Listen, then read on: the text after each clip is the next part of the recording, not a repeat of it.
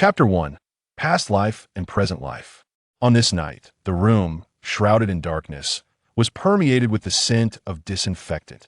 The rain fell incessantly, reminiscent of the relentless taps of the Grim Reaper upon the window, while the thunderstorm roared like the tolling of a death knell. A middle-aged man lay upon the hospital bed, his demeanor remarkably calm. The phone resting on the pillow beside him was dialing a number, its faint glow illuminating his wan visage. After a brief pause, the call connected. Guccio inhaled softly, gathering himself, striving to infuse his tone with a semblance of relaxation. Qin Zhiyi, I am dying. At a moment of silence lingered on the other end of the line, before a cool female voice pierced through the stillness. Do not divorce. Taken aback, Guccio let out a light laugh. Even in his condition, this woman still believed he was compelling her towards divorce. After a brief pause, he continued, stomach cancer.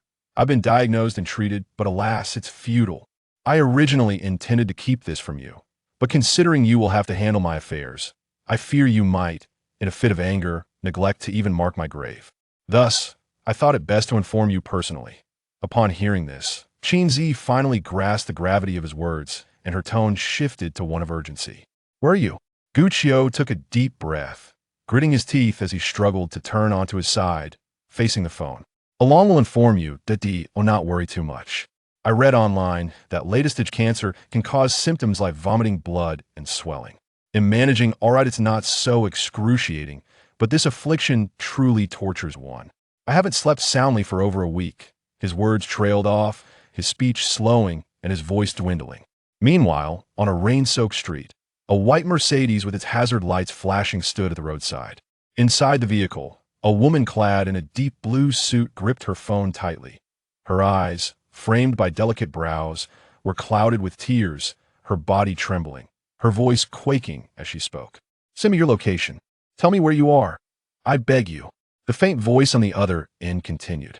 Qin Zhiyi, take good care of yourself. Eat breakfast on time. Wait for the green light before pressing the start button on the rice cooker, and do not overstuff the refrigerator with groceries. Try to eat fresh. Do you remember when we got married, and you promised to nurture our little home, to be a thoughtful and affectionate wife? Yet here we are.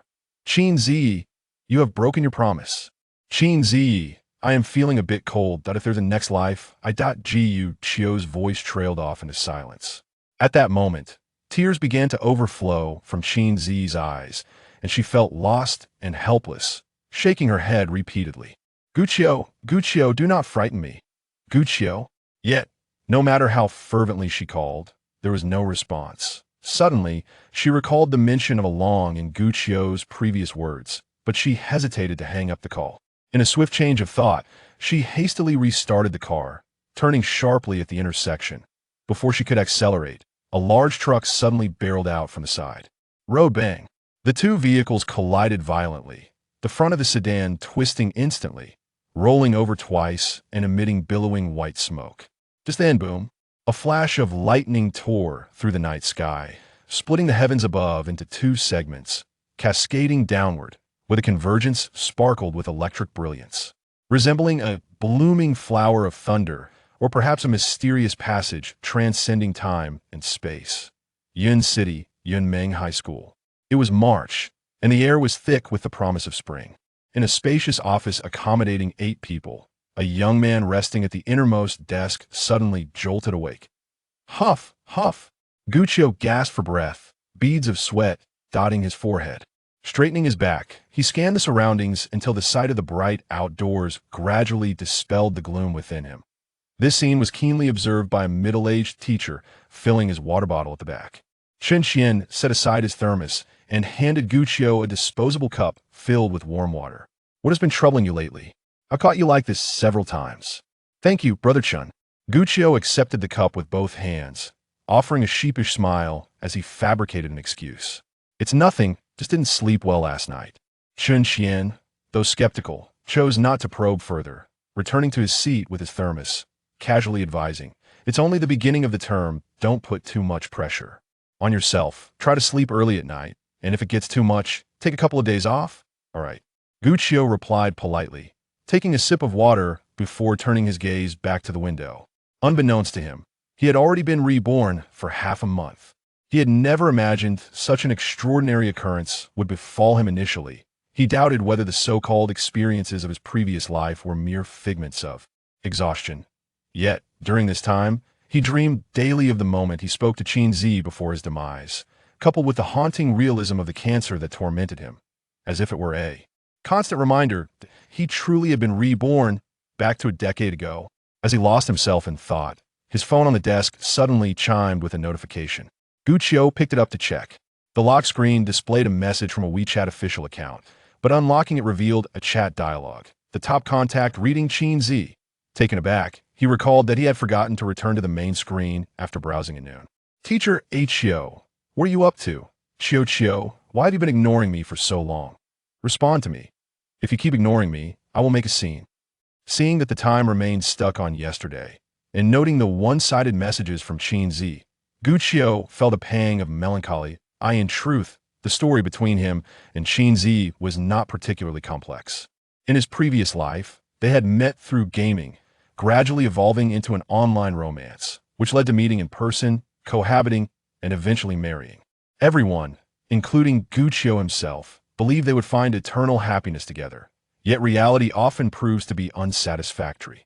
Qin Zhiyi was born into a family that favored males over females. She grew up enduring various injustices, and after receiving an education in the modern era, she had long stood in opposition to the feudal remnants of thought, beginning her struggle upon reaching adulthood, leading to numerous conflicts with her family.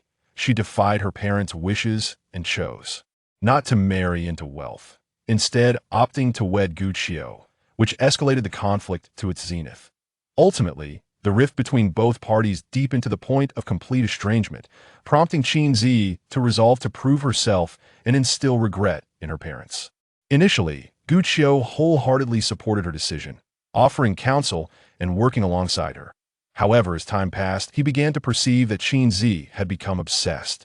With her background as a biopharmaceutical researcher, she ascended to greater heights of achievement and prestige through her talent and diligence.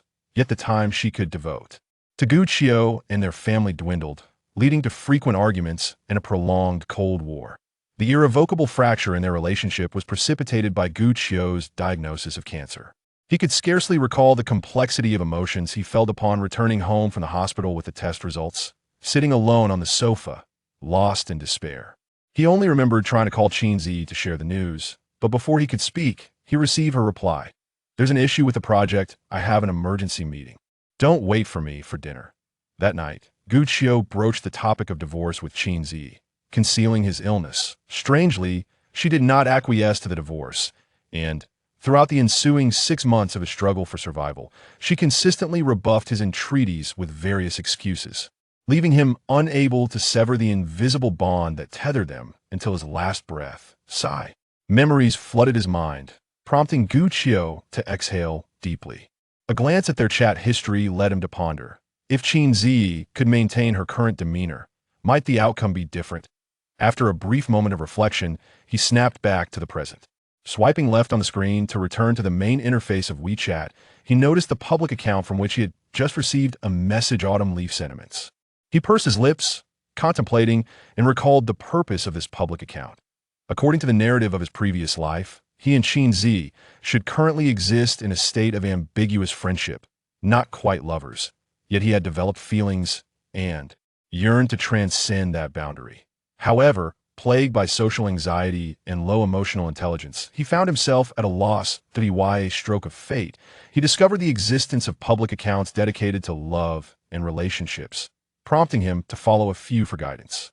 Now, reflecting on the nights spent cocooned in his blankets, absorbing relationship platitudes, Gu Qiu chuckled ruefully.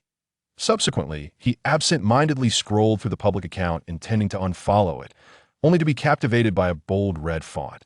If you could return to the past and face that person, knowing it's improbable, would you choose again, this time as lovers or friends?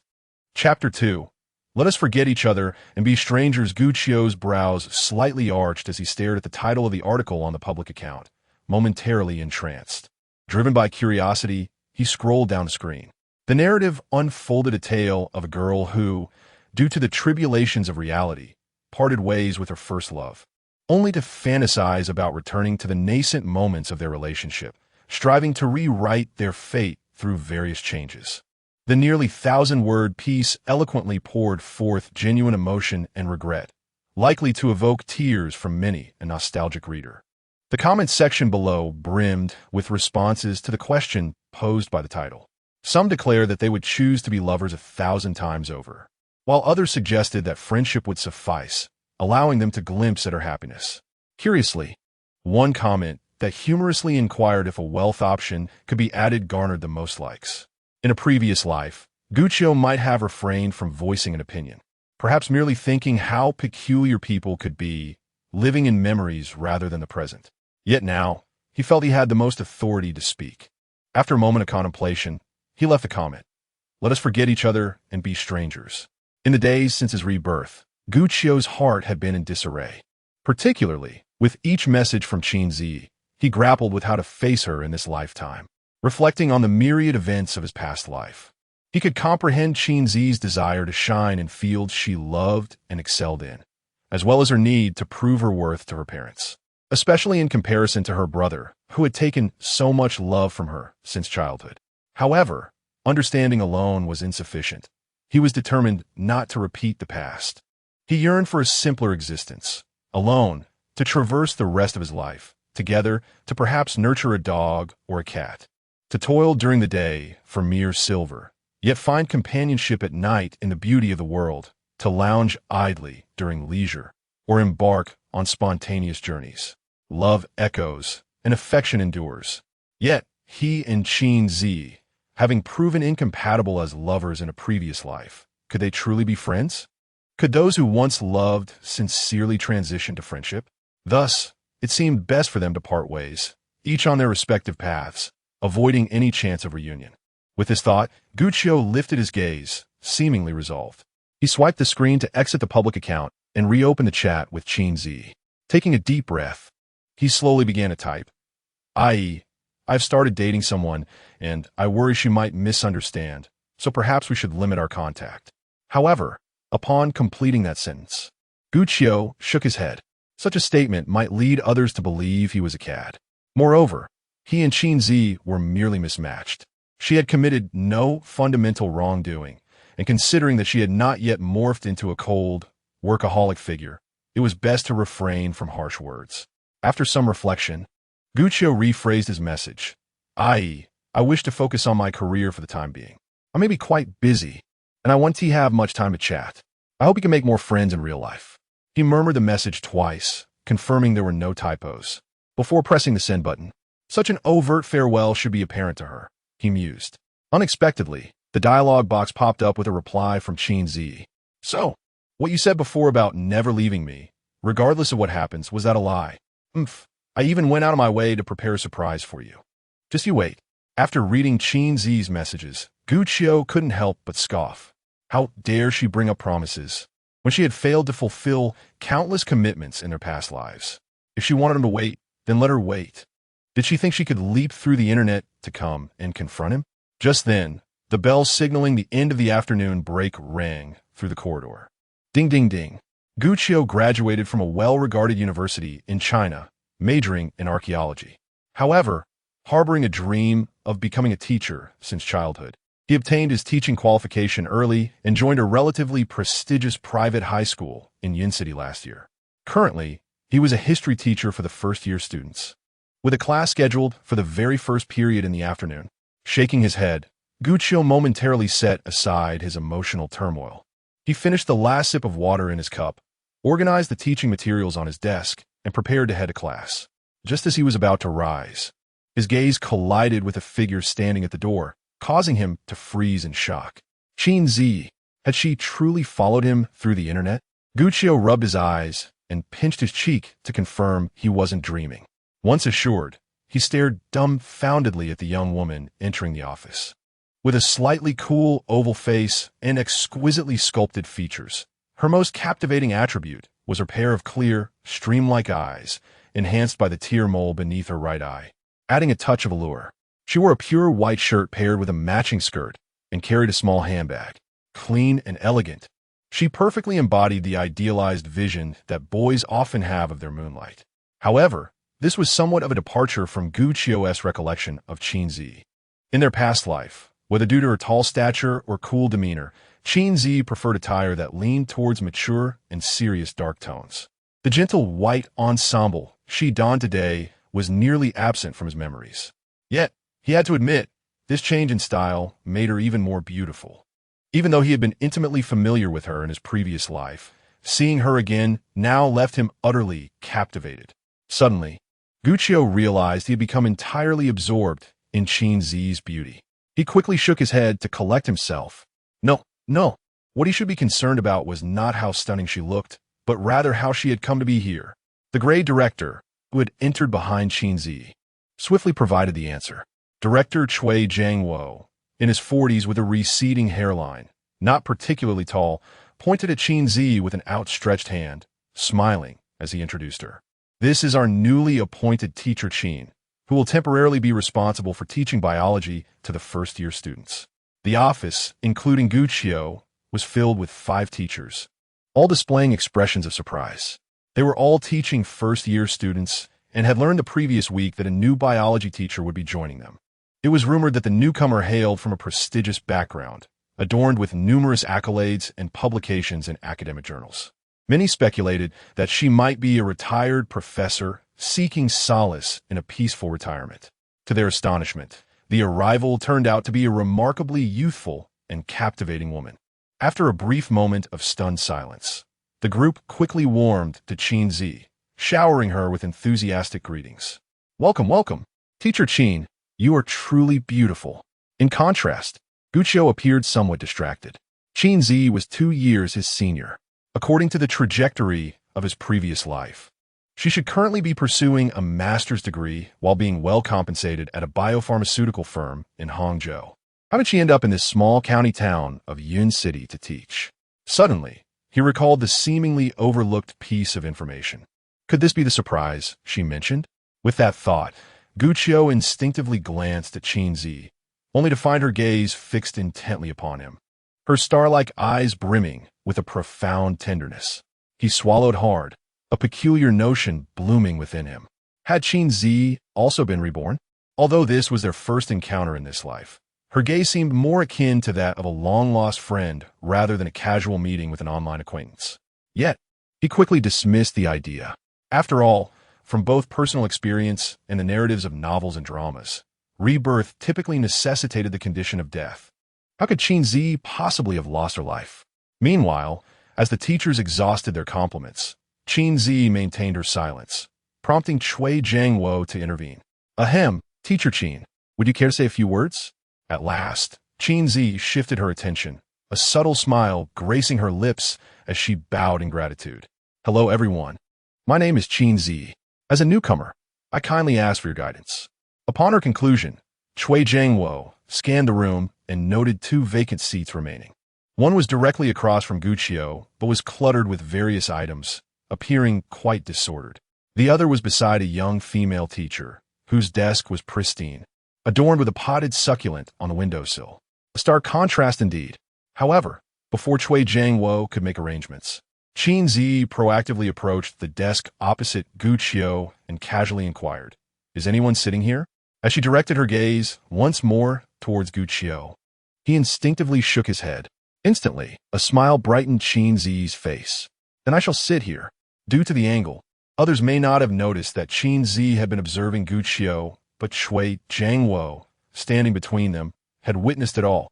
Now, with Qin Zhiyi's initiative to sit opposite Gu Qiu, he curiously asked, "Teacher Qin, do you and Qiu know each other?" Gu Qiu jolted, hastily responding, "We do not know each other." Chapter 3. This time, I am pursuing you. Gu Qiu, fearing that Qin Zhiyi might disclose their online relationship and provoke speculation, hastily responded.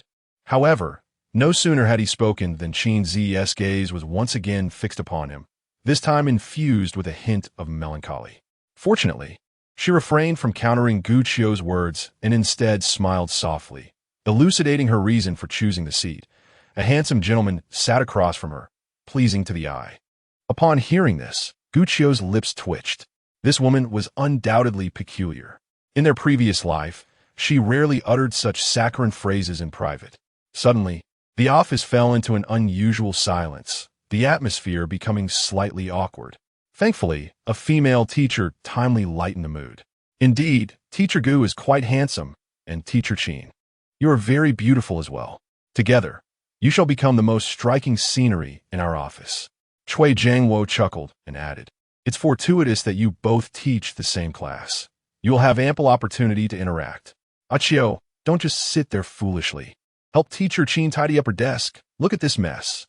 Guqiu cast a glance at Qin Zhiyi and picked up a textbook, raising it slightly.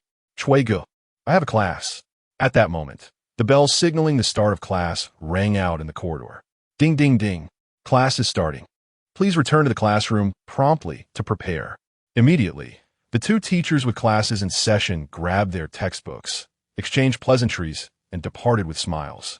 Guqiu shrugged, rising to head towards the door. Yet, before he could take more than a few steps, Qin Ziyi's voice echoed behind him. Teacher Gu, may I audit your class? Guqiu turned his head in bewilderment. You, a biology teacher, wish to audit my history class? Seemingly perceiving his thoughts, Qin Zhiyi blinked and elaborated, as a newcomer. I am utterly unfamiliar with everything. However, I cannot impede the students' learning. I wish to acclimate myself to the environment, and since we teach the same class, I thought it would be beneficial to observe. I promise not to disrupt your lesson. May I? Her expression was earnest, and her words flowed seamlessly. Guqiu contemplated refusing, but found himself at a loss for a valid reason. He glanced at Cui Jiangwo, who promptly averted his gaze. His perceptive nature discerned that these two were undoubtedly acquainted previously, yet he had no interest in meddling in the affairs of the young. Ahem, I just remembered that the vice principal summoned me to his office, he remarked, departing without a backward glance. Seeing this, Guqiu helplessly redirected his attention to Qin Zhiyi, who was still gazing at him with hopeful anticipation. He whispered, all right then. Qin Zhiyi responded with a smile, quickly placing her bag on the desk and hastily following in Guqiu's footsteps.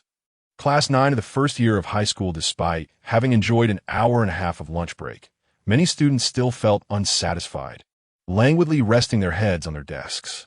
However, upon seeing their history teacher enter the classroom with a beautiful sister, they collectively perked up, and whispers of admiration emerged from the back row. As the students erupted in a chorus of teasing, Guqiu's expression became somewhat unnatural. After all, considering the unsuccessful divorce from his previous life, they could technically be regarded as a married couple. However, the chaotic atmosphere was hardly appropriate, and he swiftly regained control of the situation. If you keep chattering, there will be extra assignments this weekend. This tactic was foolproof, and indeed, the students fell silent in an instant. Qin Zhiyi, on the other hand, appeared somewhat pleased, a slight smile gracing her lips. After exchanging nods with Guqiu, she found a seat at the back, where a considerate classmate offered her a chair. Guqiu placed his books on the desk, opened them, and began to organize his thoughts for the lesson. Meanwhile, the three girls in the front row could not contain their curiosity. Teacher Gu, who is that sister sitting at the back? Is she your girlfriend? You brought your girlfriend to class? Guqiu, initially reluctant to engage, felt compelled to clarify to prevent any wild rumors from spreading. Stop talking nonsense. She is your new biology teacher.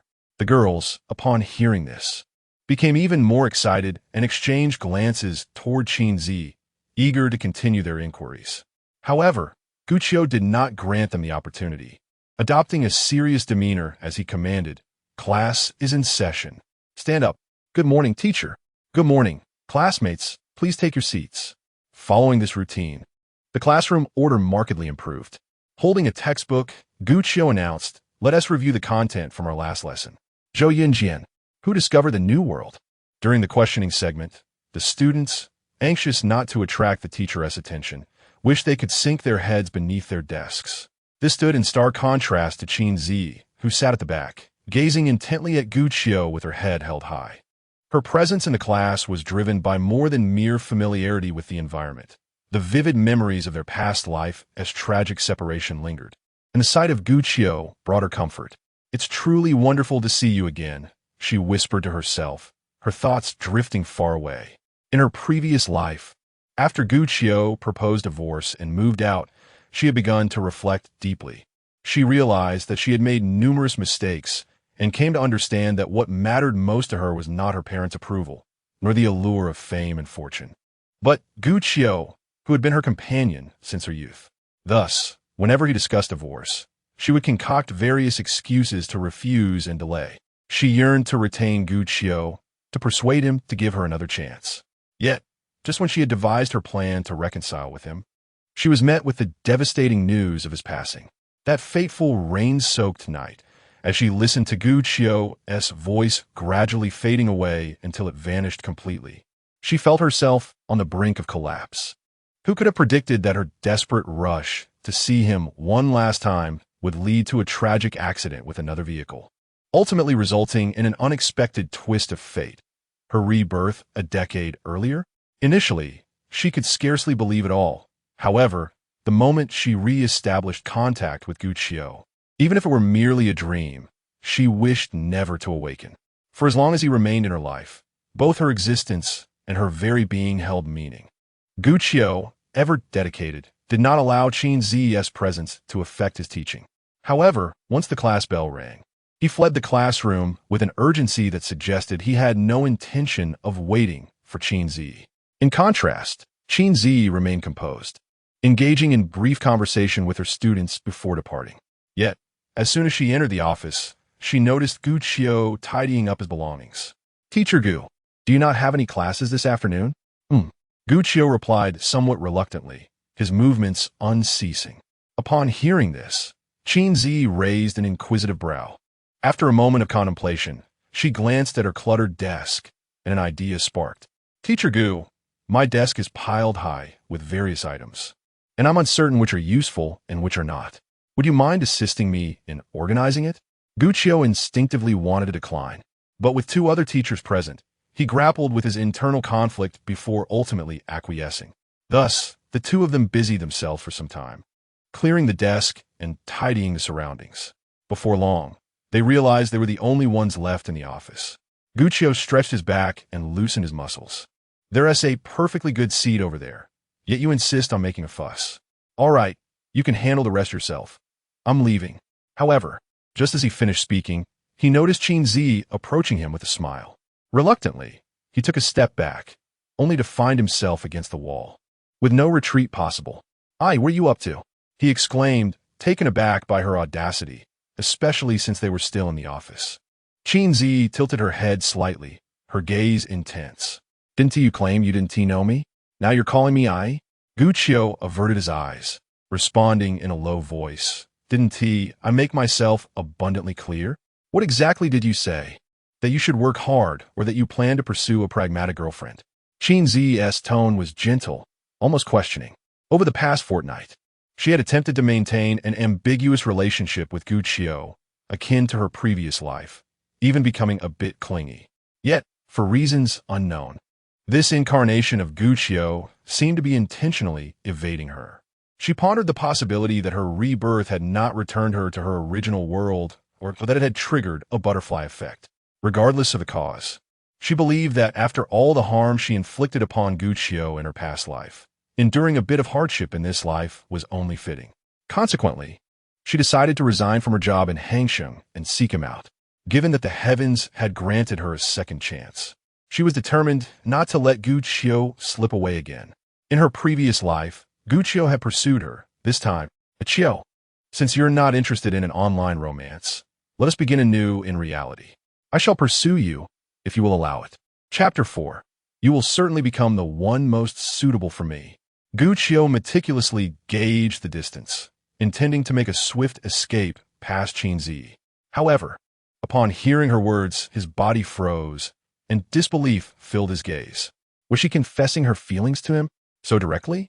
Observing the perplexed expression on Gu Qiu's face, Qin Zhiyi let out a soft laugh and took a step closer to him. She gently blinked her starry eyes and asked in a tender voice, "Is it all right?" Gu Qiu's Adam's apple bobbed slightly, and fortunately, he remained somewhat composed, turning his head to avoid her gaze. Taking a deep breath, he urged, "Your talents should not be buried here. Return to Hangzhou, where you can truly showcase your abilities. I believe you will encounter someone suitable for you in the future. And as for me, You are the one I desire most. Qin Zhiyi interrupted him and added, What future? I only know that the present is the best. Furthermore, how can you be certain we aren't suited for each other without even trying? At her words, Gu Qiu pursed his lips, inwardly scoffing. Not tried? In my past life, I was left disheartened after trying and ultimately parted ways. Perhaps sensing a connection, Qin Zhiyi also came to a realization. In their previous life, Gu Qiu had resigned from his job to accompany her in Hangzhou, enduring various pressures and challenges imposed by her parents before marriage and resolutely supporting her career afterward. Everything he did was to become the one who was right for her. Reflecting on herself, she felt a pang of guilt, recognizing her failure to harmonize with Gu Qiu. With determination, she declared, Qiu, I will surely become the one most suited for you. Seeing her unwavering conviction, Gu Qiu refrained from further persuasion and sighed. Suit yourself. Qin Zhiyi's lips curled into a smile, and she replied, Then I shall take that as your agreement. Gu Qiu did not respond, but instead countered, Can I pass now? Given their current position, if someone happened upon them, it would soon become common knowledge, leaving them in an irreparable situation. Fortunately, Qin Zhiyi understood that pursuing Gu Qiu was not a matter to be rushed and chose not to tease him further. She stepped back, clearing the way. Gu Qiu grabbed the cloth draped over the back of the chair, swiftly maneuvering past her and exiting through the door. Moments later, he tossed the clean cloth onto Qin Zhiyi's desk, picked up his laptop bag, and left without looking back. After taking a few steps, he heard Qin Zhiyi's voice, laced with amusement, calling after him. Qiu, did you enjoy my surprise? Gu Qiu paused momentarily, then retorted with irritation, more like a fright. With that, he hurried away. Qin Zhiyi smiled softly, watching his retreating figure until it vanished from sight. Suddenly, her phone, nestled in her bag, rang. Upon retrieving the call and recognizing the familiar yet unannotated number, a hint of coldness seeped into her tender gaze, and without hesitation, she severed the connection.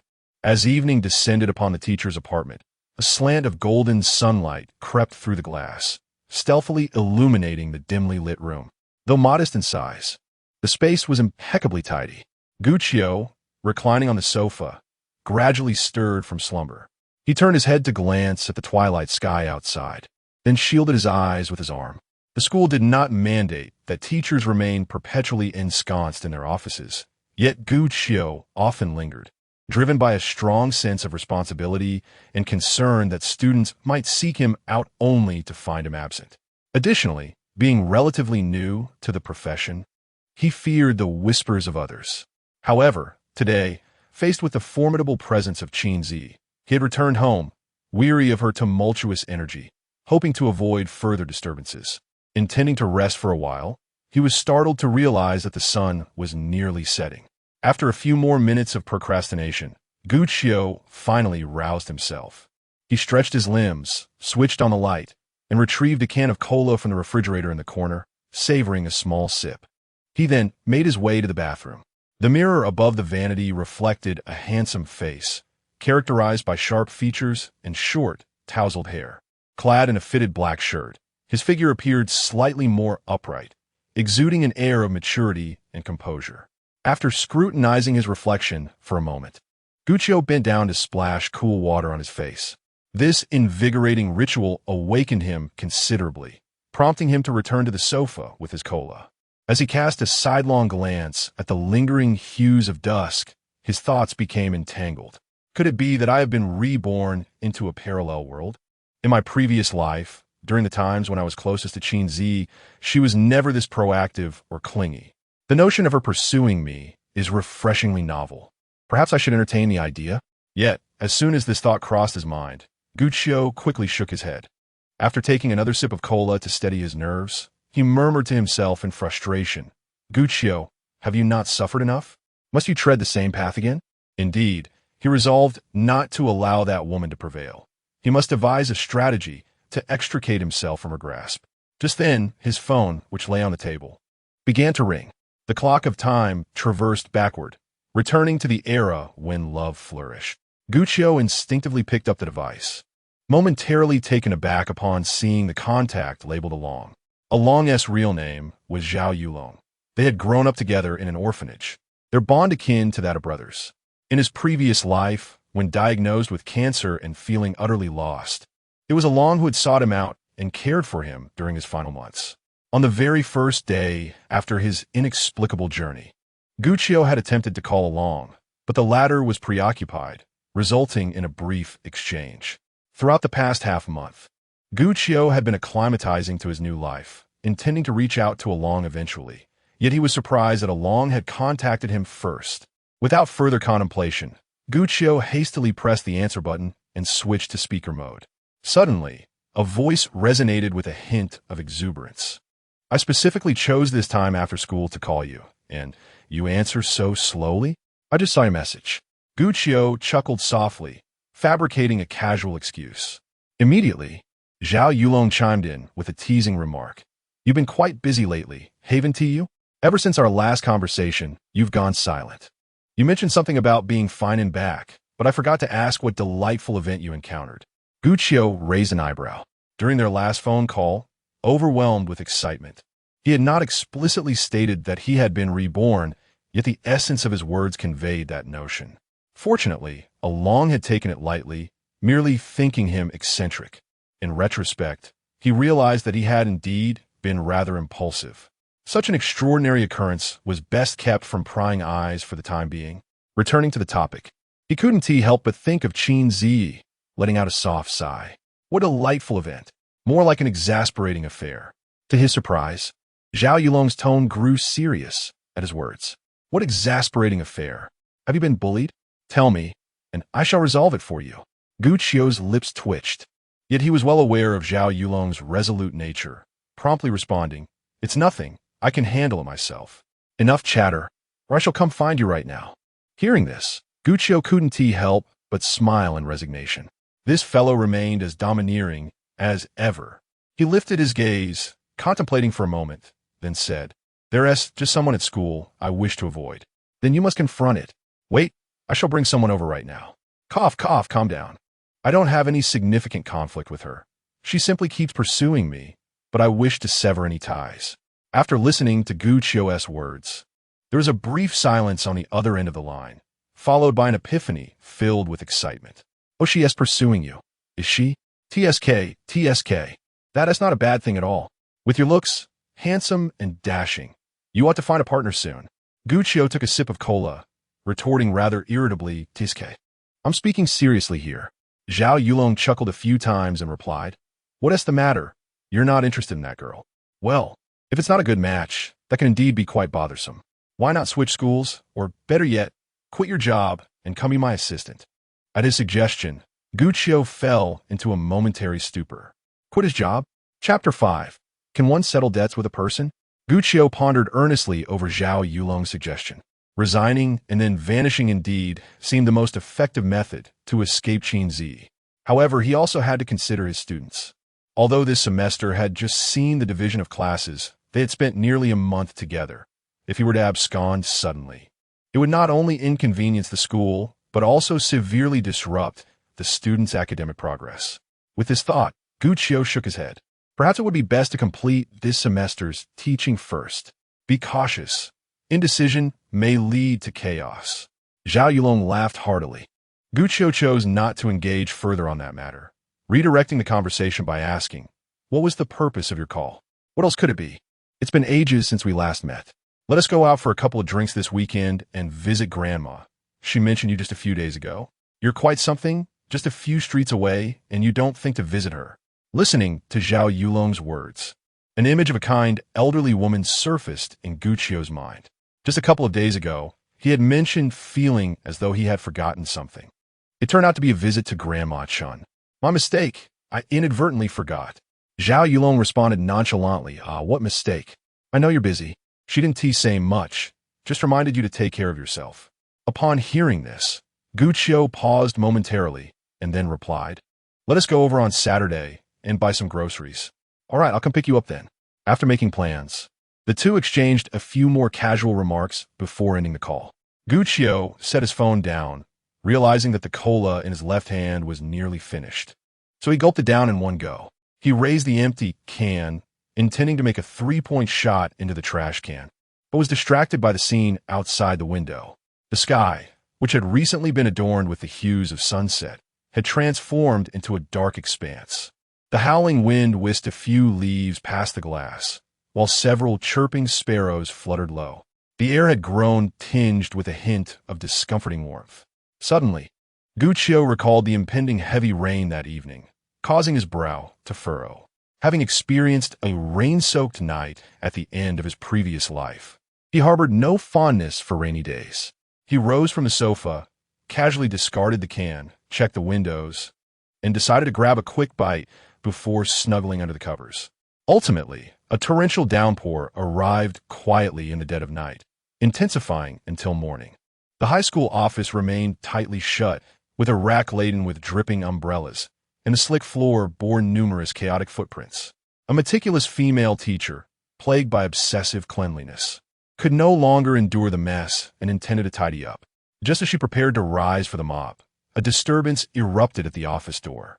Instinctively, she turned her gaze, her expression shifting to one of surprise. In walked Qin Zhiyi, appearing somewhat disheveled. Her clothes and bag were soaked to varying degrees, and beads of water cascaded from her damp, tousled hair onto her cheeks. This scene quickly caught the attention of the other teachers in the office. "Teacher Qin, how did you get so drenched? Today, the rain is exceptionally heavy.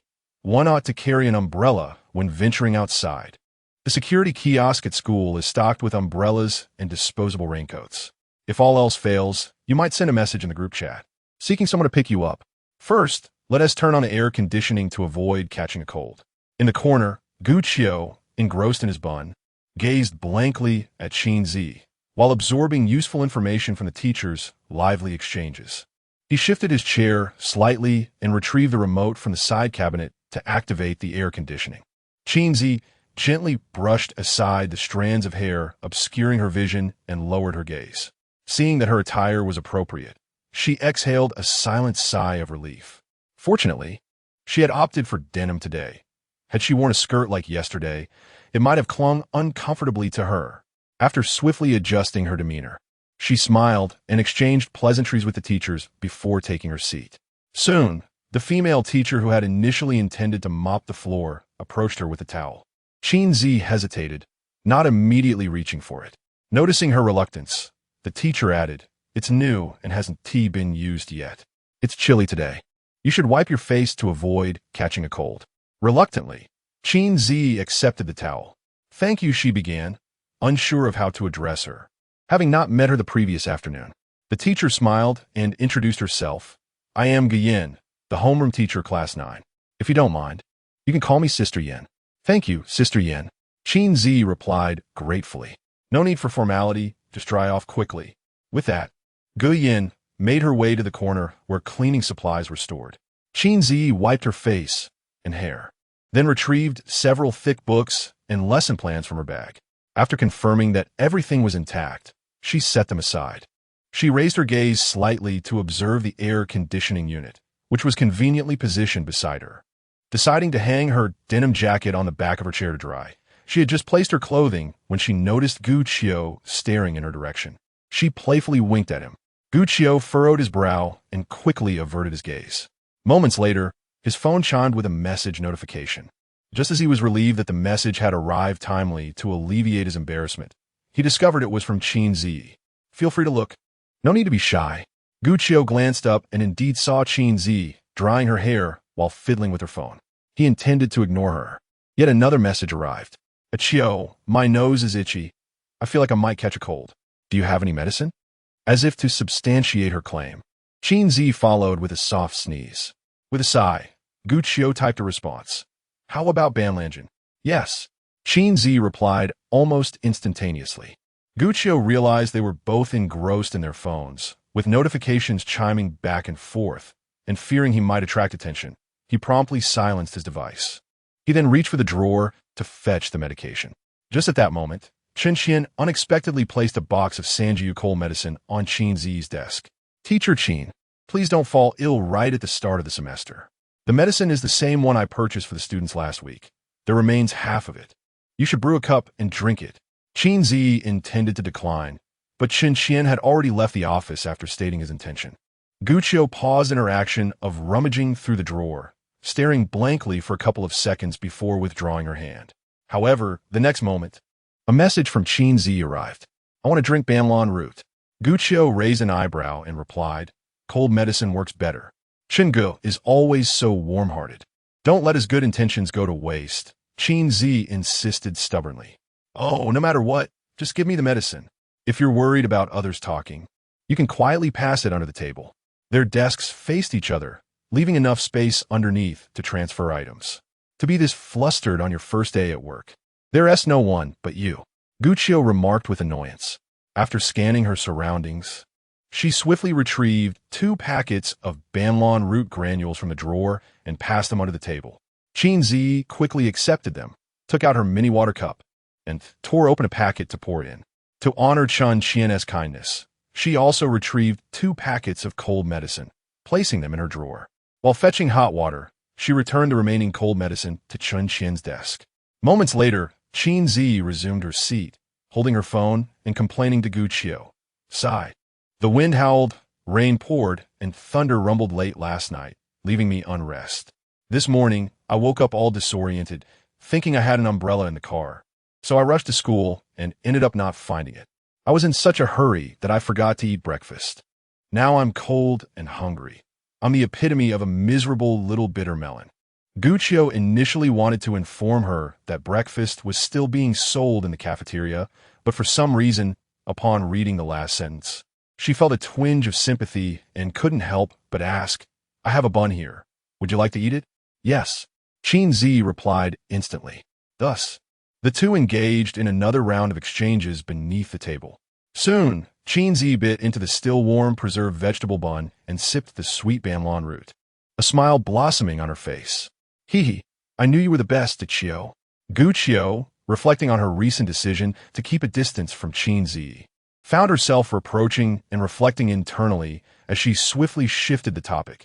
I'm not good. The items I just gave you are all for a fee. The bun costs 1 yuan 50 and the Banlan root 2 yuan.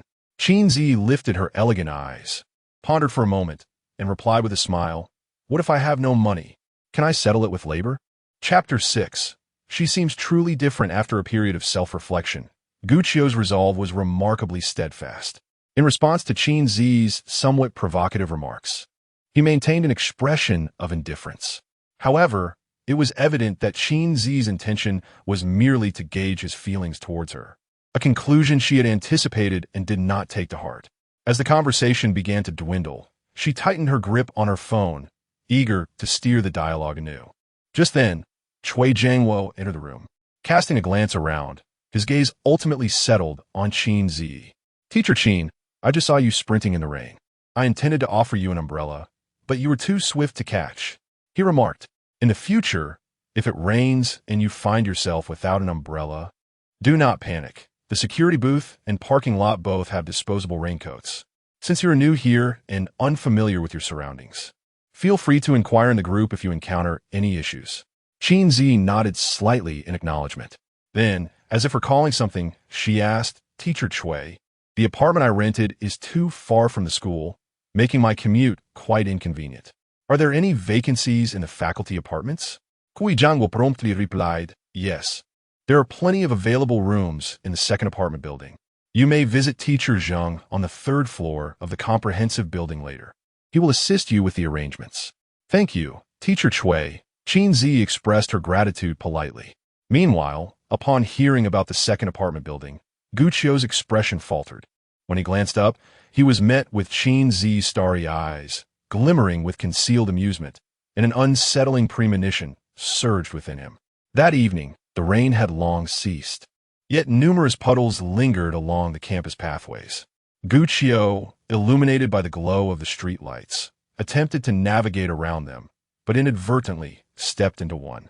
After attending 4 consecutive evening classes, exhaustion weighed heavily upon him, and he merely wished to return home and rest. Consequently, he decided against further caution and strode forward with determination. However, upon reaching the entrance of the apartment building, he remembered he still had to ascend 5 flights of stairs. Prompting an exasperated sigh, He recalled hearing that a teacher had suggested installing an elevator in the cafeteria last week, if there were funds available for such endeavors. Why not consider the faculty apartments and student dormitories first? It was no wonder that students often remarked that the school preferred to allocate funds towards weaponry rather than necessities. As he grumbled internally, he found himself stomping a bit harder on the staircase, seemingly to vent his frustration. Upon reaching the third floor, he felt fatigued, or perhaps he realized that his noise might disturb others' rest, leading him to return to a more subdued gait. Yet, just as he softened his steps, he heard a faint rustling from the floor above. In an instant, Gu Qiu's weariness dissipated, replaced by confusion and wariness. Currently, only 2 households resided on the upper floors, his own and that of a middle-aged physics teacher. However, the latter had been dispatched for a 2-week exchange program 2 days prior, making it impossible for him to have returned at this hour. Moreover, with surveillance cameras throughout the school and stringent security measures in place, it was unlikely that a thief would target this location. Gu Qiu paused, hesitating for a prolonged moment before summoning his courage to investigate. Yet, mindful of his own safety, he took out his phone, pre-dialing emergency services while also retrieving a broken broomstick from the corner of the stairwell. Before long, Gu Qiu stealthily ascended to the 4th floor. It is noteworthy that the school's plan to install motion sensor lights in the corridors has yet to be implemented. Otherwise, an accidental activation could inadvertently alert any lurking intruders. However, this delay has rendered the previously subtle sounds in the hallway distinctly more pronounced, contributing a chilling atmosphere to the surroundings. The source of the noise, it seems, is still emanating from the upper floor. Gu Qiu exhaled a breath of frustration, murmuring to himself, "Is it directed at me?" Resolutely, he clenched his teeth and ascended to the 5th floor with determination. Upon reaching the top of the staircase, he caught sight of a flickering light emanating from the left corridor. Gu Qiu initially assumed that this audacious thief, bold enough to steal, would also dare to turn on the lights. But as he peered around the corner cautiously, he realized that the illuminated room was not his own, but rather that of his neighbor across the hall. Unlike other floors that accommodated 4 households, the 5th floor only housed 2 due to the interconnected balconies. Previously, the absence of an elevator led many to prefer the lower levels, compounded by the abundance of vacant rooms, resulting in the opposite unit remaining unoccupied until today. Realizing that there was no burglar in the building, he discarded the broom aside, tucked his phone into his pocket, and approached out of curiosity. The corridor was cluttered with numerous boxes, all leaning against room 502, leaving Gu Qiu's residence at 501 entirely unaffected. He paused at the entrance, preparing to look up, only to unexpectedly encounter Qin Zhiyi as she stepped out. A shiver ran through him, prompting him to take 2 quick steps back. Qin Zhiyi, already aware that Gu Qiu lived across the hall, feigned ignorance and displayed a look of surprise. "Ah Qiu, what brings you here?" Gu Qiu eyed her suspiciously. "Shouldn't I be the one asking you that? How did you end up here?" She pointed towards the interior of the apartment. "This is the accommodation assigned to me by the school. You must be exhausted after a full day of classes. There's no need for you to help me. You should return and rest." Gu Qiu gazed into Qin Zhiyi's eyes, attempting to detect any signs of deceit in her words. However, whether it was due to her excellent acting skills or the inadequate lighting, he could discern nothing and was compelled to press further. "You genuinely do not know who lives across the hall?" Qin Zhiyi shook her head nonchalantly. "I don't know. I heard there were only 2 units on the 5th floor, and with a large terrace, it was quiet and sunny, so I chose it. I only discovered someone lived across when I arrived this afternoon. By the way, Ah Qiu, why are you asking about this? Could it be?" She paused, suddenly displaying a look of astonishment. "Is it possible that you live here?" Gu Qiu remained silent, indicating his tacit agreement. Qin Ziyi's face lit up with excitement as she exclaimed, "See, I told you we are fated." Gu Qiu maintained an air of indifference, still harboring doubts about whether Qin Zhiyi had intentionally chosen to reside directly across from him. After all, the way she had looked at him during her conversation with Director Cui earlier in the day had seemed rather peculiar. Yet, lacking evidence, he felt it unwise to voice his suspicions. If she had no ulterior motives, it would only make him appear conceited. While he pondered these thoughts, Qin Zhiyi had already resumed her task of moving her belongings. The cardboard box was filled with numerous items, appearing quite heavy, and she struggled to move it. Observing this, Guccio intended to inquire if she required assistance, but suddenly recalled that in his previous life, whether acquiring new possessions or replacing old ones, he often managed much larger boxes almost entirely by himself, while Qin Zhiyi seldom intervened. With this in mind, his words shifted from offering help to suggesting, "With so many items, why not simply have the movers assist you?" "I didn't hire any movers," she replied. "It looks like a lot, but it's really not. I just made 2 trips with my car." Upon hearing this, Guccio's expression stiffened. "You carried all this by yourself?" "Indeed." Qin Zhiyi nodded slightly, casting him a gentle smile. Although she spoke casually, she was acutely aware that her seldom exercised feet had developed blisters from the ascent and descent of the stairs. However, she wished to spare Guccio any worry and was curious to experience the laborious nature of these once overlooked trivialities. Guccio stood frozen, staring in a daze at Qin Zhiyi as she moved in and out. She truly seemed different now. Chapter 7. The current objective is you. Guccio sighed inwardly, his emotions becoming complex. In her previous life, before marrying him, Qin Zhiyi was adept at managing her life. However, the institution of marriage had altered her significantly. While much of the blame could be attributed to her eccentric parents, her own obsessive nature played a part as well. Now, witnessing her thrive beyond her previous self, Guccio felt a sense of relief. Suddenly, he spoke out of the blue. "Qin Zhiyi." Qin Zhiyi, carrying a massive box, paused and looked at him expectantly. Guccio had initially intended to remind her not to be overly concerned with others' opinions and to live true to herself, but he hesitated, feeling that such sentiments might be out of place at that moment. Just then, with her energy waning, Qin Zhiyi accidentally dropped the heavy box she was holding. She took a deep breath and wiped the sweat from her forehead. As she prepared to lift it again, Guccio snatched it away from her. "Take a break," he said, as he helped carry the box inside. Qin Zhiyi pressed her lips together, a smile blooming on her cheeks. Rather than resting, she felt rejuvenated, filled with renewed vigor. With around 20 boxes in total, their combined efforts soon cleared the hallway. However, most of the boxes contained clothing, and their weight was considerable. Guccio, having shouldered the largest and heaviest boxes, felt exhausted after a brief while.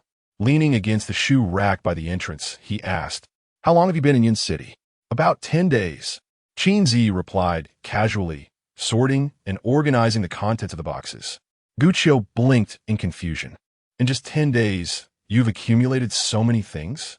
"Before I helped, there were already over 20 boxes here, totaling nearly 50. This woman had indeed changed. She seemed more extravagant than in her previous life. Qin Zhiyi shrugged, explaining not really. 95% of these items were purchased in Hang City. Guccio pressed on. "So you moved all the things from Hang City? What about your house?" Pushing 2 boxes filled with kitchenware to the kitchen door, she continued. "I've already sold it through a real estate agent." Guccio's gaze followed her figure. "Are you truly planning to stay in Yin City? Are you giving up on your studies? Wasn't your goal to pursue a doctorate?" Qin Zhiyi paused, turning back with a smile. "That was in the past. My current objective is you." Guccio lowered his gaze, speaking earnestly. "Zhiyi, you shouldn't sacrifice your beloved education and career for me. Don't let the years of hard work go to waste. I hope you will reconsider." "I understand." Qin Zhiyi nodded vigorously. She knew Guccio had her best interests at heart. But the outcome of choosing the well-trodden path in her previous life had cost her the one person who loved her most. Now, the price of walking that path again would mean parting ways with Guccio, which was simply not an option. Furthermore, she is a reincarnator, her mind brimming with the knowledge acquired in her past life, along with the research outcomes obtained through immense human, material, and temporal investment. If she so desires, wealth and fame are not difficult to attain. Yet, as previously stated, her sole objective now is Guccio. Unaware of her thoughts, Guccio felt that his presence was no longer necessary. "It was getting late. I shall take my leave now, and you should not remain busy too late either." With that, he did not linger, but exited through the door. Suddenly, Qin Zhiyi raised her brow and called out to him. "By the way, Guccio, I made a bowl of snow fungus soup. Would you like to have some?" Guccio paused, momentarily taken aback. and finally declined politely, stating it's too late. I don't wish to eat anything. In truth, he was an absolute sweet tooth. Had this been 10 minutes prior, he would have likely accepted without hesitation. However, having just lectured her, it felt rather inappropriate to indulge in her offerings. Thus, he suppressed his cravings and swiftly returned home. Half an hour later, Guccio emerged from the bathroom clad in a bathrobe, tossing the towel he had just used to dry his hair onto the rack. He proceeded to the sofa, preparing to recline and play on his phone when he was abruptly interrupted by a knock at the door. He walked slowly to the door and peered through the peephole, discovering Qin Zhiyi standing outside. After a few seconds of hesitation, he thought it best to avoid contact at such a late hour and reached out to turn off the hallway light. However, not long after, a message popped up on his phone. I'm outside, and you turn off the light? Isn't that redundant? Open the door. I have something important to discuss with you. After reading this, Guccio sighed softly. He switched the light back on and opened the door. What greeted his eyes was Qin Zhiyi holding a bowl of snow fungus soup. As his gaze moved upward, he noticed that her previous black sports attire had been replaced by a white spaghetti strap dress. Due to their proximity, he could even glimpse the subtle contours between her two snowy mounts. Realizing that his gaze was too overt, Guccio quickly averted his eyes and inquired, "What is the matter?" Qin Zhiyi handed him the snow fungus soup and then retrieved a toiletry bag she had been concealing behind her. "It seems my water heater is malfunctioning. It's not producing hot water. Would it be convenient for me to wash up at your place?" Guccio raised an eyebrow. "Is that true? It sounds like a glitch plot from a television drama." Noticing his skepticism, Qin Zhiyi pouted in a somewhat forlorn manner. "Why would I lie to you? If you don't believe me, come and see for yourself." However, Guccio was rather straightforward. Upon hearing her words, he did not hesitate, placing the snow fungus soup nearby and preparing to investigate.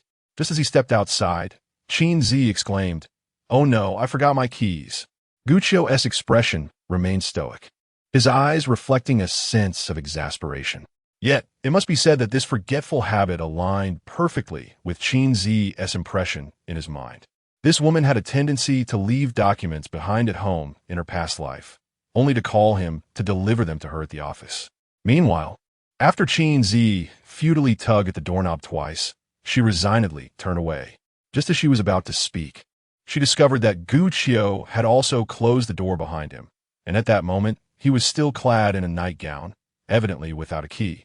"Now, it seemed we were both homeless. It's all my fault. I'm truly sorry." Guccio observed her, resembling a child who had erred, lowering her head in self-reproach, and he recalled her once haughty and aloof demeanor. In contrast, he found himself preferring this more endearing version of Qin Zhiyi, unable to suppress a faint smile. Little did he know that the next second, she grasped his hand. "Let's go to a hotel and get a room." Guccio's eyes widened in shock. A hotel? A room? What a brazen suggestion. He steadied himself, halting Qin Zhiyi. "In the dead of night, dressed like this, if we step out together, we'll undoubtedly make the headlines at school tomorrow." Qin Zhiyi had initially planned to assert her indifference, for they had been married in their previous lives and were destined to be together in this one. Yet, fearing that her casualness might tarnish her image in his eyes, she continued, "Surely we can't just linger in the hallway all night? It's quite late, and it wouldn't be appropriate to trouble the other teachers." "Troubling the other teachers is inappropriate, but inconveniencing me is acceptable, is it?" Guccio muttered under his breath, then turned to retreat, only to find his hand still clasped by Qin Zhiyi, prompting him to hastily withdraw it.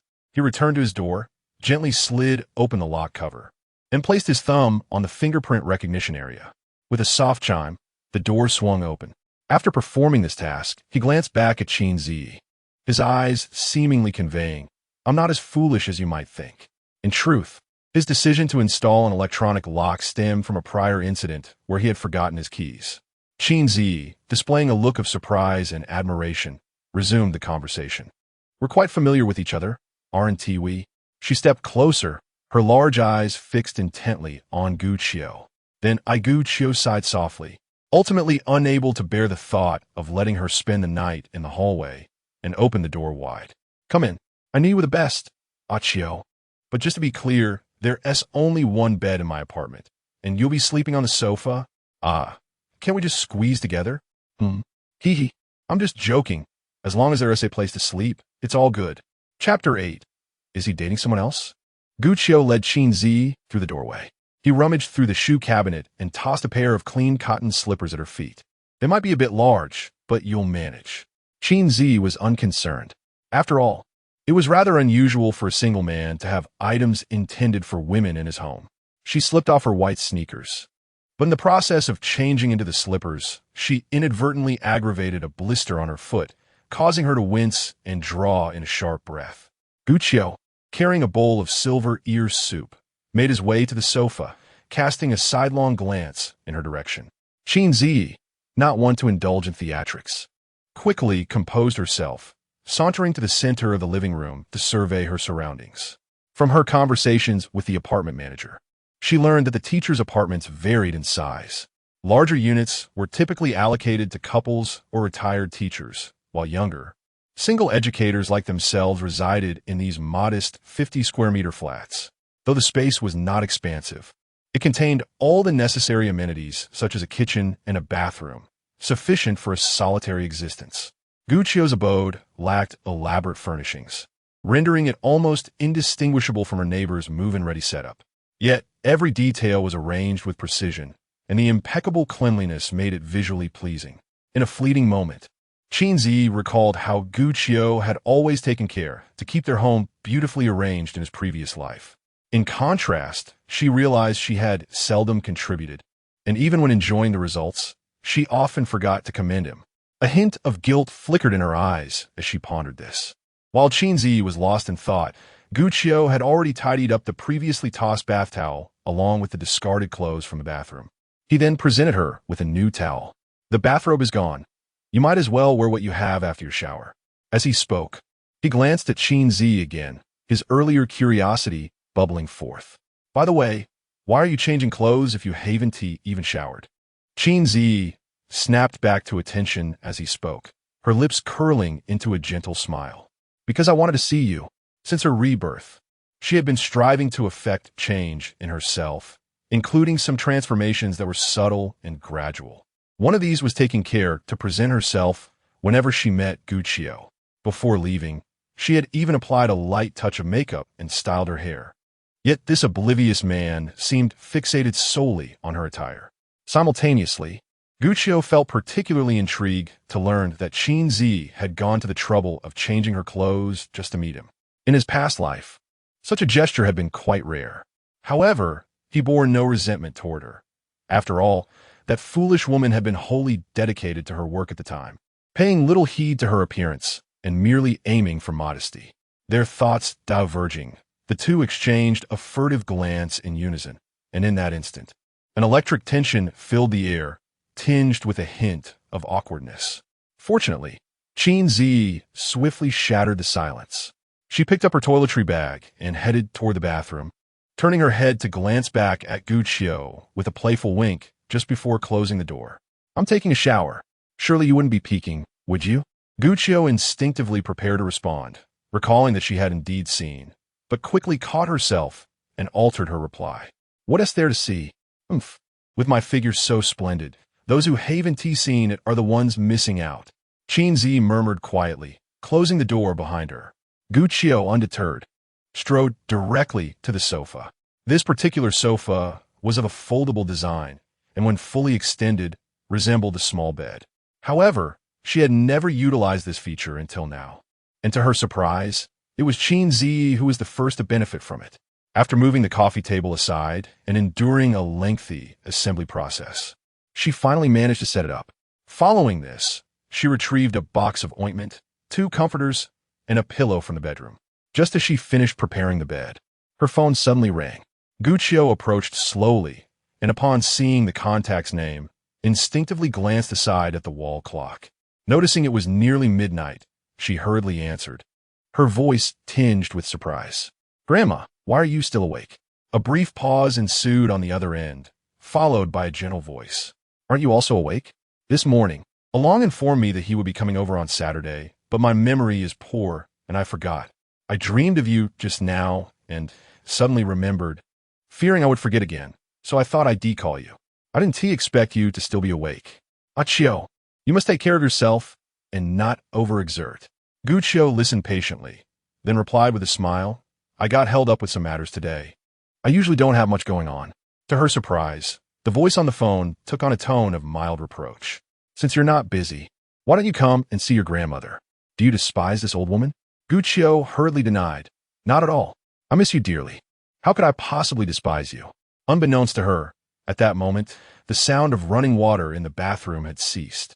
If Gu Qiu had turned a glance, she would have surely noticed the alluring silhouette pressed against the frosted glass door. Yet, her heart was entirely captivated by the call. All right, I admit my fault. Didn't we agree that I would visit on Saturday? I'll buy some groceries. It's been a while since I've cooked, so I'm unsure if my culinary skills have waned. I'm not a child anymore. Fine, I'll obediently go to sleep. Listening to this unusually intimate exchange, Qin Zhiyi's gaze dimmed, suddenly recalling Gu Qiu's earlier declaration about returning to reality. She had initially thought it was merely an excuse to evade her, but now, had he truly entered a romantic relationship with someone else? Qin Zhiyi could no longer afford to ponder this, and swiftly donned her clothes, dashing out of the bathroom with her damp hair. Gu Qiu had just ended the call when she caught sight of Qin Zhiyi, looking as radiant as a freshly bloomed lotus, momentarily taken aback. Regaining her composure, she coughed lightly and reminded her, the hairdryer is in the cupboard beneath the sink. Suddenly, he recalled his promise to his grandmother to retire for the night, and, stifling a yawn, he announced, the bed is ready for you. I'm feeling a bit drowsy, so I shall retire first.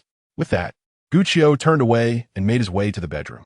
Qin Zhiyi gazed at his retreating figure until it vanished from view, and only after the door clicked shut did she collapse onto the sofa in a daze.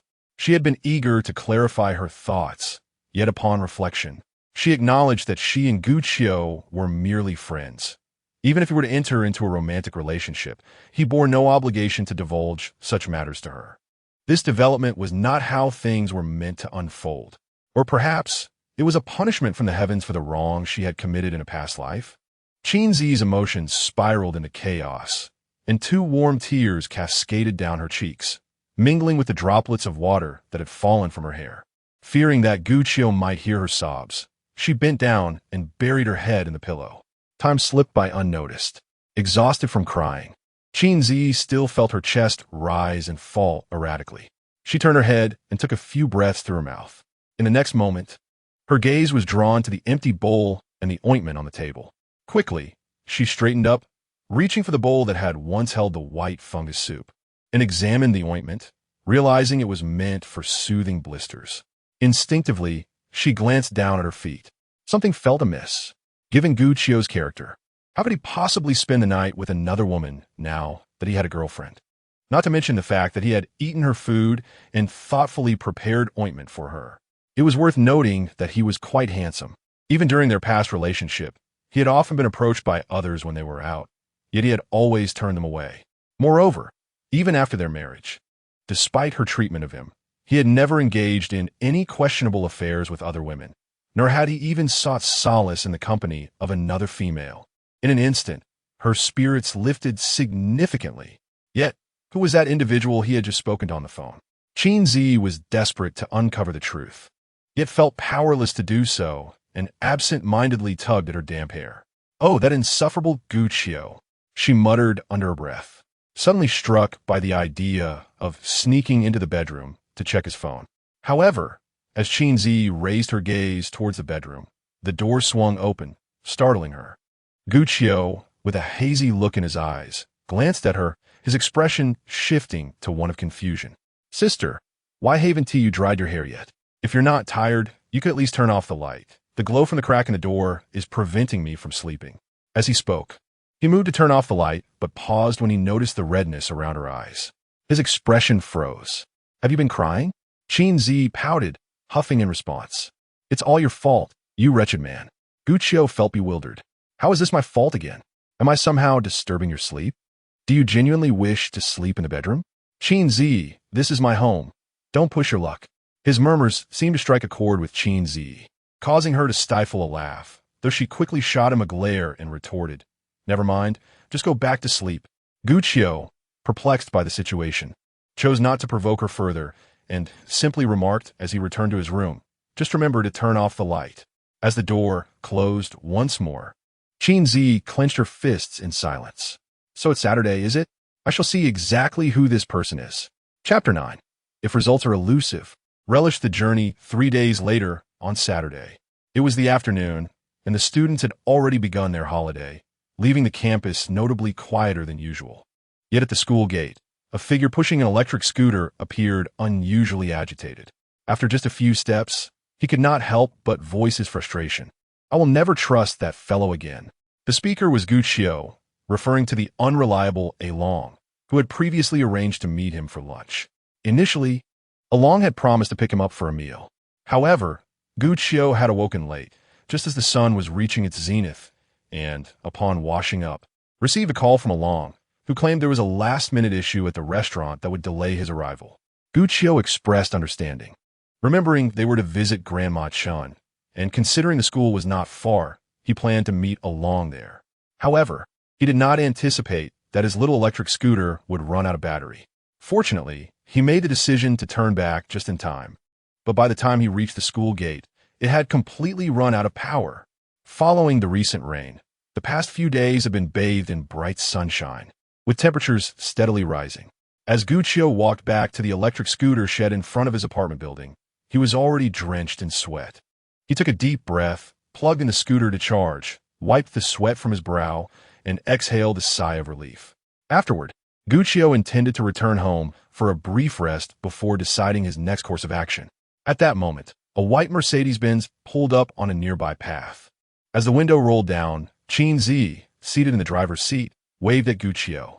Gu Qiu, Gu Qiu, stop calling. I can't hear you. Gu Qiu quickened his pace, his gaze fixed on her. After spending a night at his home, Qin Zhiyi had not caused any further disturbances. Her behavior had returned to normal. However, every time he glanced up from his phone in the office, he would find her watching him, which on 2 occasions had even sparked a fleeting feeling reminiscent of being caught playing on his phone during class. Shaking his head to dispel such thoughts, he inquired, "What is the matter?" Qin Zhiyi rested her arm on the car window and gently replied, "Is your scooter out of power? I can give you a ride." Having only known that Gu Qiu was heading out today without any awareness of the time, she had begun observing from the window early in the morning. Eventually, she had seen him descend at noon and, without much complaint, decided to follow him. She had witnessed him turning back midway and the scene of him pushing the scooter just moments ago. After some contemplation, she decided that rather than risk being discovered by sneaking around, it was more prudent to offer him a ride under the pretense of goodwill.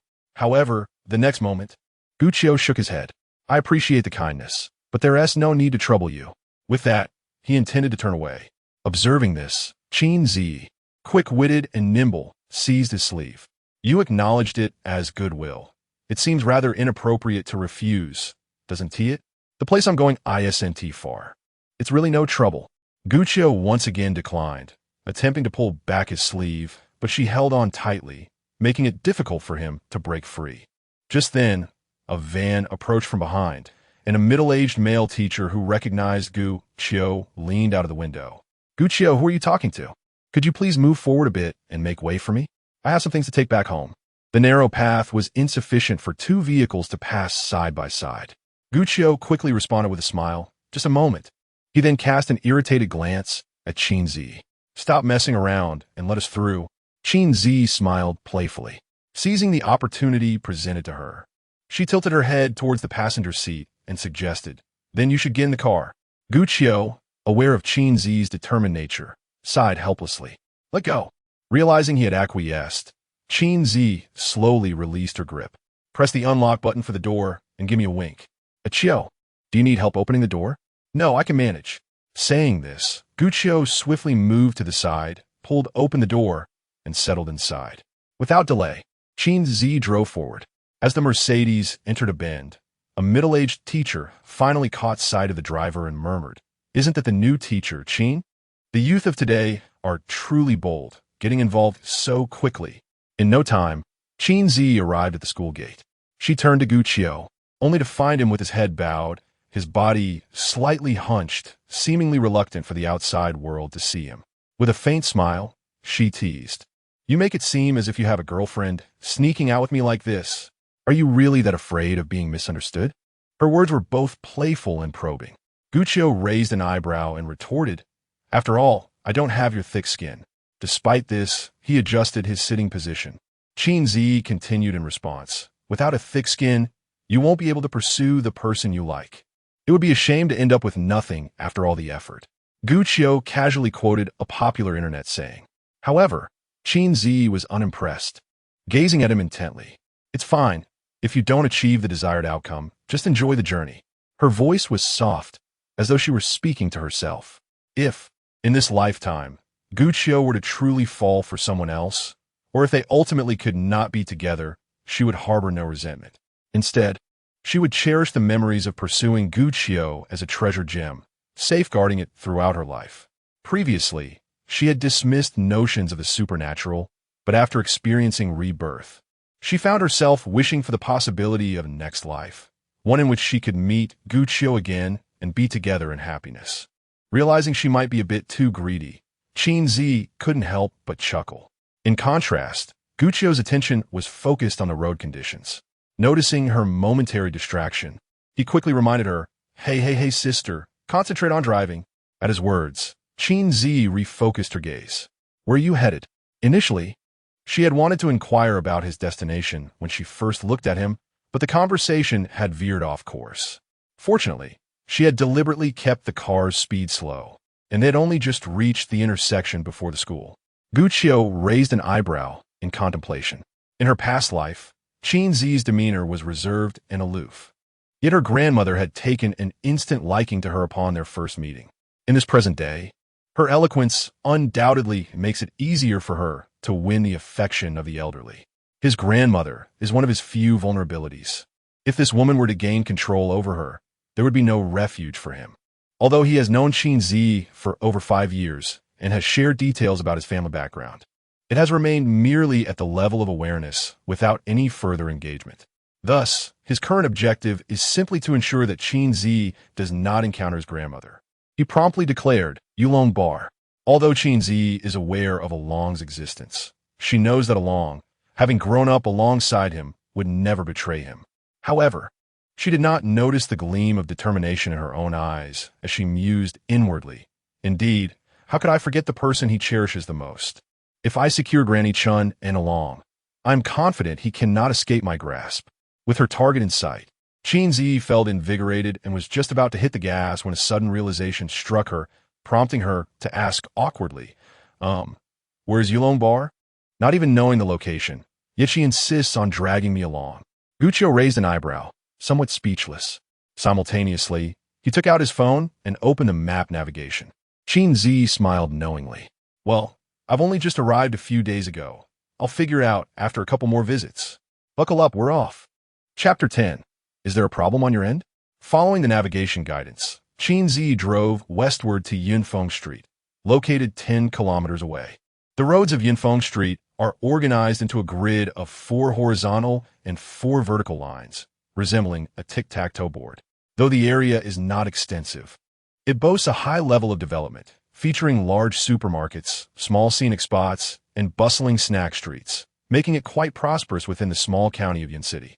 The Mercedes-Benz slowly came to a halt on the outskirts of the street, and Guccio opened the car door, turning to Qin Zhiyi. "Thanks. I'll treat you to a meal another day." Qin Zhiyi, hands resting on the steering wheel, replied with a beaming smile, "That's a promise. But don't get your hopes up. I meant the school cafeteria." With a playful remark, Guccio stepped out of the car.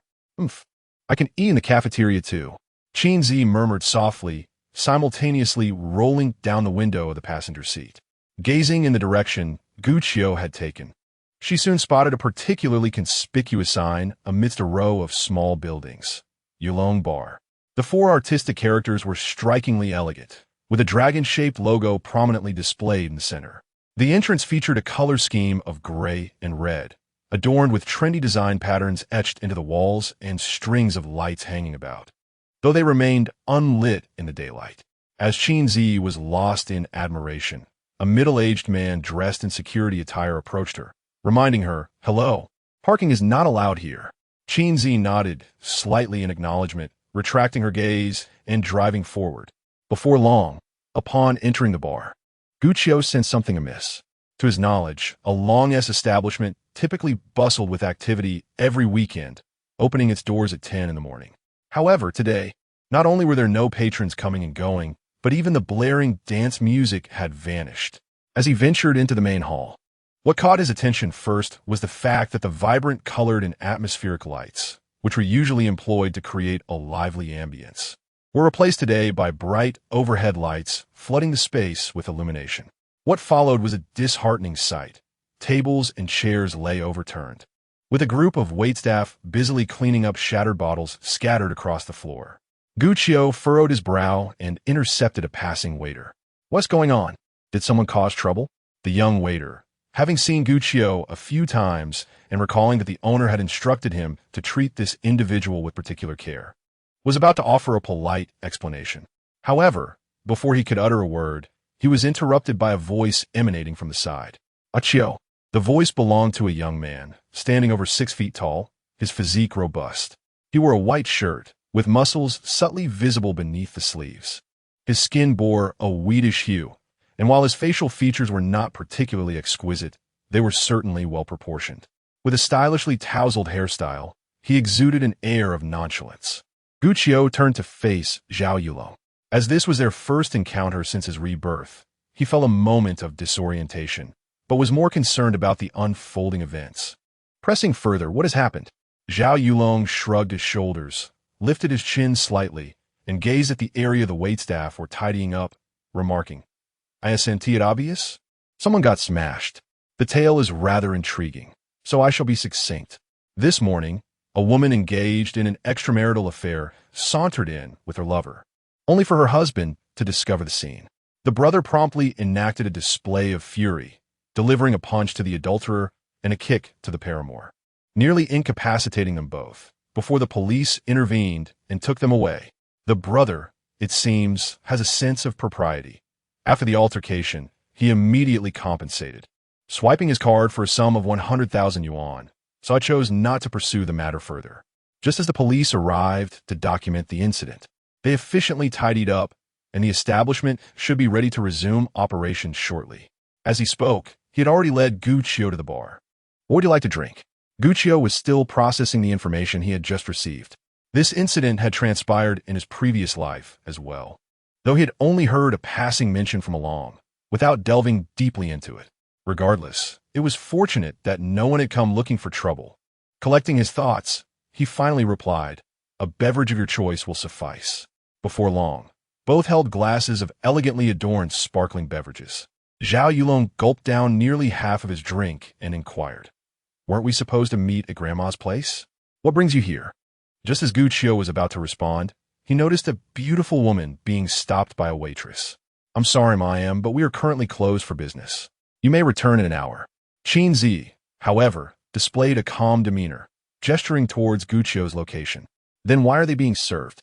The waitress found herself momentarily at a loss.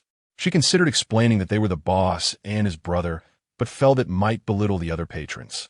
Observing the commotion, Guccio sighed and lightly tapped his forehead. The past just won't let go. Noticing Guccio's recognition of the woman, Zhao Yulong's interest piqued. He instructed the waitress to attend to Qin Zhiyi as he nudged Guccio's shoulder. "Who is she?" Understanding Along's inquisitive nature, Guccio chose not to conceal the truth. "She is the one I mentioned earlier. She was the one who brought me here." At this revelation, Zhao Yulong's eyes widened, scrutinizing Qin Zhiyi closely. Meanwhile, Qin Zhiyi had taken a seat at the bar. The impeccably dressed bartender promptly approached her. "Madam, what would you like to drink?" Do you have coffee?" Regardless of her previous life or this one, Qin Zhiyi felt a mix of resistance and unfamiliarity towards the bar scene. Given her lack of friends, the bartender paused in surprise. "Coming to a bar for coffee? Is that a new trend?" Though puzzled, he maintained a polite smile. "Yes, we do. Please hold on." After observing for a moment, Zhao Yulong gradually shifted his gaze back, draping his arm around Guccio's shoulders, and in a tone only the two could hear, queried, "Hey, what is going on with you? I thought the women pursuing you would either be too old or unremarkable. Yet she is undeniably a beauty." Guccio took a sip of his drink through a straw and remarked casually, "Zhang Wuji's mother once said that the more beautiful a woman is, the more dangerous she becomes." With a scoff, Zhao Yulong retorted, yet he still encountered Zhao Min. He cast a sidelong glance at Qin Zhiyi, shaking his head repeatedly. TSK, TSK, TSK. With looks like that, you should be interested. How can you overlook her? Noticing Gu Qiu's silence, he jested further. Hey, could it be that you have some issue there? Suddenly, Gu Qiu furrowed his brows. You are the one with the problem. No, I meant here. Zhao Yulong raised his hand and poked Gu Qiu's chest, adding, You wouldn't be harboring some peculiar preferences, would you? Get lost. Gu Qiu, uninterested in bantering, turned away, only to find Qin Zhiyi holding a freshly brewed coffee, raising it in a toast towards him, prompting a sigh from him. What on earth have I done to deserve this? Upon hearing his words, Zhao Yulong ceased his playful antics and raised an eyebrow slightly. How about I go persuade her to stop pursuing you? Huh, Gu Qiu replied nonchalantly, opting to rest his head on the bar. He had told Qin Zhiyi directly several times, and the idea that Along's words would have any effect was absurd. Without further thought, Zhao Yulong approached Qin Zhiyi. Miss, how should I address you? If you're the same age as a Qiu, you ought to call me older sister. Qin Zhiyi smiled softly, adding, I'm Qin Zhiyi. Zhao Yulong was taken aback to discover that she was indeed older than Gu Qiu, but from her affectionate address, it was clear she held a fondness for that brat. Alas, with this thought, he sighed once more and advised, Teacher Qin, I know you're fond of Qiu, but he already has someone he likes. At his words, Qin Zhiyi seemed struck by lightning, her smile freezing instantly. Oh really? Chapter 11. An online romance? Zhao Yulong gazed at Qin Zhiyi, noting the unmistakable pallor that spread across her face, instantly filling him with remorse and melancholy. However, having grown up alongside Gu Qiu, he understood his friend's character all too well. If Gu Qiu harbored no feelings for this young lady, no matter how exquisite she appeared, any pursuit would be in vain. As the saying goes, a forced fruit is never sweet. It would be better to bring an end to their entanglement sooner rather than later to spare them both any further torment. With this thought in mind, Zhao Yulong settled down beside her, cleared his throat, and spoke earnestly. Qiu has always been discreet. He typically keeps his romantic endeavors private, so it's entirely understandable that you are unaware. To be candid, I believe you and my friend are quite suited for one another. But matters of the heart often hinge on timing. Alas, perhaps the fates have not aligned favorably this time. Nevertheless, given your qualities, I am certain you could attract any number of suitors, so there's no need to. He rambled on, only to be abruptly interrupted by Qin Zhiyi. So, he truly came today for a date? Her tone was notably somber, tinged with a hint of reluctance. Zhao Yulong, caught off guard, instinctively replied, What date? His online romance is not yet at that stage. Suddenly, Qin Zhiyi turned to him with a questioning gaze. Online nihonmasi. Her voice rose in pitch, resonating throughout the hall and drawing the attention of several waitstaff.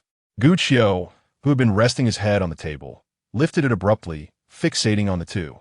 Though he was curious about the conversation between Zhao Yulong and Qin Zhiyi, he hesitated to approach, fearing that his presence might complicate matters. Zhao Yulong regretted his momentary lapse of discretion. Since he was already fabricating a story, why not see it through to the end? Internally chastising himself, he sought to prevent Qin Zhiyi from holding on to false hope and quickly continued.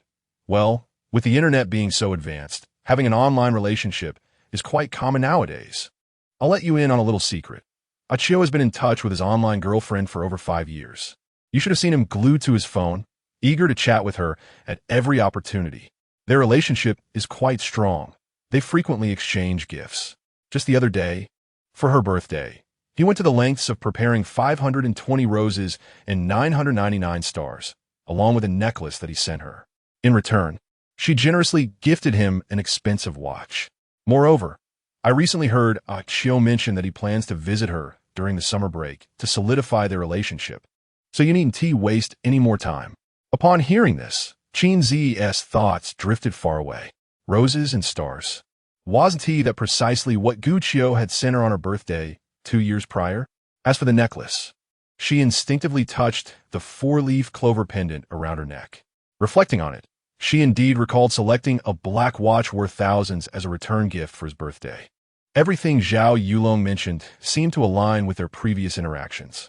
Most importantly, according to the timeline, this year marks the 5th anniversary of her acquaintance with Gu Qiu, and it was also in July of this year that he sought her out in Hangzhou for a face-to-face meeting in his previous life. Thus, could it be that this so-called online romantic interest is indeed herself? It remains unclear whether it was Gu Qiu who publicly declared this, or if it was merely a long speculation. Regardless, this is undoubtedly good news. A smile subtly graced Qin Zhiyi's lips, her complexion regaining its color as she turned to Along, seeking confirmation. He has no other girlfriend, correct? Zhao Yulong immediately reacted with intensity. What do you mean?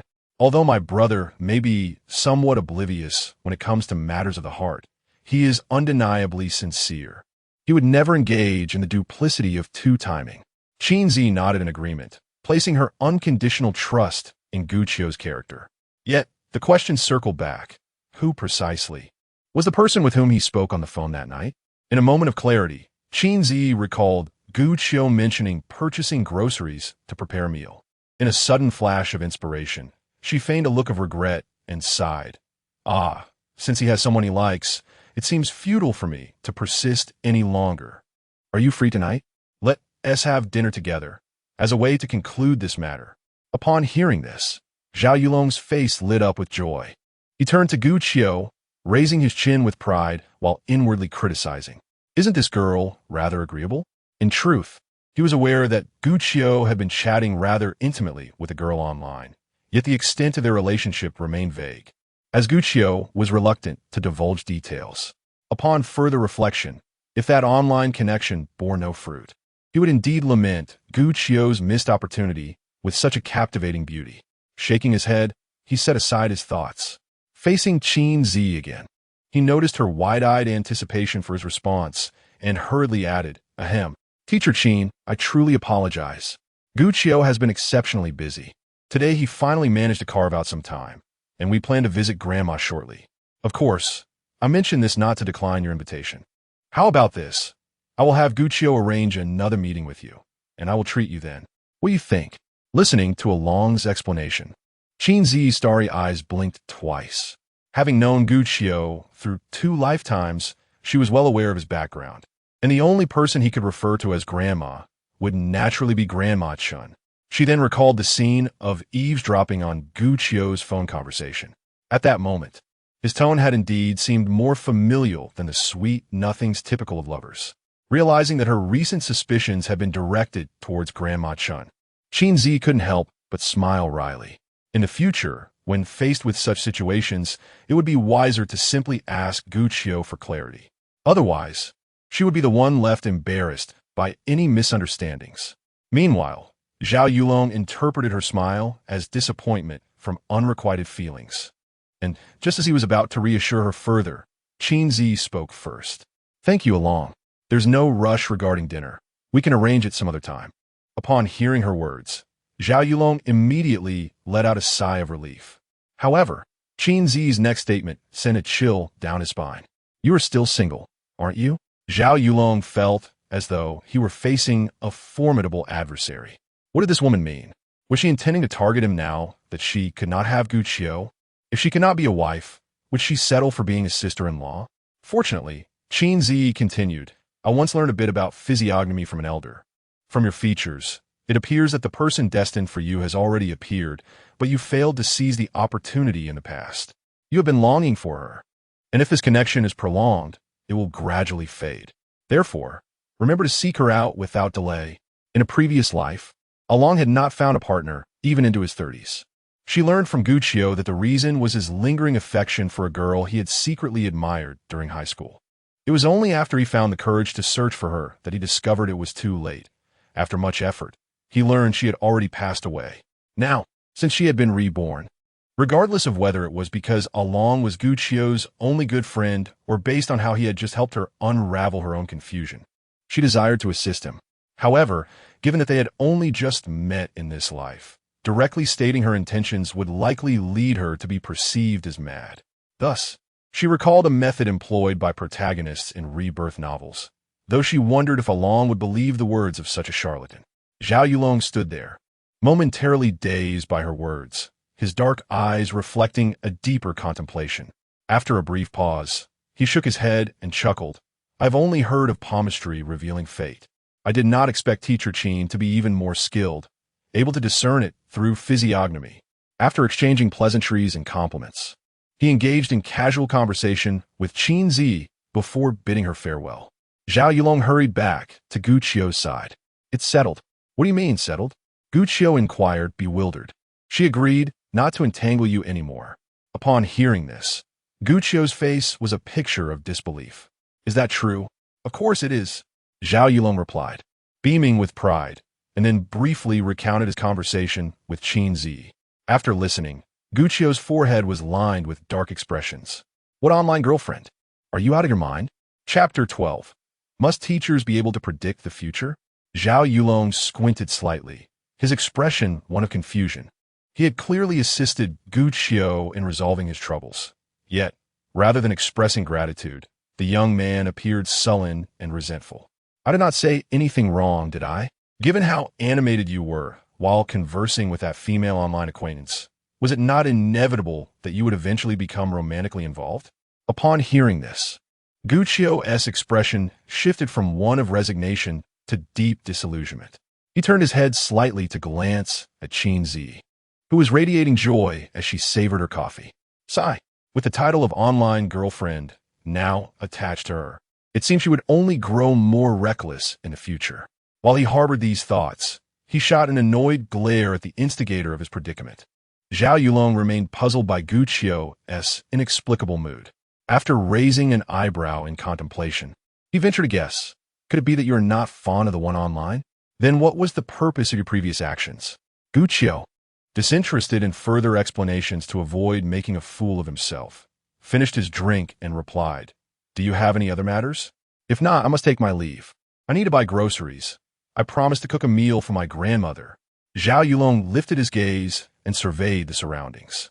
The cleanup in the hall would undoubtedly take a considerable amount of time, but thankfully, the supervisor who had accompanied them to the station had returned, relieving him of any further responsibilities.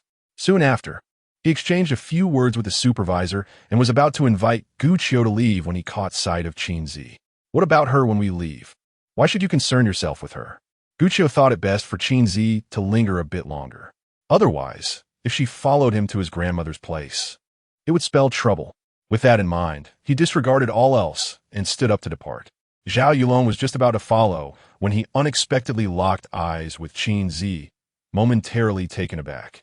He politely said, Teacher Qin, Gu Qiu and I have something to attend to, so we shall take our leave now. If you're not in a hurry, feel free to stay a while longer. Just order whatever you fancy. It's on me. Qin Zhiyi's beautiful eyes blinked slightly as she waved her long, fair hand. Goodbye. Zhao Yulong returned her smile and quickly caught up with Gu Qiu. Once the two had exited the hall, Qin Zhiyi leisurely turned her round stool, gazing in the direction of the door, her lips curling into a gentle smile. Silly Gu Qiu, do you truly believe you can escape? A moment later, Zhao Yulong drove a black SUV out of the parking lot and merged onto the main road. Just as he intended to speak to Gu Qiu, he noticed that the latter was intently focused on the rearview mirror, appearing somewhat uneasy. He leaned slightly out of the window to glance back a few times. Surely not. Are you actually worried that she might be tailing us? After observing for a while, Gu Qiu did not spot the Mercedes, which allowed him to breathe a sigh of relief. Adjusting his posture slightly, he turned to glance at Zhao Yulong. How do you think she got into the bar? It was highly probable that she had followed him inside, though it was not out of the realm of possibility that she had deduced his presence based on the bar's name. However, in this lifetime, he had yet to engage in a detailed conversation with Qin Zhiyi regarding his grandmother, and thus could not fathom how she might locate the shop. Observing Gu Qiu's anxious demeanor, Zhao Yulong jested, If only you could master driving sooner, you wouldn't need to trouble others, and we wouldn't have to deal with so many complications. Yet, as soon as the words left his lips, he became acutely aware of the implications, and a look of regret replaced his smile. With a gentle sigh, he quietly probed, Are you still unable to overcome it?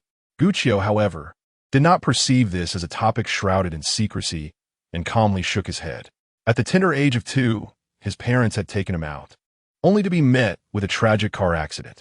Under his mother's protective embrace, he became the sole survivor, thus entering the realm of orphanhood. Though he survived, the vehicle had since become a haunting specter in his psyche.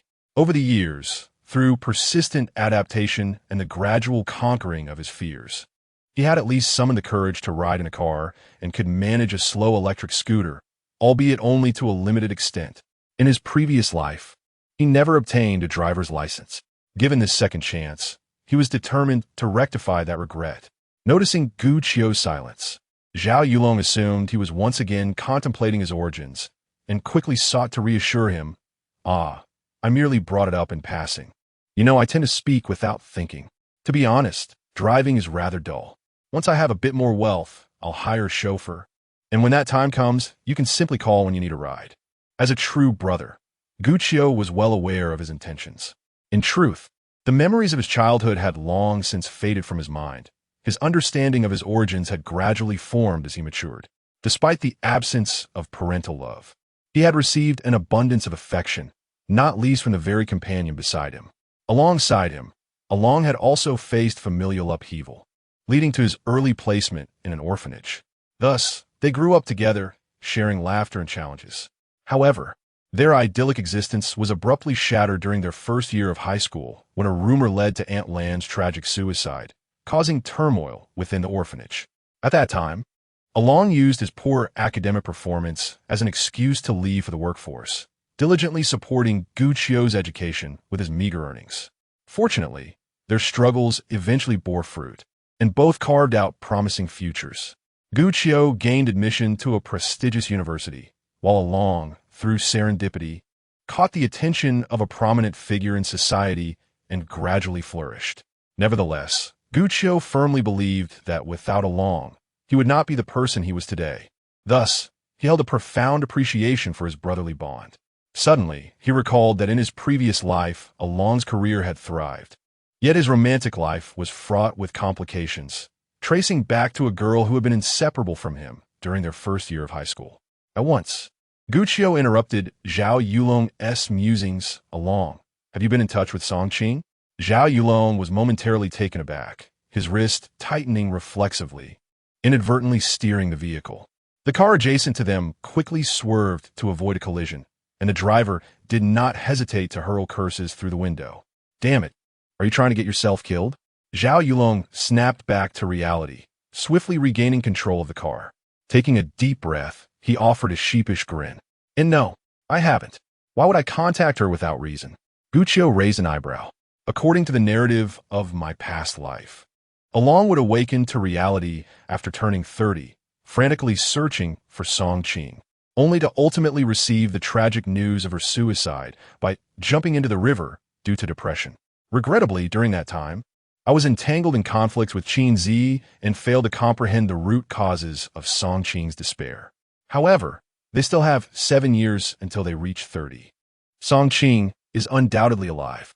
This time, I cannot allow my dear friend to be haunted by regrets. Contemplating this, Gu Qiu continued, weren't you once like brothers with her? Your bond was undeniably strong. Considering the time, she must have graduated from university by now. Haven't you thought of inviting her to dinner, or perhaps watching a movie together? Ahead lay an intersection, and the traffic was somewhat intricate. Zhao Yulong, fully focused on the steering wheel, did not dwell on Gu Qiu's words, but rather recalled how Qin Zhiyi had previously urged him to seek out someone he had long kept hidden in his heart. Prompting a smile, is it now necessary for teachers to possess fortune-telling skills? Chapter 13. Is a lifetime of entanglement not enough? Gu Qiu found himself perplexed by Along's words. Fortune-telling?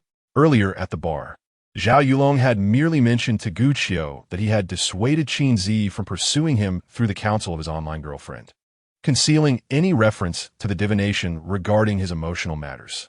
However, as the conversation drifted back to this subject, he offered a brief explanation. Upon hearing this, Gu Qiu fell into a state of stupor. The cryptic words spoken by Qin Zhiyi implied that Along should seek out Song Qing. If memory serves, he had not discussed Along's romantic dilemmas with Qin Zhiyi at all. Even if he had, it would be quite abnormal for her to suggest that Along pursue someone he had long lost contact with. The notion of fortune-telling and face-reading must surely be a fabrication. The only plausible explanation seemed to be that, like him, Qin Zhiyi possessed knowledge of Along's future. The fleeting thought that had crossed his mind earlier now appeared to hold truth. Qin Zhiyi had also experienced rebirth.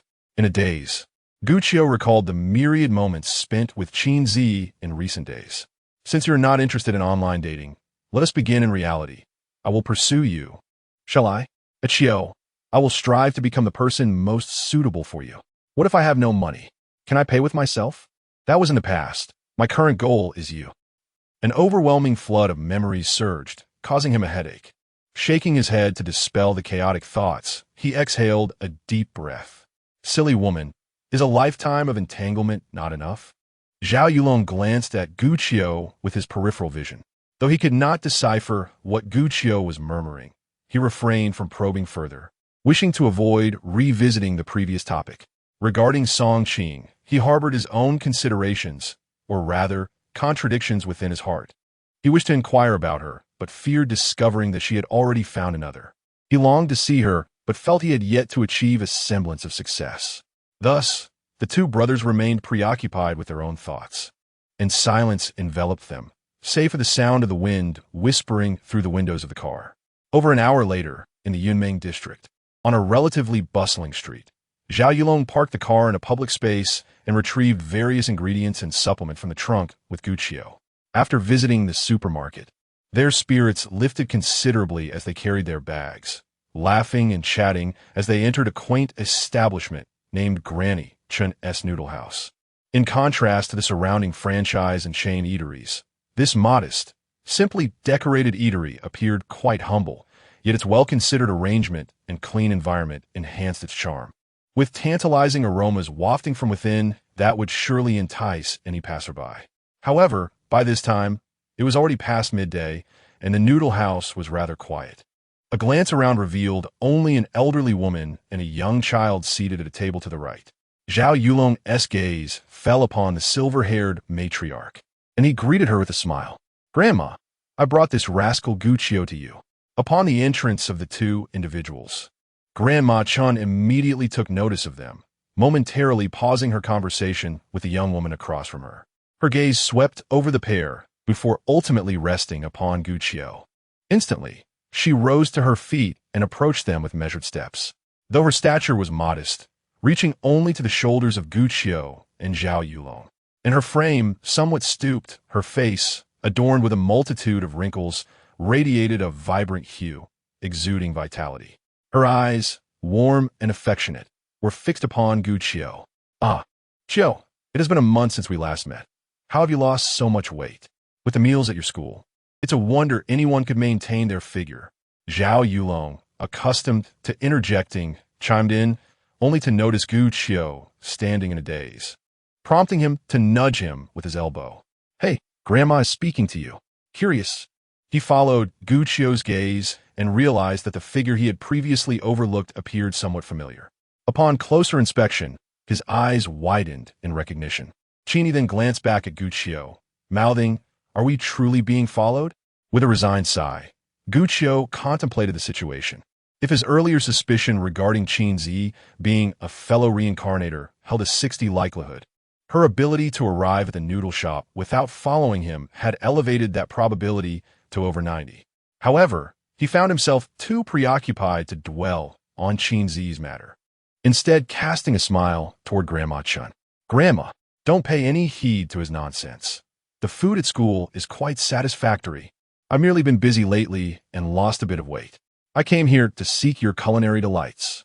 As he had previously surmised, the affection and kindness he had received since childhood had not come solely from Along, but also from two remarkable women. One was his beloved Aunt Lan, whom he referred to as Mother, and the other was the kind-hearted Grandma Chen, who regarded him as her own grandson. Aunt Lan, known as Shenyuelan, was the head of the Rainbow Orphanage. Under her nurturing care, a group of abandoned children, including Guqiu and Along, found a home and flourished. Yet, good souls do not always enjoy longevity. 7 years prior, a journalist, in pursuit of sensationalism, fabricated a scandal alleging that the head of the Rainbow Orphanage, Shun Yuelan, had embezzled donations to acquire luxury cars and mansions. This baseless report led to widespread vilification and harassment, placing the orphanage in jeopardy. Overwhelmed by the pressure, Aunt Lon tragically took her own life by leaping from the rooftop of the orphanage. Once the truth was revealed, the public turned their ire towards the journalist. Despite facing due consequences, could not compare to the loss of Aunt Lon's life. Fortunately, malefactors often meet their reckoning. 3 years after Aunt Lan's death, the journalist perished in a devastating fire. The orphanage ultimately succumbed to decline, with other children gradually adopted by various welfare institutions. Only Gu Qiu and Zhao Yulong remained. Concerned that Grandma Chun, having lost her daughter, might succumb to despair and do something foolish, resolutely choosing to stay by her side. In the days that followed, with their companionship, Grandma Chun gradually emerged from her grief and continued her charitable endeavors in honor of her daughter. In her early years, she devoted the money she earned to Gu Qiu and Zhao Yulong. Once they acquired the ability to be self-sufficient, she sought out 2 children from underprivileged families, using the profits from her noodle shop to support their education. Grandma Chun extended her exceptionally rough hands and gave his face a gentle squeeze. Just a couple of days ago, she had said she wasn't busy, yet now she seemed preoccupied. Regardless of how busy you are, you must take care to eat well. After all, the school is not far from here. It only takes 3 to 5 minutes by bike. Whenever you have the time, just come back for a meal. All right, I will heed your advice, Gu Qiu replied softly. However, deep down, he was reluctant to burden his grandmother. Nevertheless, considering that the elderly also require companionship, he resolved to visit her every weekend. While Gu Qiu conversed with Grandma Chun, Zhao Yulong placed his belongings on the table and moved to sit in front of Qin Zhiyi. Teacher Qin, what brings you here? Qin Zhiyi scooped a spoonful of soup in her mouth and smiled. I was on my way back to school and got hungry. I was drawn to this old establishment, decided to come in and taste the flavors, and to my surprise, I encountered you all. What a coincidence. Zhao Yulong squinted slightly, wearing an expression that seemed to say, do you think I look foolish? Simultaneously, Grandma Chun noticed the situation and quickly interjected, Along, go on, go on. It's not every day that we have a guest. Don't frighten the young lady away. Before Zhao Yulong could respond, Qin Zhiyi turned back with a smile. Grandma, it's quite all right. With that, she waved at Gu Qiu. Hello, Qiu. Chapter 14. Starting with friends upon encountering Qin Zhiyi. Gu Qiu merely offered a cold glance in response. However, Granny Chin's eyes sparkled with recognition as she shifted her gaze between the two, smilingly inquired, Qiu, do you know each other? Gu Qiu felt it unnecessary to feign ignorance at that moment, for he did not wish to deceive Granny. He nodded slightly. Colleagues. Granny Chun appeared momentarily bewildered, then clapped her hands. This young lady just mentioned she is a teacher, and I thought it quite a coincidence. Turns out you both are from the same school. At that, Qin Zhiyi set down her chopsticks, rose to adjust her black flared trousers, and smiled warmly. I didn't get the chance to introduce myself earlier. Granny, my name is Qin Zhiyi. Qin Zhiyi, what a lovely name, Granny Chun remarked, making a note of it in her mind while showering her with compliments. Despite having sensed the warmth and kindness of this elder in her previous life, facing her once more filled Qin Zhiyi's heart with a comforting warmth, solidifying her resolve to remain in Yun City. After returning a gentle smile to Granny Chun, Qin Zhiyi glanced at Gu Qiu and said, Granny, Qiu, I just heard you mention that you haven't seen each other in over a month, so I won't intrude on your reunion. With that, she picked up her bag from beside her and flashed a smile at Gu Qiu. Qiu, let's have dinner together sometime soon. Granny Chun, ever perceptive, noted the way Qin Zhiyi looked at Gu Qiu, as well as her tone and manner of address. Discerning that their relationship was indeed special, she quickly seized upon the key information in Qin Zhiyi's words. Before Qin Zhiyi could take a step, Granny Chun eagerly asked, So you two had already planned to dine together? Suddenly, Gu Qiu and Qin Zhiyi responded in unison no. Qin Zhiyi, taken aback by their synchronized response, quickly added, Granny, we agreed to arrange something in a few days. Granny Chun was undeterred by the details, gazing at Gu Qiu with a mix of disappointment and determination. Oh, Qiu, when has it ever been a problem for me to come over? You and Teacher Qin are colleagues. You ought to see each other more often. The corners of Gu Qiu's mouth twitched involuntarily. Who was it just a few moments ago that lamented his infrequent visits? Granny Chen's keen eyes darted back to Qin Zhiyi. Teacher Qin, are you busy? Qin Zhiyi gently shook her head. Granny, you can call me Xiao Qin or Zhiyi. I'm not busy. Very well, Zhiyi, if you're free. Why not stay for dinner with me? Qin Zhiyi had originally intended to make a brief appearance and had not anticipated staying for dinner. Her expression slightly surprised. Is that appropriate? As she spoke, she cast a glance at Gu Qiu, seemingly seeking his opinion. Gu Qiu, unable to discern whether she was feigning her surprise, shot her a quick glare, only to find Granny Chen's gaze upon him as well. With no other option, he relented. It's merely a matter of adding another pair of chopsticks. If Teacher Qin doesn't mind, she may as well stay. Qin Zhiyi felt that continuing to be polite would come off as overly coy, so she nodded in agreement. All right then, I shall impose. Grandma Chun wore a radiant smile, even going so far as to grasp her hand. What is the fuss about? You both are busy, and it's a rare occasion for us to gather. With you here, it's all the more lively. Have you had enough of the wontons? If not, I can get you another bowl. Come, let us sit inside. I'll show you a thing or two. As she watched Qin Zhiyi being led into the inner room by Grandma, Gu Qiu couldn't help but feel a headache coming on. His greatest fear had indeed come to pass. Meanwhile, Zhao Yulong, who had remained silent, leaned closer to Gu Qiu. This is bad. It seems Grandma has taken her for a granddaughter-in-law. He then lowered his voice. Why not just accept it? I think this girl is quite admirable, far better than that one you can't even meet online. Cough, cough, you know what I mean, right? Gu Qiu shot him a glare and retorted, You talk too much. Hurry up and get your things inside. That evening, in a not overly large living room, a grand table was laid with more than 10 delectable dishes, which could be considered the highest standard of hospitality for an ordinary household. The food was undoubtedly exquisite, yet the atmosphere at the dining table was polarizing. On one side, Grandma Chun kept serving Qin Zhiyi with dishes while inquiring about her family and experiences. Qin Zhiyi responded wholeheartedly, creating a warm and affectionate scene that might lead one to believe they were the true grandmother and granddaughter. On the other side, the mood was significantly more subdued. Zhao Yulong had intended to join their conversation, but a fierce glare from Grandma forced him to eat in silence. Gu Qiu was still grappling with the fact that he had originally planned to cook, only to be ousted from the kitchen by Grandma, who insisted on showcasing her culinary skills before Qin Zhiyi, who had eagerly assisted her. He absent-mindedly played with his chopsticks, glancing occasionally at Qin Zhiyi. Before he realized it, nearly 10 minutes had passed.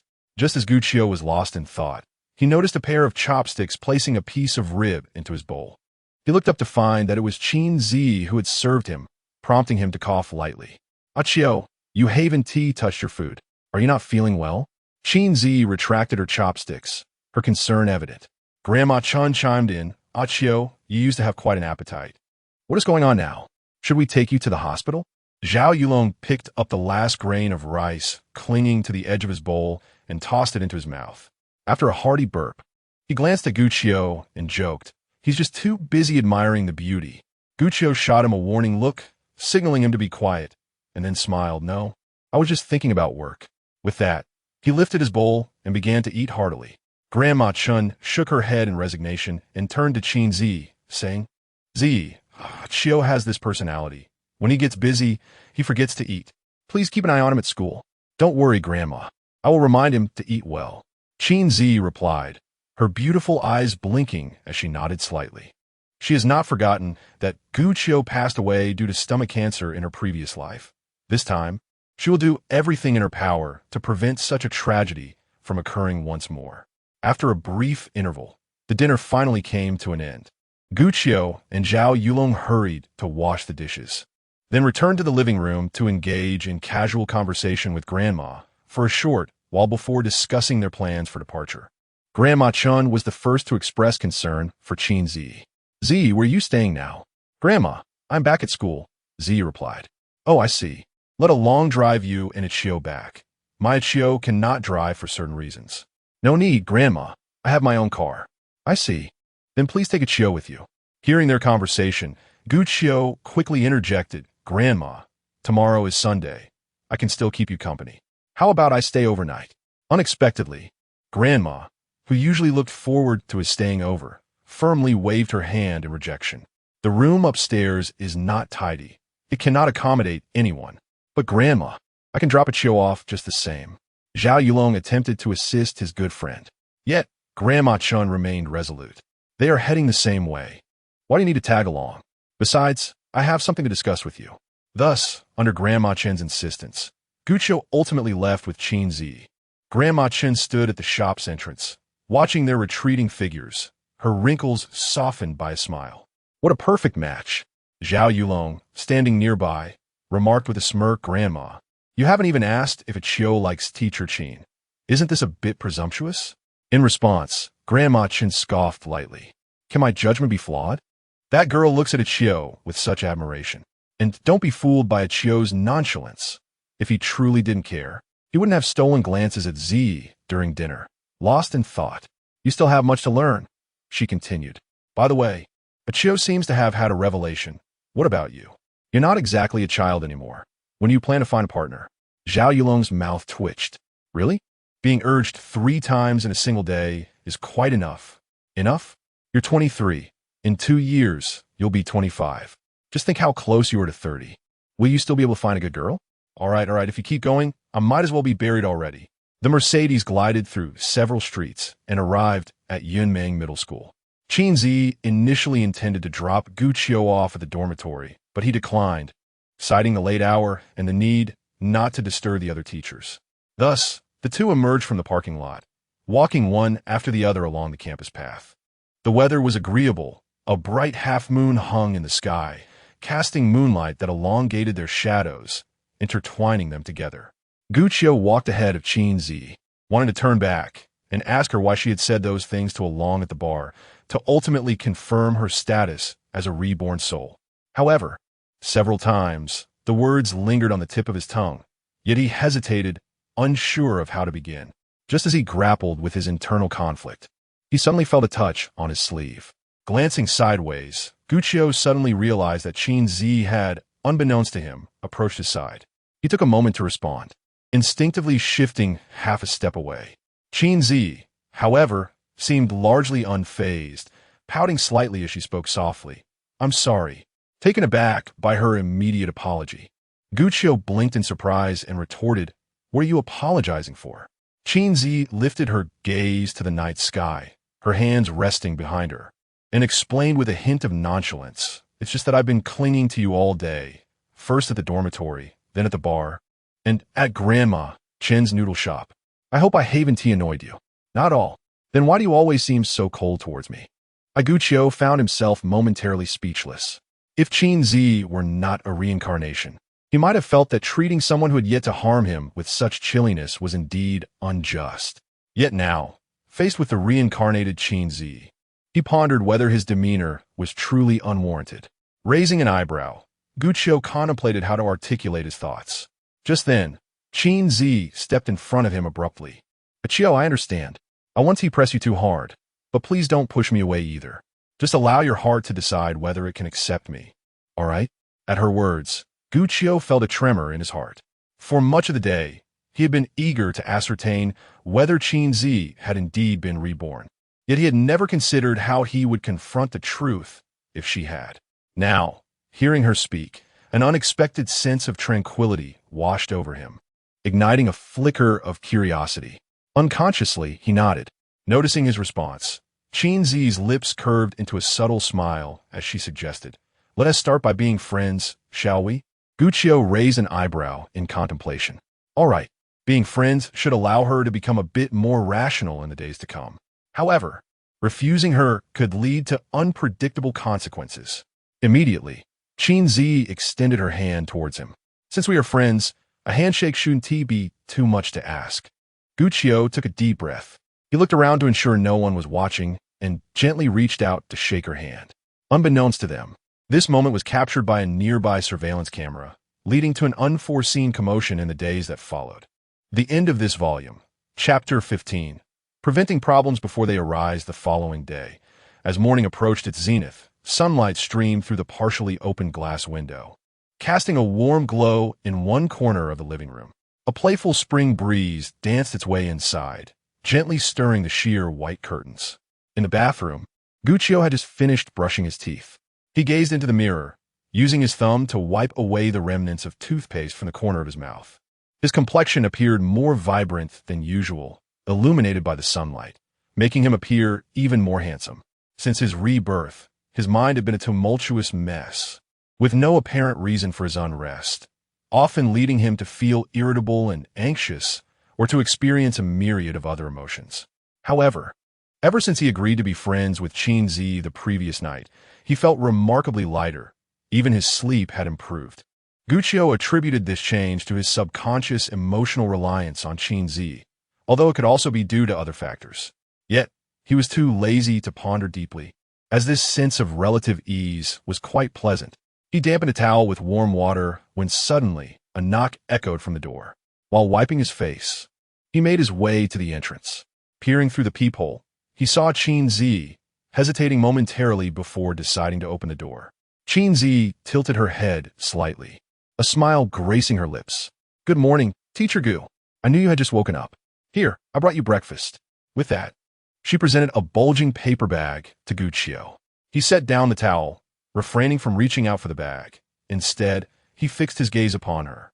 "You haven't forgotten our agreement from last night, have you?" Qin Zhiyi's beautiful eyes blinked playfully. "Of course not, but it's not unreasonable for friends to bring breakfast, is it? There are 13 in total, and after deducting the buns and the Banlon route you gave me last time, that makes 1150. Remember to transfer the money to me later."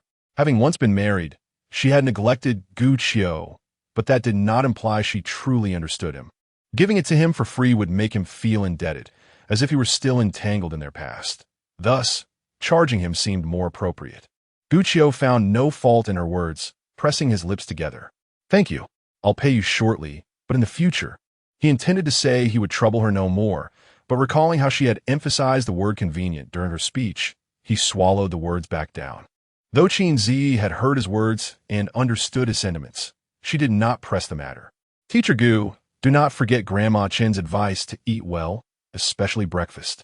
Otherwise, you might end up with stomach cancer." "Ugh, what kind of cancer are you talking about?" "You'll be perfectly healthy. All right, remember to eat it while it's hot. I'll head back now." With that, she waved goodbye to Guqiu and returned to her own home. As she mentioned stomach cancer, Guqiu's gaze momentarily turned blank, lingering on her retreating figure until the door across the hall closed softly.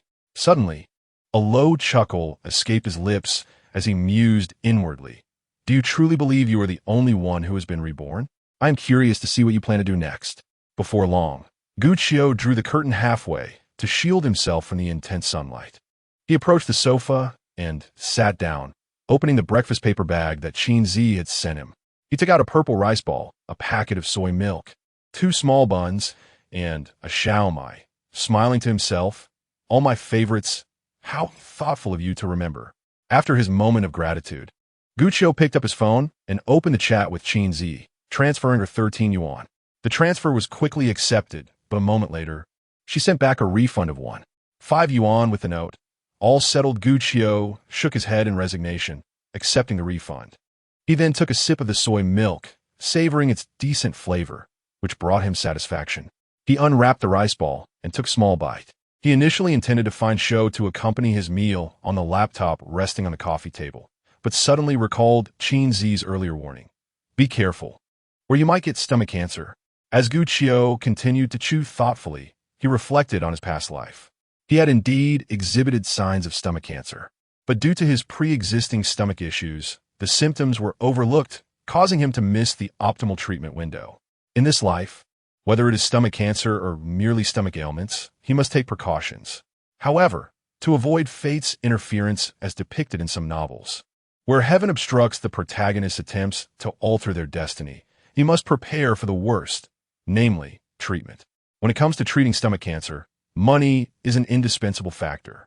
Although Guqiu yearned for a simple and tranquil life, it did not imply a disregard for wealth. Moreover, beyond his own health concerns, he knew that Along would encounter difficulties in 3 years, and his grandmother would face mortality in 6. While money might not change everything, a lack thereof would certainly impede progress.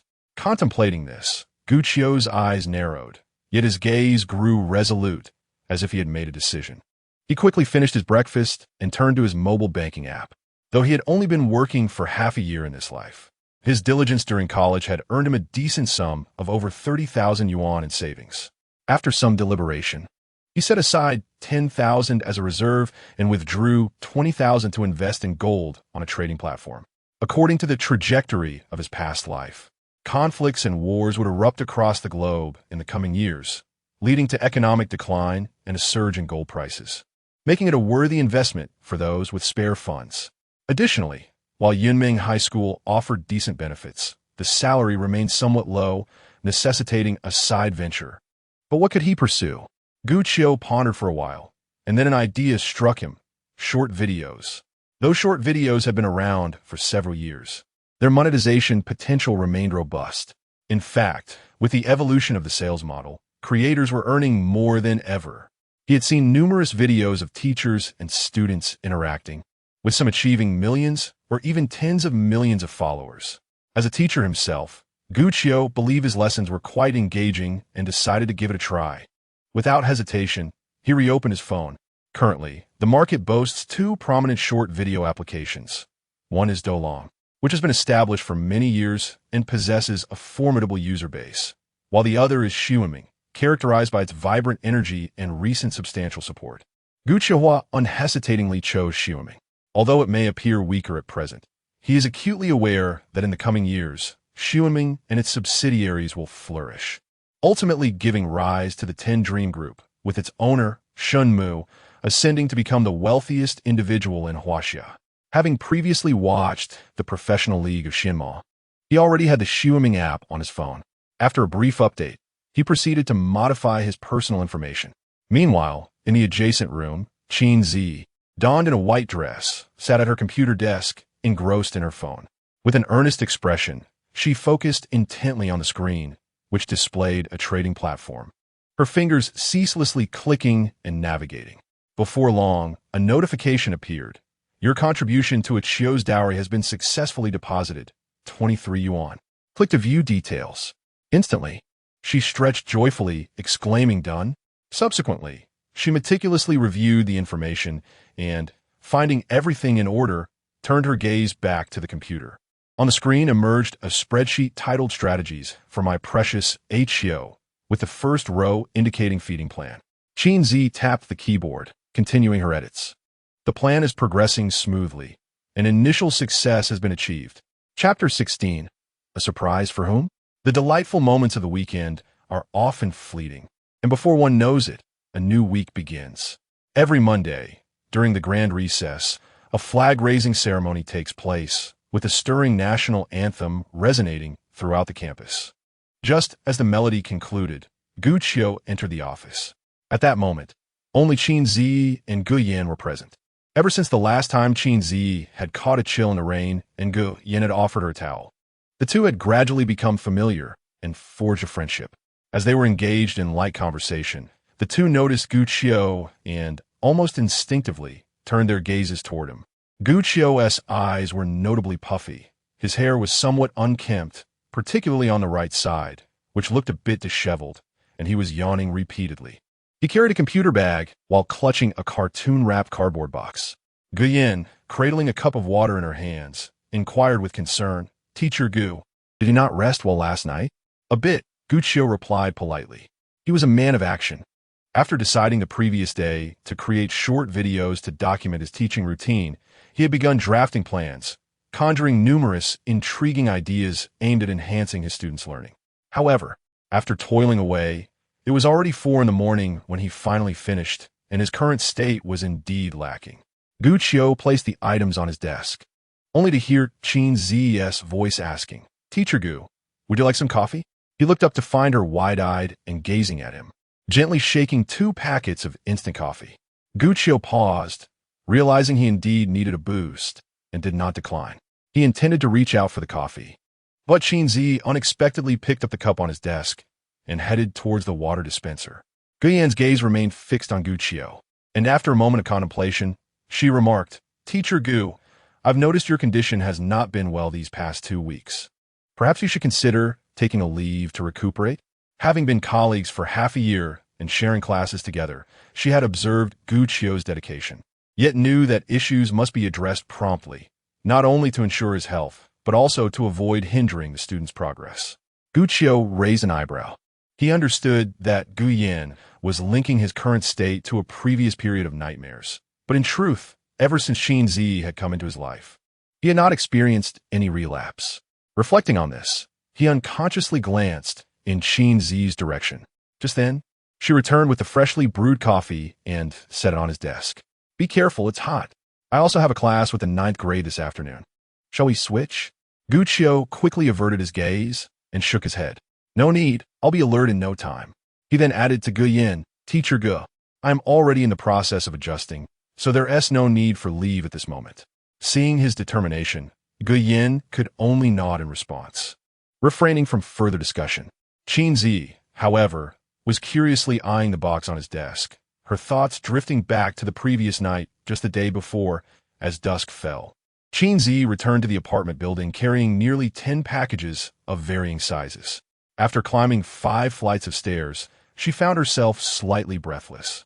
She paused in front of Gu Qiu's door, suddenly recalling how in her past life, it was he who had helped her collect her packages and fetch takeout. Although there were elevators at that time, they still required a considerable amount of time and effort, especially when she occasionally purchased an abundance of items. While managing such trivial matters for a day or two is not particularly challenging, maintaining this over the years is no small feat, which clearly demonstrates Gu Qiu's remarkable patience in managing their household. Yet, despite his admirable qualities, she failed to cherish him properly. Qin Zhiyi sighed softly, gradually retracting her thoughts. She placed the 3 parcels she had previously separated on the shoe rack in front of Gu Qiu's door and gently knocked on his door. In her heart, she vowed, Ah Qiu, the tenderness you have bestowed upon me, I shall repay 100-fold in this lifetime. Moments later, Gu Qiu, now dressed in home attire, approached the door. Peering through the peephole for an extended period, he saw nothing unusual. However, he was aware that this unit housed only single teachers, and there would be no mischievous children running about. Moreover, as it was the top floor, he decided to open the door. After scanning the surroundings, he quickly noticed the parcel boxes. Gu Qiu's expression faltered. The school naturally did not allow delivery personnel inside, and parcels were uniformly stored at the school gate. Although it was common for teachers to assist each other with parcel pickups, on such a weekend, the only person who would deliver a parcel to the door was likely. Upon realizing this, he lifted his head and glanced towards the opposite door. At that moment, Qin Zhiyi was peering through the peephole, secretly observing Gu Qiu's actions. When their gazes met, she felt a sudden rush of nervousness. She quickly turned around and cautiously leaned against her door to avoid making any noise. The reason she did not wait for Gu Qiu to come out before heading home was that she feared he might think she was being clingy. She did not wish to impose any pressure on him or leave a negative impression. Instead, she aimed to subtly convey her goodness to him over time. Leaning against her door, Qin Zhiyi prepared to wait for Gu Qiu to return home before making any further moves. However, after a prolonged silence, she heard knocking behind her. Qin Zhiyi's gaze momentarily faltered, but she quickly regained her composure. After a brief pause, she opened the door with a smile. What is up? Thank you for helping me with the parcel. Gu Qiu, with his head slightly bowed, spoke in a deep voice. Qin Zhiyi feigned nonchalance, shrugging lightly. It was nothing. Indeed, Gu Qiu nodded slightly, yet he showed no intention of leaving. Qin Zhiyi bit her lip, cautiously inquiring, is there something else? Just let me know if you need my help. Gu Qiu exhaled softly and asked, by the way, do you still have the cardboard boxes you used when you moved? Could I borrow one? Qin Zhiyi's eyes sparkled as she softly laughed. I thought you had something significant to discuss. I still have them. How large do you need? Gu Qiu replied nonchalantly, nothing too big. All right, wait for me. Qin Zhiyi responded and trotted back into her home. Gu Qiu lingered outside, surveying the interior decor of her abode. To his surprise, the woman had adorned her home in soft shades of pink and white. Could it be that the seemingly aloof Qin Zhiyi possessed a hidden sense of femininity? It was astonishing. How had he not noticed this in his past life? Just as he was still in a state of inner astonishment, Qin Zhiyi had returned, presenting him with a box adorned with a Kuromi cartoon design and a plain yellow cardboard box. Which one would you prefer? Gu Qiu quickly diverted his gaze, peering down before ultimately choosing the cartoon box.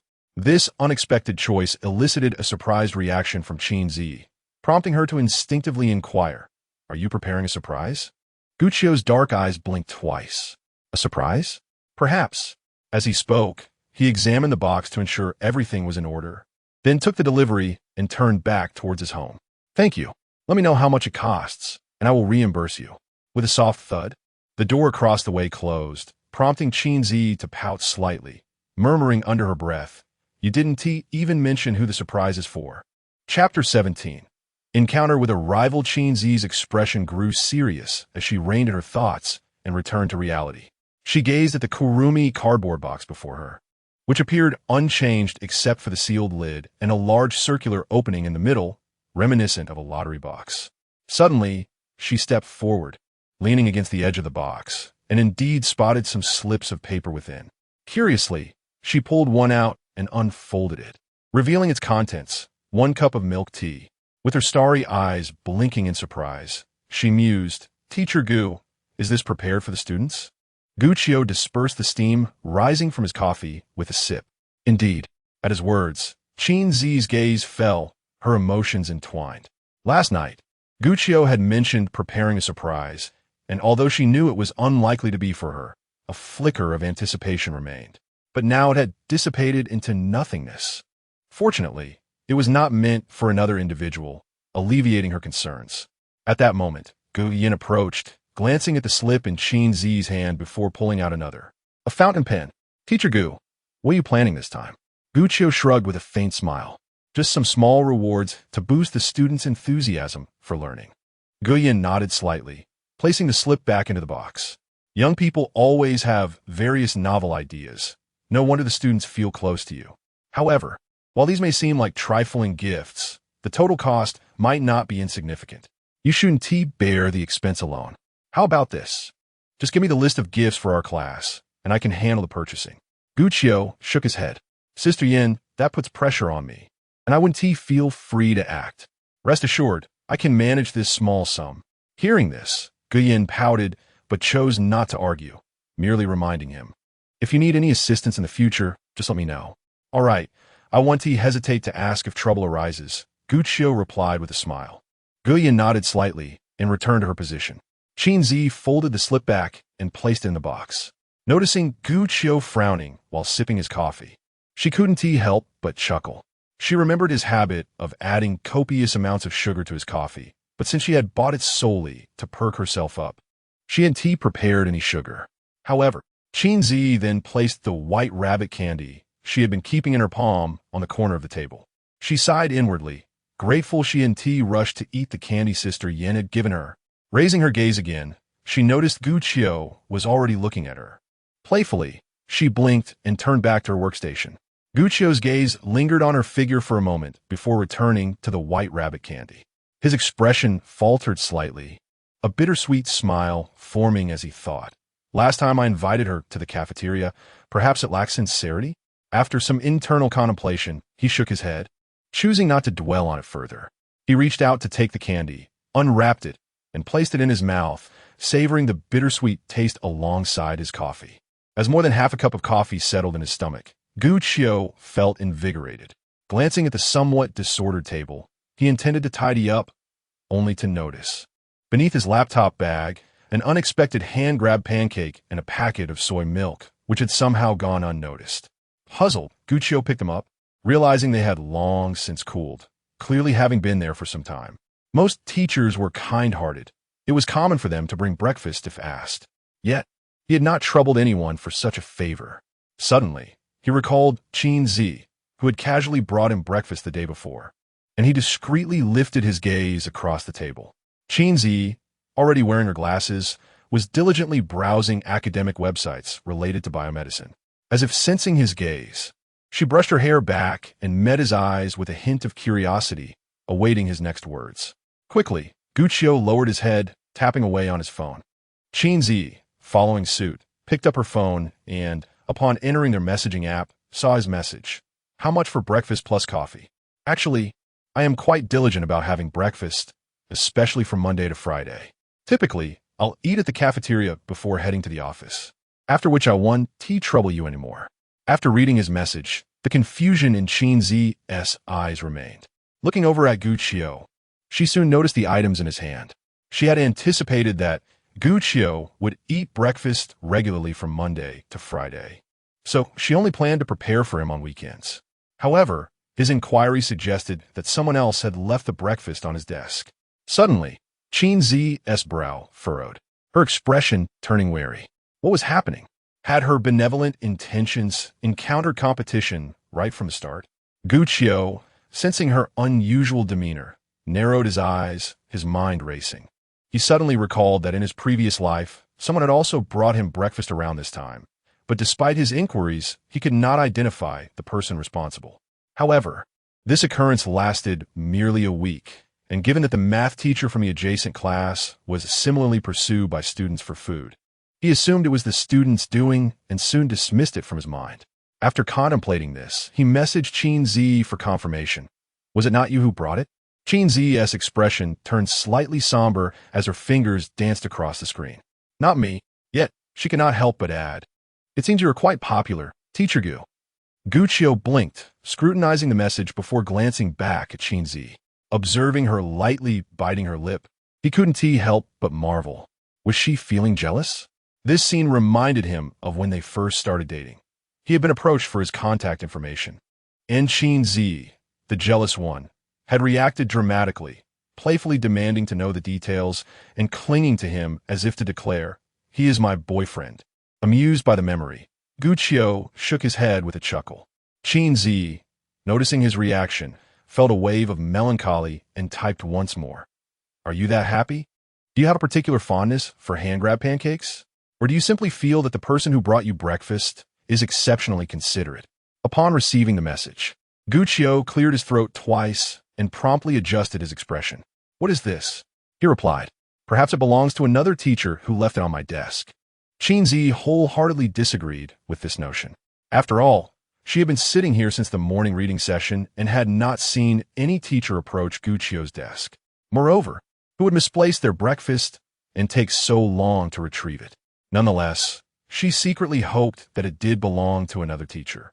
After waiting for over 10 minutes, the morning meeting had concluded and the teachers began to return. Yet, none of them inquired about the breakfast that Gu Qiu had deliberately placed in a conspicuous spot. Gu Qiu let out a soft sigh. It seemed to be a repetition of circumstances from his previous life. However, he was not one to owe favors, especially with someone as jealous as the person sitting across from him. To prevent her from overthinking, it would be prudent to inform the class later. At that moment, a stocky boy of average height entered, clutching a stack of practice books, appearing just as dispirited as Gu Qiu had moments before. This scene immediately caught the attention of Guiyan, the homeroom teacher. Jiang Yunjin, what were you up to last night? Jiang Yunjin abruptly looked up. Confusion etched on his face. Huh, I didn't do anything last night. Then why do you look so lethargic? Guiyan pressed on with a serious expression. Jiang Yunjin typically ranked in the upper tier of the class and had a commendable attitude towards his studies. She was concerned that he might have sneaked in a phone and stayed up late. Yet, her worries were unfounded. Jiang Yunjin placed the history assignment for Class 9 on Gu Qiu's desk and rubbed his stomach, displaying a look of resignation. Sai, my meal card is empty. I didn't have breakfast. I'm so hungry. Upon hearing this, Guiyan sighed in relief and promptly rummaged through her drawer, producing her meal card. There is still some time. Hurry to the cafeteria and see what you can find to eat. In the future, if you encounter such a situation, borrow a meal card from a classmate. Jiang Yunjin pouted. He had made arrangements with his best friend, but that fellow had gotten carried away and forgotten to bring him food. Without further thought, he was about to reach out to borrow the meal card when Gu Qiu interrupted him. Are you going to eat this? It's just a bit cold. Jiang Yunjin had indeed noticed the hand-grab pancake on Gu Qiu's desk, but he lacked the courage to snatch breakfast from teacher. However, since Gu Qiu was offering it to him, a smile broke across his face. Wow, old Gu, you're so kind. I love you. Just as he finished speaking, he felt the piercing gaze of his homeroom teacher and quickly corrected himself. Ahem. Thank you, Teacher Gu. After saying this, Jiang Yunjin picked up the breakfast and was about to leave. Yet, just as he turned, a voice from the side halted him. Student Jiang, please accept this. Following the direction of the voice, he was taken aback to see Qin, the teacher revered by the classmates as the most beautiful in the class. Smiling as she handed him a pack of chips, he froze momentarily, his inner self screaming in delight. What? Is this bliss?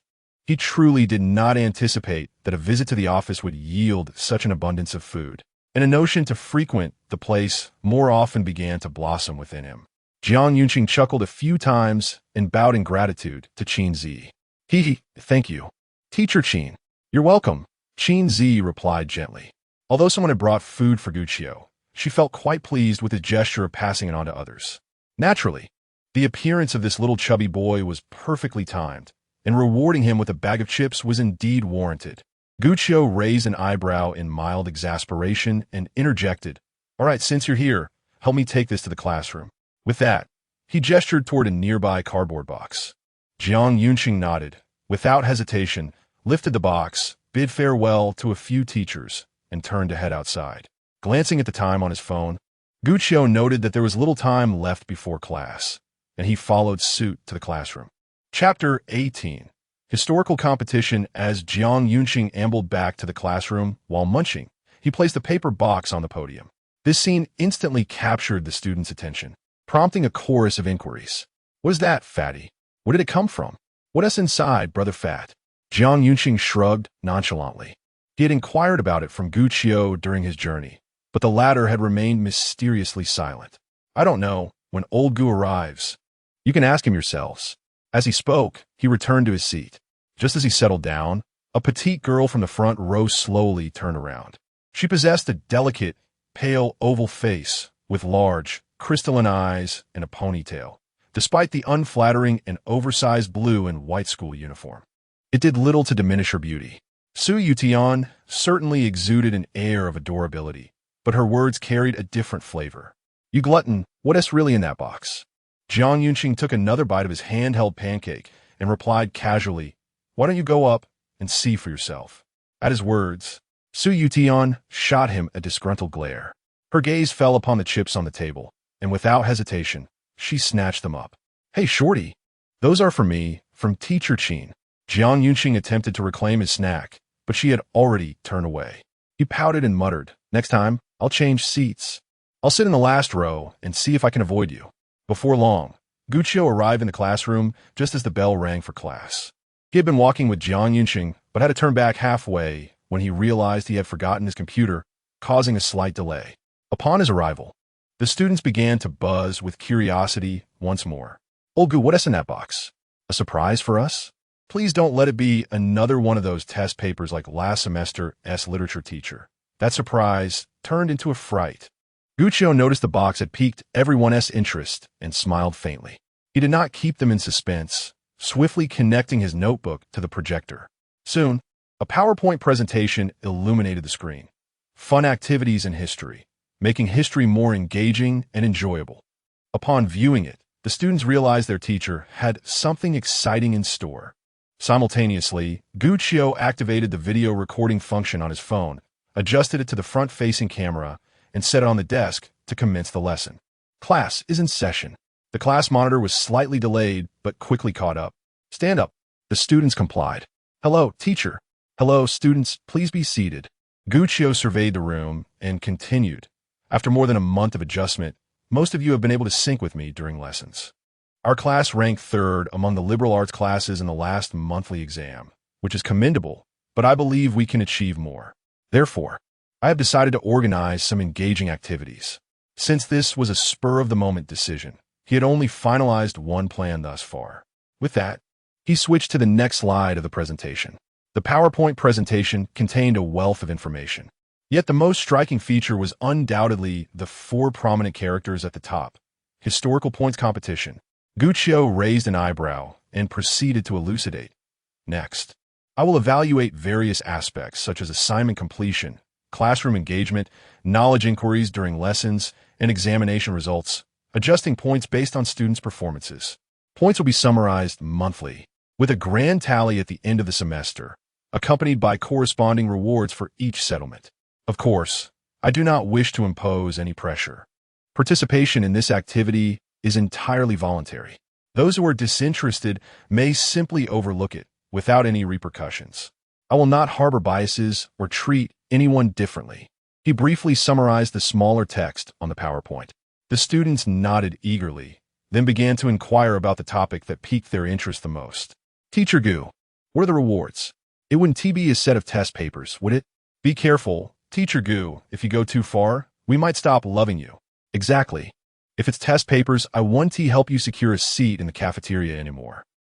Gu Qiu maintained a calm smile, raising his hand to signal for silence before transitioning to the next slide. This slide displayed a table with 3 tiers of rewards. I know this is what you're most concerned about. This outlines the rewards for the semester-end points settlement, which I have categorized into 3 tiers. Tier 1, for one individual.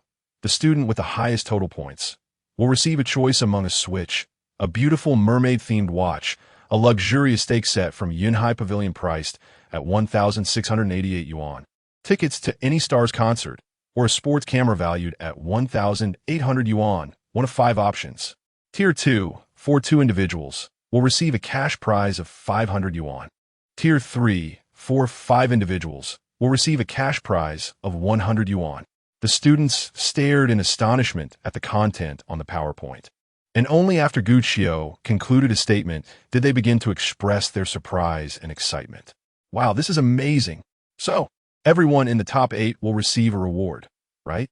Long live Teacher Gu. Teacher, I suggest adding a set of 648 test paper for the first place. Big bold, kick him out.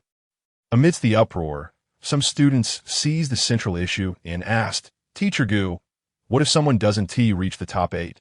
Will they get nothing? Isn't that unfair to the 9th place? Gu Qiu shook his head and replied, Don't rush. I have not finished yet. What I just mentioned pertains to the semester and grand settlement, but there will also be monthly mini-settlements. As he spoke, he placed his hand on the Kuromi box and continued to explain, Each month, we will conduct a mini-point settlement, after which everyone can spend 10 points to enter a lottery.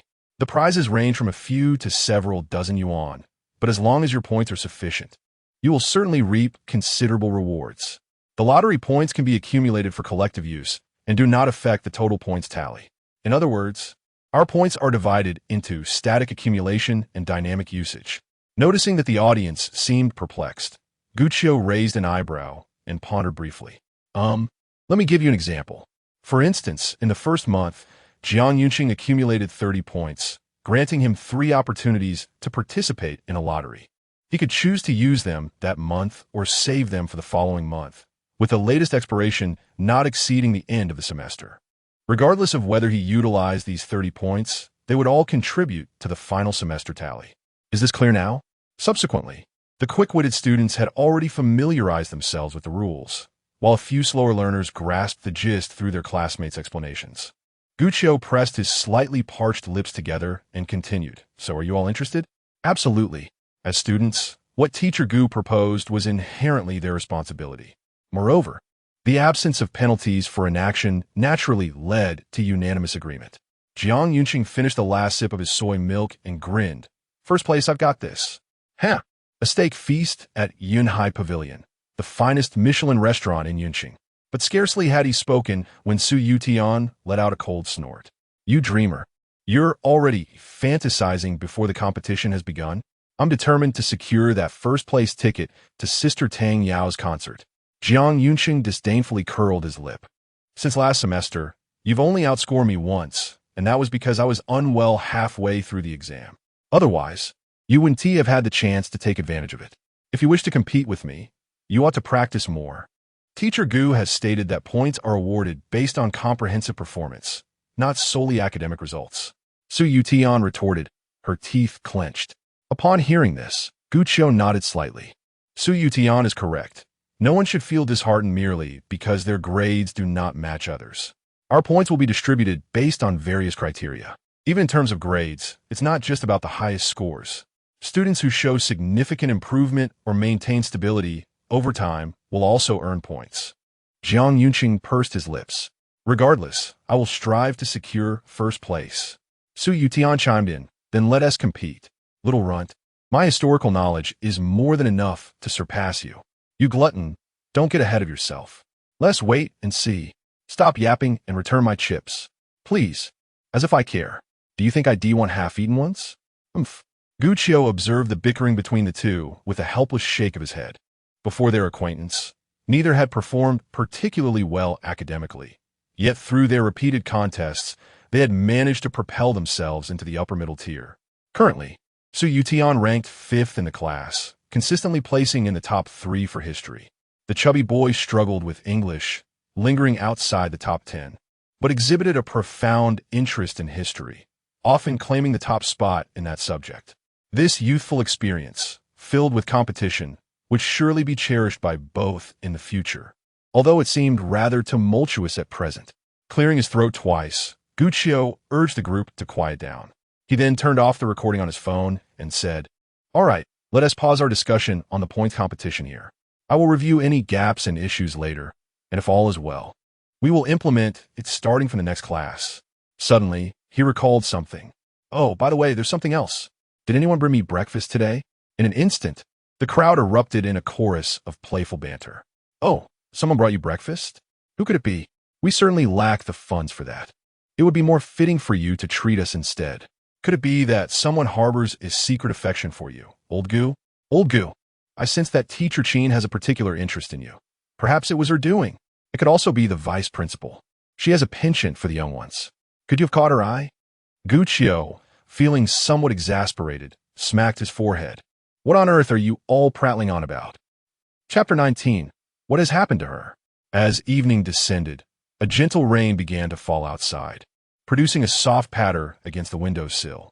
In the bedroom, the light from the desk lamp intertwined with the glow of the laptop. On the other side, a small mirror reflected Guccio, stifling a yawn. After laboring for nearly 2.5 hours, he had finally finished editing the classroom video recorded earlier that day. A glance at the digital clock revealed that it was nearly 11 o'clock, prompting him to perform a final review. Guccio maneuvered the mouse and clicked the play button. The video, lasting 2.5 minutes, featured only him on screen, yet captured the voices of the students. With some editing, he had added subtitles and voiceovers, rendering it entertaining, humorous, and heartwarming, especially the banter between Jiang Yunxing and Su Yutian. He intended to seek the opinions of the two later, if they consented. He might consider featuring them in the video. After another viewing and making slight adjustments to one of the voiceovers, he proceeded to export the video. The loading process took considerable time, and Guccio decided to freshen up first. However, just as he was about to rise, his phone, charging nearby, suddenly rang. Noticing that it was a long calling, he promptly answered and switched to speaker mode. "What brings you to call me at this hour?" Zhao Yulong's deep voice echoed through. "Well, my grandmother summoned me again today to inquire about you and Teacher Qin. I managed to keep most things under wraps, but I accidentally let slip about treating her to a meal. As a result, Grandma forbade me from getting involved, so you'll have to take her out for that meal." Upon hearing this, Guccio closed his eyes momentarily and shook his head. All right then. He was well aware that this friend could be relied upon for significant matters, yet was utterly unreliable with trivialities. He had grown accustomed to it. Zhao Yulong continued. "By the way, it's nearly 11. Why are you still awake?" "I was just about to freshen up when your call came in." After listening to Guccio's explanation, Zhao Yulong didn't linger. "Get some rest then. I'll hang up." Suddenly, Guccio recalled the unfinished conversation from Saturday in the car with Along and quickly interjected, "Hey, we didn't finish our last discussion. You haven't told me your current feelings about Song Qing. Do you like her?" There was a brief silence on Zhao Yulong's end before he replied. "You should focus on yourself first. I can manage my affairs without your concern." With that, he abruptly ended the call. Guccio could only sigh in resignation. Along was typically carefree in his actions, yet when it came to emotions, he appeared quite timid. It seemed that assisting him in rectifying the regrets of his past life would not be an easy endeavor. Nevertheless, Guccio's primary desire at this moment was to retire for the night to ensure he was well prepared for the following day's tasks. He would have to devise a plan for a long situation later.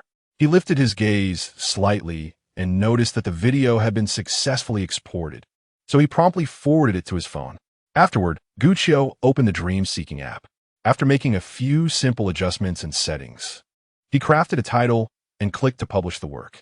"Hello, Dream-Seeking, the story begins." Soon, a notification popped up within the app, confirming the successful release. Subsequently, Gu Qiu navigated to the homepage and rewatched the video, giving it a thumbs up before exiting. He hoped that upon waking, he would discover several hundred or even 1,000 views. After murmuring to himself a couple of times, he set down his phone, stretched languidly, and made his way to the bathroom.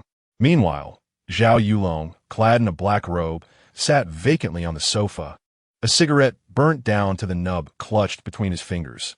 His mind echoed with the persuasive words of Gu Qiu and Qin Zhiyi.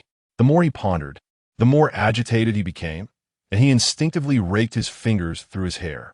After taking a deep drag from his cigarette and exhaling, he reclined heavily against the couch, staring at the chandelier and ceiling for an indeterminate time. Zhao Yulong suddenly clenched his fist and sprang upright. He grabbed his phone and scoured his contacts for what felt like an eternity until he finally located his target, Huang Yueqi.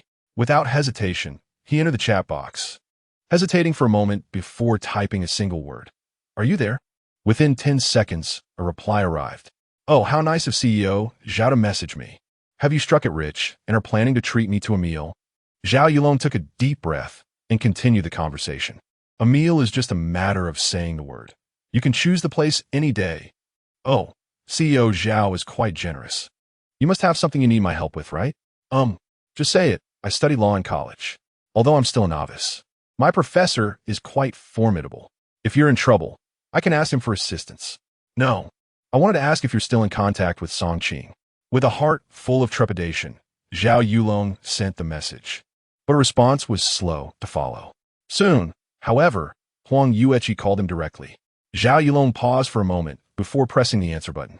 A delicate, gentle voice immediately resonated. "Brother Long, I used to talk to Qing on the phone every few days during our freshman year, but since sophomore year, I haven't been able to reach her. When I call, it shows the number is invalid. At that time, I thought something had happened to her, so I reported it to the police. They reassured me that she was safe, which made me feel quite embarrassed. It seems she no longer uses that number. Not only did she delete me, but she even left our high school group. Given that you two were so close, it should be easier for you to find her. Can you not reach her either?" Listening to her explanation, Zhao Yulong felt an inexplicable sense of unease. Song Qing had always been vivacious and chatty. She would feel distressed if she didn't have someone to converse with for even a short while. How could she have removed Huang Yueqi, a close confidant? What could have transpired to induce such a drastic change? "Hello, Brother Long, are you there?" Huang Yueqi's voice broke through his thoughts. Zhao Yulong abruptly shook his head, regaining his focus. I'm no longer in her circle of friends. After dropping out of school, he had been preoccupied with work and had little time to respond to Song Qing's messages. Gradually, they lost touch. Subsequently, he found himself at a loss for words, often clicking on her moments to catch a glimpse of her life. However, one fateful day, he discovered that her profile had been reduced to a mere dash, a stark indication that he had been removed from her circle. Upon reflection, it seemed to coincide with the period when Huang Yueqi had lost contact with Song Qing. This realization only deepened Zhao Yulong's concern. After a moment's contemplation, Huang Yueqi spoke. "I see. Let me see if I can assist you in your inquiry. Although my connections and channels for investigation are rather limited, the prospects may not be particularly promising. Brother Long, it would be wise for you to consider your own strategies as well." Upon hearing this, Zhao Yulong promptly responded, "All right, thank you, Aki.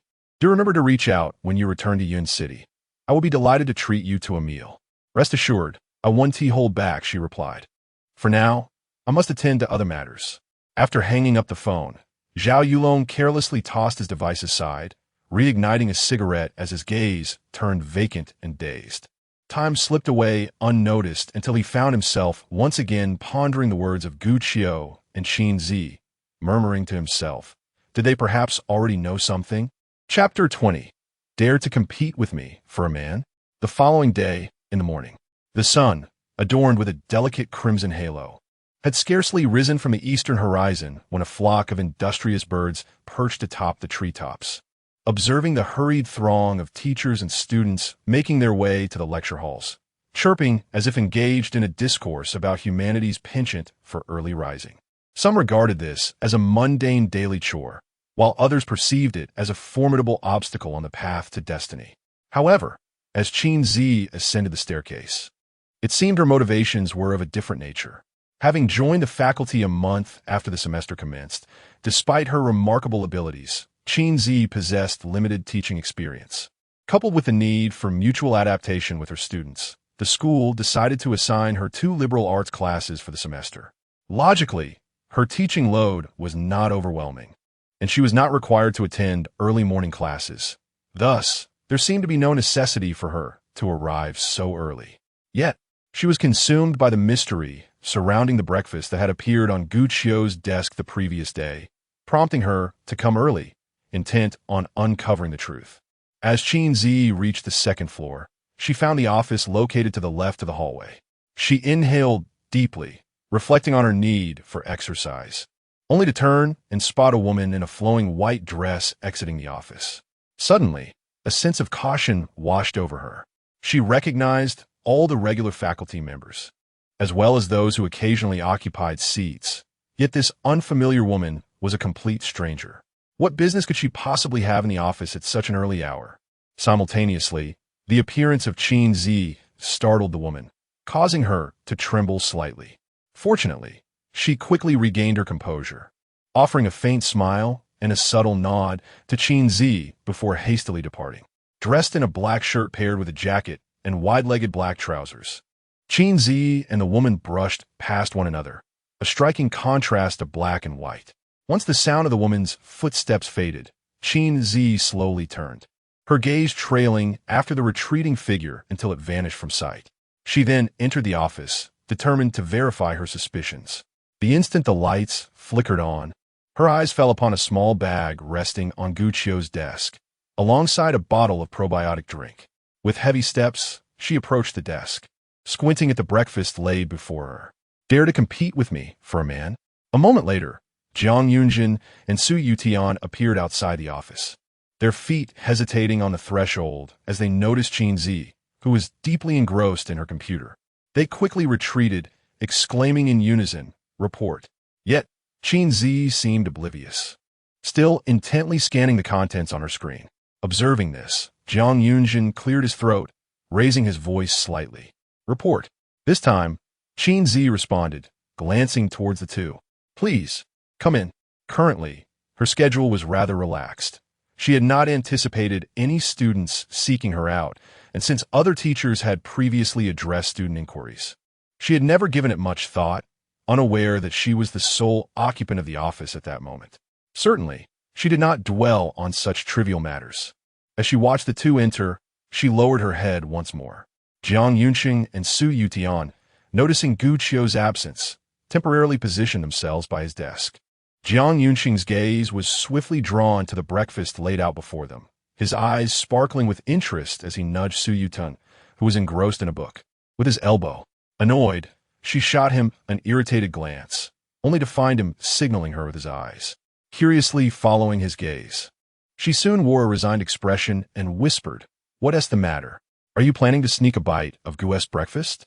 Jiang Yunqing rolled his eyes and, lowering his voice, explained, "Do you remember what Gu mentioned yesterday about someone bringing a breakfast?"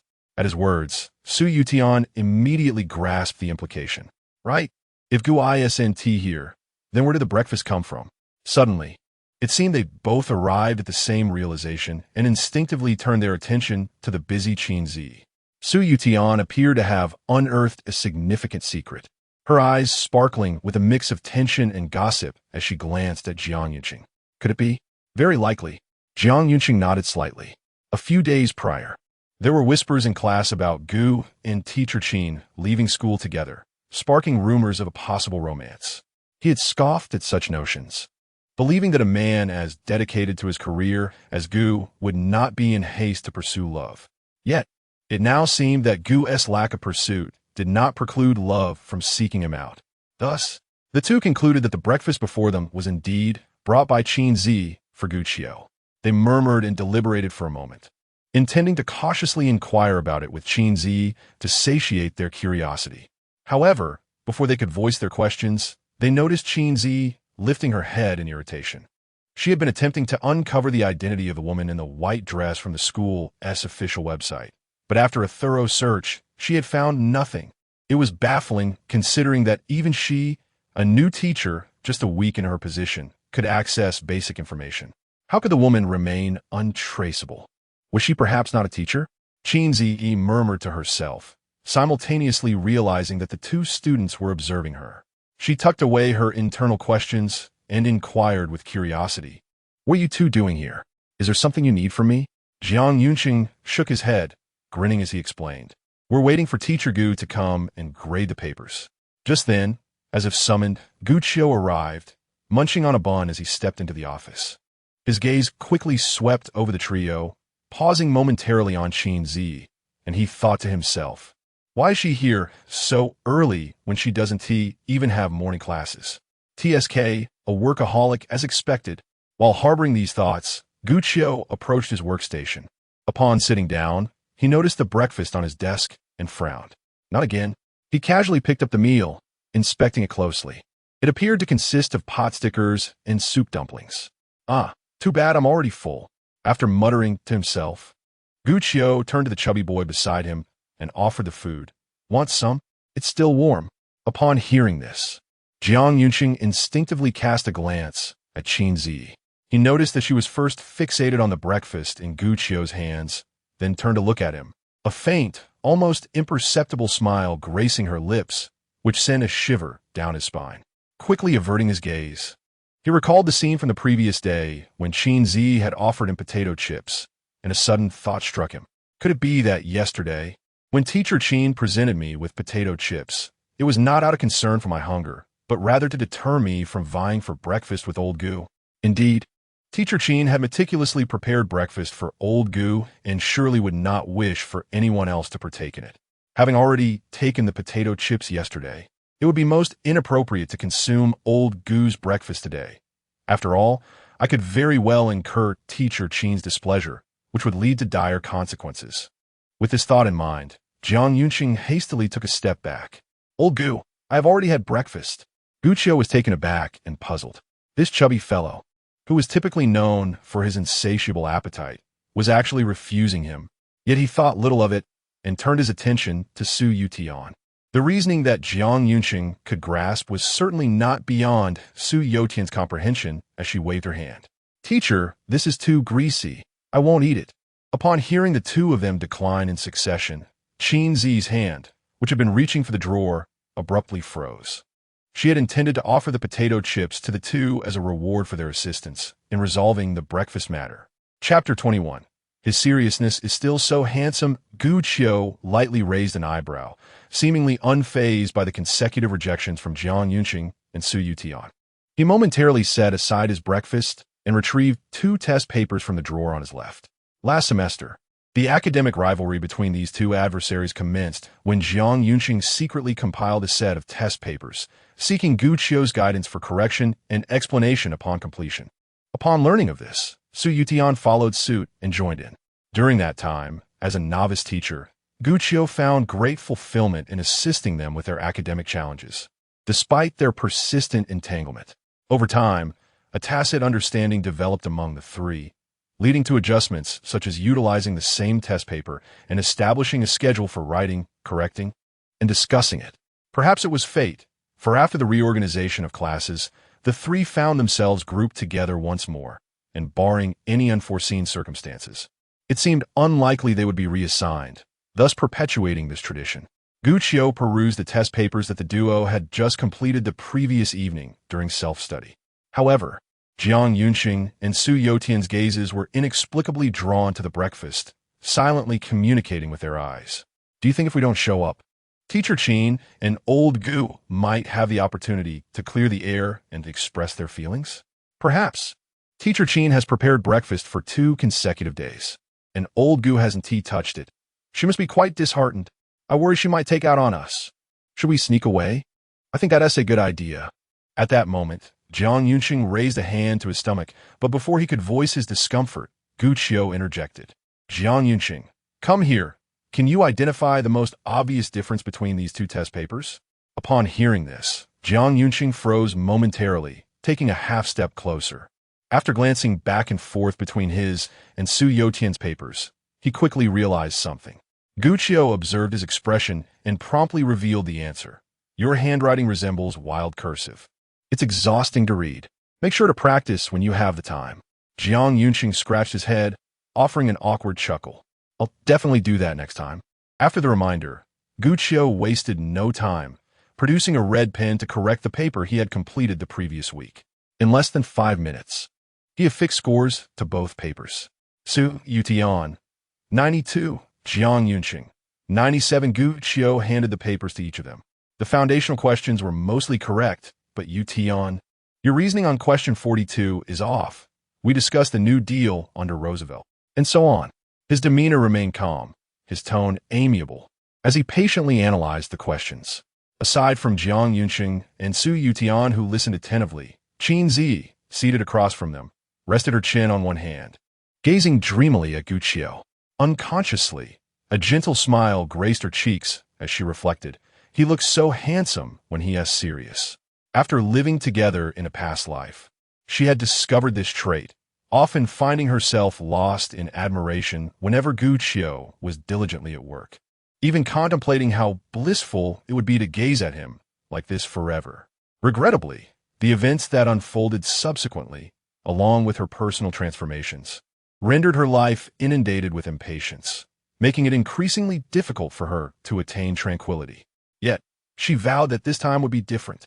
Regardless of who or what might attempt to disrupt her infatuation with this exquisite delight, she would not yield. After a brief interlude, Guccio concluded his explanation. He moistened his parched lips and cast a glance at his empty cup. This moment did not escape the observant Su Yutian, who swiftly seized the cup and filled it with warm water from the dispenser, presenting it to Guccio. You've worked hard, have some water. Guccio accepted it without hesitation, taking a small sip before inquiring with concern. This question isn't particularly difficult. It's just a bit convoluted. Did you grasp it? Standing nearby, Jiang Yunqing shook his head and smugly interjected, there are similar types in the workbook, and since you've explained it so thoroughly, if she still doesn't understand, she can always replay it. You glutton. Su Yutian unceremoniously stomped on his foot. Jiang Yunqing winced in pain. Guccio, already accustomed to their playful banter, continued. The final question is somewhat advanced, but you both have done well to secure the basic 6 points. If you have time at noon, come back, and I'll explain it in detail. All right. They both chimed in unison. Guccio nodded slightly, turned, and retrieved 2 new test papers from the desk, presenting them to the duo. This set contained numerous actual or adapted exam questions from the college entrance examination. Initially, he had intended to wait until after the midterm exams for them to attempt these, but since they had grasped the foundational questions quite well, he decided to increase the difficulty. Without any hesitation, Jiang Yunqing accepted the paper. The harder the questions, the more exhilarated I become. Su Yutian shot him a disdainful glance before taking the other paper. From now on, alternate between these 2 sets. If you can't solve one, you may refer to your materials, and if it's still beyond reach, leave it blank for me to explain. Guccio casually reminded them, then stretched his arms in a languid manner, inadvertently noticing Qin Zhiyi staring intently at him. He quickly retracted his movements, cleared his throat, and continued addressing the bickering pair beside him. All right, the morning reading is about to conclude. If you have nothing else, you may head back. Su Yutian did not wish to be a third wheel, so after a brief farewell to Guccio, she intended to exit the office.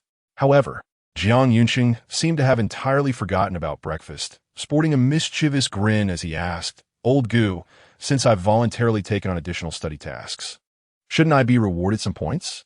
Guccio shrugged, returning a nonchalant expression that indicated he had no points to spare. In response, Jiang Yunqing pouted, stingy. Yet, scarcely had the words left his lips when Su Yutian seized his ear. You only wrote a test paper, and you haven't even achieved full marks. Yet you shamelessly demand points. Do you not understand the propriety between men and women? If the director misinterprets this, we are both doomed. Huh. I must be blind to consider you, you glutton. As if I would ever be interested in you, you little shorty. As the 2 individuals departed in a flurry, a profound silence enveloped the office. Guccio's gaze returned to the breakfast left before him. After a moment of contemplation, he resolved to let it remain there for a while, hoping to find an opportunity to offer it to other teachers. Otherwise, he would have no choice but to consume it himself, for it would be a shame to waste food. Reflecting on my early arrival today, I still failed to catch the person delivering breakfast. But wait, a thought struck me. When I arrived, Qin Zhiyi was already seated here. I wonder if she noticed. After a brief internal murmur, Guqiu lifted his eyes to glance across the table, only to find Qin Zhiyi still fixated on him. Instinctively, he averted his gaze. Yet in the next moment, she raised her phone and tapped it twice, seemingly signaling him to look at his device. Guqiu paused in surprise before picking up his phone, which had been turned face down on the table. It was then he discovered a message from Qin Zhiyi sent over 10 minutes ago. Do you need my assistance with this? Chapter 22. Leave it all to me. Gazing at the notifications on his phone's lock screen, Guqiu momentarily paused. He then proceeded to open WeChat. Just as he was about to type a reply, he noticed that Qin Zhiyi had added another message. I was referring to breakfast. A slight tremor passed through Guqiu's brow. He was well aware that it pertained to breakfast. What else could she possibly wish to assist him with? It was utterly perplexing. Moreover, they were seated face to face with no one else around. Why not simply speak her mind instead of resorting to messages? Was data costless? After a brief internal monologue, Guqiu lifted his dark eyes to glance at the breakfast spread on the table. After a moment's contemplation, he drained his cup of water, rose to approach the water dispenser, and casually placed his belongings on Qin Zhiyi's desk before returning to his seat after refilling his cup, his demeanor unperturbed. Qin Zhiyi was amused by his cautious behavior. Subsequently, she unwrapped a plastic bag, revealing 2 takeout boxes filled with pot stickers and soup dumplings. At that moment, Gu Yin strolled in, just as the morning reading bell rang. Good morning, Teacher Gu and Teacher Qin. Good morning, Yin Jia. Guqiu and Qin Zhiyi replied in unison, their voices polite. Gu Yin sauntered over to Qin Zhiyi, noticing a stray leaf caught in her hair, and gently removed it. Qin Zhiyi slightly turned her head, acknowledging the gesture with a grateful smile, while simultaneously opening the takeout boxes in her hands. Yin Jia, would you like to have some? Though Gu Yin had already had breakfast, she graciously accepted the offer. I'll try a pot sticker. Qin Zhiyi served her 2 with a pair of chopsticks and glanced at Guqiu, who shook his head in decline, prompting her to relent. Gu Yin promptly offered her assessment. Not bad at all. Qin Zhiyi took a small bite and nodded in agreement. In that instant, her gaze shifted back to her phone, and half-jokingly, she sent a message to Guqiu. How about I handle this for you from now on? She sensed his reluctance towards the breakfast, unsure if it was due to her presence. If that were the case, it indicated that he still held her in regard. Naturally, she felt obliged to alleviate his troubles. If it weren't, well, that hypothetical was irrelevant. Upon reading her message, Guqiu replied with feigned annoyance. What a delightful thought. While the gesture of delivering breakfast was well-intentioned, his unwillingness to accept it had turned it into a nuisance. He intended to reimburse the sender once he located them. In other words, it felt as though he was currently treating Qin Zhiyi to breakfast. However, on that note, he had yet to inquire if Qin Zhiyi had seen the person. He glanced at her, only to find that she had already put her phone down and was conversing amiably with Gu Yin while eating and drinking. After wrestling with his thoughts for a moment, he ultimately shook his head. Forget it. I'll just come a bit earlier tomorrow. Guqiu decided not to dwell on the matter further, as he suddenly recalled the video he had posted the previous night. A night had passed, and he wondered how the data was faring. With his thoughts racing, he anxiously opened the dream-seeking short video app. To his surprise, the sound of video playing from the recommended channel blared forth immediately. Honey, I need a hug. Guqiu's body trembled, and he hurriedly pressed pause. Yet it was too late. Qin Zhiyi, Gu Yin, and the newly arrived Chun Qian all turned their gaze towards him in unison. Guqiu could only mask his embarrassment with a smile, while scrolling down to indicate to everyone that he was merely watching videos. He had previously used Dolong, and while the vast data of Xiuming might not accurately reflect his preferences, there was no need for such a dramatic revelation. After a brief moment, once he noticed that the attention of the others had shifted, Guqiu let out a sigh of relief. He then muted the media and navigated to his personal page.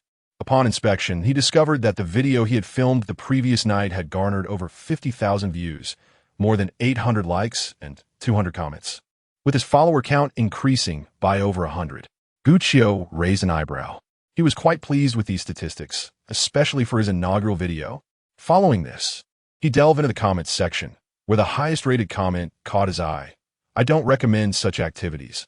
I've never encountered a teacher like this." Guccio chuckled and continued scrolling. Are history teachers really this handsome these days? I would envy that reward. If it were our teacher, it would definitely be papers and practice books. Haha, the banter between those two is hilarious. Why didn't they let them appear on screen? So fake. The entire video features him alone. We don't even know if those sitting in the audience are students. Perhaps the voices were synthesized. Go, Teacher Gu. Looking forward to the next update. Overall, positive reviews predominated, with some rebuttals beneath the negative comments.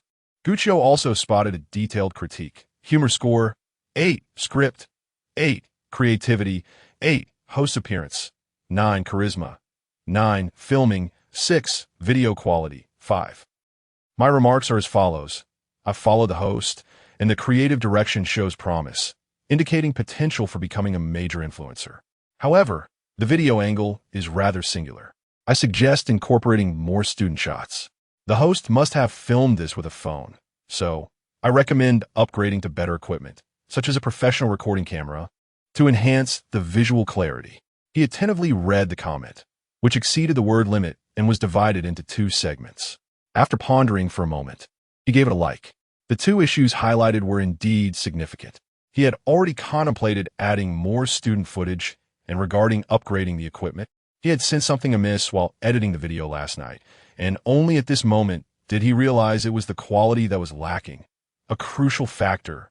Reflecting on this, Guccio turned to glance at the phone he had purchased with a month's worth of part-time wages during his sophomore year. Despite having been well-maintained, and even after enduring 4 years of time's passage, it still functioned normally, with minimal wear and tear on its exterior. Yet, he had to concede that both the camera specifications and memory were outdated. It was indeed a challenge to use it for video recording. Shaking his head, he murmured, "It seems I cannot escape a significant financial outlay." That being said, Guccio was well aware of the adage that one must risk losing something valuable to gain something greater. Since he was determined to create short videos, it was imperative to acquire a set of quality equipment. He exited the dream-seeking platform and navigated to the Jingxi Mall, where he perused a sports camera that he greatly admired, one that was also featured as the first-place prize in a point competition. However, before long, as Guccio was consulting with customer service, a robust and imposing man entered the room. He surveyed the surroundings and placed a stack of papers on the table. The schedule, events, and rules for next month's sports competition would be announced later in the school group chat, and he requested that the teachers read them carefully before relaying the information to the students. Here were the registration forms for each event, and each class was to submit their list by next Friday at the latest. Furthermore, this year's staff sports meet will be divided into 2 categories, youth and middle-aged and elderly. Interested teachers were invited to come to the office downstairs or contact him via WeChat for registration. After he finished speaking, several teachers who were having breakfast began to chatter animatedly. The physical condition of our students is truly lamentable. Song, your class's PE teacher, is always sick and absent. It's no wonder the students are in such poor shape. With the staff divided into 2 groups, does that mean I no longer have to compete with the principal? Zhao, you're 50 this year, right? Which group do you think you'll be in? Ha. Zhao says he may be old in body, but his spirit is young. He has determined to join the youth group. Meanwhile, the PE teacher, Sun Yi, who had spoken earlier, noticed Guccio with his head down and swiftly approached him. Guccio, you seem to be slouching. This semester has kept you quite busy. We hardly see you on the court anymore. Guccio was suddenly jolted back to reality. Playing basketball was one of his few passions, and during the previous semester, he would often spend weekends on the playground. By a stroke of fate, he had encountered Sun Yi, and their initial rivalry had blossomed into a friendship where they would occasionally challenge each other on the court. However, with the increased teaching responsibilities this semester, he found little time to indulge in his hobby. With a sheepish smile, he replied, "Indeed, I'm utterly exhausted every day. I can't be as carefree as you." Sun Yi, seemingly unconcerned, shrugged and asked, "There'll be a basketball match at the sports meet. Would you like to participate?" Guccio raised an eyebrow. Considering the upcoming event, he realized he wouldn't be too busy and could afford to engage in some physical activity, so he nodded in agreement. Observing this, Sun Yi smiled and patted him on the shoulder. Then I'll register you. Meanwhile, sitting across from them, Qin Zhiyi, having overheard their conversation, blinked her sparkling eyes. It seemed she hadn't witnessed Gu Qiu play basketball in many years. Chapter 23. Is crowding healthier? 2 days later, at noon, the throng of eager diners surged towards the cafeteria. However, amidst the jubilant crowd, one could spot a few disinterested souls, including the visibly fatigued Gu Qiu. For the past 2 days, he had risen at dawn to await the delivery of breakfast in the office, only to find that the provider had anticipated his arrival and had already placed the food on the table. This ongoing ordeal, compounded by the fact that he had attended 4 consecutive evening study sessions the previous night, left him in less than optimal condition today. Nevertheless, Gu Qiu had come to a realization. Rather than scurrying about like a cat in pursuit of a mouse, it was far more prudent to relinquish control, as the elusive individual would eventually reveal themselves. Notably, the breakfast he had received over the past 2 days had been handed off to Qin Zhiyi, as he could not quite shake the unsettling feeling that accompanied the mysterious meals. Before long, Gu Qiu found himself entering the cafeteria. With no classes scheduled for the day, he planned to indulge himself with a hearty meal before retreating for a much-needed nap. Meanwhile, a few students from Class 9, positioned at the front of the line, noticed him and waved enthusiastically. "Old Gu, over here." Gu Qiu raised his hand in acknowledgement and strolled over. The second floor housed a dining area designated for teachers, offering a more sumptuous spread. However, Gu Qiu was not particularly fond of the atmosphere there. Unless invited, he preferred to dine among the students, casually making do with whatever was available. His amicable rapport with the students, especially the enthusiastic ones from Class 9, often led to them inviting him to cut in line whenever they spotted him. In reality, teachers were permitted to bypass the queue at the student serving area, but Gu Qiu chose not to disclose this, viewing it as a charming interaction between him and the students. Taking advantage of their position, he received his meal and sought out a seat. Yet, just as he began to eat, a figure loomed over him. He looked up to find Qin Zhiyi, holding a tote bag, making eye contact with him. Today, she wore a delightful green and white checker dress, her head tilted adorably as she smiled sweetly. "Teacher Gu, Madisitere." Gu Qiu, chewing his food, glanced around and noticed there were plenty of empty seats nearby. With a sigh of resignation, he thought to himself, first in the office, now in the cafeteria, do you truly enjoy sitting across from me? What happened to maintaining distance? However, as these were public seats, he had no right to claim the space solely for himself, so he nodded in acquiescence. "Thank you," Qin Zhiyi replied gently, as she took a seat across from him. She then proceeded to unpack 4 lunchboxes from her tote bag. As she opened each one, Gu Qiu beheld the compartments filled with delectable dishes: salt-baked ribs, oil-braised shrimp, fried chicken cutlet, and scrambled eggs with tomatoes, 5 meat dishes and 3 vegetarian ones, totaling 8 dishes. The rich aroma swiftly wafted into Gu Qiu's nostrils, causing him to steal a glance, despite his earlier efforts to avert his gaze. Confronted with the sight of such a vibrant and appetizing array, he could not help but feel that his own meal resembled scraps. Noticing his interest, Qin Zhiyi smiled brightly. "Teacher Gu, I certainly can't finish all this. Would you mind helping me out a bit?" "No need for that. I find these dishes quite satisfying," Gu Qiu replied, feigning reluctance, and then countered. "You've already indulged in such a sumptuous meal. What brings you to the cafeteria?" Qin Zhiyi blinked, stating, "I only prepared the vegetables.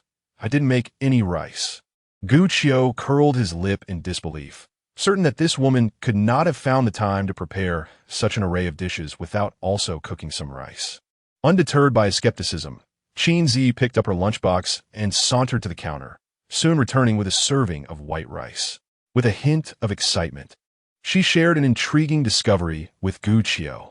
"Can you believe it? They don't charge for the rice." "How absurd," he remarked casually, but inwardly he thought it unjust that they would charge for such unpalatable dishes. Yet, having just proclaimed the food acceptable, he was reluctant to contradict himself.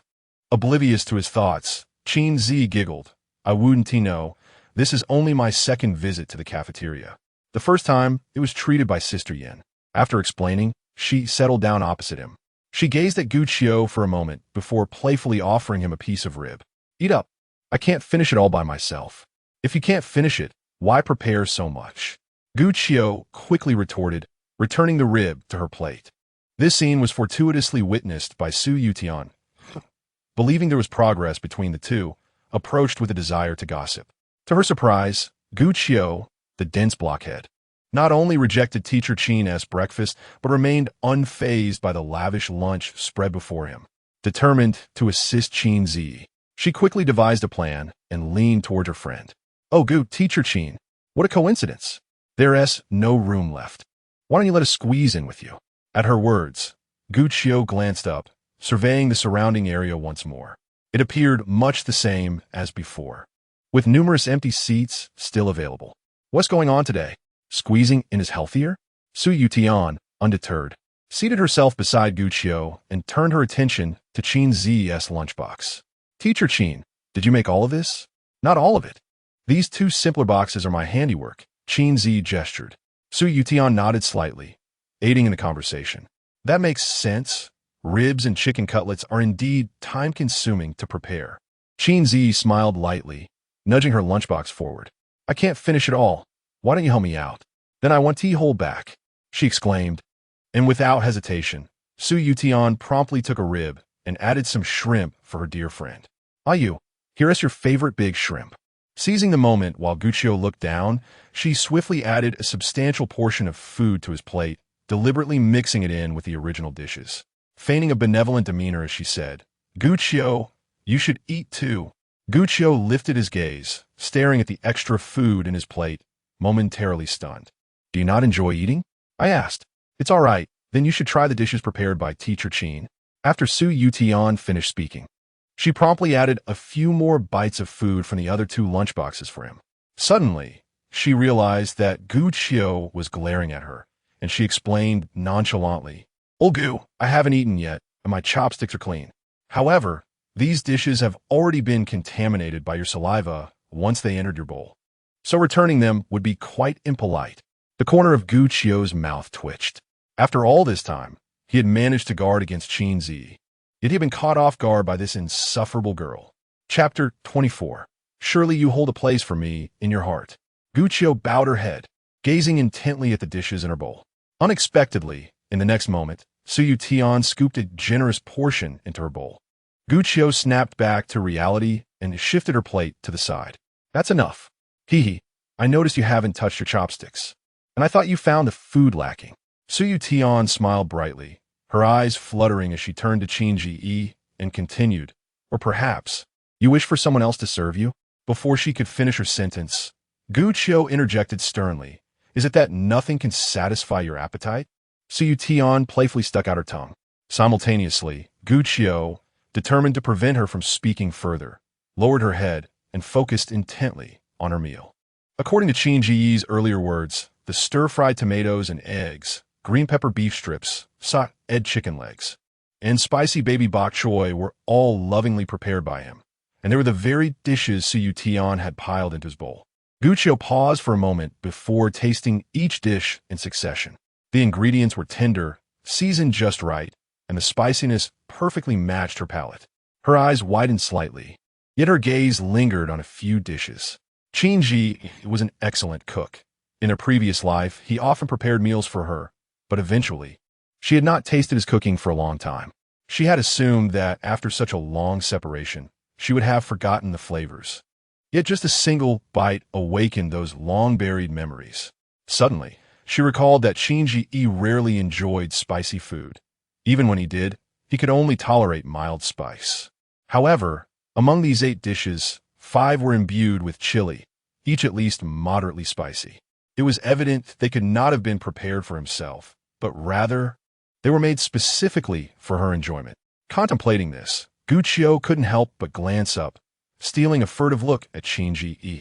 She saw him eating slowly, his entire focus on her. Based on his behavior these past few days, it seemed he truly recognized his mistakes and was sincerely attempting to apologize. But then, no, This woman's temperament was notoriously capricious. Who could say if she would revert to her former self tomorrow? She must not fall for this trickery again. That was close, almost swayed by a mere meal. Meanwhile, Qin Zhiyi's inner world was equally vibrant and complex. Silly man, these dishes were meticulously prepared for you. How could you possibly dislike them? Insisting on being stubborn before me. You refuse the breakfast offered by others, yet you still accept what I provide. Thus, Achio, you must lean towards me. Surely you harbor feelings for me. This is delightful. The rest is left to time.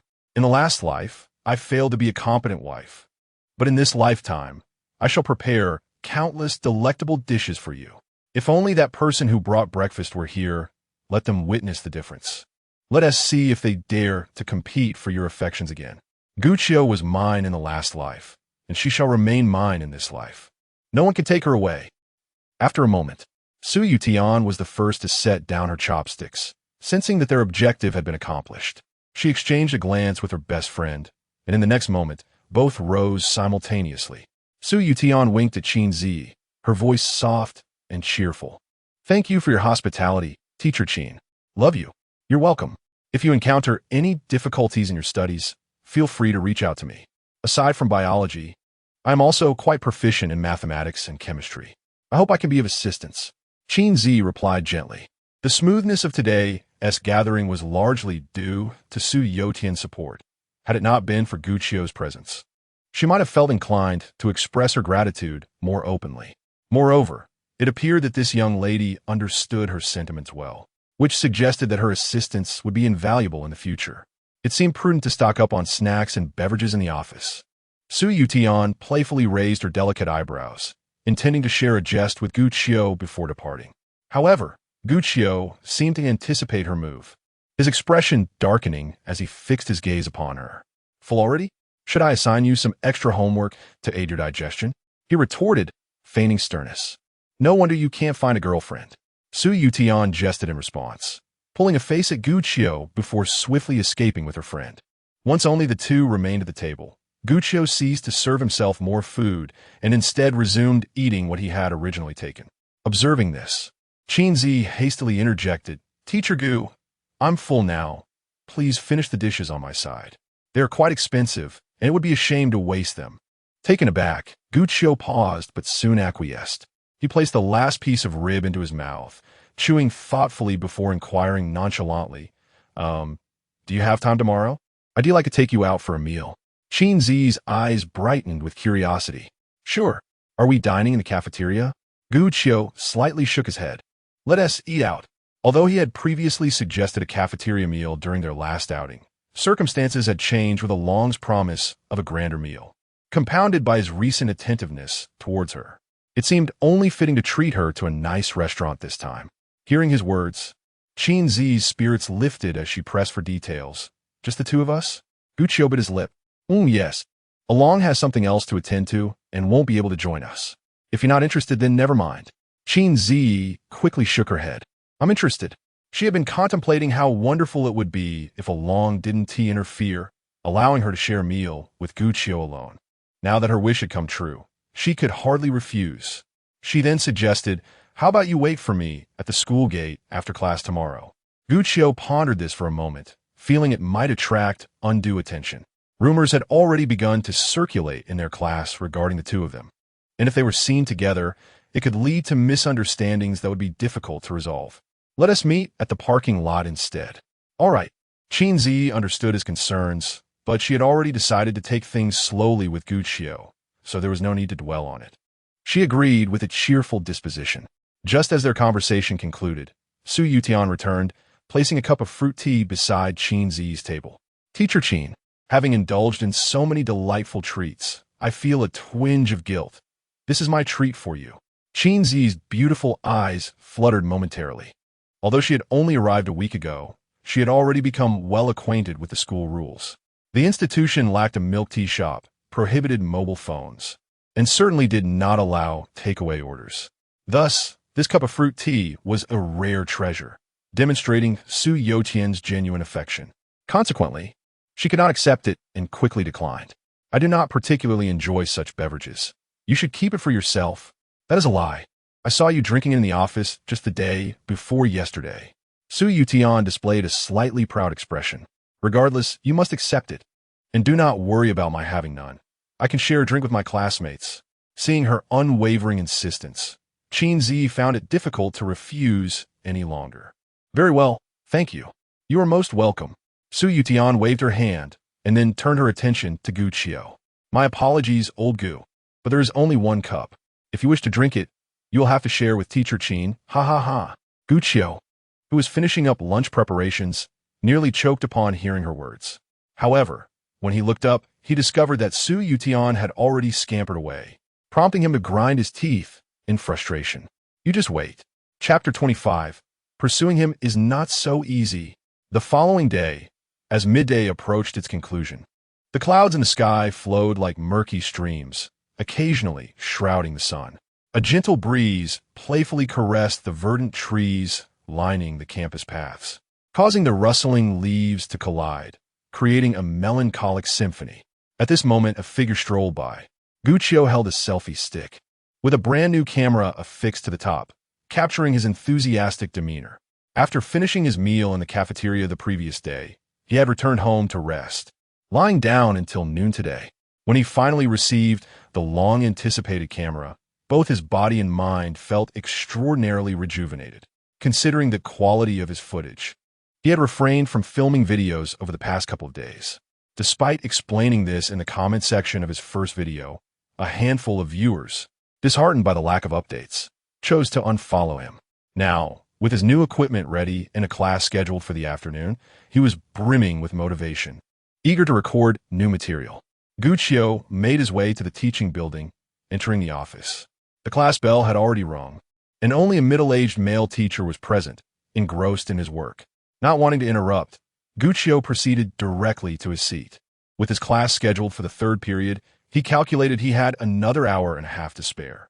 He decided to tinker with his camera for a while before organizing his lesson content. Just then, a petite woman, elegantly dressed in white, passed by the doorway. She glanced inside and, upon spotting Gu Qiu, abruptly halted. After a brief moment of adjustment, she approached him. Gu Qiu recognized her after a moment of contemplation, raising an eyebrow with a smile as he inquired, "Ms. Zhang, is there something you need?" Zhang Ailin returned his smile, dragging a chair beside her before sitting down and finally speaking. "What could I possibly need? I was merely feeling a bit bored, wandering around. I happened to see you here and thought it had been a while since we last met, so I wanted to come in and catch up. Are you busy? If so, I can leave you be." Gu Qiu narrowed his eyes slightly, a hint of suspicion flickering in his dark gaze. This Ms. Zhang had taught a class with him last semester, but their interactions had been minimal aside from one class exchange. Moreover, this semester, she was primarily focused on teaching the second-year students. What could they possibly have to reminisce about? Despite these thoughts, he adhered to the adage of not striking a smiling face and replied politely, "I'm not busy." Upon receiving his response, Zhang Ailin nodded and continued, "I've heard that you haven't been in the best state lately. Though you are still young, it's unnecessary to push yourself so hard." Listening to her incessant advice and concern, Gu Qiu felt warmth in his heart, yet his suspicion deepened. He sensed that she had ulterior motives for her visit, but chose to remain silent, quietly observing her performance. After exchanging pleasantries, Zhang Ailin sighed and gradually steered the conversation toward her familial conflicts, soon discussing her son's early romantic involvement, before finally broaching the main topic. Returning to the topic at hand, "Teacher Gu, you are not exactly young anymore. Haven't you considered embarking on a romantic relationship?" Gu Qiu's gaze sharpened slightly. Truly, as a language teacher, her words were intricately woven, yet she displayed an eagerness that was somewhat excessive. After a moment's contemplation, he offered a serene smile. "I prefer to focus on my career for the time being, and matters of the heart are not my current priority. Your perspective is flawed. As teachers, we are a meager salary. How then can we hope to advance?" Zhang Ailin first countered his assertion before presenting her own views. Furthermore, establishing a family and pursuing a career are not mutually exclusive. Significant life events must eventually be addressed. If you do not seek a suitable partner while you are still young, you may find it difficult to do so later in life. Finally, she skillfully proposed a solution. There are quite a few beautiful teachers at our school who are around your age. Why not allow me to play matchmaker and help you make some connections? Gu Qiu's shoulders sagged slightly, and he silently exhaled. Initially, after hearing Zhang Ailen's lengthy discourse, he nearly misinterpreted her interest in him. If that were the case, he would have to resign and flee, for Zhang Ailen was certainly old enough to be his mother.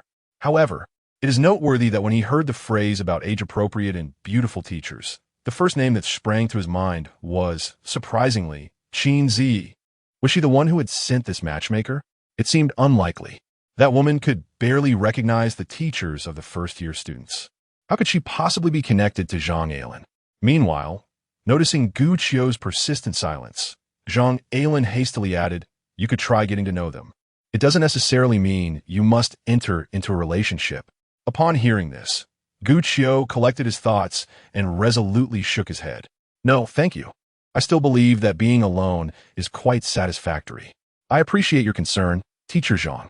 He had initially intended to inquire who had commissioned Zhang Ailen as a matchmaker, but fearing that excessive questioning might lead to misunderstandings, he concluded it best to simply decline. Suddenly, Gu Qiu turned his attention to the stack of exercise books on the desk, feigning a look of realization. "Ah, I have yet to grade the assignments." With that, he immediately retrieved a red pen and began to review them. Zhang Ailen understood that Gu Qiu was unwilling to continue their conversation, and with a hint of resignation, she stood up, bid a brief farewell, and exited the office. Once outside, she glanced back at Gu Qiu. She was a matchmaker, yet she had not been commissioned by anyone. 3 days prior, she had unexpectedly encountered the English teacher from their class stealthily entering this office. After observing and inquiring, she discovered that the teacher was delivering breakfast to Gu Qiu. Seeing that several days had passed without any success, she thought to assist in bringing them together. Unaware that Gu Qiu would refuse so resolutely, Zhang Ailen withdrew her gaze, shaking her head and murmuring softly, "Xiaowan, pursuing him will not be as easy as you think." Gu Qiu paid little heed to this brief encounter regarding Zhang Ailen's matchmaking efforts. After busily occupying himself in the office for quite some time, he finally arrived at his last class of the week. This class, however, was not with Class 9, but with another humanities class, Class 15. Upon entering the classroom, Gu Qiu surveyed the surroundings from the podium. The environment and discipline of Class 15 were somewhat superior to those of Class 9, yet the students lacked the vivacity that characterized their predecessors. Nevertheless, many gazes directed towards him sparkled with enthusiasm.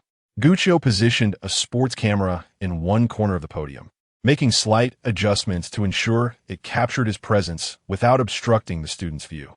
The girl in the front row, seated closest to him, watched his actions intently and finally mustered the courage to ask softly, "Teacher, are you recording a video?" "Indeed, I am documenting life," Gu Qiu replied with a gentle smile. Upon hearing this, the girl, who was not particularly tall and appeared quite slender, blinked her lovely peach blossom eyes but remained silent.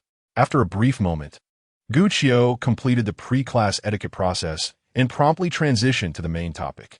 As I previously introduced the historical points competition, today I am delighted to present the first classroom points game, Answer Chain. Chapter 26. Negligence. Allow me to briefly elucidate the rules of the question-answer relay. I shall pose the first question, and the selected student will have 5 seconds to respond. Subsequently, that student will choose another participant and present them with a question within 10 seconds. Should they fail to do so within the allotted time, I will take over. Both the student who answers and the one who poses the question will earn 1 point, while those who exceed the time limit or fail to complete their task will receive no points. Furthermore, no student may be called upon more than once until every classmate has had their turn. Is that clear? In an effort to cultivate a tense atmosphere, Gu Qiu intentionally quickened his speech while announcing the rules. The students, indeed, became more engaged and responded enthusiastically. Understood. Well, to ensure we do not encroach upon too much of our class time, we shall only include about half of the participants in this round, reserving the other half for next week. With that, Gu Qiu retrieved the attendance sheet he had tucked within his book and produced a pen to record the names of those called upon. Once prepared, he scanned the room, his gaze ultimately landing on the girl who had spoken to him earlier. "Let us commence. Come, Su Xiaoan. At his call, Su Xiaoan immediately sprang from her seat. Gu Qiu casually opened a page of his book, glanced at it briefly, and posed his question, what negative impacts arose from the implementation of the closed-door policy? Please mention at least 2 points. Su Xiaoan paused, raising her eyes to the ceiling as she quickly pondered her response. After a moment of hesitation, she began, it hindered the expansion of overseas markets and stifled the original accumulation of capital. It obstructed economic and cultural exchanges between China and foreign nations, leading to a prolonged isolation from a world and gradually causing us to lag behind global trends. It allowed the feudal natural economy to persist for an extended period, thus enabling the feudal rulers to remain stagnant. Gu Qiu attentively listened to her answer, nodding slightly. Not bad. You should ideally add that it hindered the development of capitalism's nascent stages. Now, please select the next person and pose your question. Upon hearing this, Su Xiaoan pressed her lips together and directed her gaze towards her deskmate. Her deskmate, also a girl, appeared visibly anxious and remarked, Su Xiaoan, I advise you to be kind. However, Su Xiaoan paid little heed and declared, Qin Zhiyi. Qin Zhiyi stood up, pouting. After a brief moment of contemplation, Su Xiaoan posed her question, what is the name of the world's earliest form of paper currency? At this, Qin Zhiyi was taken aback. This question had been posed by teacher Gu previously, and she had been unable to answer at the time, subsequently making a note of it. Thus, it seemed that Xiaoan was intentionally giving her an easy question. As time ticked away, Su Xiaoan, puzzled by Qin Zhiyi's lack of response, gently tugged at her sleeve.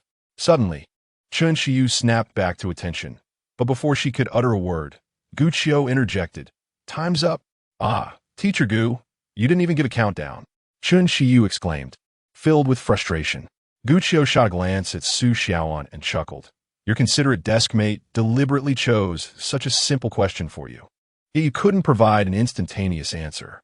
Did you expect me to count down for you? At this moment, the atmosphere in the classroom had grown increasingly vibrant, with several students engaging in animated discussions. Indeed, if given an advantage, one might still falter in seizing it. However, would this not be tantamount to playing tricks? If everyone were to select their deskmates and pose simple questions, would that not equate to an effortless accumulation of points? I certainly would not. For my dear deskmate prefers challenging questions. Hey, don't leave after school. In that instant, Gu Qiu raised his hand to interrupt the chatter, laughing, whomever you choose and whatever questions you pose, I shall remain indifferent. As long as they pertain to the knowledge from our texts, it's fair game for vengeance, gratitude, or mutual point accumulation. It's entirely up to you. For the average student, Gu Qiu hoped they would solidify their grasp of fundamental concepts. Thus, posing some simpler inquiries to reinforce memory was not unwarranted. Regarding the point system, with 4 classes weekly, each individual could earn a maximum of 2 points. And even if the entire class were to exploit loopholes, he remained unfazed. If it came to that, he would simply declare, the final say rests with me. Gu Qiu did not dwell further on these thoughts and urged, all right then, let us continue. Qin Zhiyi, quickly choose someone and pose a question. For the next 10 minutes, everyone immersed themselves in this delightful little game, enjoying themselves thoroughly while simultaneously acquiring substantial knowledge. Afterward, Gu Qiu returned the recorded list to his book. Subsequently, he connected the USB drive to the classroom computer, activating the whiteboard and projector. Well, that concludes today's point game. Now, let's commence with our lesson. As his words settled, Gu Qiu navigated the mouse to open a particular video from the USB, but refrained from playing it immediately, instead inquiring, how many of us have ever flown in an airplane? In an instant, 7 or 8 hands shot up. What about high-speed trains? This time, a significantly larger number of hands were raised. Gu Qiu casually selected one individual. Qin Zhiyi, where did you travel by high-speed train? I went to Haicheng to see my dad. How long was the journey?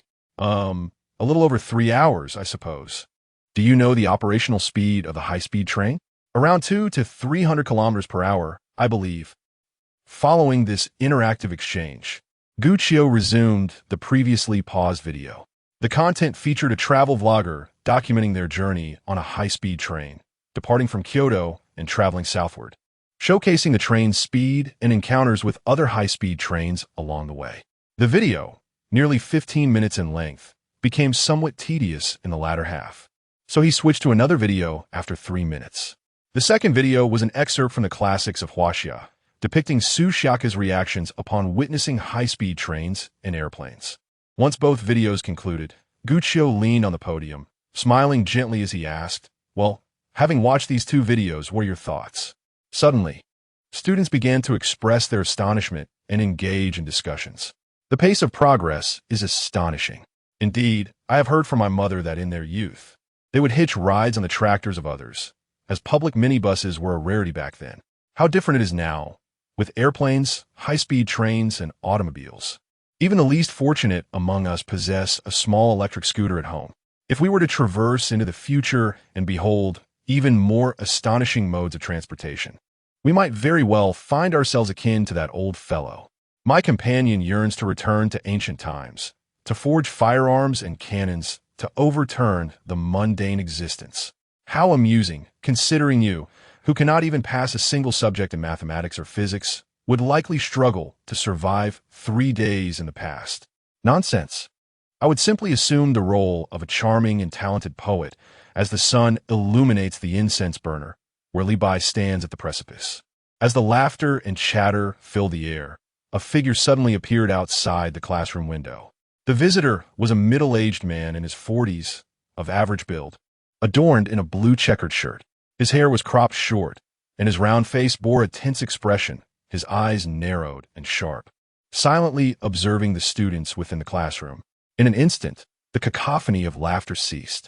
Gu Qiu, standing on the platform, discreetly glanced outside and could not help but suppress his smile. After exhaling a breath of frustration, he continued, "Well, what everyone has just stated is indeed correct.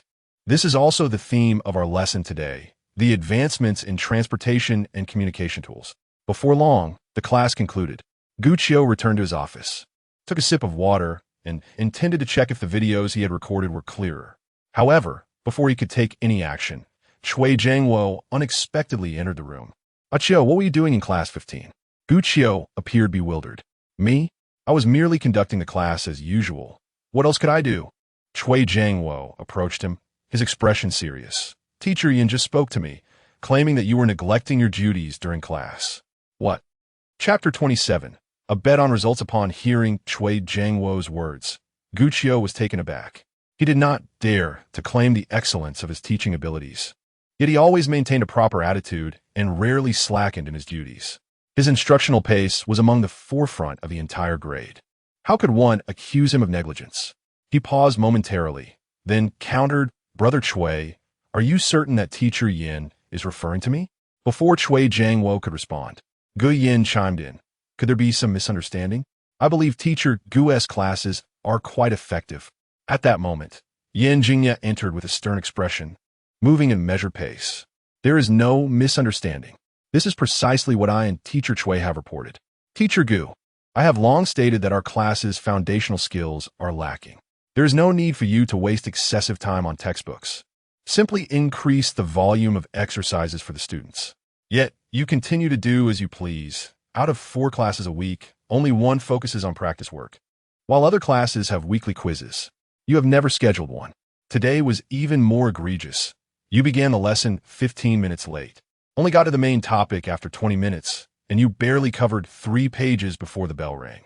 I asked the students, and they mentioned you were initially engaging them in some points game and even taking pictures with a camera. Tell me, is this not negligence?" Having spoken at length and with a stern tone, Cui Jiangwo hastily attempted to calm him. "Old Yin, please temper your anger." Meanwhile, the commotion in the office attracted a few onlookers, including a woman in a white dress who stood at the forefront of the crowd, her gaze fixed intently on Gu Qiu, eager to comprehend the situation. Yan Jingye pushed aside Cui Jiangwo's hand resting on his shoulder and continued in a cold voice. "Today's youth often seek to employ novel and innovative teaching methods that appear flashy but are, in fact, misplaced." Hearing this, Gu Qiu, who had been silent until now, finally spoke up. "Teacher Yin, you must understand that the foundation of lower tiers determines the structure of the upper tiers, correct? If students cannot grasp the knowledge presented in their textbooks, how meaningful is it to have them endlessly solve problems? As for how to arrange class time and content, that is my prerogative. You deem my teaching methods as flashy and misplaced, yet I believe that in such a lively and enjoyable classroom atmosphere, students can absorb far more knowledge. He did not raise his voice or create a scene. Instead, he maintained a calm demeanor that nonetheless exuded an unnameable pressure. However, Qin Zhiyi, with over 20 years of teaching experience, felt no apprehension. If you believe your teaching methods are without fault, then may I inquire why our class ranked second to last in the history section of the last monthly exam? Some science classes even scored higher than ours. As a subject teacher, have you reflected on this? At these words, Gucci's lips twitched. Were it not for his professional decorum, he would have been tempted to deliver a couple of slaps to this old fool. Was it not true that in the last monthly exam, Class 15 had performed poorly in history, but aside from the English subject taught by this individual, all other subjects had floundered? The underlying issue stems from a rigidly stern approach towards students, one that encompasses not only academic performance, but also daily routines, discipline, and various aspects of life. However, students are not machines. They experience fatigue and can develop negative emotions. Yet, Mr. Yin remains oblivious, assigning a considerable amount of homework the night before a monthly exam and extending class hours, which results in students being ill-prepared for the test the following day. Rumors circulate that some students, struggling academically, have learned that their monthly exam scores are linked to their homeroom teacher's bonuses, prompting them to deliberately underperform in retaliation. Given such circumstances, it is a wonder that Class 15 does not rank at the bottom. As Mr. Yin silently harbored these thoughts, Gu Yin spoke up to defend him. Mr. Yin, I must disagree with your assessment of Gucci's teaching methods based solely on grades. He teaches history to our class as well, and we ranked third in the last history exam. Moreover, students have expressed confidence that there is room for improvement in the upcoming exam. Therefore, it is essential to consider that not all responsibility lies with others. Before she could finish her statement, Mr. Yin interrupted. Ms. Gu, the foundational knowledge of your Class 9 students is inherently superior to ours. Is there truly a basis for comparison? To put it bluntly, no matter who teaches Class 9, they are unlikely to perform poorly. Upon hearing this, Gu Yin choked on her words, her face betraying a mix of indignation and disbelief. The initial class division had been based on an equitable distribution of students, and the overall levels across classes were similar. Was Mr. Yin not simply fabricating excuses? Furthermore, his assertion that anyone could teach Class 9 undermined the efforts of the current teachers there. Seeing that Gu Yin had been rendered speechless, Mr. Yin turned his attention to Cui Jiangwo. Director Cui, I previously mentioned to you my preference against assigning young teachers to our class. I am curious about how you orchestrated this. Is it still possible for me to request a teacher change? I believe Mr. Huang Yuqing from Class 17 would be a commendable choice. Cui Jiangwo frowned slightly. He had attended Gucci's lessons during his visits, and, being a political educator, found no fault in his teaching. In contrast, Mr. Yin had received multiple complaints from students in Class 15 about various issues. Moreover, class assignments were determined by the school's academic research group, leaving him with little authority to alter them. A palpable sense of discontent towards Mr. Yin began to simmer among the staff in the office, yet he remained oblivious, continuing to espouse his misguided reasoning. Outside, Li Yuan had grasped the situation. Taking a deep breath, she intended to step in and offer support to Guccio. However, just as she took a small step forward, a figure darted past her, while two others, one tall and one short, crouched by the window frame, peering curiously into the room. Wow, is there a battle of wits in the office? Hey, you loudmouth, pipe down. Qin Zhiyi had just finished a class for the 9th section and was engaged in conversation with Su Yutian and Jiang Yunjin for a brief moment. Little did she anticipate that this short delay would lead to such a commotion in the office. Unaware of the events that had transpired, she only overheard Qin Zhiyi insist on replacing the history teacher, prompting her to instinctively step in front of Guccio. Mr. Yin, do you hold a significant bias against young teachers? May I inquire if you were never young yourself? Or do you believe that younger educators are inherently inferior to you seasoned veterans? Her 3 remarks were delivered with a commanding presence, laced with an undeniable chill. Gu Qiu, seated nearby, raised his gaze to observe Qin Zhiyi's silhouette. Indeed, this was the formidable, icy woman he remembered. Yet, while her cold demeanor had once evoked a sense of dread in the past, it now warmed his heart. Although Qin Zhiyi had never ascended to the position of CEO in her previous life, she had steadily climbed the ranks to become a senior executive within a major corporation. The aura of authority she exuded not only rendered Yin Jingye momentarily speechless, but also startled Cui Jiangwo. However, upon realizing that she was merely a young woman in her 20s, both men relaxed. Yin Jingye quickly launched a rebuttal. Teacher Qin, please refrain from distorting the truth. This matter does not pertain to you. Gu Qiu, casting a sidelong glance, noticed a growing crowd gathering outside the office. Concerned that the situation might spiral out of control, he pondered briefly before interrupting Yin Jingye. Mr. Yin, since you've brought up academic performance, let us wager on it. In the upcoming monthly exam, provided that you allow the students sufficient rest and do not impose excessive pressure, I assure you that Class 15's overall history score will rank within the top 5 of the regular classes. Should I fail to deliver, I shall personally request a transfer from Class 15. If the school denies it, I will resign. Conversely, you must apologize for your repeated denials of my teaching methods today and promise not to intervene in my instruction henceforth. Upon hearing this, Yin Jingye narrowed his eyes, scrutinizing Gu Qiu for a moment. Noticing that he seemed earnest rather than boastful, he smirked and nodded. Very well. I accept your wager. Chapter 28. Someone is competing for your husband in the presence of witnesses. Gu Qiu and Yin Jingye established their wager. Following this, Yin Jingye turned on his heel and left, allowing the office to return to its tranquil state. Cui Jiangwo glanced at Gu Qiu and sighed softly. Do you have confidence? The first-year cohort comprises 26 general classes, including 12 in the humanities. Class 15 had previously ranked second to last in history, specifically in the 11th position. For Gu Qiu to emerge victorious in this bet, he must guide Class 15 to surpass 6 other classes, totaling nearly 260 students. A formidable challenge indeed. Gu Yin also looked at him with concern. Oh, you shouldn't be so impulsive. What if you lose? Gu Qiu, however, wore a relaxed expression, a faint smile gracing his lips. I have faith in my students. Besides, losing might be preferable. I would have one less class to teach, which would ease my burden significantly. As their subject teacher, he understood the current academic state of his students all too well. After the last monthly exam, the students of Class 15 had expressed their apologies to him, and during this period, they had been studying with greater diligence, evident in their classroom engagement and homework completion.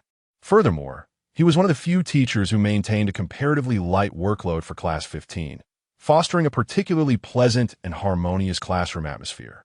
He believed that those overburdened children would indeed strive to ensure their attention. Thus, he resolutely committed to the wager.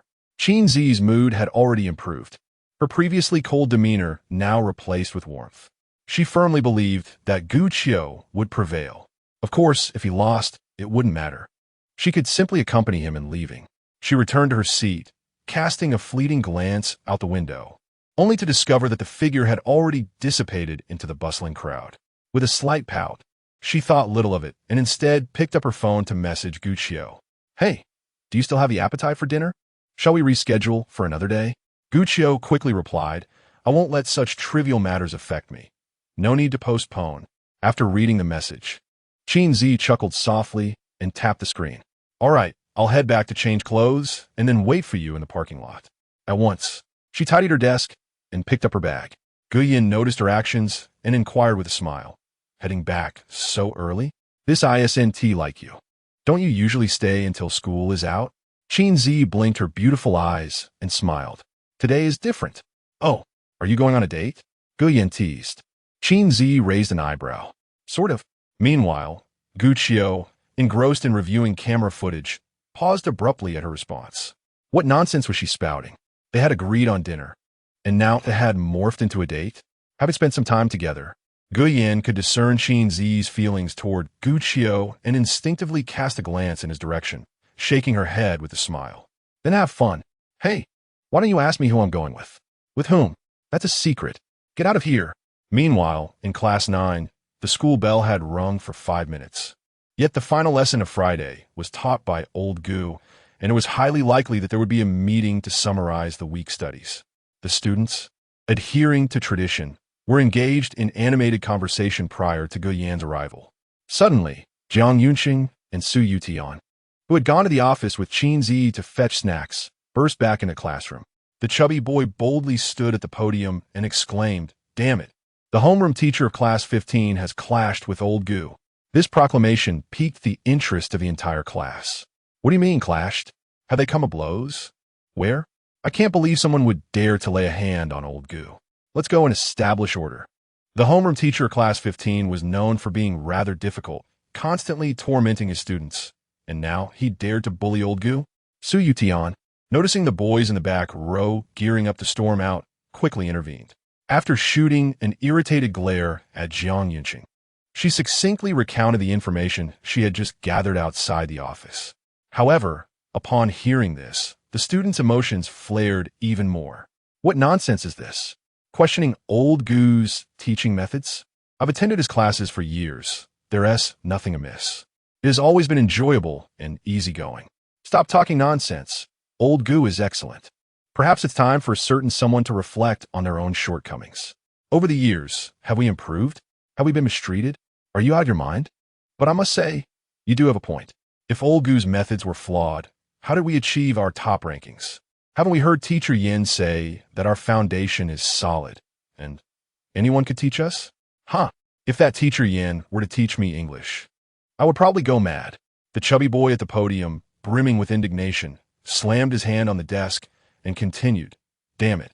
It frustrates me to think that Old Goo, who is truly wonderful, is being criticized. Class 15 needs to place in the top 5 to win. So let's South aim for first place and show that Teacher Yin what Old Goo is truly capable of." Upon hearing this, several voices chimed in to support him. I'm in. Count me in. I hope Class 15 can redeem themselves and not let Old Goo down. Honestly, I wish Old Goo would stop teaching Class 15. Maybe we could snag more rewards in the point competition. From now on, let's all study history diligently, strive for good grades, and show those who look down on Old Goo what we're made of. For Old Goo, let's go all out. Why had the atmosphere suddenly ignited? Thus, the students of Class 9 unanimously resolved to study diligently and strive for first place in the upcoming monthly exam. An hour later, school had dismissed. Gu Qiu returned home, quickly freshened up, changed into another outfit, and prepared to head to the parking lot to find Qin Zhiyi. As he turned into the narrow path leading to the apartment building, he noticed a figure standing by the roadside. Upon recalling Li Yuan's identity, he hesitated momentarily, contemplating whether to greet her. However, to his surprise, she spoke first, calling out to him, "Mr. Gu, did you find the breakfast I prepared for you this week to your liking?" At her words, Gu Qiu's eyes widened in astonishment. "Breakfast was prepared by you?" "Yes," she replied with a smile. "I bought one for you while picking up something for Nyonyo." After explaining, she turned slightly to gaze down the road, inviting him. "Shall we walk together?" Gu Qiu paused for a moment, lost in thought, but ultimately decided to inquire further. Unbeknownst to them, their image was captured by a camera not far behind. The photograph was subsequently shared via a messaging app, accompanied by a playful message. "Teacher Qin, someone is vying for your husband." Chapter 29. Are we going to date Teacher Qin? On the way, Gu Qiu caught a glimpse of Li Yuan out of the corner of his eye. Their acquaintance began with a mention of a little girl named Nyonyo. One evening at the end of September last year, Gu Qiu went to retrieve some teaching materials left in his office. As he passed by a small pond on the east side of the campus, he stumbled upon a drowning girl. He swiftly rescued her and administered first aid, preserving the fragile life of the child. The girl's name was Li Xining, affectionately known as Nyonyo, and she was the daughter of Li Yuan. That day in the hospital, Li Yuan tearfully expressed her gratitude, nearly kneeling before him, insisting on offering a reward, which Gu Qiu adamantly declined. Eventually, he acquiesced to her insistence on treating him to a meal. It was during this gathering that he learned of Li Yuan's past from her inebriated father, who recounted her unfortunate circumstances. During her university years, Li Yuan had fallen in love with a senior, only to find herself unexpectedly pregnant. The man, unwilling to take responsibility, vanished from her life. Yet, she chose to give birth to the child instead of terminating the pregnancy. Gu Qiu refrained from passing judgment on her decisions. In the days that followed, their interactions dwindled. Occasionally, he would encounter Niu on the basketball court, where she would greet him or cheer him on from the sidelines. He had no desire to entangle himself with Li Yuan further and was taken aback to discover that the person delivering breakfast was indeed her. What could be her motive? Was she perhaps seeking to find a stepfather for Niu? As this thought crossed his mind, Gu Qiu's eyes widened slightly. While he felt sympathy for Li Yuan's plight, it did not equate to acceptance. After all, he had never fathered a child in his previous life, and currently, he was but a fledgling. He adjusted his expression, inwardly hoping that he was merely overthinking or misinterpreting her intentions, and slowly spoke up. Is Niu doing well lately? Upon mentioning her daughter, a broader smile graced Li Yuan's face. Absolutely. She often talks about you. Just the other day, she asked me, why hasn't Uncle Gu Qiu come to play basketball lately? At this, Gu Qiu scratched his head, sheepishly chuckling, I've been rather busy lately. Yes, I understand. After the division of arts and sciences, the teaching load becomes considerably heavier. Li Yuan nodded in agreement. Feeling her warmth, Gu Qiu found himself increasingly uncomfortable. After a brief pause, he resolved to address the breakfast matter directly. Teacher Li, the second apartment building, is not far from the cafeteria. It is merely a trivial task for me to buy breakfast, so you need not trouble yourself with bringing it for me. After all, it must be quite challenging for you to care for Niu alone. Also, I imagine this week's breakfast must have cost you a fair amount. I will reimburse you later. Perceiving the subtle rejection and detachment in his words, Li Yuan's crystalline eyes dimmed momentarily, yet her countenance remained adorned with a smile. She swiftly concocted an excuse. Last Saturday, while Niu was having breakfast, she saw a scene in a cartoon where someone fell into the water and suddenly thought of you.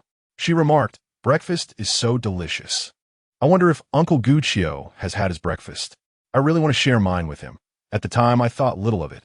But when I bought breakfast on Monday, it came to mind, and I brought you a portion. It's hardly a trouble, though it may have caused you some inconvenience. I understand now. I want to do this again. Let us forget about the money. It wasn't much. Gu Qiu raised an eyebrow. Given the fervor with which she had compared wake-up times with him just days prior, her casual pretense was hardly believable. Nonetheless, the matter had been clarified, his objective accomplished, and there was no need to dwell on the truth. Offering a faint smile, he replied softly, how about this? When I have some free time, I will take Niu out for breakfast, though it may impose on you. Teacher Li, not all. Li Yuan quickly shook her head. Suddenly recalling her promise to her daughter, she added, Teacher Gu, Niu mentioned she misses you, so I came today to invite. However, before she could finish her thought, a car horn blared from behind them. Gu Qiu turned to see a white Mercedes gliding alongside them. The passenger window slowly descended, revealing the stunning profile of Qin Zhiyi, clad in a black jacket, sporting sunglasses perched on her forehead and casually resting one hand on the steering wheel, exuding an air of cool detachment. Yet in the next moment, she turned her head, her starry eyes playfully blinking, a teasing smile gracing her lips. I waited for you so long. I thought something happened to you. I didn't expect you were having a clandestine meeting with a beauty. With that, she nodded in greeting to Li Yuan.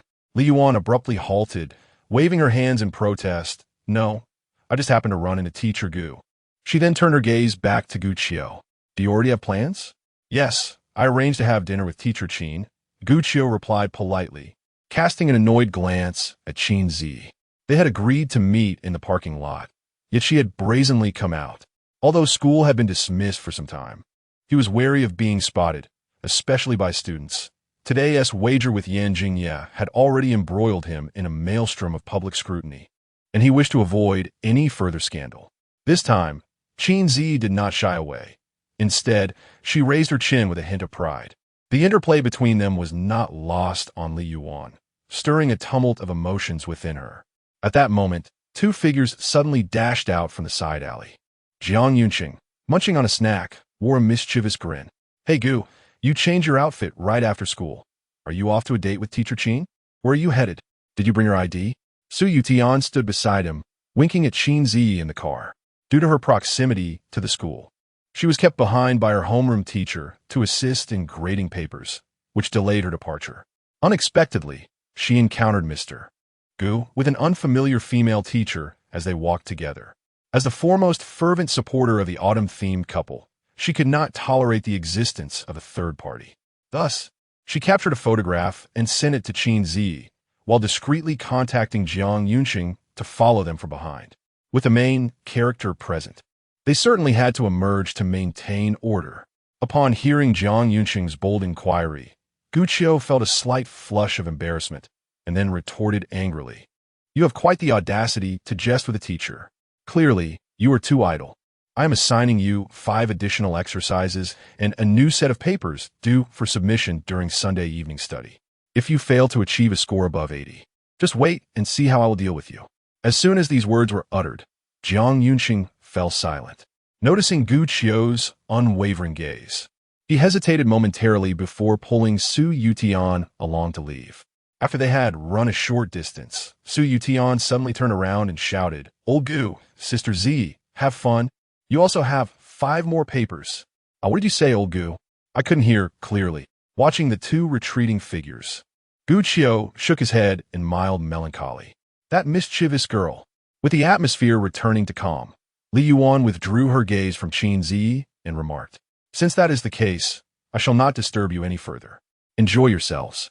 Gu Qiu felt that any further explanation of his relationship with Qin Zhiyi would only complicate matters, so he refrained from saying much.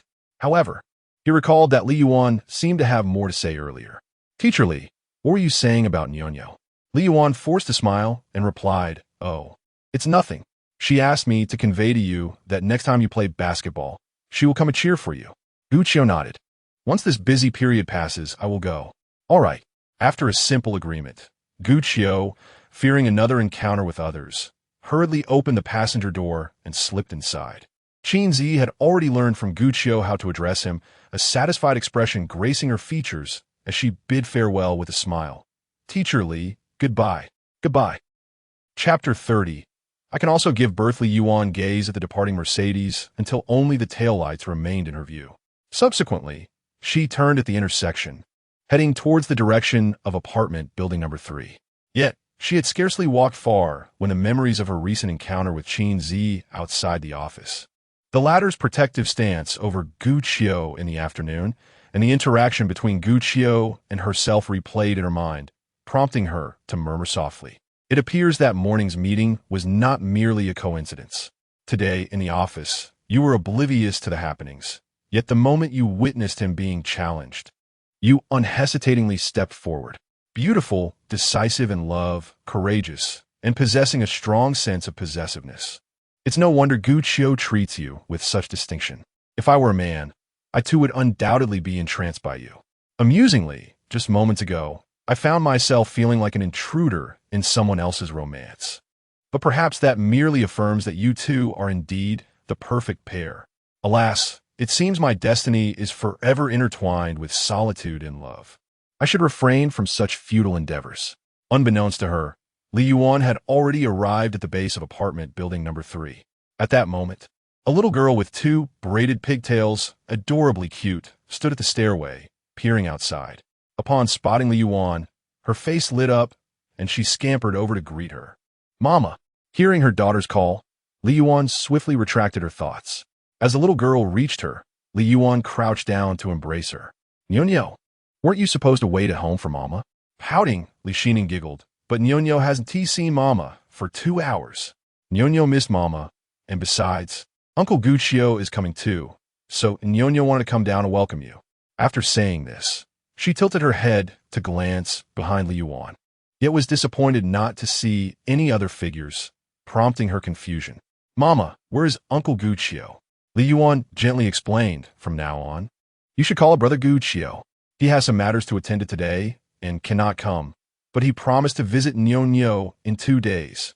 Upon learning that Gu Qiu would come in 2 days, Nyonyo did not throw a tantrum.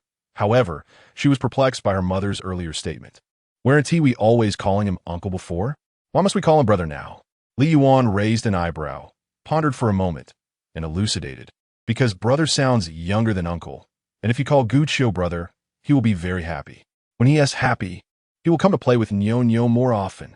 The little girl, with her innocent thoughts, brightened at her mother's words. Really? Then Nyo will call him brother Guccio from now on. When will brother Guccio come to play with Nyo? Just then, Li Yuan's phone vibrated in her hand, and she glanced down to find a transfer and message from Guccio. After receiving 200 yuan, teacher Li, I feel a bit guilty not paying for the breakfast you've brought for a week. If there's anything left, please buy some milk and snacks for Nyo. It's my small gesture of appreciation. This marks the first conversation between the two since they became friends. In her original fantasies, she imagined herself feeling nervous, excited, or unsure what to say. However, in reality, she felt an overwhelming sense of calm. With a faint smile, she accepted the transfer and replied, "All right." At the same time, Nyo repeated her earlier question. "Mom, when will brother Guccio come to play with me? There will be an opportunity. But what about all the dishes you prepared if brother Guccio doesn't come today? Indeed, what shall we do? How about Nyo eats a little more today? Can I have sweet and sour ribs? Of course, today you are allowed to indulge." "Yay, that's wonderful, Mom. I think it's actually good that brother Guccio isn't coming. Ha ha, you little foodie." The mother and daughter shared a warm conversation, hand in hand, walking toward the staircase. In truth, Li Yuan's feelings for Guccio can be traced back to a moment when Nyo, while watching Guccio play basketball, unexpectedly exclaimed, "If only Uncle Guccio were my dad." This innocent wish, filled with hope, was like a seed planted deep within her heart, gradually taking root and sprouting. Yet just moments ago, it seemed she had uprooted this playful yet beautiful desire. Nevertheless, recently, Li Yuan had frequently mentioned Guccio in front of Nyo, especially today when she said she would invite Guccio over for a visit. To prevent this little girl from developing an excessive attachment due to longing, she decided to lower Guccio's status while subtly redirecting her attention. Meanwhile, in the Mercedes, the passenger window had been raised early on. Upon seeing Li Yuan's simple and straightforward response, Guccio let out a quiet sigh of relief. Suddenly, he felt an intense thirst, moistening his dry lips. He turned to Qin Zhiyi and asked, do you have any water in the car?" Noticing his hoarse voice, Qin Zhiyi quickly pressed a button on the central control screen. In the next moment, the small drawer in the front of the passenger seat opened. Guccio saw small bottles of mineral water inside and promptly took one, opening it and drinking a couple of gulps. "Thanks." Just then, they found themselves caught at a red light. Qin Zhiyi steadied the car, turned her head, and stared at him intently. "So, you and that teacher Lee have a good relationship? And who is Nyo? Is she your child?" She was well aware that this was impossible, but wished to provoke Guccio into speaking. Sure enough, Guccio's eyes widened in surprise. "What on earth are you talking about? Nyo is indeed teacher Lee's child, yet I have no connection to her whatsoever. I merely saved that little girl's life." Subsequently, Guccio recounted the tale of the rescue and shared the tidings that Li Yuan was the one who brought him breakfast. Upon hearing this, Qin Zhiyi's expression became quite remarkable. She had previously heard Guccio speak of saving the drowning girl in her past life. Yet the myriad of events that unfolded at that time had not been revealed. From her intuition, it was clear that Li Yuan harbored feelings for Guccio. However, she firmly believed that Guccio would never become involved with a single mother, as he possessed a profound emotional purity, striving for perfection both physically and psychologically. In their previous life, she and Guccio had been each other's first love, sharing all their firsts as a couple. Despite some issues arising in their marriage, they never lost contact, no matter how busy they became, nor did they ever spend nights away from each other. Even during business trips, they adhered to their initial agreement, recording their nightly routines and sharing them in their small group chat. In a moment of contemplation, Qin Zhiyi's attention shifted to another significant detail: children. Shortly after their marriage in her past life, Guccio had hinted at his desire for a child, whether a son or daughter. Unfortunately, at that time, her mind was consumed with her career, viewing a child as an impediment to her ascent. Thus, she never accompanied him in fulfilling this wish. Reflecting on this, Qin Zhiyi felt a pang of regret and self-reproach. She lightly pressed her lips together and suddenly spoke. "If you wish for a child, I am willing to bear one." Guqiu had just finished a lengthy discourse and was about to take a sip of water, but upon hearing her words, he widened his eyes in astonishment. Chapter 31. Creating a child for Guqiu to play with. Upon hearing Qin Zhiyi's audacious declaration, Guqiu immediately spewed the water he had yet to swallow, followed by a couple of coughs. Cough, cough. How does your ability to bear children relate to my desires? Is it simply a matter of wanting? Traffic order gradually restored. Qin Zhiyi lightly pressed the accelerator to follow the car in front. She raised her thick brows, her starry eyes fluttering in response. Initially, she had merely intended to ponder this thought internally, yet inadvertently expressed it aloud. Since Guqiu had already overheard, she decided to embrace her impulsiveness. Shrugging her shoulders nonchalantly, she replied, "Why can't one bear children? Haven't you seen that video where a good brother has a child? If a good brother can, surely a good friend can as well." Guqiu's lips twitched. Were these two capable of bearing children? Nonetheless, he reflected on how many times in his past life he had subtly broached the subject of having children with Qin Zhiyi, only to be met with her evasive responses. On one occasion, he had even removed the child's attire midway, resulting in his lineage ultimately being consumed by this woman. Now, she seemed willing, though he couldn't discern whether it was a genuine desire to have a child with him or merely a manifestation of past regrets. If it were the latter, he had no interest in it. Noticing his silence, Qin Zhiyi hesitated to continue the conversation, though she felt a pang of guilt. A greater part of her truly wished to give Guqiu a child. From the very beginning of their cohabitation, in Guqiu's visions of happiness, children had always been a part of the dream. She had once entertained the notion of their love's fruit, calling her mama, and even promised to bear him a daughter. This regret must be rectified in this lifetime. Yes, she resolved to add another plan to her agenda, creating a child for Guqiu to play with. While Qin Zhiyi mentally set her intentions, Guqiu, prompted by thoughts of parenthood, was beset by a series of vivid images. And with the leading lady of the story beside him, he felt an inexplicable heat surging from his lower body. Hastily, he rolled down the car window, shook his head to dispel the thoughts, and shifted the subject. Cough, cough. What do you feel like having for dinner? Qin Zhiyi, her cheeks tinged with a faint blush at the sensitive topic, remained alert as she drove and softly replied, "Aren't you the one treating? Shouldn't you decide what we eat?" Guqiu shook his head again, arguing, "If I'm treating you to dinner, the dishes must cater to your tastes. Don't you know what I like?" Qin Zhiyi pressed on. "Though we haven't lived together in this lifetime, after 5 years as online friends, I have long shared my preferences with you." Guqiu rolled his eyes. "Huh, I do indeed know your tastes. You don't eat spicy food, and you're not particularly picky about anything else, which is akin to having no preferences at all. How am I to choose?" Suddenly, it seemed that Qin Zhiyi realized this as well, playfully blinking at him. "How about we find a place to stroll first, and then decide what to eat? All right, aside from that, there seems to be no other way for now." Guqiu nodded in response.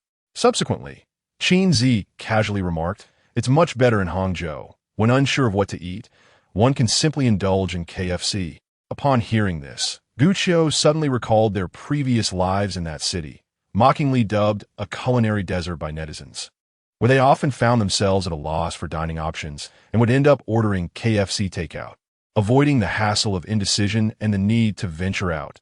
Truly a twofold convenience. Unconsciously, he let out a soft chuckle. Qin Zhiyi glanced at him from the corner of her eye. "What are you laughing at?" she inquired. "Nothing." Guqiu shook his head, falling silent. Qin Zhiyi pouted, choosing not to speak further. However, she suddenly remembered how, in the past, Guqiu would always urge her to return whenever she praised Hangzhou. Yet this time he said nothing. Could it be a testament to the fact that her efforts over the past few days had not been in vain? With this thought, her spirits lifted, and she tapped the central control screen to play a song, humming along cheerfully. Half an hour later, at Yundream Tiandu, the first phase of the pedestrian street. Yundream Tiandu is located in the northern part of Yundream District, bordering Yinfeng District. It is a large commercial plaza that has only recently been developed, with half of its area currently operational, while the other half remains under construction. Situated merely 3 kilometers from Yun City High-Speed Rail Station and surrounded by commercial and cultural zones, its prime location, coupled with the various incentives and benefits offered by the development group, has quickly attracted numerous businesses. After more than a year of operation, it has become remarkably vibrant. After parking the car, Guqiu and Qin Zhiyi strolled leisurely along the street. As Qin Zhiyi observed the bustling and crowded throng ahead, she couldn't help but reminisce. Pouting slightly, "You once told me that Qin Zhiyi was a dilapidated little county town. I actually believed your tall tales. It's clearly developing quite well." While others extolled and promoted their hometowns, you, on the contrary, have relentlessly tarnished the reputation of yours. At these words, Guqiu raised his eyebrows slightly. He and Qin Zhiyi had exchanged their backgrounds shortly after they began chatting online. Upon learning she hailed from Hangzhou, an inexplicable sense of inferiority washed over him. Feeling that his humble origins from a small county town should not allow him to engage with someone from a bustling metropolis. Thus, his descriptions of his hometown naturally fell short. However, after living in Hangzhou for a few years in his past life, that notion had dissipated. Whether in a big city or a small county, each possesses its own merits. Personally, while Qin Zhiyi may not compare to the vast development of larger cities, the corresponding reduction in life's pressures was significantly appreciated. Moreover, compared to the turmoil and loneliness experienced elsewhere, here he had family and friends, creating a warm and inviting atmosphere, an ideal place for a simple life. This introspection caused Guqiu to sigh softly. Yet, he refrained from delving into this topic with Qin Zhiyi, instead gesturing toward a nearby Western restaurant and inquiring, "Shall we dine here?" Following his gesture, Qin Zhiyi looked in that direction and replied with a gentle smile, "Western cuisine? The standards of this establishment appear quite high. Are you not concerned about a significant dent in your wallet? As long as your order isn't too extravagant, I can still afford it." Guqiu replied nonchalantly. Initially, he had set aside 10,000 yuan for living expenses, spent around 3,000 on a camera, and budgeted 2,000 for his daily needs, leaving him with ample funds for her meals. Nevertheless, after a moment of contemplation, Qin Zhiyi shook her head. "I don't feel like having Western cuisine. Let's explore further." Thus, the two continued their journey down the road. Approaching a fork in the path, Qin Zhiyi's attention was suddenly captured by a promotional sign outside a crab pot restaurant. After quietly scanning its contents, she turned around and suggested, "Let us dine here. Are you sure?" Guqiu cast a sideways glance at the sign and peered into the restaurant. The overall red decor appeared festive enough for casual gatherings with friends. But since he was treating Qin Zhiyi out of a promise and to return a favor, he wondered if this establishment was perhaps a tad beneath the occasion. However, the next moment, Qin Zhiyi took his hand and led him inside. "Absolutely, this is the place." A server at the entrance promptly approached them. "A table for two?" "Yes." "Very well, please follow me." Guided by the young waitress, they chose a table by the window. Shortly after, another server brought a pot of tea and placed a paper menu on the table. "Here are the menus, and you can also scan the QR code on the corner to order." Noticing Guqiu's stillness, Qin Zhiyi picked up the menu and began to browse. The server poured water for both of them and then stood beside Qin Zhiyi, glancing at the menu before offering her recommendations. "Miss, may I suggest our limited-time 5-course set menu? For the two of you, I recommend the signature crab set for 108 yuan, or the shrimp and crab set for 138 yuan, which also includes 2 side dishes and drinks. Plus, you can participate in our promotional event for a chance to win a free meal." Upon hearing this, Guqiu set down his cup, intending to inquire about the event details. However, before he could utter a word, Qin Zhiyi pointed at the menu and replied, "All right, I'll take the shrimp and crab set, and I'd like to add a portion of prawns in this assorted snacks platter. What level of spiciness would you prefer for the set?" The server inquired. Qin Zhiyi raised her eyebrows at Guqiu. Guqiu replied calmly, "Mild spice will suffice." "Then mild it shall be." Qin Zhiyi nodded in agreement.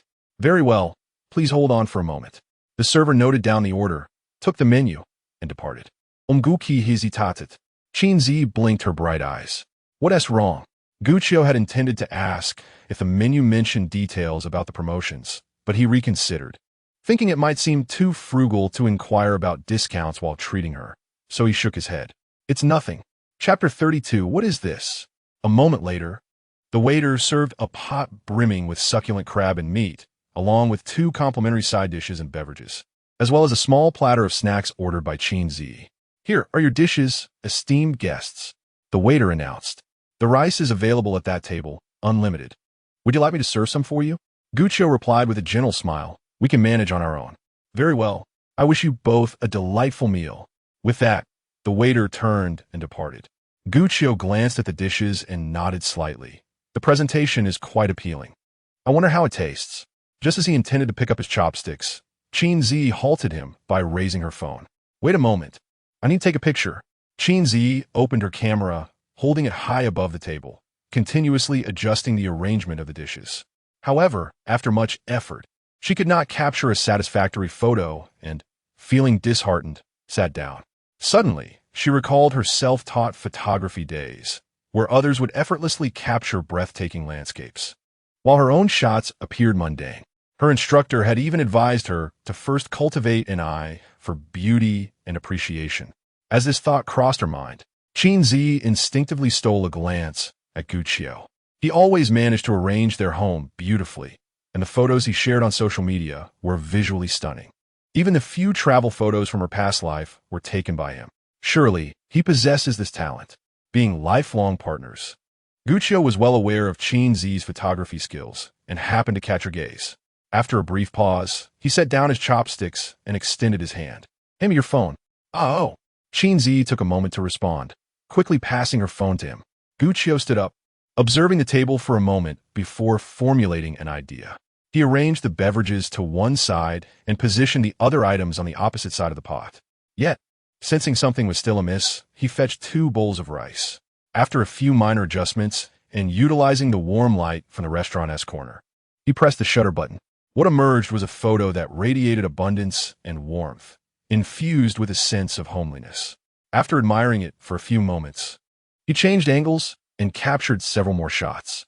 Once he finished, Guqiu returned to his seat, scrolling through the photos on the screen, only to inadvertently tap back to the album's homepage. As he was about to navigate back, he caught sight of a photo Qin Zhiyi had taken earlier, featuring himself napping with his head resting on the table. In an instant, Guqiu's eyes widened in astonishment. He swiped up the screen again. To his surprise, he discovered that she had secretly taken over 20 photos of him, and most of them were unflattering. Taking a deep breath, he raised the phone and looked at Qin Zhiyi. "You had better provide me with a reasonable explanation." Upon seeing the photos, Qin Zhiyi was momentarily stunned, then lowered her head with a faint smile before stuttering, "I initially intended to capture a couple of handsome shots of you to admire, but my photography skills are rather lacking. However, do you not find this rather endearing?" Guqiu furrowed her brow and retorted with annoyance, "Endearing my foot. I'm going to delete it." "Oh, please don't. I promise I won't take any more photos in the future. Let this be a memento for me. I assure you, it will remain confidential." Just as Guqiu was about to take action, her playful and submissive tone caused him to pause. When he raised his eyes again, he met her pleading gaze. Reluctantly, he returned the phone, but not without a feigned warning. "If a third party sees this." Before he could finish his sentence, Qin Zhiyi joyfully snatched the phone and declared, "I want to show it to anyone else, or I'll have 8 children in one go." Such delightful photos she could never bear to share with others. Simply storing them in her phone's album felt inadequate. She needed to back them up on her computer. No, it would be best to print them out and create an album. Hearing her vow, Guqiu felt a sense of relief. However, the thought of her occasionally browsing through his unflattering pictures still left him feeling uneasy. It seemed he would need to be cautious around her to avoid further unsolicited snapshots. Subsequently, Qin Zhiyi began browsing through the food photos Guqiu had just taken, her eyes sparkling as she exclaimed, "What a pity you aren't pursuing photography." Guqiu did not respond, but instead picked up his chopsticks. "If you don't eat soon, it will get cold." At this, Qin Zhiyi smiled sweetly and set her phone down. Suddenly, she noticed a young couple seated nearby, with a boy feeding the girl peeled shrimp. Contemplating for a moment, she donned a pair of disposable gloves from the plate, picked up several shrimp, and began peeling them slowly. Initially, Guqiu was oblivious, but as he noticed the pile of shrimp shells accumulating in her bowl, he became somewhat dazed. He wanted to say something, yet the words caught in his throat. After a brief moment, Qin Zhiyi glanced into the pot to ensure all the shrimp had been retrieved. then skewered the shrimp meat with her chopsticks. In the end, over 30 pieces were skewered onto 2 chopsticks. One was piled high, leaving just enough space at the bottom for a grip, while the other held a mere 6 pieces. Qin Zhiyi presented the generously filled skewer to Guqiu. "Here, this is your reward for helping me take photos." Guqiu was momentarily taken aback and declined. "That was merely a casual task. Peeling shrimp is also a casual task for me. So take it." Qin Zhiyi's tone was gentle yet firm. This scene quickly caught the attention of the neighboring couple, both displaying expressions of envy. The boy's gaze lingered on the mountain of shrimp shells in Qin Zhiyi's bowl, puzzled as to why, during a meal, some girls had boyfriends who peeled shrimp for them, while his girlfriend only knew how to reap the benefits. The girl, on the other hand, fixated on the skewered shrimp in front of Guqiu, thinking how enviable it would be to post such a photo on social media. Feeling a tinge of disdain for her boyfriend, who had never thought of such a thoughtful gesture. At that moment, the girl's expression darkened. "I want to string them together like that."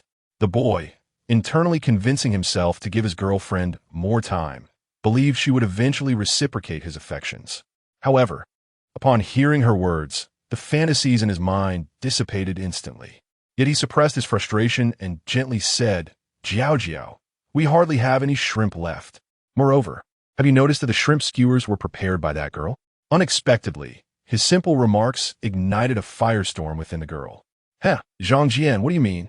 Do you want me to peel the shrimp for you? I just did my nails yesterday. Will they still look good after peeling shrimp for you? And isn't it customary for men to peel shrimp for women? I'm truly at a loss for words. I've come to this place to eat with you, and you still expect me to do these trivial tasks. My best friend was right. You are utterly unreliable. I must have been blind to have taken a liking to you." Faced with this barrage of words, the boy named Zhang Jian could no longer contain himself. He slammed his chopsticks on the table. "Song Jiao Jiao, I have truly had enough of you. You always talk about mutual effort in love. Yet I spend my money and energy and still have to please you like a dog, only to be met with your mockery and disdain. A woman as vain and demanding as you can find someone else to cater to her whims. I will not serve you any longer." With his words hanging in the air, he furiously stuffed the last peeled shrimp into his mouth, removed his gloves, and stood to leave. This was the first time Song Jiao Jiao had witnessed her boyfriend's anger, and she was left stunned in place. As she watched Zhang Jian's figure disappear, tears streamed down her face. She wanted to rise and chase after him, but was stopped by the waiter. "Excuse me, ma'am, could you please settle the bill first?" Confronted with this sudden turn of events, Guqiu and Qin Zhiyi stood in confusion, both letting out a sigh in unison. What is this all about? Indeed, what is this all about? Chapter 33. The first kiss. The sudden quarrel between the young couple drew the attention of other patrons in the establishment. Amidst the cacophony of whispers and criticisms, the abandoned young woman, tears streaming down her face, settled her bill and hurriedly fled the scene. Qin Zhiyi blinked in surprise. She had merely emulated someone else in peeling a shrimp, yet had inadvertently caused a rift between the couple. However, perhaps helping the young man see the truth about his partner was not entirely without merit. Guqiu, concerned that prolonging the situation with Qin Zhiyi might inadvertently harm others, took the shrimp skewer from her hands. Noticing her gaze fixed upon him, he suggested, "Shall I share half with you? I have enough." Qin Zhiyi shook the other chopstick in her hand, casually biting into a shrimp. Soon after, she picked up a ladle and gestured to Guqiu, indicating that a splash of broth would enhance the flavor. After a brief hesitation, Guqiu placed the shrimp skewer into the pot. Watching her tilt her head as she ladled a spoonful of broth, delicately drizzling it over the skewer laden with plump shrimp, a glimmer of starlight danced in his deep, dark eyes. Perhaps Guqiu himself was unaware of the smile that crept upon his lips, or how his preconceived notions about the woman before him began to wane, replaced by a burgeoning sense of anticipation. Before long, Qin Zhiyi set down the ladle. Guqiu retrieved the shrimp skewer back into his bowl, sharing a glance with her before gradually bowing his head to take a bite. "How does it taste?" he inquired, only to cough lightly. "I bit into a peppercorn." A chuckle escaped him. "It must have been from the broth. Ha ha. You're so amused. Was this your intention?" "Who said that?" "I simply couldn't help myself." The two found themselves seated face to face for the second time in their lives, sharing a meal that was far more enjoyable than their previous lunch at the cafeteria. After satisfying their appetites, Guccio prepared to settle the bill, but inadvertently noticed a peculiar phenomenon. The majority of diners in the restaurant appear to be couples, although today did not seem to coincide with any romantic holiday. However, he dismissed the thought, proceeding directly to the cashier. "Hello. I'd like to settle the bill for table 18. The cashier swiftly checked the order on his computer, replying, "Sir, your total is 186 yuan.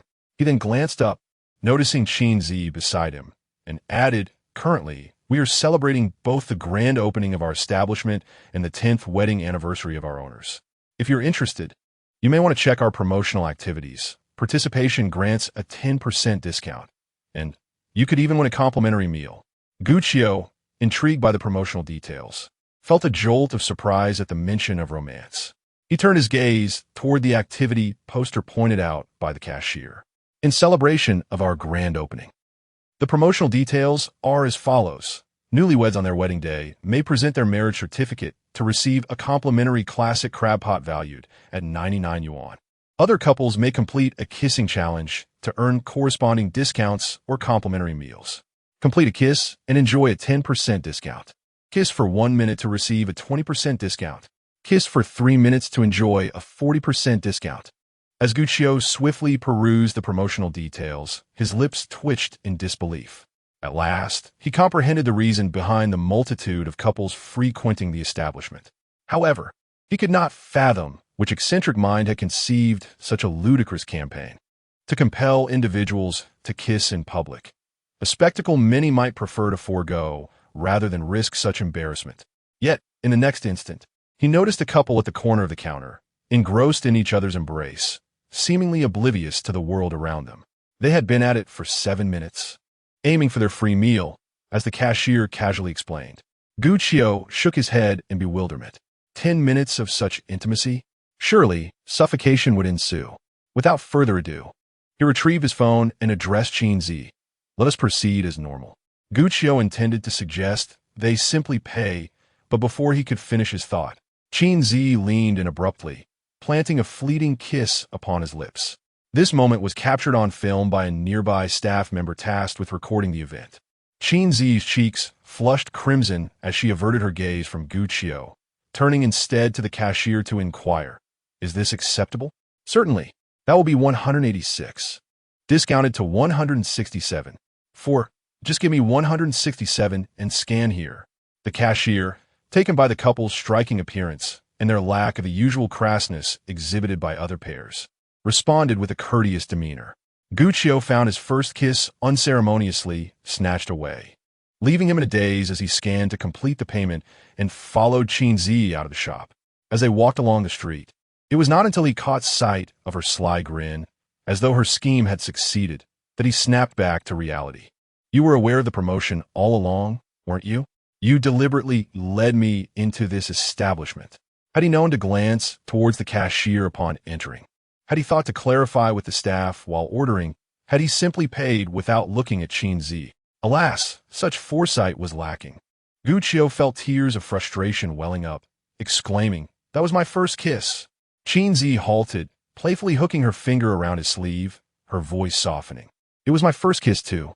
Initially, she had only intended to plant a kiss on his cheek, but when he unexpectedly turned towards her, her resolve faltered, and she found herself kissing his lips instead.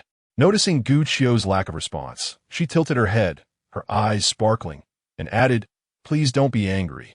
If it's too much, I can let you kiss me back."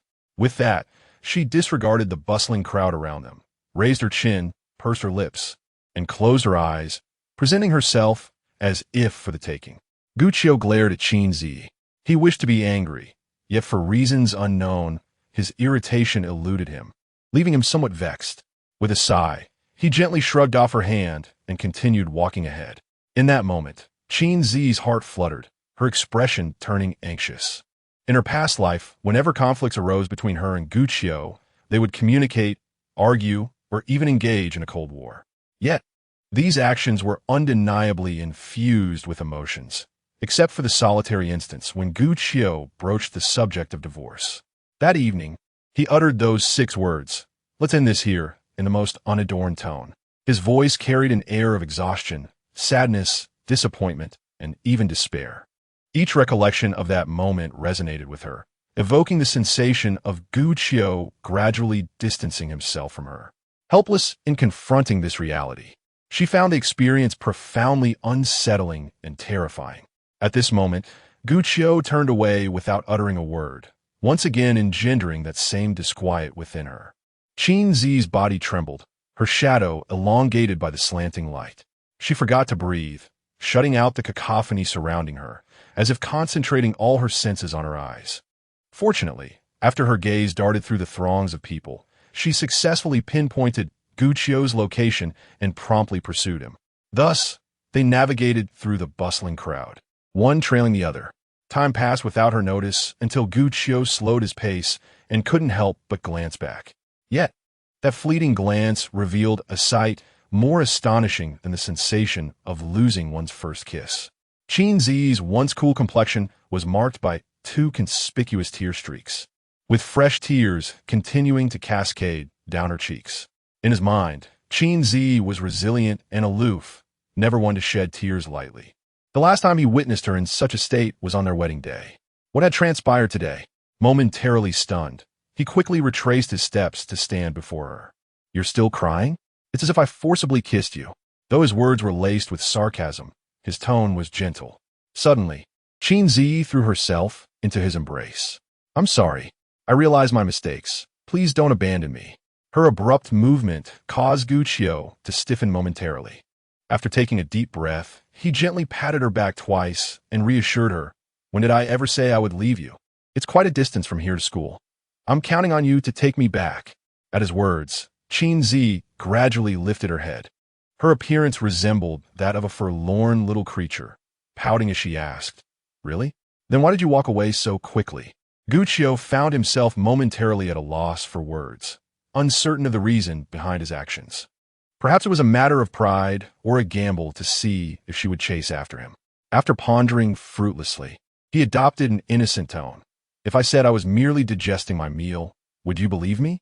Upon hearing his playful remark, Qin Zhiyi paused, and as the earlier tension dissipated, she exhaled softly, her heart finally at ease. She then wriggled free from Gu Qiu's embrace. Who would believe that? Gu Qiu promptly retrieved a packet of tissues from his jacket pocket, offering her a sheet. "You're not a child anymore. Crying in public? How embarrassing." "Oomph, it's all your fault," Qin Zhiyi mumbled in response. That being said, she came to realize a significant truth. It turns out that resolving conflicts does not necessarily require theoretical discussions, arguments, or silent treatments.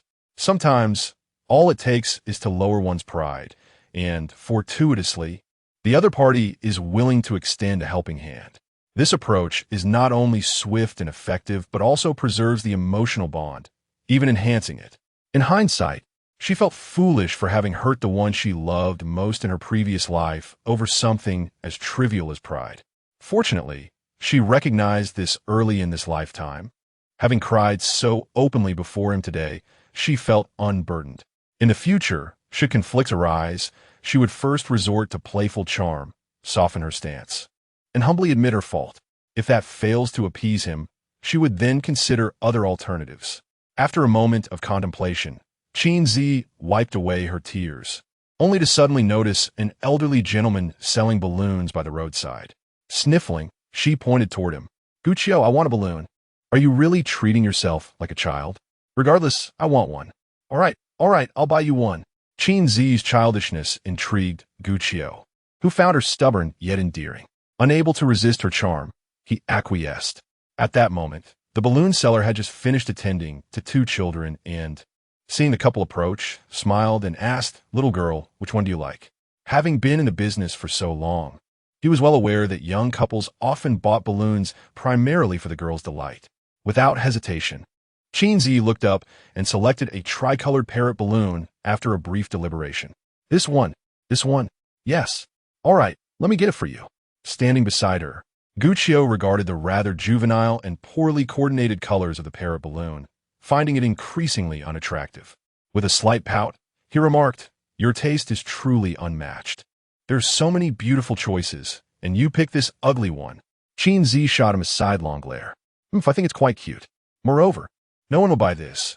making it all the more unique. Faced with her reasoning, Guccio could only concede and follow her lead. Soon, the elderly gentleman retrieved the tricolored parrot-S string, trimmed it from the bottom, and handed it to Qin Zhiyi. She accepted it graciously and inquired, "Thank you, sir. How much is it?" 10 yuan. Immediately, Guccio scanned the QR code and completed the payment. The two continued on their way, and after Qin Zhiyi played with the balloon, she exclaimed with pride, "Look, we saved over 10 yuan on our meal, so this balloon is practically free." What bargain!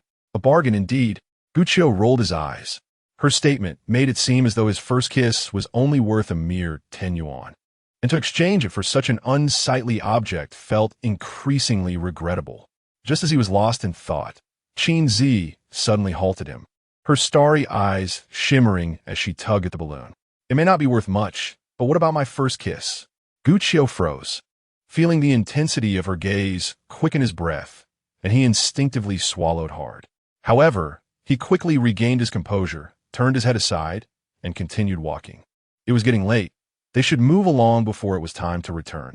Qin Zhiyi gleaned the answer from his anxious demeanor, and with a satisfied smirk, she quickened her pace to follow him. As the pair proceeded, they unwittingly arrived at a square. Tiandu Square was of a modest scale, yet its environment was exceptionally enchanting. To the north, it bordered a waterway, adorned with lush greenery and trees, twinkling with various strands of lights that flickered like stars. In other directions, there were fitness areas for the elderly, a small basketball court, a children's playground, and scenic spots featuring artificial hills. At the heart of the square stood a charmingly illuminated fountain, surrounded by a gathering of spectators. Qin Zhiyi's ears perked up, and she led Guccio toward the source of the commotion. As they drew closer, the melody of a song became increasingly distinct. Days passed like those sleepless nights, chewing gum, discussing dreams with the wall. "Oh, Southern girl, we endure the long wait. Southern girl, have the tall buildings obscured your hopes?" In the center of the crowd sat a young man with long hair, somewhat disheveled in appearance. Perched on a tall stool, he cradled a guitar in his arms, a microphone before him, passionately serenading the audience. Before long, the song concluded, and with a gravelly voice, he recounted the tale behind the folk song, garnering applause from many in attendance. Two middle-aged men, seemingly moved, even took the time to scan a QR code for a donation. The wandering singer cleared his throat and addressed the microphone. "Thank you all for your support. Allow me to have dinner and take a brief respite. If any friends wish to sing, feel free to come up." Upon hearing this, Qin Zhiyi pursed her lips in contemplation before turning to Guccio. Guccio discerned her thoughts. "Do you wish to sing?" "Yes." Chapter 34. Love in a year before Common Era. It is often said that when the heavens close a door, they open a window. Qin Zhiyi's aesthetic sense is rather ordinary, yet she possesses a remarkable talent for singing. Not only does she have a voice reminiscent of an angelic kiss, but she also has an innate ability to learn music without formal instruction. Thus, Guccio is not at all concerned that she might embarrass herself, nodding slightly in encouragement. "If you wish to go, then go." Qin Zhiyi turned her gaze towards him, inquiring, "Is there a song you would like to hear?" Guccio shrugged in response. Not because he was disinterested in selecting a song, but he felt that as someone who has been reborn, she had become a workaholic in her past life and likely had little engagement with her hobbies. The songs she could sing would probably be few. It was better to let her choose for herself. Noticing his indecision, Qin Zhiyi's eyes sparkled with thought, and after a moment of contemplation, she had an idea. She then looked at Guccio and extended her hand. "What are you doing?" Guccio asked, somewhat puzzled, yet he complied and extended his hand. In the next moment, Qin Zhiyi tied a balloon she was holding to his wrist, adorning it with a bow. "Please hold on to this for me." Guccio cast a sidelong glance at the multicolored parrot, his eyes filled with disdain, yet his hand instinctively grasped the string, providing an additional layer of security, and he casually placed his hands behind his back. However, his subtle actions did not escape Qin Zhiyi's notice, and a sweet smile blossomed on her fair cheeks. Subsequently, Qin Zhiyi turned around and walked directly to the street performer. "Hello, may I give it a try?" The street performer, who was in the midst of devouring his meal, noticed the crowd dispersing and was planning to take a few more bites before resuming his performance. To his surprise, a stunning young lady approached him. He quickly nodded, swallowed his food, and replied, "Of course. Do you need accompaniment?" Qin Zhiyi shook her head. "I have learned a bit of guitar." Upon hearing this, the street performer looked at her with newfound admiration and made room for her. "Please, go ahead." Without hesitation, Qin Zhiyi took a seat on the round stool and accepted the guitar he offered. She was somewhat taken aback, for although he appeared disheveled and surrounded by worn-out items, this guitar was immaculate, clearly well-maintained. She did not dwell on it too long. After adjusting her posture in the microphone, she closed her eyes to find her rhythm. Qin Zhiyi's presence drew the previously scattered crowd back together, and the audience had noticeably increased since before. Meanwhile, Guqiu shifted slightly to the side to accommodate a couple that had squeezed in behind him. "Thank you," they both said in unison, then turned their attention to the performance. "Wow, she's a beautiful young lady. I wonder what song she'll sing. I hope it's Encounter, or perhaps Tang Yao's new single with the shepherd would be nice too. Oh, I've learned both of those. I'll sing them for you when we get back." "Of course it's so, darling. Hee, you're so sweet, moi." As the couple exchanged playful banter, Guqiu felt a pang of jealousy, but was equally curious about what song Qin Zhiyi would choose to sing. Unbeknownst to him, a melody suddenly surfaced in Guqiu's mind, the very song that Qin Zhiyi had promised to sing for him on their first agreement. Simultaneously, Qin Zhiyi gently opened her eyes and began to pluck the strings of her instrument. A melodious tune resonated, echoing throughout the square. In that instant, Guqiu abruptly lifted his head. A look of incredulity painted across his features as he murmured, "Could it be that this too can be guessed?" The girl beside him also realized the significance. "Ah, it's Love Before the Common Era. A song by Jay Cho, how refined." The boy echoed in agreement. As the melody lingered for several seconds, Qin Zhiyi's delicate lips parted slightly. The Code of Hammurabi was inscribed on black basalt, decreed by the king of ancient Babylon. Over 3,700 years ago, you stand before the showcase, gazing at the inscriptions while I quietly admire from the side. The enchanting song captivated the onlookers, yet plunged Guqiu into a whirlpool of memories. For years prior, in mid-January, during the evening, fresh from a hot shower, Guqiu lay upon a crimson sheet adorned with floral embroidery. Since the winter break commenced, he had been tirelessly working part-time jobs to save for tuition, and at this moment, he was utterly exhausted, yearning to close his eyes and rest. Just as he was about to pull up the blanket, his phone, resting beside his pillow, rang. Suppressing his irritation, he turned over to answer it. Upon seeing that the caller was Qin Zhiyi, his spirits lifted, and he quickly pressed the answer button. A gentle voice emerged. "Ah, Qiu, why did it take you so long to answer?" "I just finished showering." "Oh, are you tired today?" "Not too bad," he replied. "That's good, do you remember our previous agreement?" At her words, Guqiu felt a wave of nervousness wash over him. It seemed they had several agreements, and he was unsure which one she referred to. Noticing his hesitation, Qin Zhiyi clarified, "Just a reminder, it's related to singing."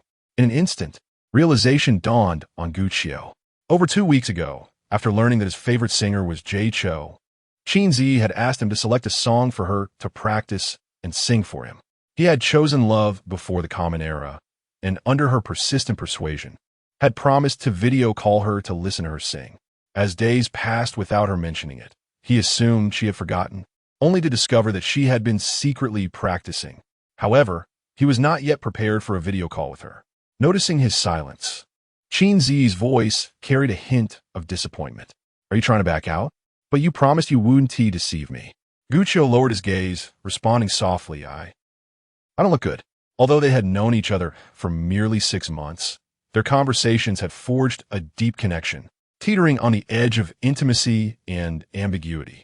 Yet, he was acutely aware of the disparity in their backgrounds. Aside from anything else, he did not even own a decent outfit. How could he dare face her? On the other side, Qin Zhiyi, lying on the blue bedsheet, understood from his words that he was once again plagued by self-doubt. With a gentle sigh, she sought to reassure him. There is a saying that interest in a person often begins with their appearance in reality, while online friendships place greater emphasis on the resonance of souls. "You silly fool. You have long claimed to be unremarkable in looks, yet I have consistently sought you out for conversation, which clearly indicates that my focus is not on superficial beauty. I simply wish to share my life with you, to envision your presence when I wonder what you are doing, rather than a vague, pixelated blur. Do you understand? Upon hearing her words, Guccio's spirits lifted considerably. He slowly raised his head, although a hint of trepidation lingered in his eyes. However, before he could stammer through his thoughts, Qin Zhiyi interrupted him. There are no buts. I'm calling you for a video chat right now. Just wait a moment. Guccio attempted to protest, but the call had already been disconnected. Soon after, Qin Zhiyi initiated a video call. Although Guccio initially intended to decline, his nerves caused him to inadvertently press the answer button instead. Faced with this situation, he felt it inappropriate to hang up, adjusted his posture, and directed the camera towards himself. Qin Zhiyi gazed intently at the phone screen, and upon clearly seeing Guccio's visage, her expression fell into a state of shock. Having frequently heard him lament about his lack of good looks, she had accepted this notion and had conjured a rather mediocre image of him in her mind. Yet, the handsome figure on the screen was a stark contrast to her expectations. Realizing she had been deceived, she puffed her cheeks in indignation. Is this what you call unattractive? Guccio, you great deceiver. I shall never believe you again. We are through. Guccio pressed his lips together. For reasons unknown, the tension that had gripped him earlier dissipated, and he found himself at ease once the camera was operational. With a composed demeanor, he chuckled softly. Aside from his face, I suppose it's passable, but everything else. As he spoke, he shifted the camera slightly downward. It was then that Qin Zhiyi noticed that although he was dressed neatly, his clothes appeared somewhat worn. The down jacket bore tiny tufts of escaping fluff, and the black sweater underneath had begun to pill. Meanwhile, Guccio continued, I believe one should assess a person's appearance as a whole. Yet in my current state, I feel quite inadequate. To be honest, I am perplexed as to why two individuals with such disparate appearances would find common ground. His words elicited a mix of amusement and exasperation from Qin Zhiyi, who replied softly, Silly Guccio, allow me to explain why. It's simply fate. If you feel embarrassed to face me in this attire, I shall buy you a few new outfits. Guccio shook his head in response. Though I may be poor, I am aware that one should not accept gifts without merit. I cannot simply take your things. Seeing him maintain such distance, Qin Zhiyi felt a twinge of disappointment in her heart. Yet she smiled and tilted her head. Even in poverty, one must remain steadfast and not relinquish their lofty aspirations. Driven by your ambition to reject the easy path laid before you, I firmly believe you shall rise to greatness in the future. Furthermore, do not regard me as a person of superficial values. If I were concerned with your background, I would have turned away upon hearing your story. Instead, I choose to engage with you daily, addressing you as my dear brother. Though I jest, you are not short in stature. In any case, have confidence. There is no need for you to be so reserved in my presence. I have promised to remain by your side, regardless of the paths you may traverse in the future. This is our first pact. Her words flowed into Guccio's heart like a warm current. In that moment, Guccio felt a weight lift and a smile graced his face. I understand now. Yes, that's the spirit. Ai, do you still sing? Calling me Ai sounds too mature. It's sister for you. Sister, let me grab my guitar. After a flurry of activity, Qin Zhiyi positioned her phone and winked at the camera before beginning to strum and sing. The Code of Hammurabi was decreed by the king of ancient Babylon. Inscribed upon black basalt, the love I bear you was written the year before Christ, deeply buried in the plains of Mesopotamia. Centuries later, it was unearthed, and the inscriptions on the clay tablets remained clear and legible. As the evening breeze caressed the air, it caused the parrot balloon to sway, pulling Guccio from the whirlpool of memories. He shook his head and lifted his gaze to the young woman at the heart of the crowd. In truth, since that day, he had often grappled with insecurity in Qin Zhiyi's presence, yet she consistently soothed him, patiently teaching him how to love and accompany another. Thus, after their marriage, as her demeanor shifted, Guccio chose to quietly stand by her side. Coincidentally, from their first meeting to their wedding, and from marriage to his request for divorce, precisely 2 7-year cycles passed. Therefore, it seems neither owed the other anything from their past lives, but rather, they have reached equilibrium. What then does this lifetime signify? Meanwhile, the young woman clad in a black jacket, passionately singing, caught sight of the boy in the crowd, often insecure, yet irresistibly captivating to her. Her gaze as tender as it was in years gone by, and thus, The narrative unfurled anew. Love in the year before Christ. Love in a year before Christ. As the song concluded, Qin Zhiyi let out a weary sigh. Yet her heart was crystal clear. Silly one, in this life, we shall reenact our love. Her melodious voice captivated the audience, who responded with enthusiastic applause. Some even scanning codes to offer their support. Howding, another song. Keep singing. I want to hear rice fragrance. Despite the audience's fervor, Qin Zhiyi rose, bowed, and gracefully exited the stage. The song Love in the Year Before has long been etched in her heart due to its profound meaning. While performing, it posed no significant challenge. Her prolonged absence from music made her uncertain about the quality of her next rendition. Observing the substantial crowd, the wandering minstrel seized the moment and began to perform. It was then that the audience realized the girl in the black attire was merely a passerby. How astonishing that this stranger could sing so beautifully. They were utterly enchanted. Strategist, within 3 minutes, I demand all information about that girl in black, one exclaimed. Forget it. Look over there. She already has a boyfriend. Another replied, frustrated. How infuriating. I was just about to ask for her WeChat. What about the $52 I just donated? Can I get a refund? As the scene became chaotic, Guqiu and Qin Zhiyi chose not to linger and departed from the square. On their way back, Qin Zhiyi playfully winked at Guqiu. Why have you been so quiet? Don't you have any comments on my performance today? Guqiu's dark eyes blinked as he returned her balloon and retorted, It was acceptable, I suppose. Please, it was clearly delightful. Qin Zhiyi countered with a light huff. At that moment, she suddenly recalled the restaurant where they had dined earlier, envisioning a wall adorned with photographs of couples kissing during the event. This memory sparked a brilliant idea, especially recalling the young man with the camera who had been present when she playfully surprised Guqiu. Noticing that the establishment was beginning to tidy up, she dashed off after uttering a brief remark. Wait for me. Where are you going? He inquired. To the restroom. With that, Guqiu had no choice but to wait patiently. 5 minutes later, Qin Zhiyi emerged humming a tune, and with a hint of annoyance, she said, I thought you got stuck in there. I asked if they would hold the event again next year, and they said there might be one on Valentine's Day. Let us come again together, she added playfully, sticking out her tongue. Guqiu rolled his eyes in response, as if I would accompany you. With that, he quickened his pace towards the parking lot, while Qin Zhiyi leisurely followed behind. Raising an eyebrow, she glanced ahead, ensuring he was not watching her before discreetly pulling out her phone. Silencing it, she opened the video she had obtained from the restaurant. As she watched the footage of their lips meeting, her cheeks flushed a deep crimson. Shortly after, she heard Guqiu's impatient voice calling out, Qin Zhiyi, stop playing on your phone and hurry up. I'm coming. She replied. Chapter 35. To lighten his burden in the blink of an eye, a new week commenced. Ever since Guqiu clarified matters with Li Yuan last week, he had not received breakfast from her again. Her ability to know when to retreat and her refusal to linger on the issue perhaps provided the most fitting conclusion to the matter, which he found quite agreeable. However, with one trouble resolved, another soon emerged. The Qingming festival was approaching, signifying that the academic progress of March had reached its zenith.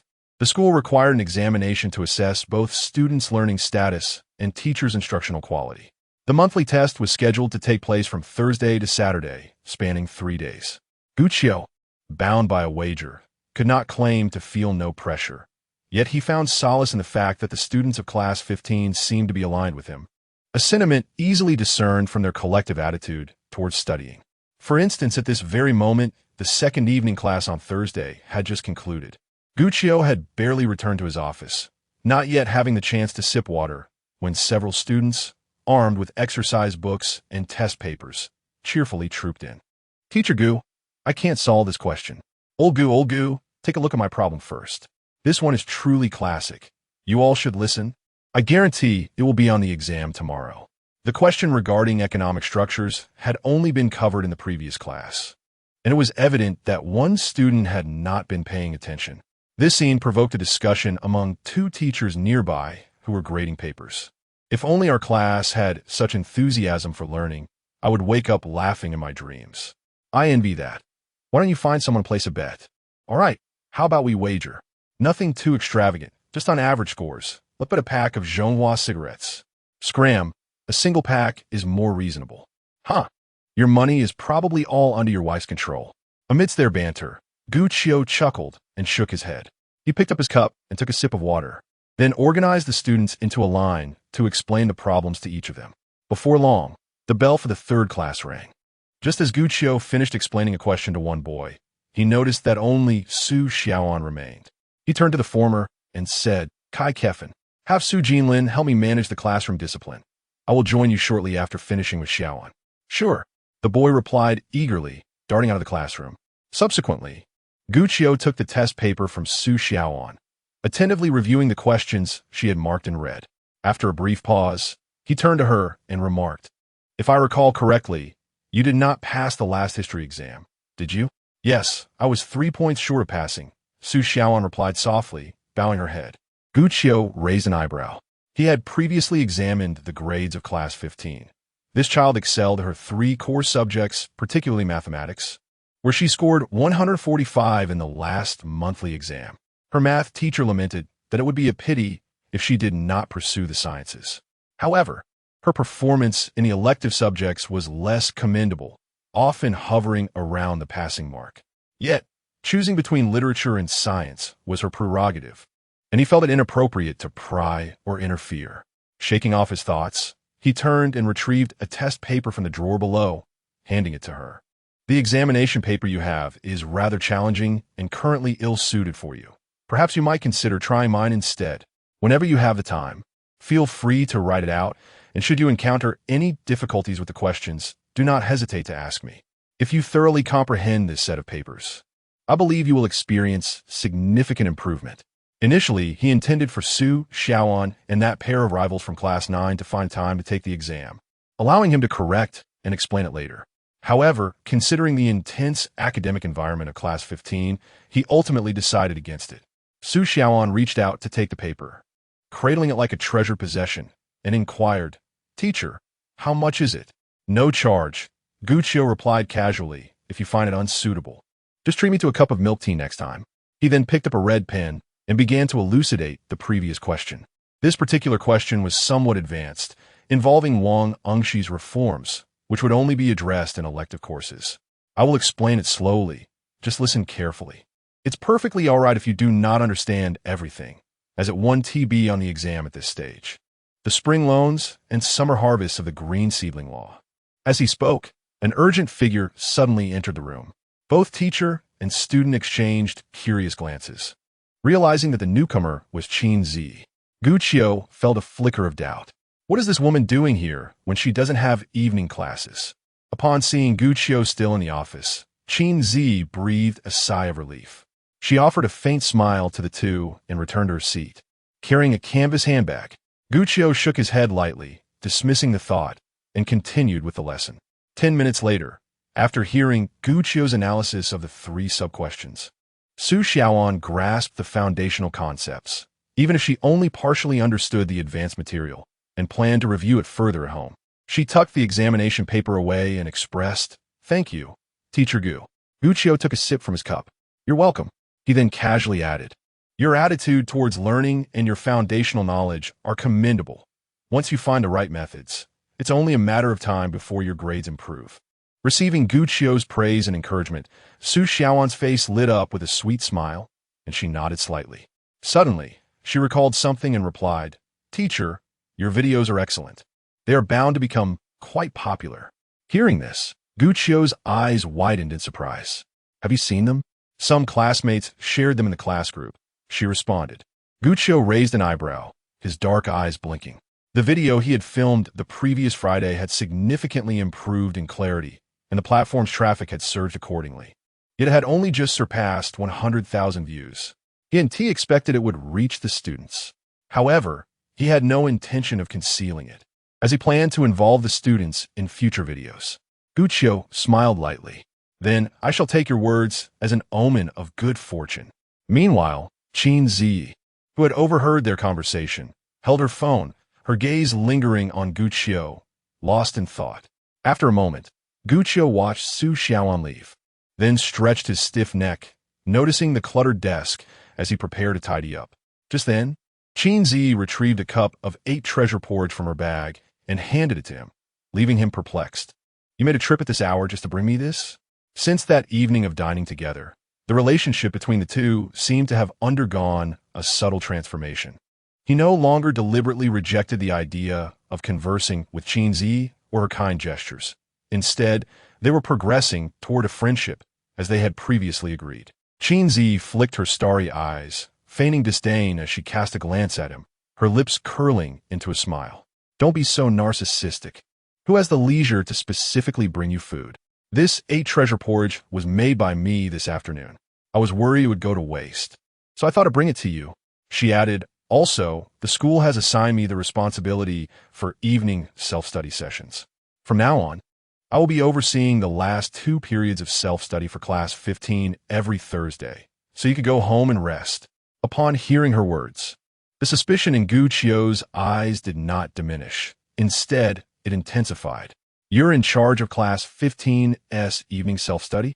It's quite unprecedented for a science teacher to oversee a liberal arts class. Qin Zhiyi shrugged, a hint of pride in her demeanor. No precedent? Then let us create one. Gu Qiu remained somewhat skeptical, recalling that prior course adjustments were always announced in the school's group chat.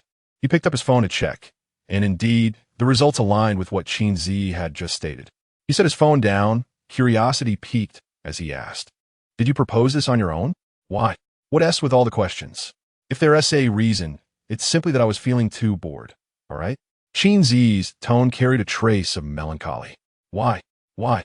Of course, it's because watching you, you foolish boy, endure 4 consecutive classes is too strenuous. I wanted to alleviate some of your pressure. Gu Qiu, somewhat slow on the uptake, realized that her earlier claim of not being that free contradicted her current assertion of being too bored.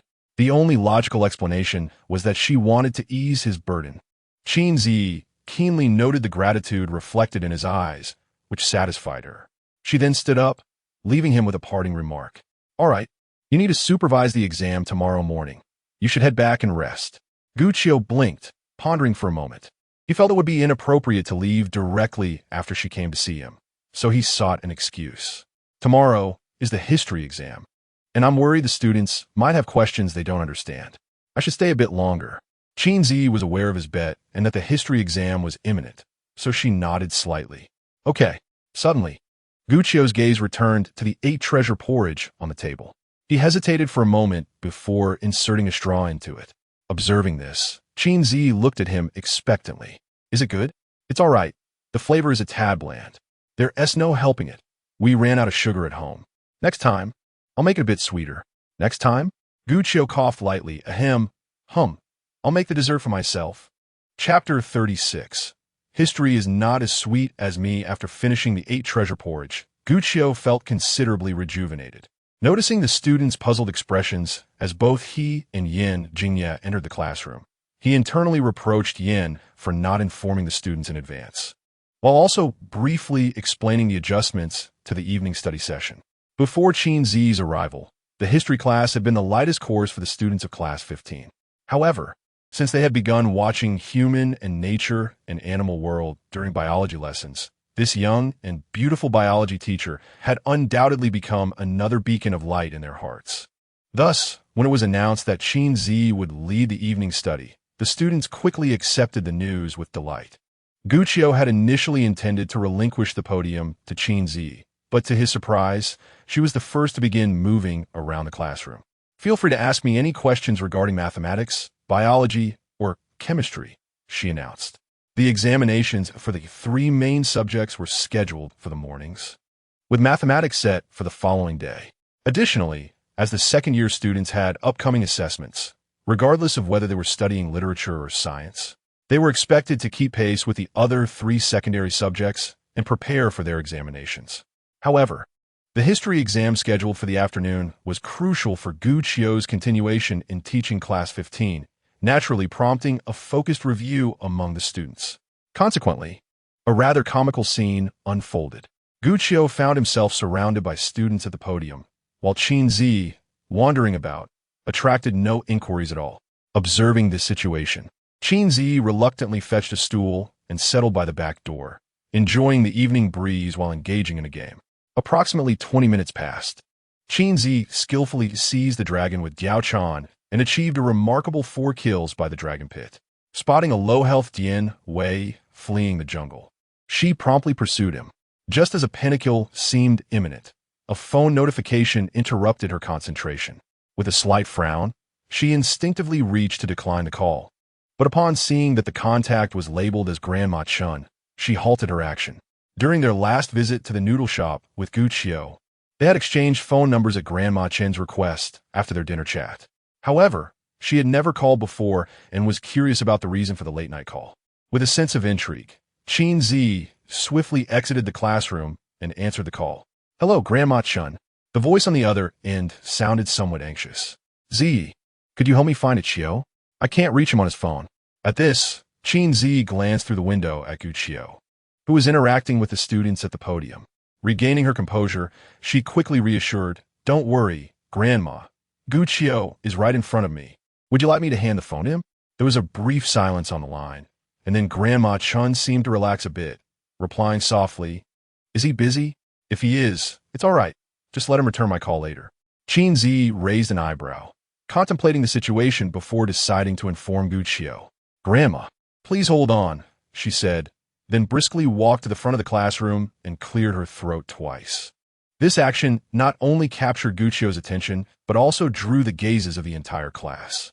Qin Zhiyi felt a twinge of embarrassment, lowering her head slightly before waving at Gu Qiu. A chorus of teasing erupted from the classmates, creating a lively atmosphere. Gu Qiu, however, appeared bewildered, internally grumbling. What is this woman up to now? Nevertheless, he hastened to step outside. "What is it?" Qin Zhiyi's cheeks flushed slightly, and she said nothing more, merely presenting her phone screen to him. Upon recognizing the contact's name, Gu Qiu paused in surprise and asked, "Is this for me?"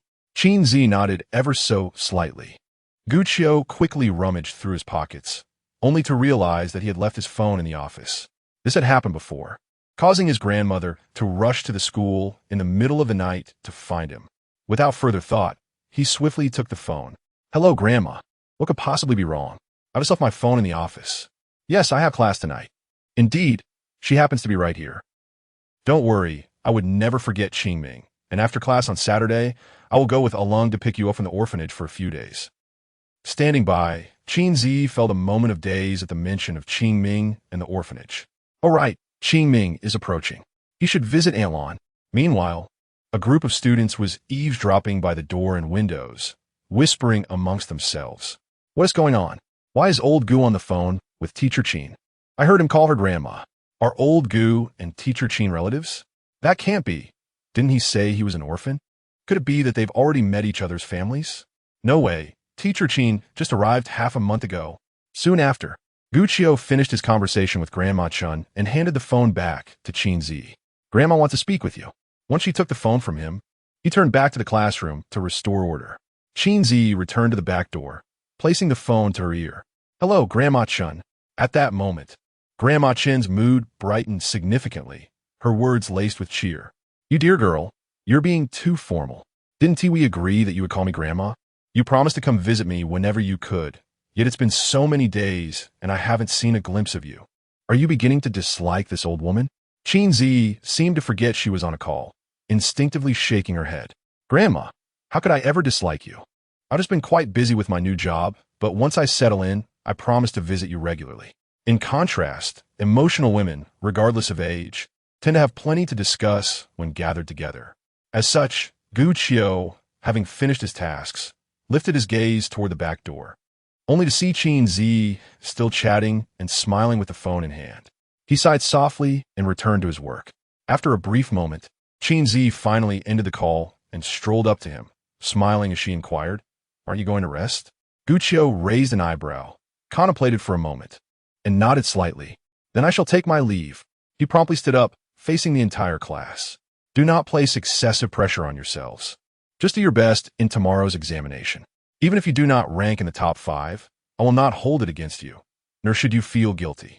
The journey of learning is one that you must navigate independently. My presence is of little consequence. Additionally, do not fixate solely on history revision. It will be prudent to review mathematics for the next class, as it will be on the test tomorrow. If you have any uncertainties, feel free to consult Teacher Qin. That is all from me. I'm off. With that, Gu Qiu turned and walked toward the door. However, at that moment, a voice echoed from behind. Teacher Gu, we will surely help you in the bet and keep you here. Following this, the entire class echoed in unison. Teacher Gu, we will definitely keep you here. The words reverberated throughout the classroom and deeply resonated within Gu Qiu's heart. Touched and gratified, he nodded in acknowledgement. I believe in you. After lingering for a moment longer, he finally departed. Subsequently, Qin Zhiyi took over the class, settling into the seat that Gu Qiu had just vacated. She suddenly noticed Su Xiaoan sitting directly in front of her. With her sparkling eyes glinting, she leaned forward and, in a voice only the two could hear, asked Xiaoan, "What is Gu Qiu's Douyin account?" Su Xiaoan, who was in the midst of writing her history exam, lifted her gaze and, after meeting Qin Zhiyi's eyes, whispered, Teacher Qin. Teacher Gu's videos are posted on the Xiuming short video platform. The account is called Xiao Gu Loves History. Upon hearing this, Qin Zhiyi murmured to herself, Xiuming? Xiao Gu loves history. She then smiled and thanked Su Xiaoan. Once settled back in her seat, she downloaded the Xiuming short video app from the software store. After the installation was complete, she discreetly muted the media volume and searched for Gu Qiu's account. Qin Zhiyi briefly perused the 4 videos currently available, then returned to his homepage. Gazing at the account name with a slight pout, Loves History? She muttered inwardly, raising an eyebrow with her eyes sparkling as a new idea formed. She first followed Gu Qiu's account, then navigated to her personal homepage, linked her mobile number, and altered her account name to History is Not as Sweet as Me. Chapter 37. Returning together 3 days later, on Sunday, marking the first day of the Qingming holiday, a black Ford SUV parked in front of Grandma Chen's noodle shop. The driver and passenger doors swung open in succession. Zhao Yulong cast a glance at the large bag of test papers that Gu Qiu had placed on the seat, and as he closed the car door, he remarked, holidays should feel like holidays. Assigning a mountain of tasks to teachers and students, what's that about? The leaders of your shabby school must be out of their minds.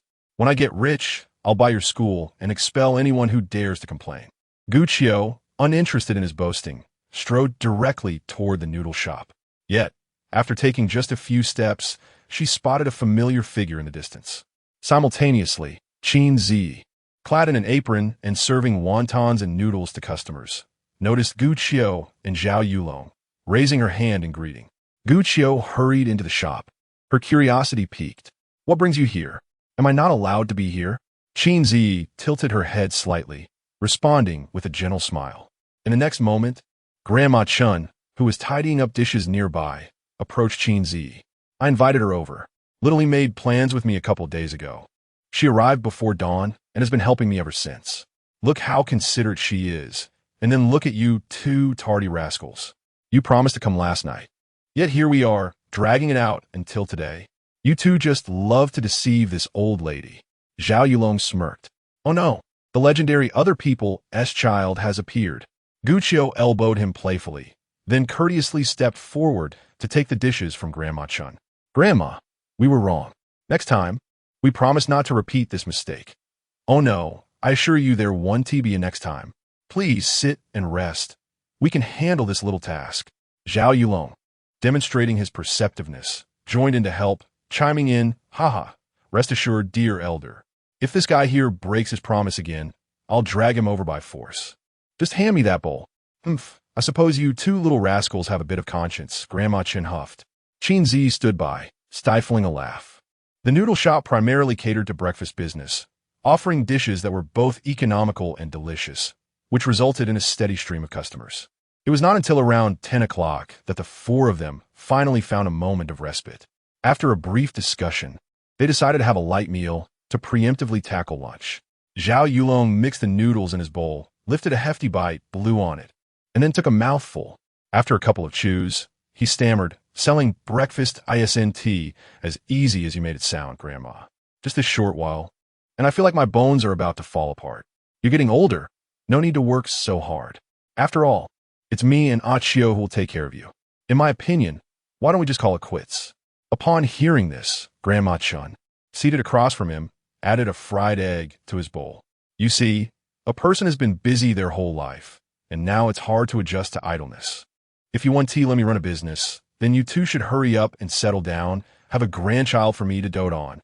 Whenever Zhao Yulong hears his grandmother urging him to marry, he feels quite overwhelmed. However, a glance to his side reminds him of the couple sitting nearby. He playfully pats Gu Qiu's shoulder with a mischievous smile. "Ah Qiu, did you hear that? You should hurry and have a grandson for Grandma to dote on." Gu Qiu shifts her shoulder away while deftly adding a fried egg to his bowl. "Eat more if you're tired, and speak less." Grandma Chun's gaze flits between Gu Qiu and Qin Zhiyi, as if struck by a thought. She leans closer to Qin Zhiyi and inquires, "Xiao Yi, are you prepared for a 2 or 3 day stay? Did you bring your luggage?"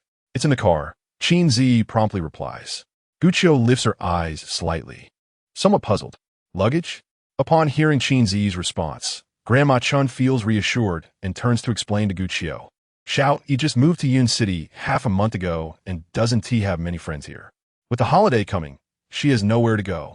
If we leave, she will only feel lonelier. That's why I invited her to join us for a couple of days at Yunxi for some fun." Zhao Yulong continues to eat in silence, refraining from offering his opinion. Gu Qiu exchanges a fleeting glance with Qin Zhiyi. "Isn't this a bit inappropriate? We're returning to pay respects at the graves for Qingming." Grandma Qin shoots him a disapproving look. Having watched Gu Qiu grow up, she senses his feelings for Qin Zhiyi. Yet precisely because of this, she cannot fathom why he seems either resistant or evasive when the girl is clearly making an effort to connect. Is he merely shy? But he has never struck her as particularly introverted. After a fruitless contemplation, Grandma Chun shakes her head, deciding not to dwell further on the matter, nor to alter her plans. What's inappropriate about it? Our visit to the graves and spending time with Xiao Yi doesn't conflict. That has settled then. You all finish your meal. I'll tidy up in the back, and once I'm done, we'll set off. With that, she doesn't give Gu Qiu a chance to argue, rising to head toward the kitchen. At this point, Gu Qiu feels it futile to say anything more. She raises an eyebrow at Qin Zhiyi, only to find her winking back, prompting an immediate expression of distaste in response. At noon, in the eastern outskirts of Yun City, Yunxi Town, a black SUV glides along the asphalt road, with Gu Qiu seated in the passenger seat. Gazing at the unfamiliar yet familiar scenery outside, her heart filled with mixed emotions. Yun City transitioned from a county to a city 5 years ago, leading to a reorganization of certain areas. Among them, Yunxi, Fengling, and Yuan towns, located in the eastern suburbs, were integrated into the new district, named after Yunxi. In truth, Yuan town was the most robust among the 3 towns at that time. Thus, the naming of Yunxi sparked considerable opposition and dissatisfaction among many. However, in the end, the authorities not only upheld the original plan, but also introduced several policies to vigorously support the development of Yunxi town in the following years. As a result, every return feels markedly different. Although this progress is a positive development, the increasing prosperity of her hometown casts a shadow over her childhood memories, inevitably stirring a sense of nostalgia. After a brief moment, the vehicle turned onto a narrow concrete path, meandering through the aged streets before finally halting before a 2-story house with a courtyard. As the car door swung open, a middle-aged woman, accompanied by a child, hurried over to assist Grandma Chun. "Godmother." Gu Qiu's gaze fell upon this plump woman with short hair, and memories surged within her mind. Her name was Sun Afong, a woman of misfortune. Her husband, a construction worker, had tragically fallen to his death on the job, and the compensation was deceitfully taken away by her brother-in-law's family. Left with only her 2-year-old child, she was compelled to seek a livelihood, but her lack of education led her to face numerous obstacles. Just when she found herself at a dead end, she was taken in by Aunt Yun and became a cook at the orphanage. After the orphanage faced its calamity, unlike others who sought new paths, Sun Afong tirelessly ran about, helping to manage various matters. Even after Aunt Lan's passing, she selflessly spent her meager savings to resolve lingering disputes. While Grandma Chun was engulfed in the sorrow of losing her daughter, Sun Afong remained by her side and later even recognized her as a godmother. Initially, when Along had established himself in the city, he intended to bring the wet nurse and her child to live with him. However, Sun Afong declined, citing her commitment to safeguarding the home for Dean Shun, and thus remained there. Meanwhile, after responding to Sun Afong, Grandma Chun turned her attention to the boy of about 10 standing nearby. Xiaozhe, you've grown taller. You're quite the young man now. Sun Afong smiled and reminded him, Xiaozhe, why don't you greet everyone? Grandma, Brother Qiu, Brother Along. Xiaozhe's gaze swept across the group, but paused at Qin Zhiyi. After a moment of contemplation and finding no resolution, he turned to his mother for assistance. Sun Afong had already noticed Qin Zhiyi's presence and curiously inquired, and who might this be? Grandma Chun quickly took Qin Zhiyi's hand, making introductions. This is Xiao Yi, a colleague of Qiu's who has come to join us for some fun. Xiao Yi, she is my goddaughter. You may call her Sun Ani, just like Gu Qiu and the others.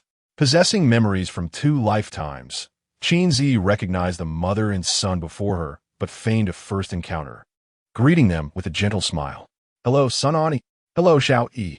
Sun Afong, picking up on the special connection between Qin Zhiyi and Gu Qiu, responded warmly. Subsequently, Qin Zhiyi presented a blue character keychain she had recently purchased to Xiaozhe. As it's our first meeting, I didn't bring a gift for you. So please accept this for now. I will make it up to you later. Xiaozhe, being quite considerate, did not immediately accept it, but turned to look at his mother. Sun Afong smiled encouragingly. Why don't you thank Sister Xiao Yi?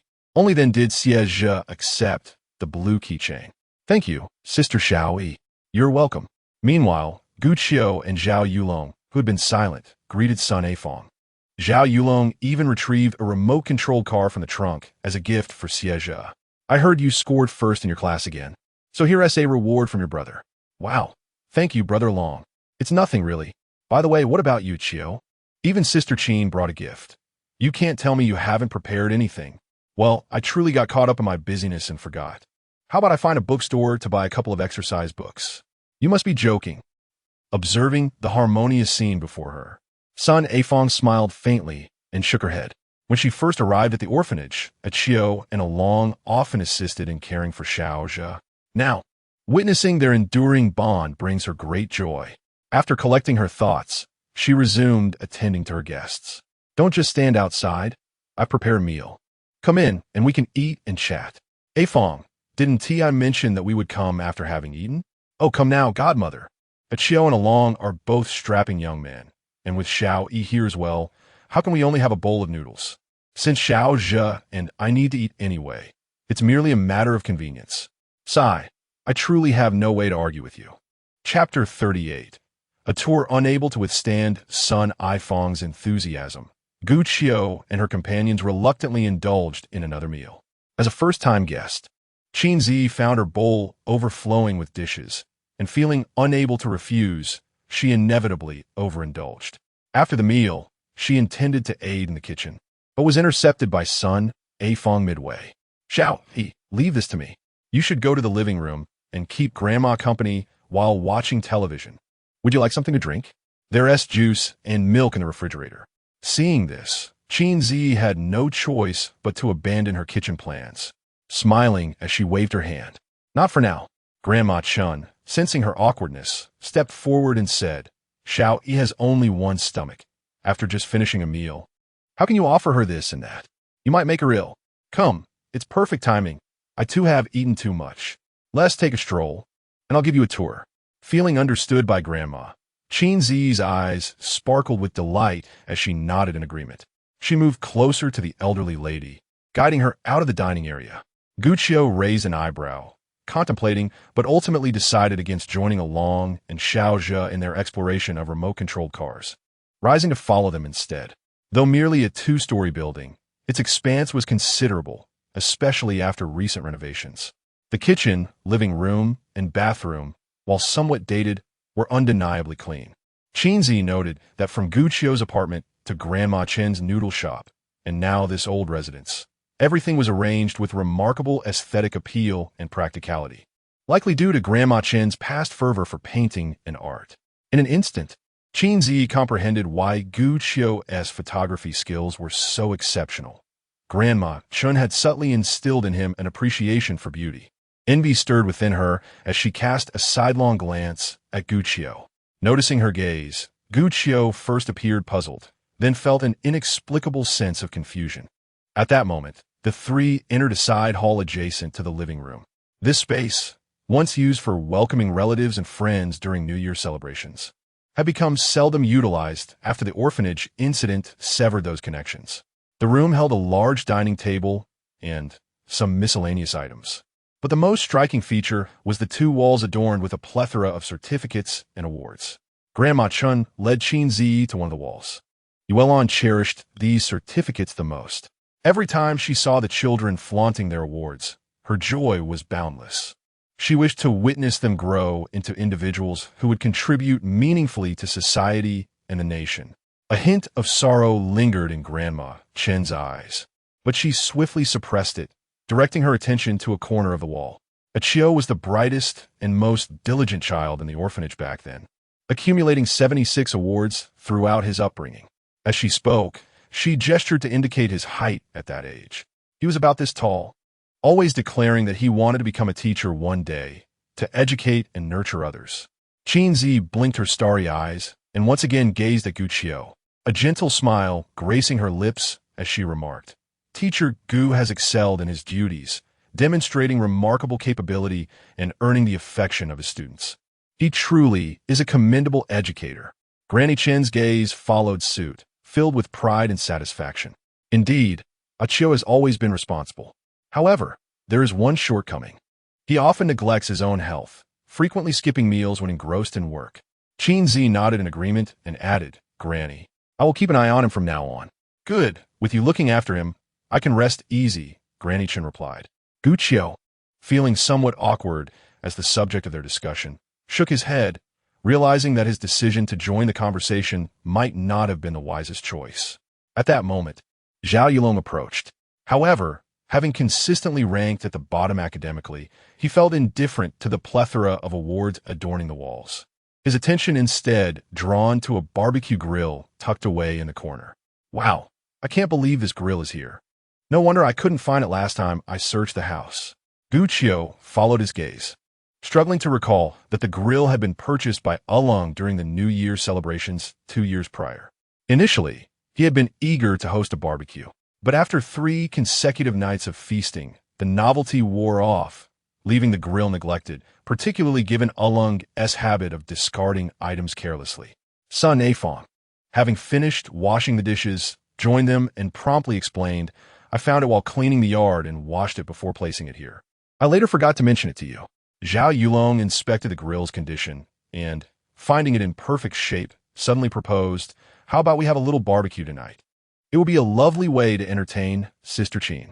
Granny Chen looked at Qin Zhiyi, saying, "I, alas, lack the fortune to partake. You youngsters take charge." Sun Afong pondered, "Then I need to go out and buy some ingredients." However, Zhao Yulong patted his chest confidently. "Aunt Sun, you relax. I'll handle the groceries." With that, he strode out the door. "Xiaozhe, come on, brother will take you out." "Ah, forget it. My English is terrible. I'll take you out for some shopping." Qin Zhiyi couldn't help but chuckle at his awkward attempt at English, while Gu Qiu shook his head in exasperation.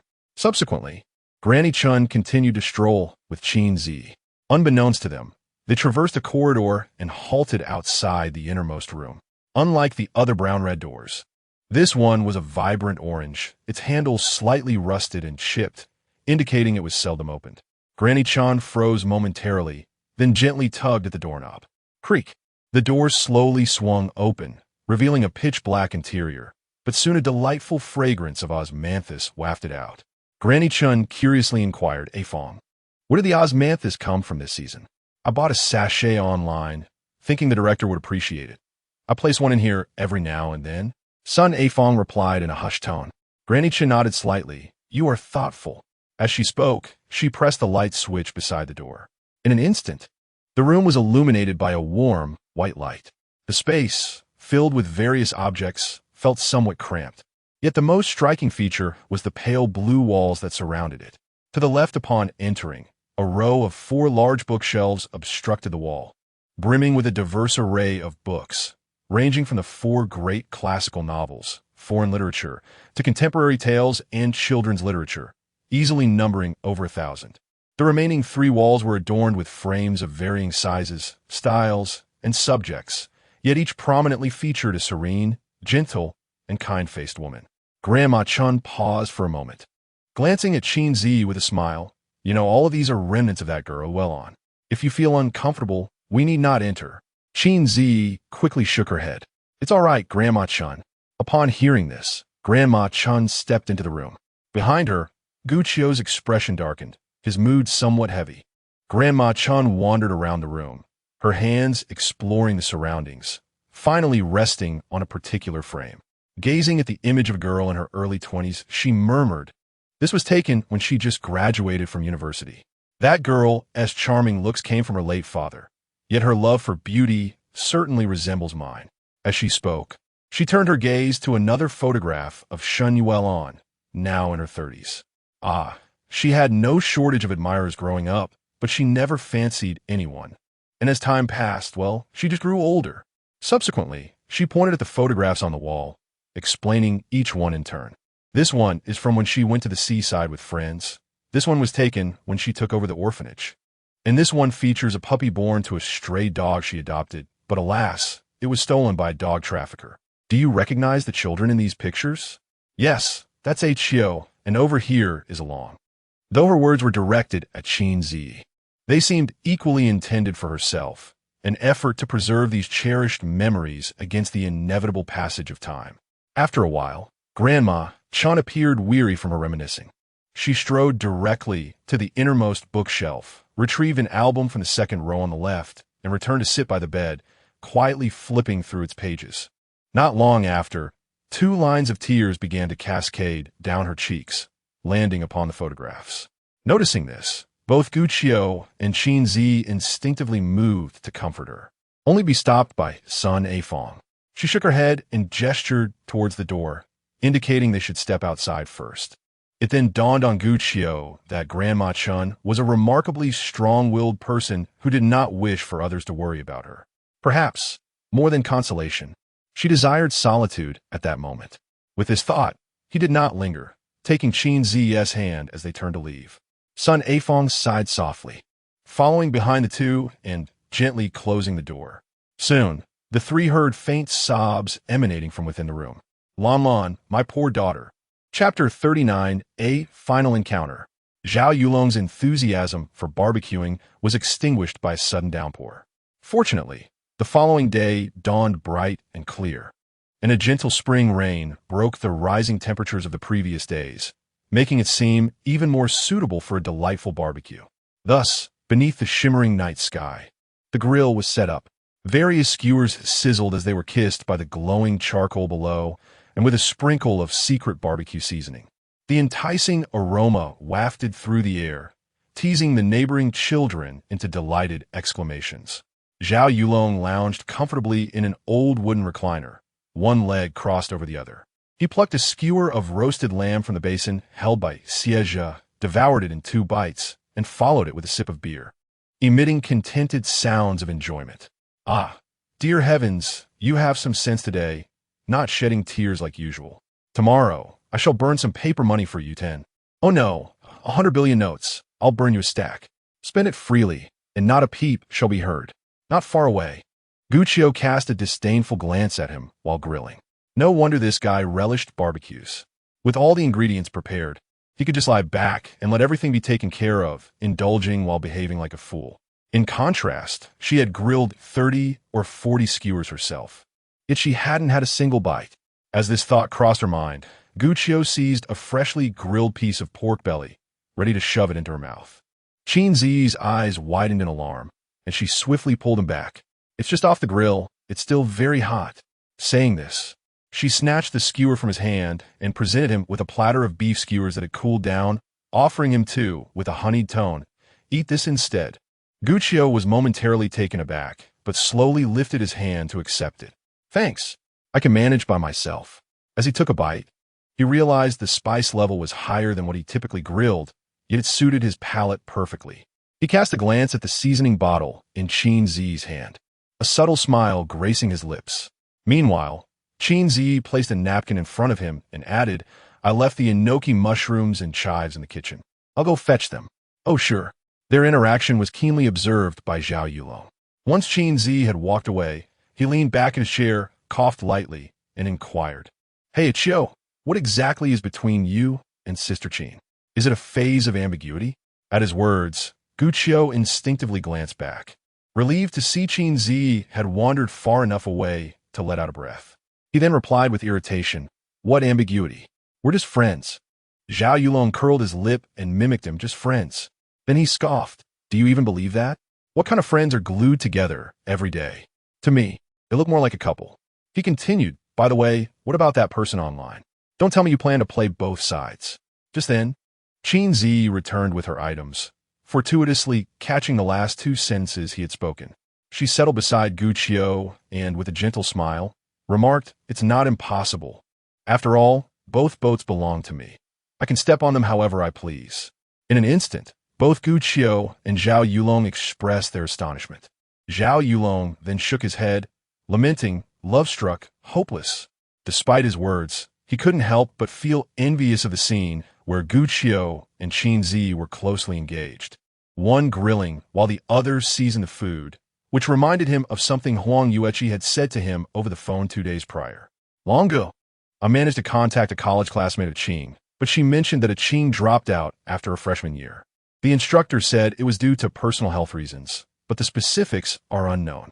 Don't worry too much. I will continue to inquire." He knew Song Qing well. Despite her playful nature, she would never joke about her future, indicating that a serious health issue must have led to her withdrawal. Unfortunately, he had been diligently investigating for days, yet he still had no leads. Suddenly, Zhao Yulong glanced again at the pair grilling, recalling how they had both urged him to seek out Song Qing, and he couldn't shake the feeling that they knew something.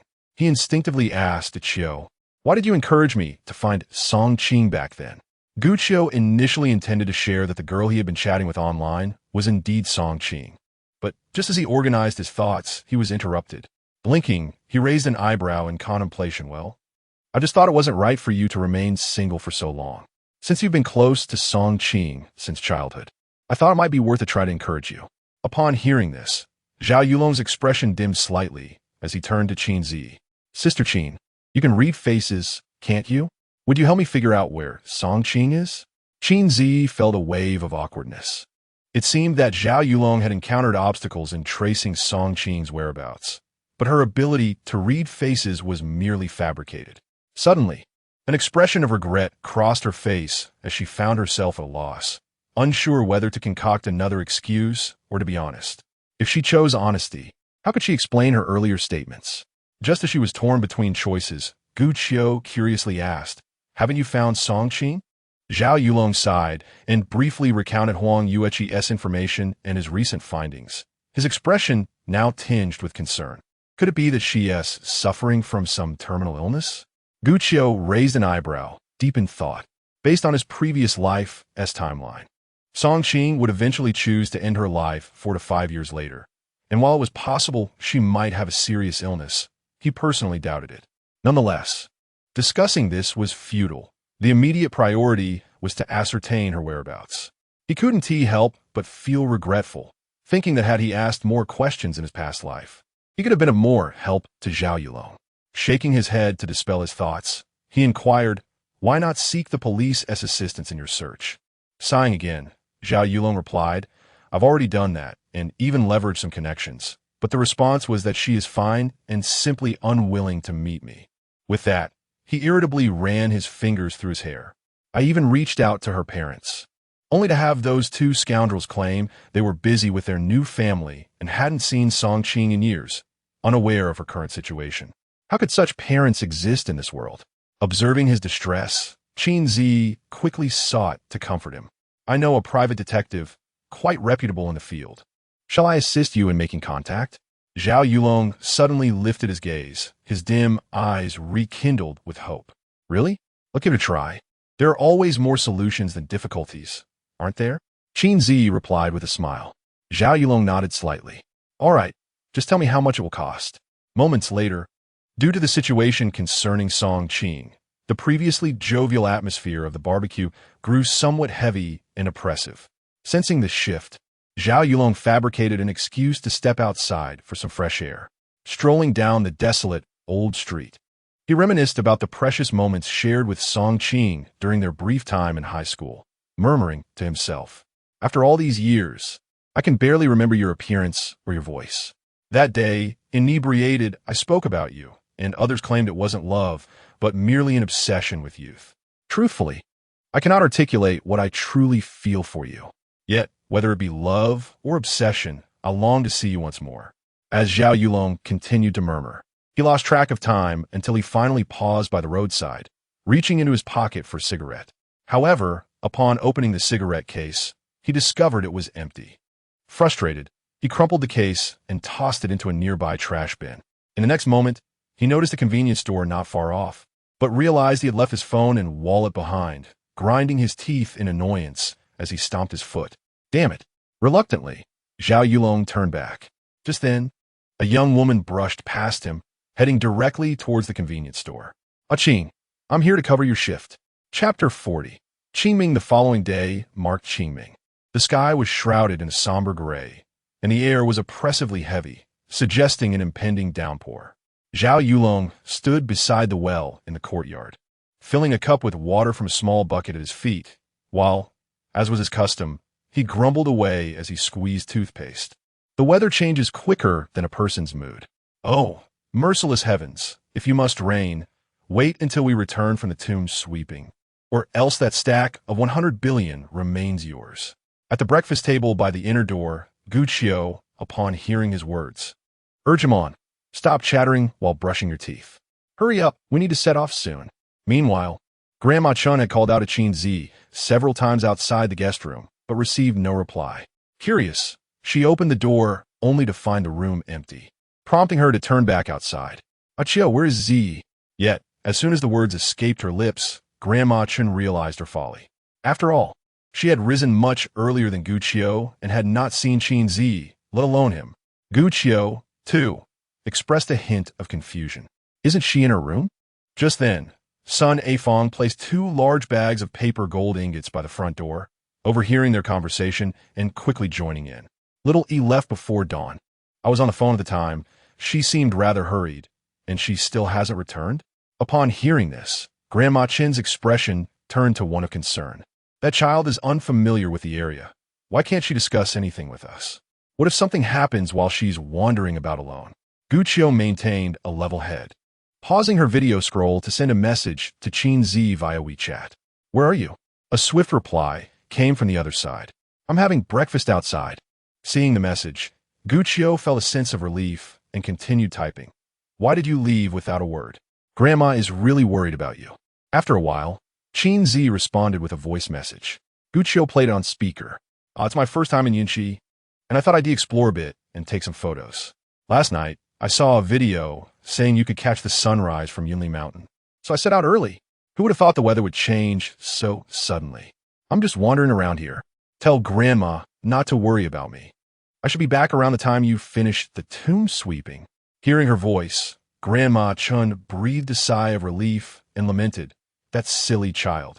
It's all this dreadful weather's fault. I wanted to take her out for a nice time, but there's no chance now. We'll have to wait until next time." Gu Qiu, however, furrowed her brow slightly. Just moments ago, Qin Zhiyi said she was having breakfast. Yet the wind sounds in her voice message raised her suspicions. However, unable to decipher the woman's thoughts, she chose not to dwell on it. Before long, everyone finished breakfast, tidied up, and set off in a vehicle laden with offerings towards the North Mountain Cemetery. Within the Yunqi district, there are 2 notably famous mountains. One of the mountains is the Yunli Mountain, previously mentioned by Qin Zhiyi, rising nearly 300 meters above sea level and currently developed into a tourist attraction. The other, Beishan, stands at a mere 100 meters in elevation and is famously known as the Grave Mountain, where 2 cemeteries are situated on its slopes, one for ordinary burials, the Beishan Cemetery, and the other a Grand Martyrs Cemetery, which has led some to refer to this place as Hero Mountain. Beishan is located in Fengling Town, approximately a 30-minute drive from Yunqi Town. By the time Gu Qiu and her companions arrived, the morning had already slipped away. Yet the road leading to the mountainside was beset by congestion, consuming considerable time in queuing and searching for parking spaces. by the time everyone settled. It was nearly 10 o'clock. Zhao Yulong unloaded the items from the trunk with a heavy thud as he slammed the door shut. I am truly exasperated. This wretched place buries so many people each year, yet they do not consider expanding the roads and parking lots. Upon hearing this, Grandma Chun lightly tapped him on the shoulder. What are you saying? Your Aunt Lon is resting in this wretched place too. Stop your nonsense and spit it out. Gu Qiu shot him a glance. You really ought to curb your unfiltered remarks. At least be mindful of the occasion. Zhao Yulong, feeling slightly embarrassed, scratched his head. Oops. Well, I suppose it has become my habit. I shall certainly correct it in the future. Sun Afong, feeling unwell from the car ride, remarked, Time is getting on. Let's hurry up. Everyone nodded in agreement, quickly gathering their belongings and making their way into the cemetery. The Beishan Cemetery had undergone an expansion, now divided into 2 large areas, and with new graves added each year, the group nearly lost their way. Fortunately, Zhao Yulong recalled the path from memory and ultimately led them to Shun Yuelon's grave. As they paused, Zhao Yulong noticed a bouquet of flowers already placed at the tombstone. Puzzled, he remarked, Oh, it seems there are others visiting this year? Grandma Chen followed his gaze and smiled softly. Your Aunt Lon did so many good deeds in her lifetime. It is only natural that someone would remember her and kind of pay their respects. Sun Afong nodded in agreement, then handed the bouquet she had prepared to Xie. Xiao Zhe, go. Present the flowers to your Aunt Lon. Xie obediently complied. Among the 5, only Gu Qiu stood there in a daze, gazing at the bouquet composed of carnations, white chrysanthemums, and baby's breath, softly murmuring, If only you could join us.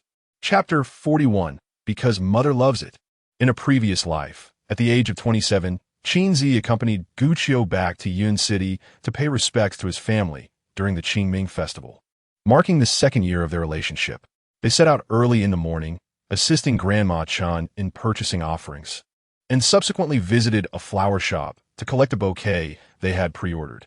However, due to the owner's overwhelming busyness, their order was mistakenly prepared. Thankfully, there were ready-made flowers available, albeit at the cost of their time. As they exited the shop, Qin Zhiyi, dressed in a simple black lawn dress, cast her gaze down at the bouquet she held. Her jade-like eyes blinked, and with a cool voice, she inquired, Why are there 2 types of main flowers? Typically, bouquets consist of a single variety or one primary flower complemented by a secondary one. But the arrangement she held featured a ring of baby's breath on the outer layer, while the interior was a mix of carnations and white chrysanthemums. The overall hue leaned towards warmth, and although the combination was not unattractive, it felt somewhat peculiar to her. Gu Qiu lifted the items in his hands and explained with a gentle smile, The white chrysanthemums represent my remembrance of Aunt Lon, and the carnations are because my mother loves them. Qin Zhiyi, clearly perplexed by his words, turned to look at him in confusion. Immediately, Gu Qiu raised an eyebrow and elaborated, Back in the 3rd grade, my friend along and I noticed a wealthy classmate buying flowers to please his mother, just as Mother's Day was approaching. Though we were poor, we scraped together some money to buy a bouquet of carnations for Aunt Lon. I remember her being utterly stunned when we presented the flowers and said, Happy Mother's Day, Mom. When she regained her composure, she held us tightly and wept incessantly. Eventually, that bouquet withered, yet she couldn't bear to part with it and turned it into a specimen, preserving it. We witnessed Aunt Lon's joy, and it left a lasting impression on us. From that year onward, we made it a tradition to gift her flowers every Mother's Day. Aunt Lon once mentioned that while she adored the fragrance of osmanthus, the carnations held the most sentimental value to her. As he spoke, his expression grew complex, revealing a blend of melancholy, sorrow, and nostalgia. Observing this, Qin Zhiyi silently wrapped her arm around his, gently adding, Just like my mother. At her words, Gu Qiu paused in surprise before nodding in agreement. Yes, because our mothers love them. Upon learning this story, I, alongside Qiu, decided to name this bouquet combination 3 Remembrances, inspired by the sentiment embodied in each of the 3 flowers. Furthermore, I suggested that we personally prepare the 3 remembrances for you in the future, and we indeed nurtured them at home, though sadly, we only managed to sustain this for 2 years. It was early morning, Qin Zhiyi, clad in a casual outfit, knelt before the tombstone engraved with the name of the beloved daughter, Shun Yuan, recounting the origin of the three remembrances she held in her arms. Her starry eyes sparkled as she slowly began to speak. Aunt Lon, do you know that I am a reincarnated person? If you are aware, you must also know that the one you cherish as a treasure, Hyo, was once repeatedly harmed by me in a previous life. You must feel immense sorrow for him, wishing to avoid my presence, and hoping that I shall not entangle him in this lifetime. Yet, I must confess, I am unable to comply. I can assure you, whether in past or present, my love for him is profound and unwavering. In my previous existence, I was foolish and naive, failing to love him adequately, and I inadvertently inflicted my own suffering upon him. I vow that in this life, I shall not repeat such mistakes. I will place him at the center of my world, dedicating myself to his happiness and joy, ever by his side, loving him dearly. Therefore, I beseech you, grant me one more chance, if you would be so kind. Barely had my words faded when the sound of magpies echoed through the forest. Qin Zhiyi's expression turned solemn as she gazed at the gravestone. Is this your silent acquiescence? Thank you, Aunt Lon. Following her words, she placed the 3 Nian flowers before the tombstone and knelt reverently, bowing 3 times. Subsequently, she half-squatted beside it, gently recounting the events that had transpired between her and Guqiu since her rebirth. As she neared the end of her tale, her phone suddenly chimed with a WeChat notification. Noticing Guqiu and Grandma Chen's concern for her, she promptly sent a voice message lasting several seconds. Then, Qin Zhiyi slowly rose, taking a deep breath, and softly said, Aunt Lon, I must take my leave.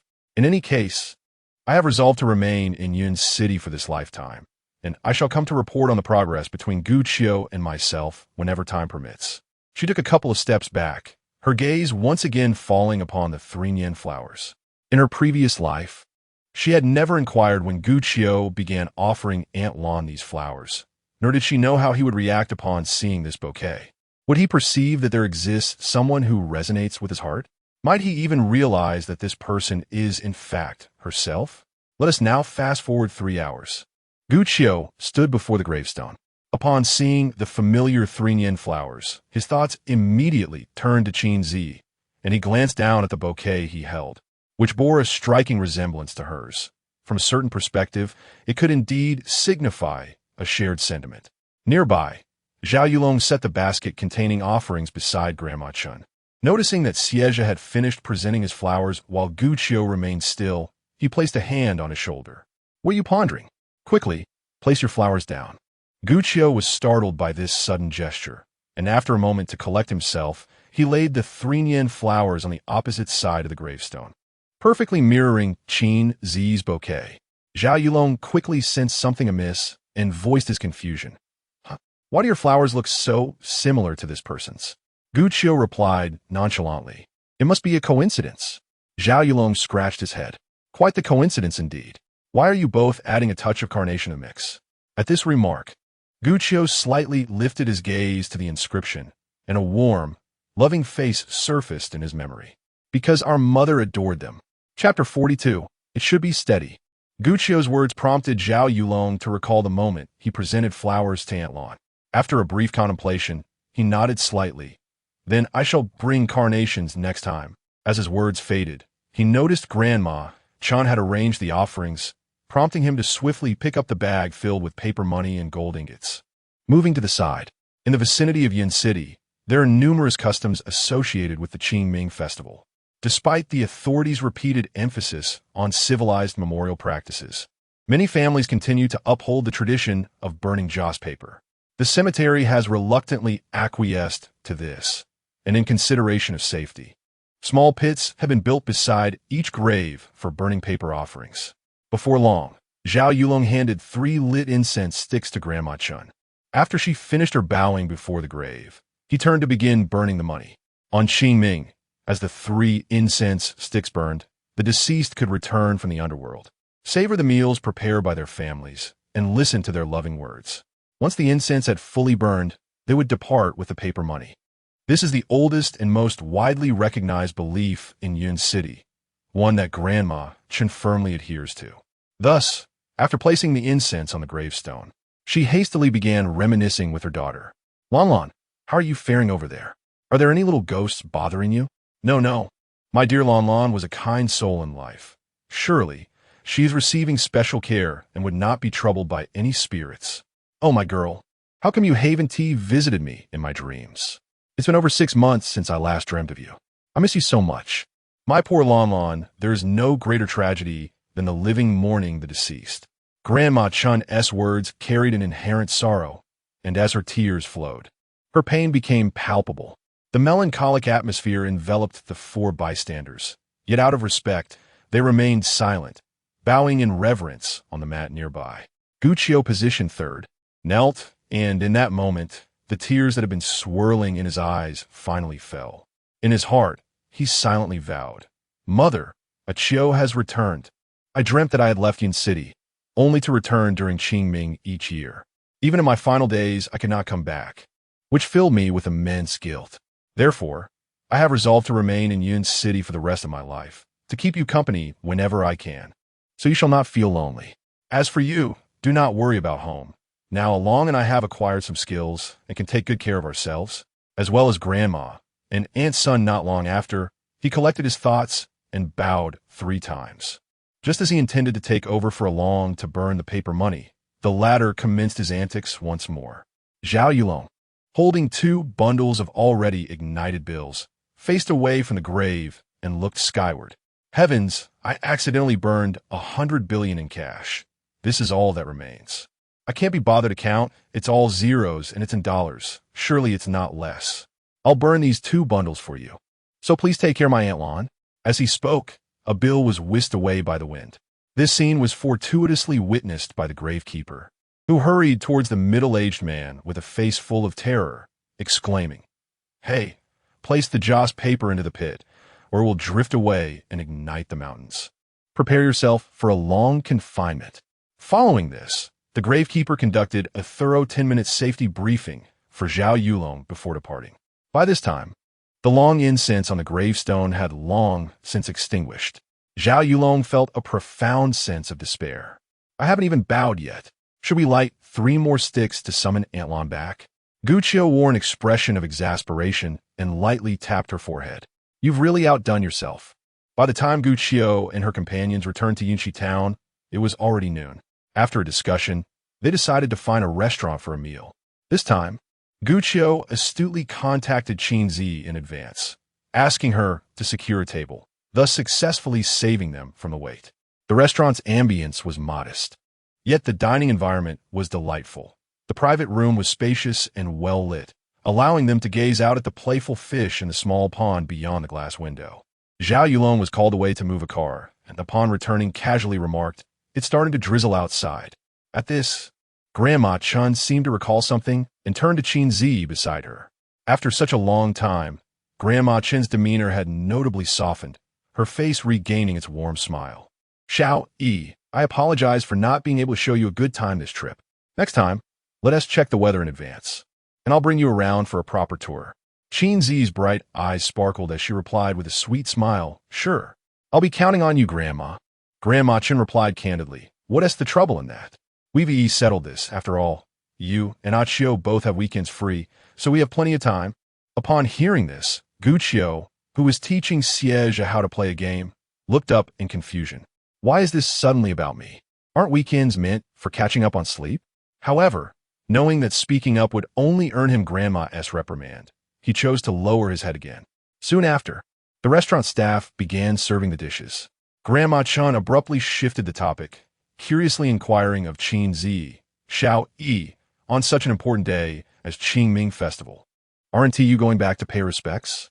Surely your family must be saying something? At her words, Qin Zhiyi's smile immediately faltered. After her rebirth, her first decision was to win over Guccio, and her second was to sever all ties with that family, blocking and deleting all contact information. In essence, anyone daring to obstruct her path to happiness would find themselves utterly crushed. Without dwelling further, she adjusted her expression and chuckled lightly. They have my brother, and that is sufficient. However, Grandma Chun perceptibly sensed the shift in Qin Zhiyi's tone and, combined with the earlier change in her demeanor, quickly formed a suspicion, inwardly chiding herself for prying too much. However, her initial intention was simply to inform the child about Ichio and her own circumstances, while remaining entirely unaware of Qin Zhiyi's family situation. She planned to inquire further to facilitate the development of their relationship. Little did she anticipate the considerable discord within her family, which only deepened Grandma Chen's sympathy for the girl raised in a patriarchal household. Abruptly halting the conversation, she began to serve her some dishes. "All right, the food is here. Let us dine and converse. Come, Xiao Yi, this free-range chicken looks delightful. Do give it a taste. Ichio, Xiaozha, put down your phones. It's time to eat." That afternoon, Gu Qiu and the others hurried back to Yunming District. Gu Qiu initially intended to return directly to school, but was urged by his grandmother to stay for dinner, which caused him to linger until dusk. By the time he rushed into the office, the first evening class had already commenced. He hastily placed his soaked umbrella by the door and retrieved the examination papers he had kept close to his chest. Just then, the head of the history division entered. "Mr. Gu, have you finished grading the papers? Currently, you are the only one among the first-year teachers who has yet to upload the scores." Gu Qiu nodded slightly and replied, "I will input the scores into the computer immediately." "Good, please do so swiftly." Quickly, Gu Qiu utilized the office's desktop computer to input and upload the scores for the 3 sets of papers at lightning speed. Just before the final evening self-study session concluded, he also received the papers from Class 9 and Class 15. After a brief organization, he meticulously reviewed them and was taken aback. The difficulty of this exam had increased slightly, yet Class 9's performance had improved, and surprisingly, Class 15 scores were not far behind. Reflecting on the wager with Yin Jingye, he couldn't help but exclaim, "It should be secure." Chapter 43. Monthly exam rewards the following day, as the third class of the morning approached its conclusion. Qin Zhiyi descended the stairs with her backpack, just in time to spot Gu Qiu arriving on his electric scooter. As he drew nearer, she noticed the 3 boxes of AD calcium milk strapped to his vehicle. Her starry eyes blinked, and a thought crossed her mind. "Is this for the students?" Gu Qiu parked the scooter and set down the kickstand, responding nonchalantly, "Both classes performed well this time, so I thought I'd reward them a little." Upon finishing his sentence, he first lifted 2 boxes, stacking them together, and after gathering some strength, he proceeded toward the stairwell. Observing this, Qin Zhiyi placed her bag on the scooter seat, then took up the last box to follow in his footsteps. "With this, you should be able to win the bet, right?" "Not necessarily. We'll have to wait for the final scores to see. I believe in you. You should believe in the students of Class 15. Of course. We all believe in you. You've all worked so hard." As they exchanged light banter, they soon transported the AD calcium milk into the office. At that moment, only Chun Qian was present. Noticing their arrival, he adjusted his glasses and smiled. "Ah Qiu, are we celebrating early?" "Of course, we should celebrate the students' progress." Gu Qiu replied casually as he used a broken pen to slice open the tape on the box, retrieving 2 cartons of AD calcium milk, which he placed on the 6 desks in the office. When it was Qin Zhiyi's turn, he raised an eyebrow, pondered for a moment, and ultimately handed her an entire carton. Qin Zhiyi, standing nearby, witnessed this gesture and a smile blossomed on her cheeks. Chen Qian, on the other side, did not hold back. After inserting a straw into his bottle, he took a small sip. "I haven't had this in almost a decade. Thanks to you, Ah Qiu, I'm revisiting my youth." In response, Gu Qiu placed the remaining 2 bottles on his desk. "Brother Chun, why are you being so polite with me? If you need more, just take it. I'll go park the scooter now." When he first started working, Chun Qian had been quite helpful, and he was one of the few teachers with whom Gu Qiu could converse comfortably. After leaving that remark, he turned and exited the room without waiting for Chun Qian's response. Moments later, Gu Qiu returned to the electric scooter and noticed Qin Zhiyi's backpack. He casually picked it up and turned to see if she was following, only to find her sipping from a carton of AD calcium milk. Her clear eyes sparkling with joy, her face radiating happiness, making her appear quite endearing. Gu Qiu's gaze was captivated by her charming demeanor, and he found himself staring blankly until Qin Zhiyi approached him, snapping him back to reality. Feeling a bit embarrassed, he cleared his throat and quickly handed her the bag. Qin Zhiyi accepted it and slung it over her shoulder. Suddenly, she recalled something and reminded him, You don't need to go to the cafeteria for lunch. I'm heading to my grandmother's place now. I'll bring you back some food later." Upon hearing this, Guccio, who was about to twist the key in the scooter, paused and asked curiously, "What are you going to your grandmother's for?" "She asked me to visit. Perhaps she simply adores me." As she uttered these words, a gleam of pride danced in Qin Zhiyi's eyes. Her argument was impeccable, leaving Guccio with no choice but to helplessly shake his head and depart after muttering an acknowledgement. Qin Zhiyi watched his retreating figure, then glanced at the carton of AD calcium milk in her hand, letting out a derisive snort. How sweet. Half an hour later, in class 15, as the bell rang to signal the start of class, Guccio entered the classroom, clutching a stack of test papers and his camera. Although they were still in the grading phase, many students had already infiltrated the office to check their scores. Upon tallying, they discovered that the class's historical scores had improved significantly, yet they remained uncertain about their exact ranking, leading them to chatter eagerly. "Old Gu, can we win? The 13 class ranked 7th last time, and we estimated that their scores can't possibly surpass ours this time. Why can't this grading system announce scores subject by subject?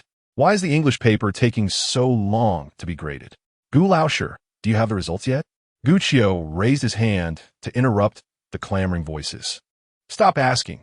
I don't have the results here either, but the English scores are being inputted into the computer. I expect we'll know by the end of the afternoon at the latest." As he spoke, he adjusted his camera, directing the lens toward the door, and then extracted a portion of the test papers. "Su Jinlin, please distribute these papers." The history class representative, seated in the third row, swiftly approached the podium to hand out the papers. Guccio then turned and exited the classroom. Soon, students who received their papers began reviewing their mistakes, double-checking their scores to avoid any errors in grading. Those without papers engaged in hushed discussions. What is going on? Are those without papers going to face old Gu's reprimand? Impossible. Su Jinlin didn't even receive her paper. The stack on the podium must all be high scores. Old Gu will surely commend them. Even if I scored 67, can I still be praised? Yours might be lost. Just as they were conversing, they suddenly spotted Guccio outside the window, hauling 2 boxes of AD calcium milk, prompting an immediate chorus of exclamations. Wow. The students' initially puzzled expressions transformed into excitement and anticipation. Guccio placed the AD calcium milk on the desk, exhaled a breath of relief, surveyed the room, and announced, "This test was actually more challenging than the last. Yet everyone performed admirably. I have a small reward for you." This time, 5 students scored over 90, and each will receive 4 bottles. As he spoke, he opened the box and retrieved 5 trays of milk. Su Jinlin, 94 points. He handed the test paper and a tray of AD calcium milk to the girl who approached. Chen Ximin, 91 points. Zhao Qin. After announcing the scores for 5 students, many in the class exhibited expressions of envy. Guccio then proceeded to split the remaining milk, continuing, "For those scoring over 85, we have 9 students this time, each receiving 2 bottles. Kaikafa, a score of 88. After distributing the awards to these 9 individuals, 2 papers remained on the stage. Initially, I hesitated to reward the next 2, as their scores were lower than those of several classmates who did not receive milk, fearing it might create an imbalance in your hearts. However, after much contemplation, I decided to proceed with the distribution, for their progress in this examination was remarkable. The award for the most significant improvement goes to 2 individuals. Liu Qisong, who scored 45 last time, achieved 67 this time, a commendable improvement of 22 points. Su Xiaoan, with a previous score of 57, now stands at 79, also a 22-point increase. Come, each of you will receive 2 bottles. The boys walking up from the back had smiles stretching from ear to ear, clearly elated. In contrast, Su Xiaoan in the front row maintained a serene expression, merely accepting her reward with a subtle demeanor. Guccio instinctively glanced at her twice, but refrained from further remarks, redirecting his attention to the entire class. "We have an additional 6 bottles, and shortly we shall call upon individuals to answer questions. Those who answer correctly will receive a reward, with priority given to those who have not yet received any. To those who did not receive rewards this time, do not be disheartened, continue to strive, for we shall have more opportunities after the next monthly examination." Moreover, you're aware that I am creating short videos. Once they gain popularity and funding, I shall provide even better prizes for everyone." Upon hearing this, the students responded enthusiastically. "Good. Long live old Gu." Now, without further ado, let us pose a simple question and subsequently discuss the papers. Later that day, Guccio had an early breakfast and, after running errands for the students' rewards, found himself quite hungry. Yet, having made plans with Qin Zhiyi, he refrained from heading to the cafeteria. Unexpectedly, he had been waiting in the office for over 20 minutes, while some students had already returned from their meals, and still, there was no sign of Qin Zhiyi. Messages sent went unanswered. Finally, after staring at his phone screen for 3 minutes, Guccio could not help but mutter his frustration. She is even less reliable than Ulung. With that, he decided not to wait any longer and intended to head to the cafeteria for some leftover food to satiate his hunger. However, just as he descended the stairs, he suddenly heard faint sobs coming from the other end of the corridor leading to the back playground. Driven by curiosity, Guccio slowly made his way over. Turning the corner, he immediately spotted a familiar figure curled up on the steps. Xiaoan? Chapter 44.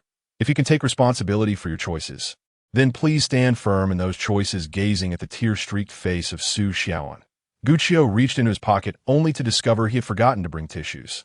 At the same moment, Su Xiaoan sensed Guccio's presence, immediately stifling her sobs, though she could not suppress her quiet whimpers.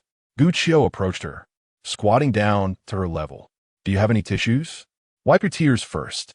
Upon hearing this, Su Xiaoan retrieved a pack of tissues from her coat pocket and pulled out a sheet to dab at the tears streaming from the corners of her eyes. Guccio stood by her side, waiting for her to regain some composure before gently inquiring, "What happened? Is it because you didn't perform well in your other exams?"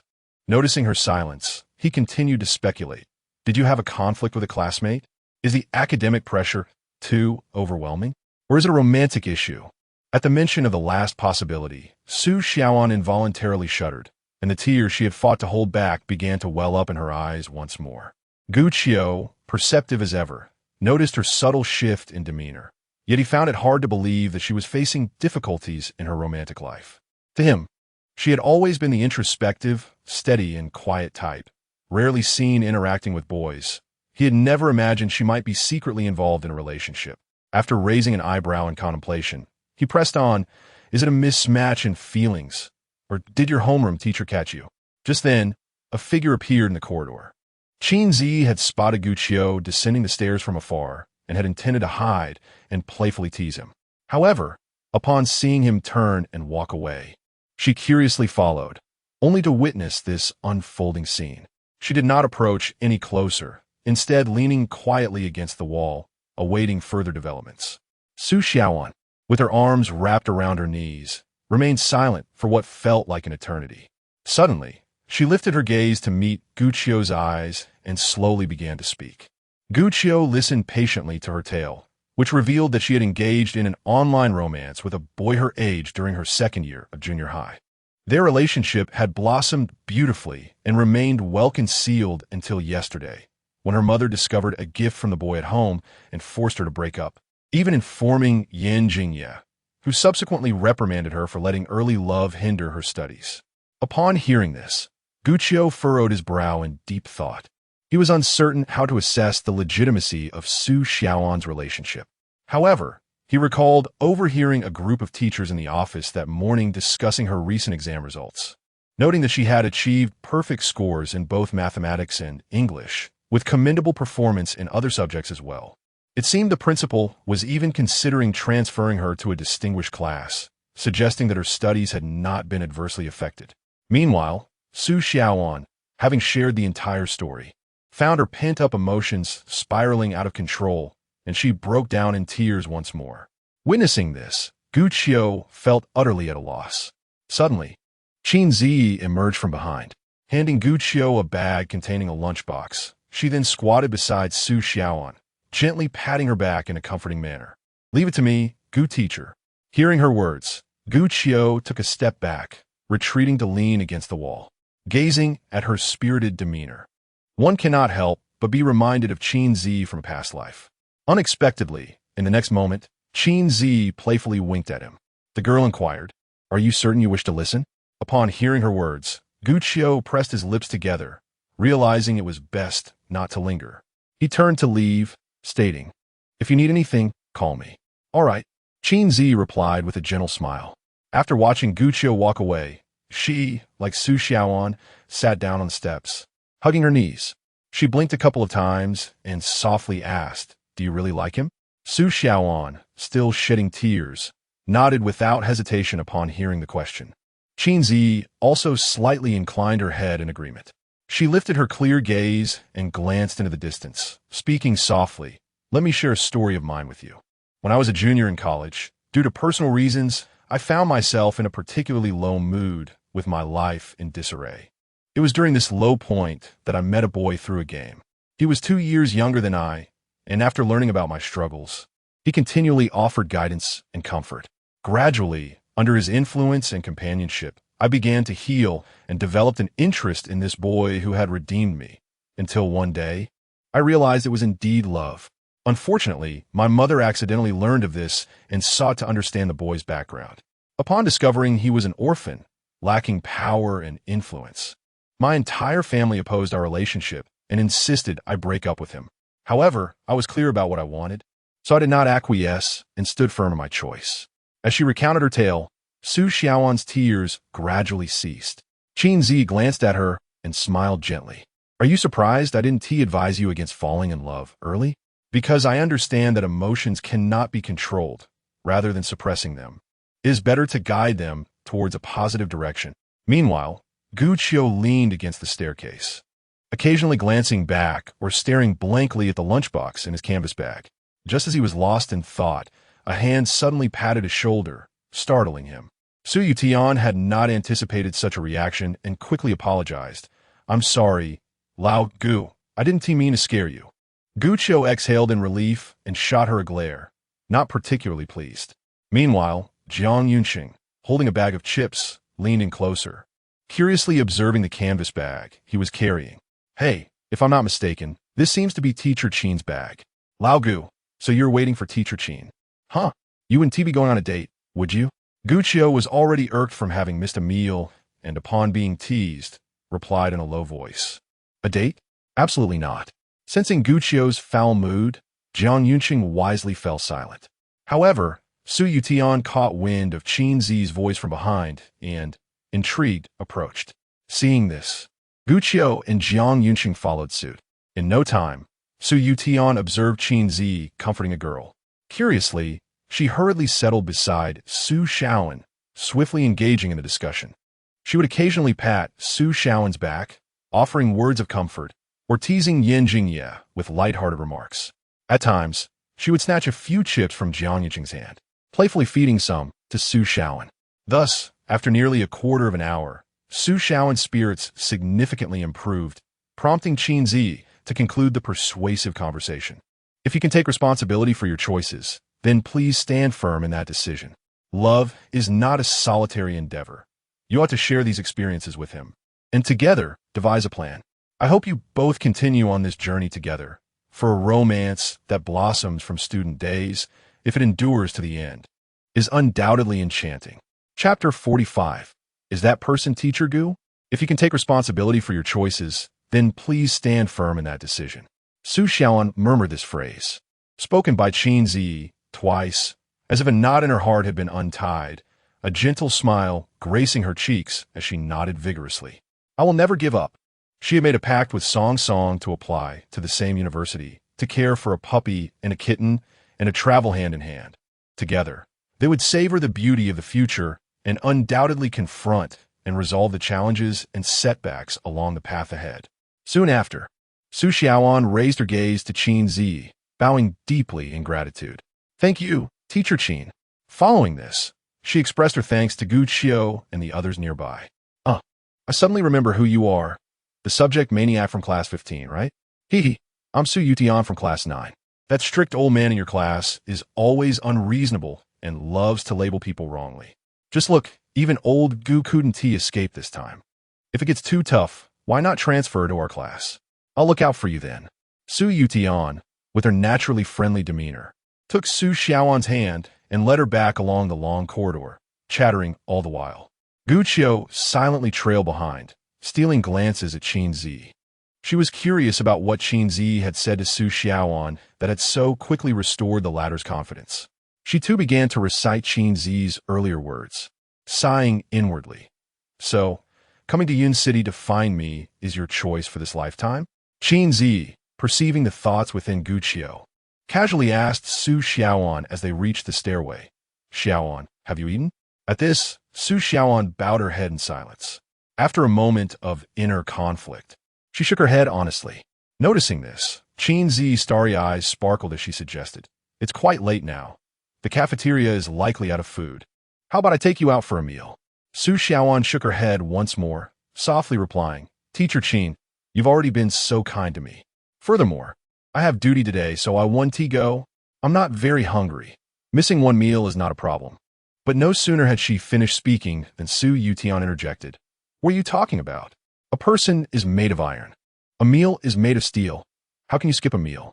Saying this, she pressed half a bag of potato chips into Su Xiaoan's hands. "Here, have some. That chubby guy has instant noodles and bread. I'll go up and get them for you in a bit." At this, Jiang Yunqing widened his eyes in disbelief. "Wait, you're taking my things to do someone a favor and acting all righteous about it? Chubby guy, I'm just worried that if you take it over, people might misunderstand. Though with your appearance, little Xiaoan wouldn't even look at you. What's wrong with my looks? I haven't eaten your family's rice. And despite your balanced diet and good health, you're still not growing taller. Chubby guy, do you want a beating or what? Someone's defenses are down." Observing the two quarrelsome friends bickering once more, Gu Qiu could only shake her head in exasperation. Then, she retrieved a dark green lunchbox from her canvas bag and handed it to Su Xiaoan. "Here, Xiaoan, please have this." Fearing further rejection, she added, "It's not free. You know, I'll deduct it from your historical points later." Su Xiaoan hesitated, then retorted, "What about you, Teacher Gu?" Gu Qiu shrugged casually. "I have no classes this afternoon, so I can eat whatever I fancy when I get home." To their surprise, the two bickering friends turned to him in unison. "Are you leaving, old Gu? Weren't you supposed to explain the test papers to us at noon?" Gu Qiu shot them an annoyed glance, raising an eyebrow in contemplation. "Well, if that's the case, then Jiang Yunqing, bring me your bread and snacks later." Su Yotian's eyes brightened at this. "That sounds great." Jiang Yunqing, however, hung his head in despair and sighed. "Old Gu, you can't exploit us like this. Those are the children's afternoon treats. You're already quite hefty. You ought to watch your diet." "Exactly." Qin Zhiyi, who had been silent, chuckled softly. After some consideration, she took the lunchbox from Gu Qiu and handed it to Su Xiaoan. "Xiaoan, you should eat this. Yunqing, you go grab some snacks for Teacher Gu to fill his stomach, and I'll go out to buy another meal, along with some treats for you. How about a hand-grabbed pancake?" Upon hearing this, Jiang Yunqing's face lit up. "That's perfect. Long live Teacher Qin." Everyone agreed with Qin Zhiyi's arrangements. Su Yutian initially wanted to pull Su Xiaoan along, but seeing her hesitate, seemingly wanting to speak with Qin Zhiyi, she smartly joined Jiang Yunqing in escorting Gu Qiu up the stairs. "Old Gu, you've already sent the AD calcium milk to class 15, right? Don't forget about us, right? We can't be treated unfairly. By the way, when will the grade rankings be released? I'm still waiting for you to slap that Yin fellow in the face." As the three figures gradually disappeared, Qin Zhiyi noticed Su Xiaoan holding the lunchbox facing her. She smiled and approached, gently smoothing the slightly disheveled hair at the side of her head. "All right, don't overthink it. If you don't eat soon, your meal will get cold. If you're worried about the smell bothering the class, you can eat at my desk in the office. With Teacher Gu and Su Yutian there, no one will say anything." Her tender words of concern enveloped Su Xiaoan in warmth. The latter obediently nodded, watching Qin Zhiyi turn to leave. Suddenly, curiosity got the better of her. "Teacher Qin, is the person you mentioned Teacher Gu?" Qin Zhiyi paused, turned back with a smile, and raised a finger to her lips, signaling for silence. "Keep it a secret for me, okay? I will." As evening approached, Jiang Yunqing and Su Yutian, having tackled the more challenging mock exam the night before, had made numerous errors. Consequently, the discussion of the test continued until the end of the lunch break. Additionally, with the school announcing a sudden meeting, Gu Qiu did not return that afternoon. After each monthly examination, Guccio meticulously formulates the subsequent teaching plan based on the comprehensive performance and results of the two classes to ensure the rationality of the instruction. This endeavor is far from effortless. He expended a considerable portion of his afternoon and barely completed 1/5 of the workload. Just then, the school bell rang. Guccio raised his hand to massage his weary brow and stretched his arms for a moment, gazing at the ceiling in a moment of reverie. He recalled the evening class ahead and sighed. Well, I shall tackle the rest tomorrow. With that thought, he intended to tidy his desk and head to the cafeteria for a meal. However, at that precise moment, a group of excited students from class 15 burst in. Mr. Gu, we won. Yay, yay, yay. Upon hearing their exclamations, Guccio raised an eyebrow and inquired with a smile. Has the ranking been announced? Oh, Mr. Gu, you're not aware? A boy in the back casually retorted, placing the score sheet of class 15's monthly exam on the desk. Guccio glanced over and was immediately drawn to Su Zhao's remarkable achievement of securing first place in the class and third in the grade. He nodded silently, then continued to examine the results, quickly noting that class 15's average score in history stood at 76.62, placing him fourth in the entire grade, surpassing the fifth position he had wagered with Qin Zhiyi. A quiet sigh of relief escaped him as he turned to the students beside him. Thank you for your hard work. No, it is you, Mr. Gu, who has worked hard. Chapter 46, The Female Rogue Evening. With Qin Zhiyi now taking over the last two evening study sessions, Guccio felt considerably more at ease. After the final class concluded, he returned home directly, took a quick shower, and began to edit the video he had prepared as rewards for his students earlier that morning. At this moment, he uploaded the edited video onto the dream-seeking short video platform.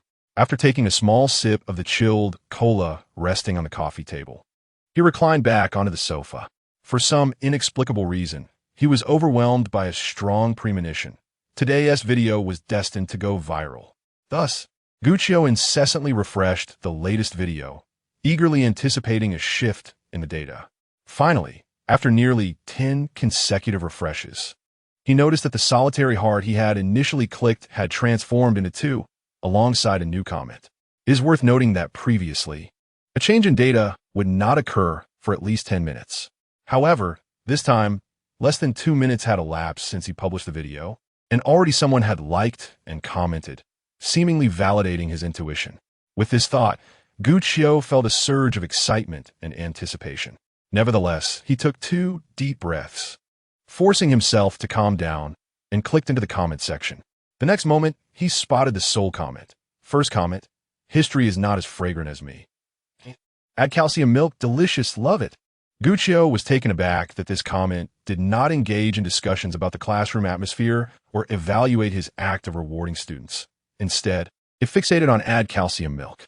Coupled with the content of the comment, it instantly conjured an image in his mind of someone joyfully drinking add calcium milk, followed by an inexplicable recollection of Qin Zhiyi's adorable demeanor while drinking add calcium milk that day. He hastily shook his head, but as he retracted his thoughts, he noticed the commenter's username.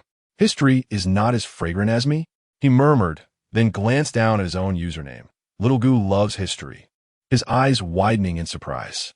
What on earth? Why did it feel reminiscent of a couple SID?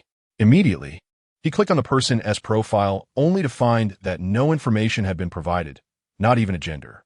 Guccio sat there on the sofa, lost in thought.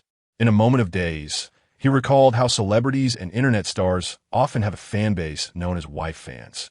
Yet here, he was with a mere 1,000+ followers, suggesting he should not be encountering this at all. But in the next instant, he recalled a news piece he had seen a couple of days prior about a male college student being stalked by a woman, who subsequently drugged him and dragged him into a small thicket. Considering his appearance was somewhat decent, it was indeed possible that he could attract the attention of a female rogue. After envisioning a dramatic scenario where he was besieged by infatuated female fans and dragged into a narrow alley for some mischief, Guccio shivered and sighed. Being an internet celebrity isn't easy these days. Having said that, he raised an eyebrow in contemplation and promptly deleted the comment. Casually tossing his phone aside, he stood up to draw the curtains, preparing for sleep. Meanwhile, The very female rogue he had imagined was humming a tune, strolling along the tranquil path of the campus. Qin Zhiyi had not anticipated that by casually opening Dream Seeking, she would stumble upon Gu Qiu's updated video and joyfully seize the first comment. At present, the short video platform has yet to launch the IP feature, which means that Gu Qiu cannot find any information about herself, nor does she know how he would react upon seeing her account nickname. Nevertheless, she does not intend to confess just yet. Instead, she continues to comment on his videos, striving to secure more early comments. Once she accumulates a certain number, she plans to orchestrate a serendipitous moment for him to discover her presence, undoubtedly eliciting a mix of surprise, joy, and romance. Amused by this thought, Qin Zhiyi couldn't help but chuckle softly. She then clicked on the Dream Pursuit app again, seeking to see if anyone had liked her comment, hoping to secure the most liked comment as well. However, upon reopening the comment section, she found that her comment had vanished, and the label of early comment had shifted to another remark. For a moment, Qin Zhiyi felt utterly bewildered, assuming it was a system glitch. She refreshed the app and even restarted it, but the result remained unchanged. Unable to contain her curiosity, she opened the details of her comment only to be greeted by the notification. Your comment has been deleted by the video author, Xiao Gu Loves History. Please edit again. Note: comments must comply with the Dream Pursuit app's publishing standards. Instantly, Qin Zhiyi pouted in frustration, stamping her foot in irritation. That insufferable man. The following day, in the afternoon, as the school bell rang, Gu Qiu exited class 15. While descending the stairs, he fortuitously encountered the students from class 9, who had just finished their physical education class. Hello, Teacher Gu. In response to the chorus of greetings, Gu Qiu nodded appreciatively. Among the crowd, Su Yutian, who was sharing spicy strips with a friend, turned her gaze and followed closely behind Gu Qiu. Old Gu, has that guy apologized to you yet? Noticing Su Yotian's subtle maneuver, Jiang Yunqing, who was still downstairs, opted not to ascend further and casually chewed on a snack while keeping pace with the two. Gu Qiu shook his head and, taking advantage of Jiang Yunqing's missed bite, tore off a small piece of dough and popped it into his mouth. He had encountered Yan Jingye 2 or 3 times that morning, but each time, the latter had promptly changed direction, clearly avoiding him on purpose. Observing this, Su Yutian crossed her arms and snorted. I suspected he would backtrack on his word. I once heard a senior say that he promised his students targets and rewards. But when the students met those targets, he delayed the rewards for 2 whole years, and he acted as if he was reluctant to give them. Honestly, just on the basis of character and professional ethics. Old Gu, you outshine him by 10-fold. I really don't understand how he has the audacity to challenge you. Delighted by her candid remarks, Gu Qiu chuckled. Shortly after, Jiang Yunqing pressed on, Old Gu, what are you planning to do? You can't just let it go like that. Can you? Unexpectedly, just as he finished speaking, Yan Jingye appeared from the corridor ahead. With no side paths available and feeling it inappropriate to turn back, he steeled himself and continued walking nonchalantly. Gu Qiu initially hoped that after this lesson, the man would cease questioning him and opposing him, thus eliminating the need for him to pursue an apology. After all, it was not his reputation that would suffer in the end. At this moment, since the student has brought up the matter, failing to engage in a conversation with the other party might lead to the misconception of timidity. Gu Qiu gathered his thoughts, and, just as he was about to pass by Yan Jingye, he suddenly spoke up. Teacher Yan, have you perhaps forgotten something? Chapter 47. The initial wager stipulated that if the history scores of Class 15 were to place among the top 5 in the grade, Yan Jingye would refrain from interfering with Gu Qiu's teaching and would apologize for his words and actions on that very day. Now that the results have emerged, Yan Jingye has yet to make any acknowledgement, and it is only natural for Gu Qiu to seek an explanation. However, in Yan Jingye's eyes, that wager was merely a test of this young educator. He chose to step back after the latter's victory, avoiding confrontation.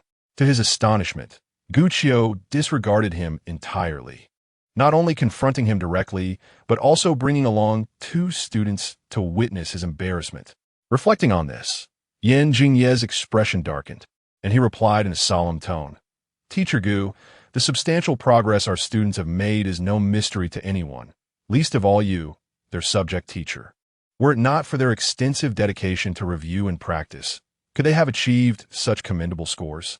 I have long asserted that fixating solely on textbook knowledge is futile. To enhance scores, one must engage in continual problem-solving and examination practice. I trust you have come to realize this during this occasion. However, do not blame me for the reminder. With so many subjects to learn, they cannot afford to expend all their free time and energy on your history class. Many have neglected their English revision for the sake of your subject, leading to a decline in their performance. Such a situation shall not recur. Gu Qiu had anticipated a show of humility from him. Even a slightly abrasive attitude would have sufficed. Yet, upon hearing Yan Jingye's outrageous assertions, her lips twitched in disbelief, and she could not help but be amused by her own indignation. Ah, should I then express my gratitude for your not consuming the students' extracurricular time, allowing them to study history?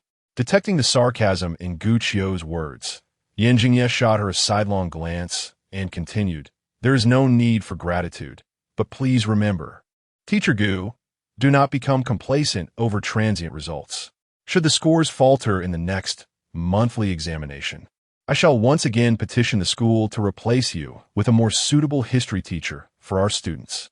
In response to his declaration, Gu Qiu saw no reason to maintain pleasantries and retorted candidly, "As long as you refrain from meddling with your antiquated and obstinate teaching philosophy, I can certainly ensure the student's success."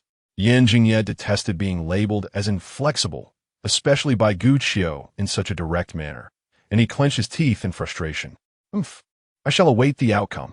Thus, the two parted ways ungraciously, each walking in opposite directions. Yet, barely 2 steps away, Su Yutian, who had been accompanying Gu Qiu, began to mock. "TSK, TSK, TSK. If the students perform poorly, it's old Gu's fault. If they excel, it has nothing to do with him." What a ludicrous argument. Jiang Yunsheng, finishing the last bite of his snack, chimed in as well. Alas, some people simply cannot let go of their pride, oblivious to the fact that their reputation has long been tarnished. If one fears humiliation, one ought not to gamble. And if one gambles yet fails to deliver, isn't that inviting disgrace? Clearly, some individuals can still embellish their own failures, such as the nature of their thick skin. Alas, this pair of adversaries engages in verbal sparring nearly every day, having honed their craft of sarcasm to perfection.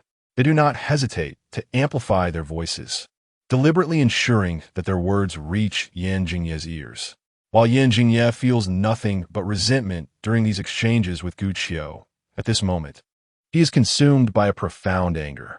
Yet, the two students refrain from naming him directly, leaving him with no recourse but to grit his teeth and clench his fists. Hastening his departure, Gu Qiu glanced back slightly, noting that Yan Jingye had vanished from sight, before interrupting the incessant chatter of the two. "Enough, you've frightened him away." Su Yutian crossed her arms. "Well, he deserves it. If it weren't for his status as a teacher, I would have unleashed my wrath when he spouted those nonsensical arguments. At last, I've witnessed it for myself.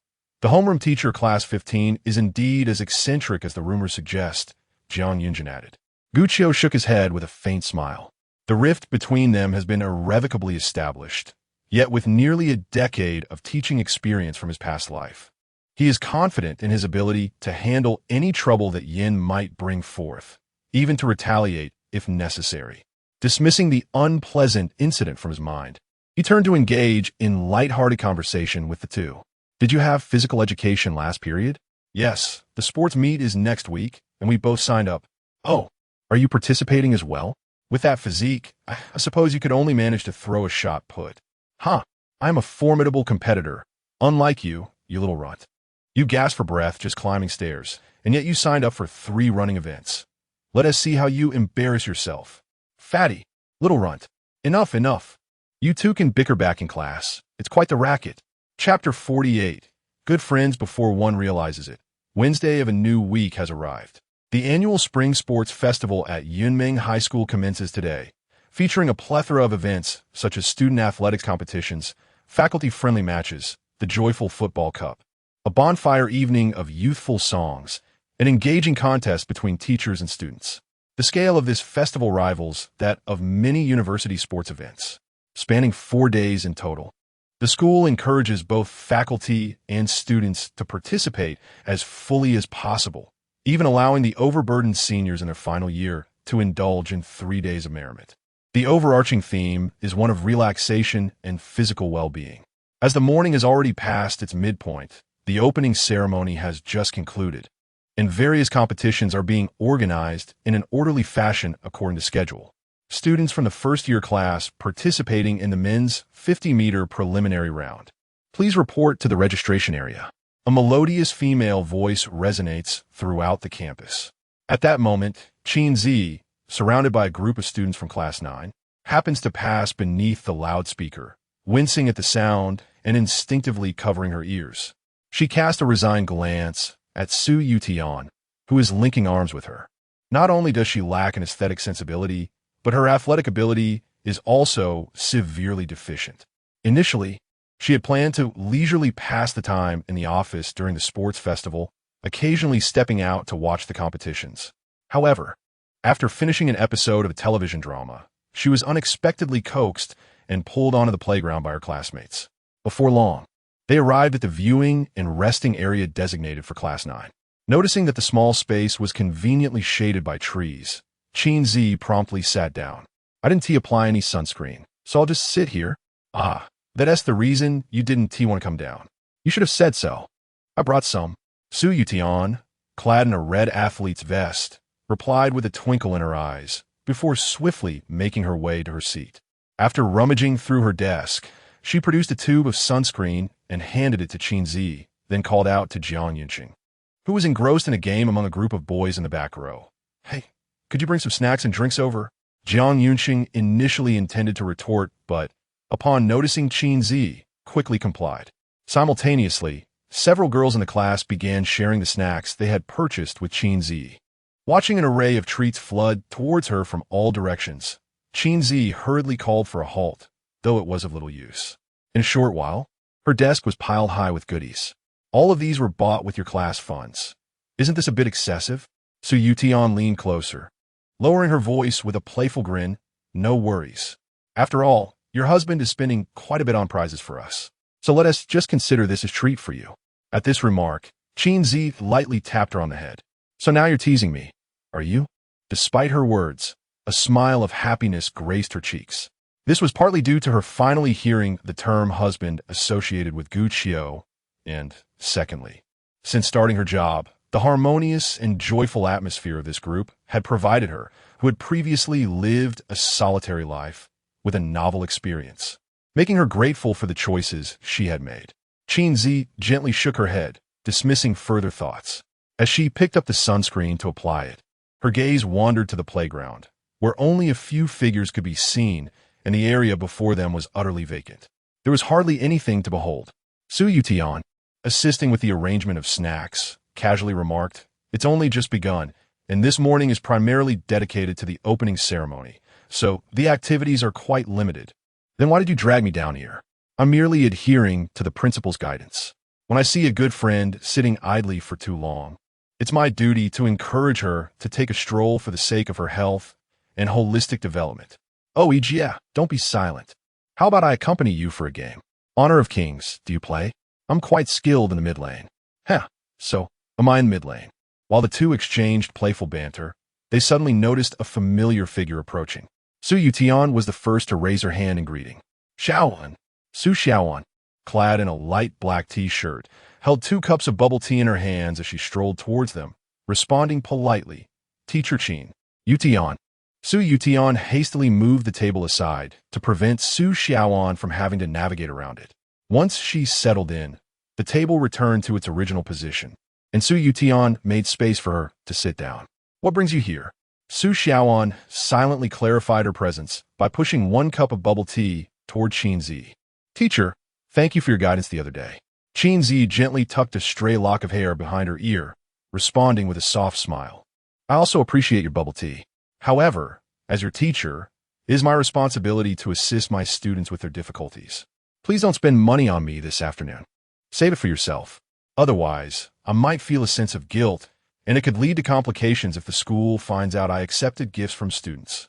Listening patiently, Su Xiaowan nadie obediently. Her gaze then wandered around the vicinity. Su Yutian, initially thinking the other cup of bubble tea was meant for her, pursed her lips, guessing, "Are you looking for Gu? You probably won see him today. He has a basketball match tomorrow morning and has been called for practice." At this, Su Xiaoan's gaze fell slightly. When Gu Qiu had handed her the test papers earlier, he had casually mentioned treating her to bubble tea when he had the chance. A promise she had kept in her heart. However, she had been unable to find the opportunity to reciprocate over the past 2 weeks. Now, with today's unfortunate timing, she sighed silently and turned to Su Yutian. Since that's the case, Yutian, if you don't mind." "Not at all." Su Yutian cheerfully accepted the bubble tea. Her straightforward nature meant she wouldn't sulk or refuse the cup simply because it was initially intended for someone else. She swiftly inserted the straw and offered it to Su Xiaoan. "Here, you take the first sip." Xiaoan seeing this, Su Xiaoan's face flushed slightly. Yet she took a small sip. Su Yutian also took a sip, just raising her thumb in approval when the blaring announcement caught her attention. "Students participating in the women's 200-meter preliminary race, please report to the registration area." Without hesitation, she placed her milk tea on the table. "I'm off to register." Qin Zhiyi, having learned about her events on the way, nodded slightly and reminded her, "Rankings are not important. Do remember to prioritize your safety." "Okay." Su Yutian replied with a hand gesture, and before leaving, she expressed concern for Su Xiaoan. "Xiaoan, stay here with Yijia. Feel free to enjoy the snacks on the table. I'll be back shortly." Su Xiaoan nodded and offered her encouragement. "Go for it. I will carry your spirit across the finish line." Su Yutian responded with a somewhat dramatic fist pump before jogging away. A moment later, Qin Zhiyi opened her cup of milk tea and casually opened a bag of sunflower seeds, spilling them onto the table between herself and Su Xiaoan. She then inquired, "Have things been resolved?" Su Xiaoan, aware that the question pertained to her romantic troubles, took a deep breath and replied softly, "I spoke with him, and we have decided to temporarily break up. Once we reach university in 2 years, no one will stand in our way." "Well, for now, it seems that is the only course of action." Qin Zhiyi nodded while munching on the seeds.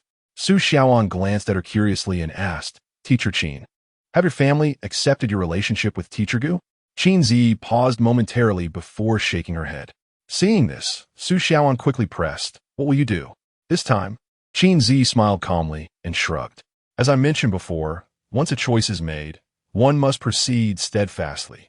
No one can change that." Su Xiaoan nodded, taking note of her attitude. However, Qin Zhiyi feared that Su Xiaoan might follow her path and reminded her, "There are 2 things you must remember. First, it is crucial to develop your own strength. Do not display a willingness to sacrifice everything for love without adequate capability. Such behavior may lead to ridicule. Second, your partner should be your ally in facing life's adversities or challenges. Never lose sight of them for fleeting victories, or you will never achieve true success." These words might have seemed somewhat inscrutable to Su Xiaoan at the moment, yet she earnestly committed them to memory. Remarkably, this very advice would later serve as a lifeline for her love. Qin Zhiyi refrained from further discussing this topic and intended to ask if Su Xiaoan was participating in any competitions. But her gaze inadvertently fell upon the heart rate monitor bracelet on Su Xiaoan's wrist. Before she could inquire further, a figure in the distance fell heavily to the ground. Suddenly, Jiang Yunxing, seated at a nearby desk, exclaimed in shock, "Shorty!" Chapter 49. The Little One due to the opening ceremony. The remaining time on the first morning was quite limited, resulting in a scarcity of events for the competition. The track and field schedule consisted primarily of short-distance races, which should have proceeded smoothly. However, an unexpected incident occurred. In the girls' 200-meter preliminary heat for the first-year group, as soon as the starting gun fired, all the competitors surged forward like arrows released from a bow. Among them, a girl in lane 3, though diminutive in stature, displayed remarkable speed and an impeccable balance of explosive power and endurance. However, just as she was vying for the lead against another competitor, she suddenly lost her footing, her body leaning forward and tumbling heavily to the ground. In the rest area of Class 9, Jiang Yunjin, who had been engaged in a game, overheard his classmates discussing the commencement of the race and leaned in to watch. Earlier that morning, He had engaged in playful banter with Su Yutian over the number on her sports vest, 0911. And with no one in the class more familiar with her height than he instantly recognized the fallen girl as Su Yutian. Suddenly, his brow furrowed, and he gasped in alarm. The little one. No sooner had the words escaped his lips than he darted past the warning barrier like a nimble ball and made a beeline for the competition area. Shortly thereafter, several class leaders, albeit a beat behind, quickly followed suit. Meanwhile, a tall boy, also clad in a sports vest and closest to the scene, was the first to reach the site of the mishap. Su Yutian. Su Yutian had taken quite a hard fall, remaining dazed on the ground for a moment before she managed to sit up. Almost immediately, she felt a sharp pain radiating from her ankle, prompting her to grit her teeth and frown. After catching her breath, she turned her head and soon spotted a stone the size of a half-egg in the area where she had just run. At that moment, 2 teachers and several nearby volunteers swiftly approached. The older male teacher was the first to speak, inquiring, "Are you all right, dear student?" "I accidentally stepped on a stone and twisted my ankle," Su Yutian replied softly, glancing downward. Upon hearing this, the teacher's gaze shifted to the stone. Where did this stone come from? Who inspected this track? Suddenly, the first boy who had arrived spoke again. "Su, your arm is injured as well. Perhaps you should visit the infirmary for a bandage." At this, Su Yutian finally took notice of the boy, who sported curly hair and had a somewhat handsome appearance. She recognized him as Yuan Hao, the captain of the sports specialty class, who had previously attempted to give her a gift last semester, all of which she had declined. Prompted by his observation, she discovered that her right arm was also scraped, and it stung quite a bit. The male teacher nodded in agreement. "The attending physician for the sports meet seems to arrive only in the afternoon. Let us head to the infirmary." With the assistance of several individuals, Su Yutian slowly rose to her feet. "Take it slow. You can't make it alone. Just a moment, I'll go fetch 2 female volunteers," the male volunteer said, preparing to move. Unexpectedly, in the next moment, Yuan Hao stepped directly in front of Su Yutian, half squatting and gesturing for her to climb onto his back. Such a delay would be a waste of time. I might as well take her there myself. This scene was perfectly captured by the hurriedly arriving Jiang Yunqing. The chubby boy was panting heavily, beads of sweat cascading down his cheeks, yet he made no effort to wipe them away, merely gazing vacantly between Su Yutian and Yuan Hao. Once he caught his breath, he inexplicably glanced down at his protruding belly, his expression revealing a complex array of thoughts. Su Yutian was known for her knack for gathering information. She was well informed about events happening within her grade, particularly among the various classes. Although Yuan Hao appeared harmless and kind-hearted, rumors had circulated last year about his entanglements with multiple girls, even perhaps 3. This was precisely why, despite her fondness for handsome boys, she had initially rejected his advances. At that moment, when he offered to carry her, she couldn't help but wonder what his intentions truly were. With that thought in mind, Su Yutian shook her head and firmly declined, "Thank you, but no need." As she spoke, she cast a glance towards a certain area of the crowd, letting out a discontented hum. Fortunately, in the blink of an eye, Gu Yan arrived with students from Class 9. Su Yutian immediately adopted a pitiful expression. "Teacher, woe is me." Yi Yang, having been watching the long jump competition from another side, noticed the commotion among the students of Class 9 and surmised that something had happened to her own students. She hurried over, approached Su Yutian, briefly assessed her injuries, and learned of the circumstances surrounding her fall. Furrowing her brow, she inquired of the male teacher overseeing the event. "Mr. Li, did you not inspect the venue before the competition? My oversight, I sincerely apologize. Please let the students take her for treatment." Gu Yan understood that pursuing accountability at this moment was futile. Considering there were other students still competing, she, as the homeroom teacher, couldn't leave just yet and decided to send 2 students to escort Su Yutian to the infirmary. However, before she could voice her intention, Qin Zhiyi squeezed into the crowd and approached Su Yutian, sizing her up. "See, I told you it's better to be a slacker than to fuss around." With that, she stuffed the remaining sunflower seeds into her pocket and smiled at the obstructing Yuan Hao. "Excuse me, could you please step aside?" At her words, Yuan Hao, who had been left awkwardly frozen after Su Yotian's rejection, suddenly regained his senses and sluggishly took 2 steps back. Following suit, Qin Zhiyi, just as he had moments before, bent down before Su Yutian. "Come on, I'll take you to the infirmary." Hearing this, Su Yutian's eyes brightened, and without hesitation, she climbed onto Qin Zhiyi's back. This scene astonished both the teachers and students present. Guyan paused for a moment before speaking slowly. "Zhi, don't worry, Sister Yin. I have nothing else to do anyway. I'll help take care of her. But you really don't need to carry her. Oh, we're good friends." "Well, okay then. Thank you. I'll treat you to milk tea tonight." Seeing Qin Zhiyi's insistence, Guyan had no choice but to acquiesce. Thus, under the watchful gaze of the crowd, Qin Zhiyi carried Su Yutian through the throng, making their way towards the exit of the playground. A few students from Class 9, witnessing this heartwarming scene, eagerly exclaimed, "Quick, capture this moment. Oh, how kind-hearted Teacher Qin is. I could weep. I declare this will be the most memorable and precious photograph of our class at this year's sports meeting. Speaking of which, didn't that boy from the sports team just now also wish to carry Yutian?" Yuan Hao, if I recall correctly, he had pursued Yutian before, but it seems he has a reputation as a cad, prompting Yutian to reject him without a second thought. Upon overhearing the chatter about him, Yuan Hao clenched his fists. The thought of being spurned by Su Yutian once more after half a year deepened the shadows in his gaze as he stormed away in anger. Meanwhile, at the rear of the crowd, upon witnessing Yuan Hao's dejection, Jiang Yunqing couldn't help but exhale in relief, accompanied by an inexplicable smile. He raised an eyebrow in contemplation before discreetly detaching himself from Class 9's group, stealthily following the 2 departing figures. Chapter 50. The portly fellow on the campus pathway.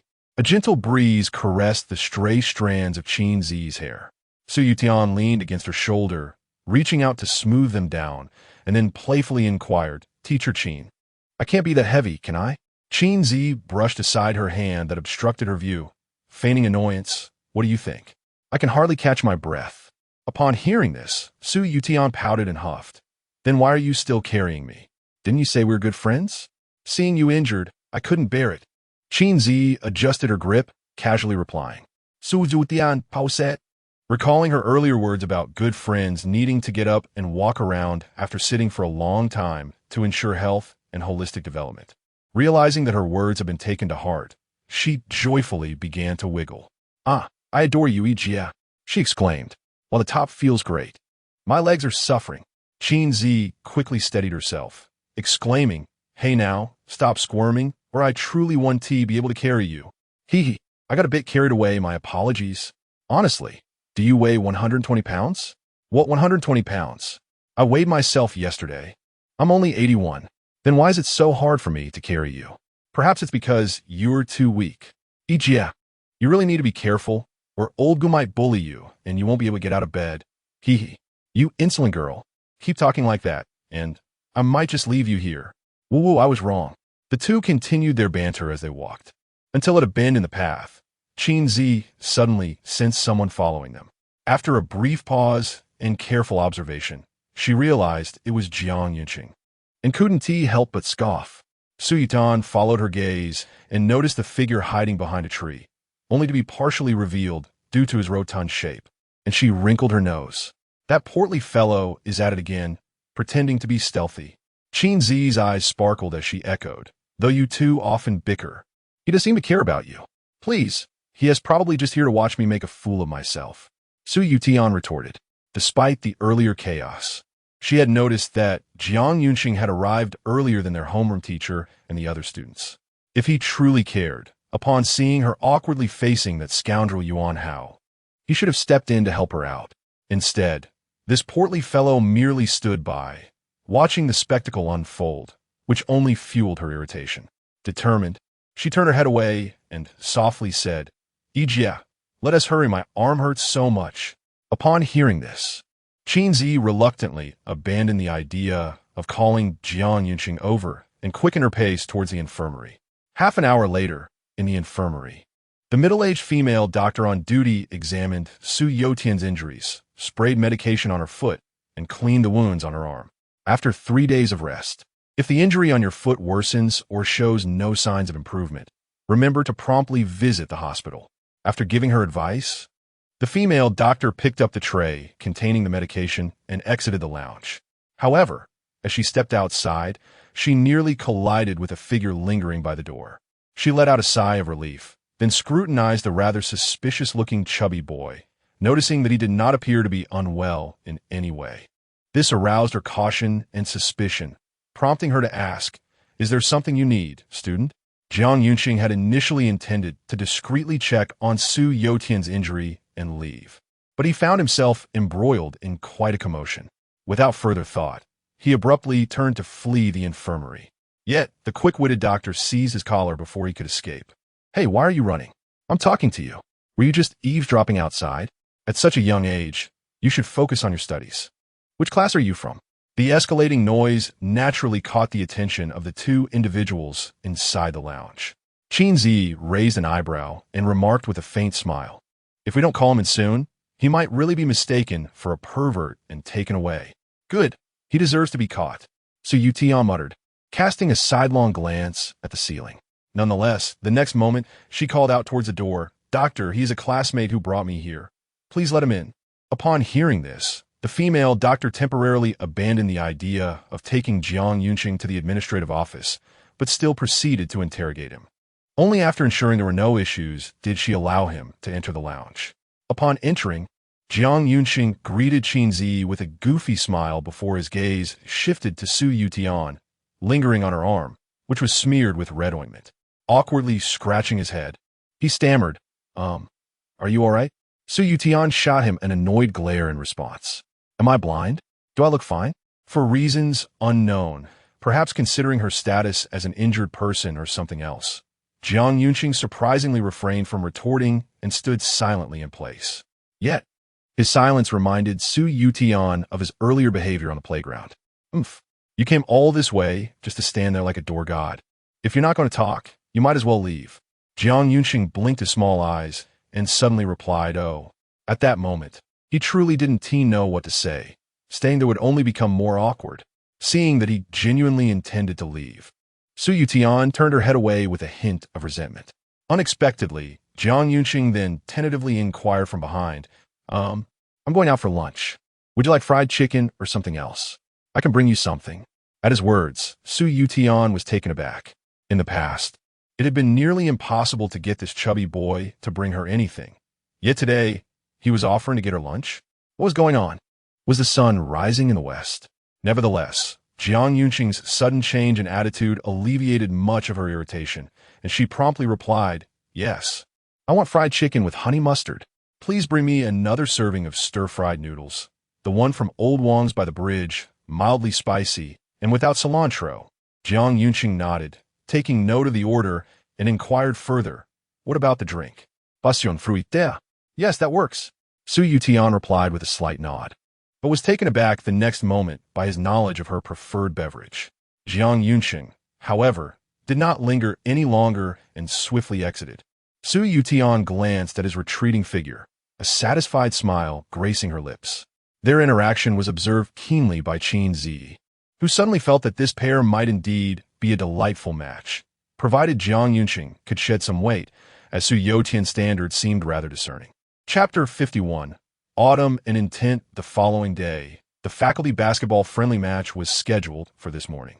After finishing breakfast, Guqiu set off for the meeting point.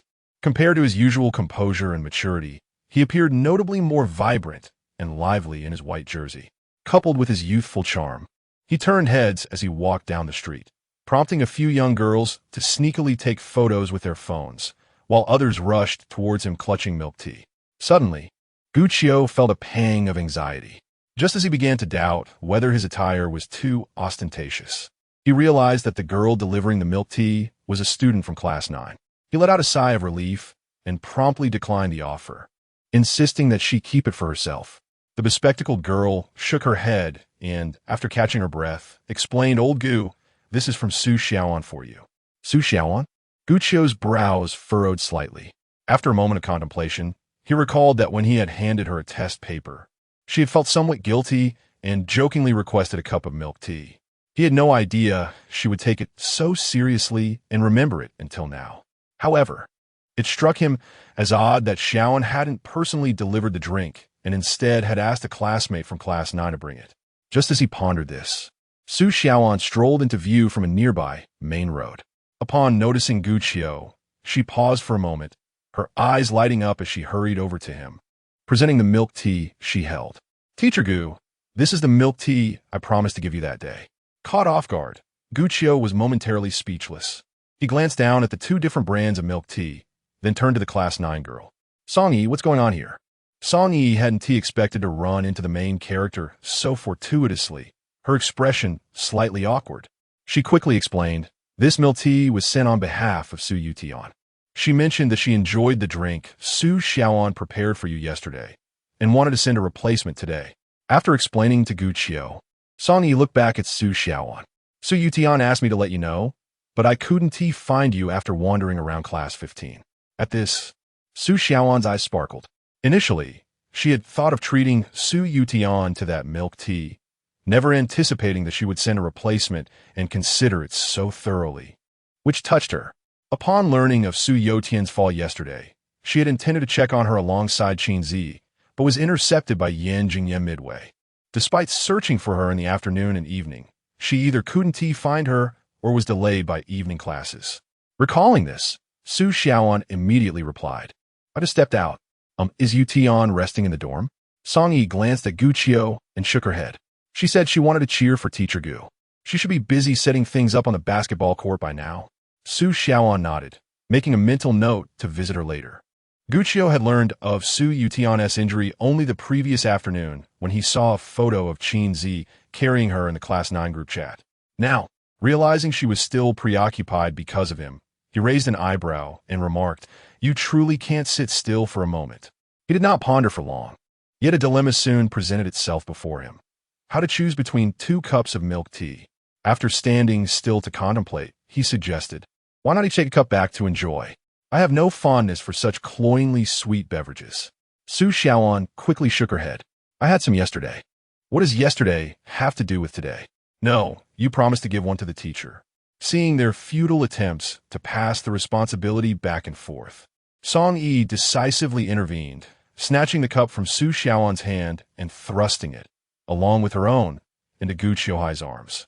"Why make this so complicated? Just accept both cups. If you're worried about not finishing them, simply share one with Teacher Qin." As her words echoed, she seized Su Xiaoan's hand and briskly departed before Gu Qiuhai could respond. "Hey, you two."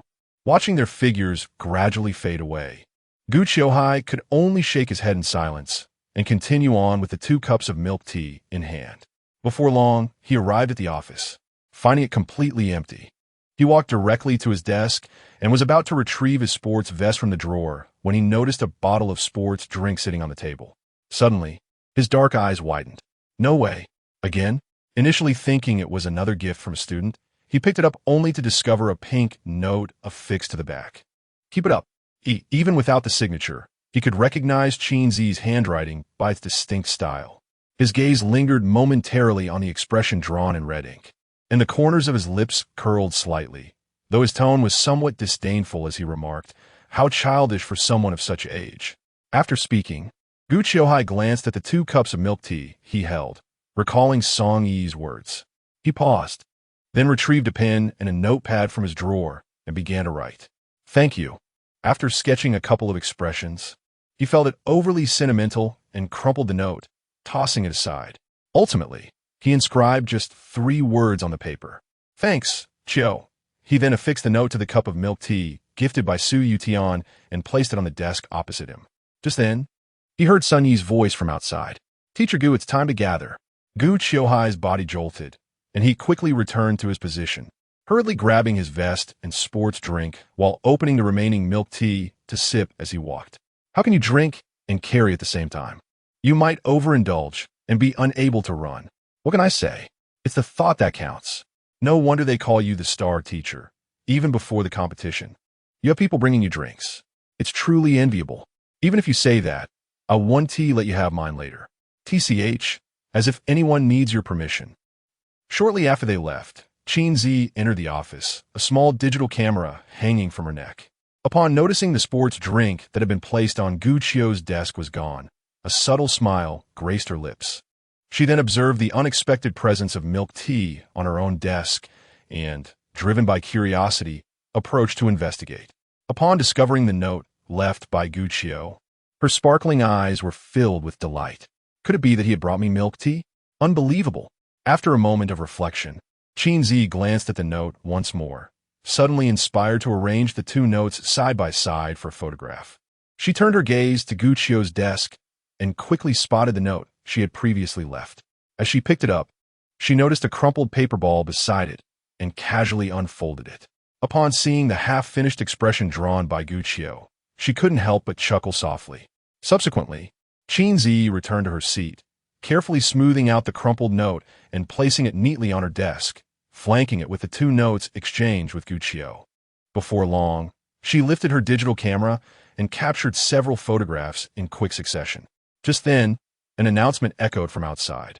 Teachers participating in the staff basketball game. Please proceed to the basketball court beside the Qin Zhiyi building for registration. Upon hearing this, Qin Zhiyi tucked away the notes, grabbed the milk tea, and swiftly exited the office. A short while later, at the basketball court, due to the numerous events, the annual staff friendship games typically see the basketball matches held concurrently with student competitions, except for the football match, which is reserved for the final day. This arrangement serves two primary purposes. Firstly, it conserves time. Secondly, it ensures that students' attention is focused on the track and field events, thereby alleviating the pressure on teachers as there are fewer spectators. However, this year's basketball game seemed to have taken an unexpected turn. In many teachers' memories, previous basketball games attracted only a modest audience of a few dozen, often leaving the court empty on sunny days. Yet now the stone steps on both sides of the court had transformed into a packed grandstand, with tables and chairs set up in the open spaces, estimating at least 300 to 400 spectators. Among them, two groups stood out distinctly, brandishing a variety of homemade banners with slogans such as Guccio, Guccio, 1 against 5, go old Gu, and Mr. Gu is the coolest. The students of Class 9 even brought along small toys for support, creating an electrifying cheerleading atmosphere. In reality, the impressive turnout was closely tied to the fervor generated by the two classes prior to this event. Meanwhile, the instigators of this spectacle were being playfully teased by several participating teachers. This is my first time playing in such a popular match. This is all thanks to our Mr. Gu. If we can spark these kids' interest, encouraging them to come and play ball occasionally instead of sitting in classrooms all day, that would be splendid. But given the current situation, what if Guccio's little fans rush over to confront us if we lose? Hey, look at our morale. Do you still think you can beat us? Let us see who triumphs on the court. Guccio maintained an air of calm and affability as he trailed behind the crowd. Although he did not anticipate attracting such a multitude, he found that the lively atmosphere invigorated the game. Soon, the small speaker on the basketball court announced, "Please welcome the contestants." As the announcement faded, both teams of teachers entered the arena. Notably, to facilitate the identification of teammates and avoid confusion during the match, the school had prepared large vests in white and yellow. However, the teachers had prearranged to wear corresponding colored attire, and the referees ultimately consented to their attire choice without vests. As Guccio, donned in his jersey, stepped onto the court, an uproar akin to a roaring tide erupted around him. "Go, old Gu! Cheer for Teacher Gu!" At that moment, Qin Zhiyi appeared leisurely on the periphery of the crowd. After scanning her surroundings, she quickly spotted Su Yutian waving at her from among Class 9 and made her way over. "Sister E, I saved you a spot. Come sit." Su Yutian squeezed to the side and offered half of the cardboard she had placed beneath her to Qin Zhiyi. "Don't move. I can manage on my own," Qin Zhiyi cautioned, concerned about disturbing her injury. After carefully navigating through the crowd and adjusting her clothing and belongings, she settled down. Su Yutian naturally linked her arm with Qin Zhiyi's. "The match is about to begin. I thought you weren't coming," Su Yutian exclaimed. "This cramped place is unbearable. The school promised to build an indoor basketball court, but at this rate I might not see it completed before graduation." At that moment, Song Yi, sitting on the other side of Su Yutian, noticed the milk tea in Qin Zhiyi's hand. With a light chuckle, she leaned closer to Su Yutian and relayed her earlier suggestion to share a cup with Teacher Gu if he could not finish his drink. Upon hearing this, Su Yutian chuckled and immediately conveyed it to Qin Zhiyi, adding, "So, should we consider this cup as my treat to you, or is it from old Gu?" Qin Zhiyi rolled her eyes and glanced at the figure on the basketball court, inwardly lamenting, "How could this foolish person suddenly become enlightened? It seems I have once again been relegated to the role of a trash can for him." Despite these thoughts, she felt neither embarrassment nor displeasure. After all, it was a form of sharing on his part. With a light shake of her head and a raised brow, she responded, "Of course, it's from him." Su Yutian pouted teasingly. "Oh, you seem to have a bit of a romantic inclination." Qin Zhiyi shot her a look, but chose not to argue further, instead adjusting her digital camera. Before long, with the sound of a whistle, the match commenced officially. As a forward, Gu Qiu seized the ball right from the start. After dribbling a few times, he faced the oncoming Sun Yi and decisively passed the ball. After a series of exchanges, the ball found its way back to him. Observing his stance and movements, the opponents assumed he was preparing to shoot, sending two defenders rushing towards him. Unexpectedly, he executed a feint and swiftly passed the ball to the tallest physical education teacher on his team. The player beyond the arc decisively unleashed a three-pointer. Teacher Chun is utterly charming. While Teacher Chun possesses undeniable charisma, Old Gu's feints are exceptionally skillful. Pass it down. Old Gu's maneuvers are simply dazzling. What? Old Gu is too captivating? As the white team scores, the atmosphere erupts in jubilation. The teachers of the yellow team finally comprehend the formidable morale previously mentioned. On the white team's side, several teachers exchanged knowing glances. A faint smile appeared on Gu Qiu's face. He had long anticipated that the overwhelming enthusiasm of the crowd would prompt the opposing team to focus on him. So he selflessly relinquished the chance to shoot, opting instead to play the role of a facilitator. As the competition intensified, the scores of both teams continued to ascend. Numerous spectacular moments were meticulously captured by the photography teacher assigned to document this athletic event, while many students recorded the action from various angles. Additionally, one camera was dedicated solely to following Gu Qiu.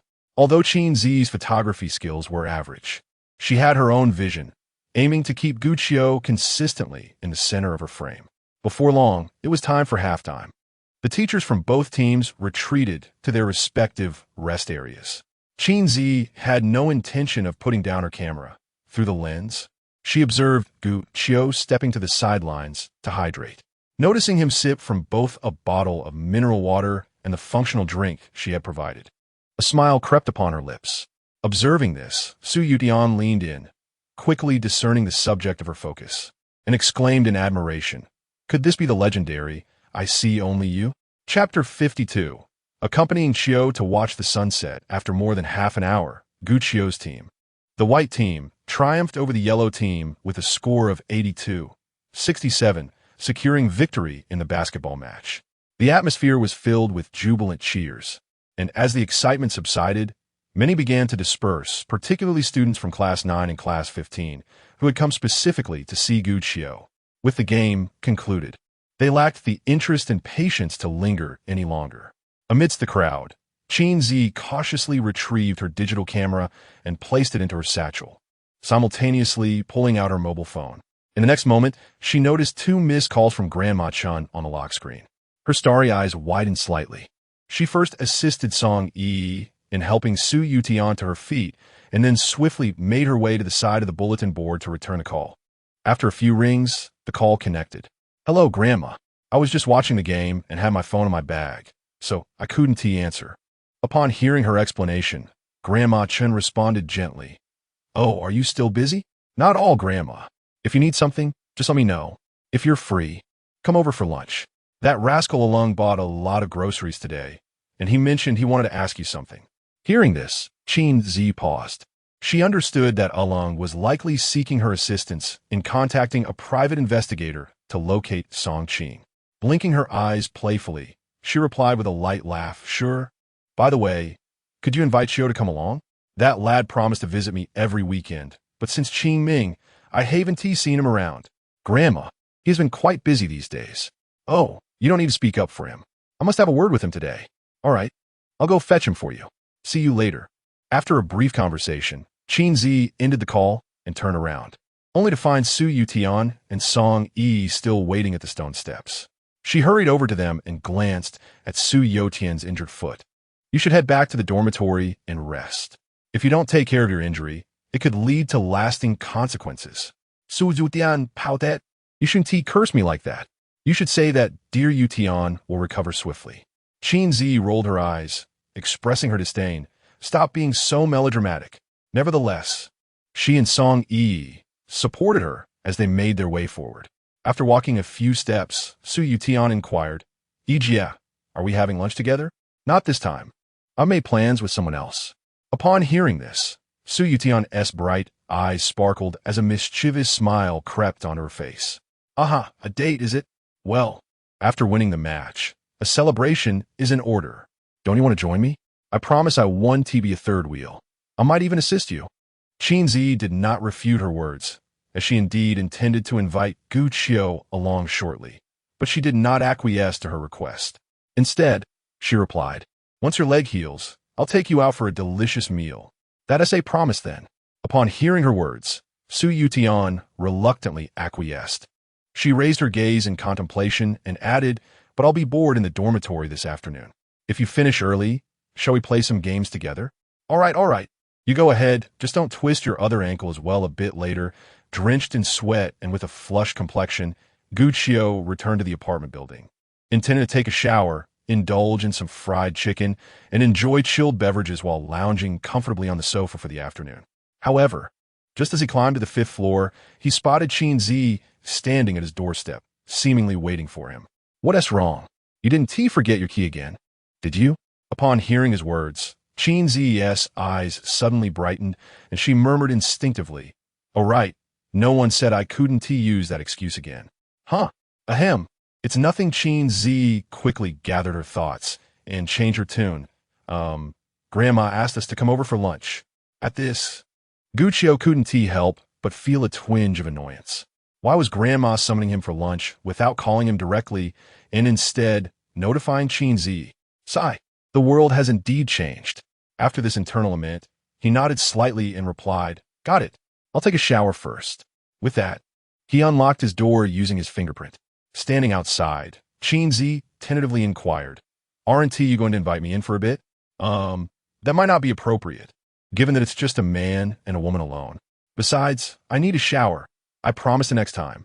After responding, Gu Qiu casually shut the door. Qin Zhiyi stomped her foot, inwardly cursing, you insufferable man, it's not like I haven't seen before. You used to insist on showering together. Noon, at Grandma Chun's noodle shop. When Gu Qiu and Qin Zhiyi arrived, there happened to be 2 customers in the restaurant. Seeing Grandma Chun bustling in the kitchen, Qin Zhiyi took the lead and walked over. Grandma, she greeted her and was about to lend a hand.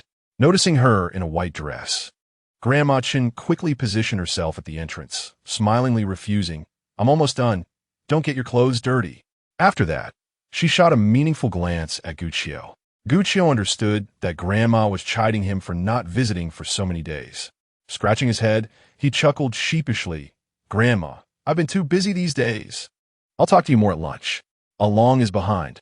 You take Xiao Yi over first.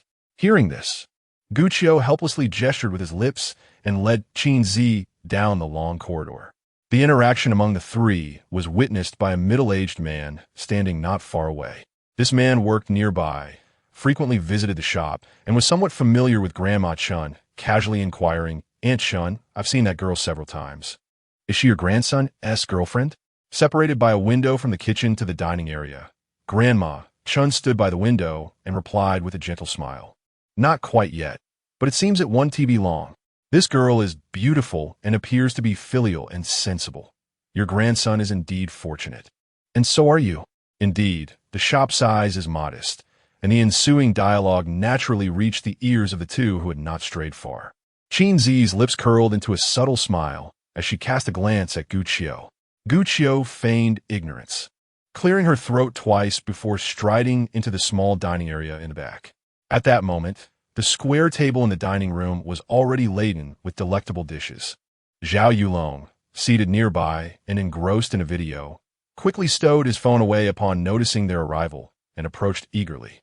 Sister Qin, Ah, Chio, you finally made it. If you had delayed any longer, the food would have gone cold. Well, now that everyone is here, let us dine. Where's Grandma? She is still busy. Gu Chio replied as she moved to a small table in the corner, filling a cup with warm water from the electric kettle. Upon hearing this, Zhao Yulong's eyes darted about. He leaned towards the door to glance outside, then hastily returned to the dining table, opening the yogurt he had prepared in advance and offering it to Qin Zhiyi, voicing his curiosity. Sister Qin, have you received any news about that private investigator you mentioned last time? Yes, I reached out to him, but he is currently engaged in a case involving infidelity within a marriage, so it may take some time before he can come by, Qin Zhiyi replied, taking a small sip of the yogurt. Following that, she retrieved her phone, performed a quick operation, and placed it on the table. I forgot to add you as a friend last time. Let us do that now. I will share the investigator's contact information with you, so you can discuss matters in detail. Additionally, I have a classmate who is enrolled at Lingxing University, and I have asked her to assist with the investigation. I will keep you informed as soon as I receive any updates. Seeing her earnestness regarding his concerns, Zhao Yulong felt a surge of gratitude. However, he hesitated to act immediately and instead turned to look at Gu Chio, who had just settled down on the other side. Noticing her unwavering gaze fixed upon him, Gu Chio inquired, "Why are you looking at me?" Zhao Yulong tentatively asked, "Should I add you?" Although he and Qin Zhiyi had no ulterior motives, they would inevitably need to converse, and he felt it inappropriate to do so without Gu Chio's consent. Gu Chio merely rolled her eyes. "Just add me already." She was well aware of the characters of Qin Zhiyi and Zhao Yulong. Qin Zhiyi observed the playful exchange between the two brothers and could not help but emit a light chuckle.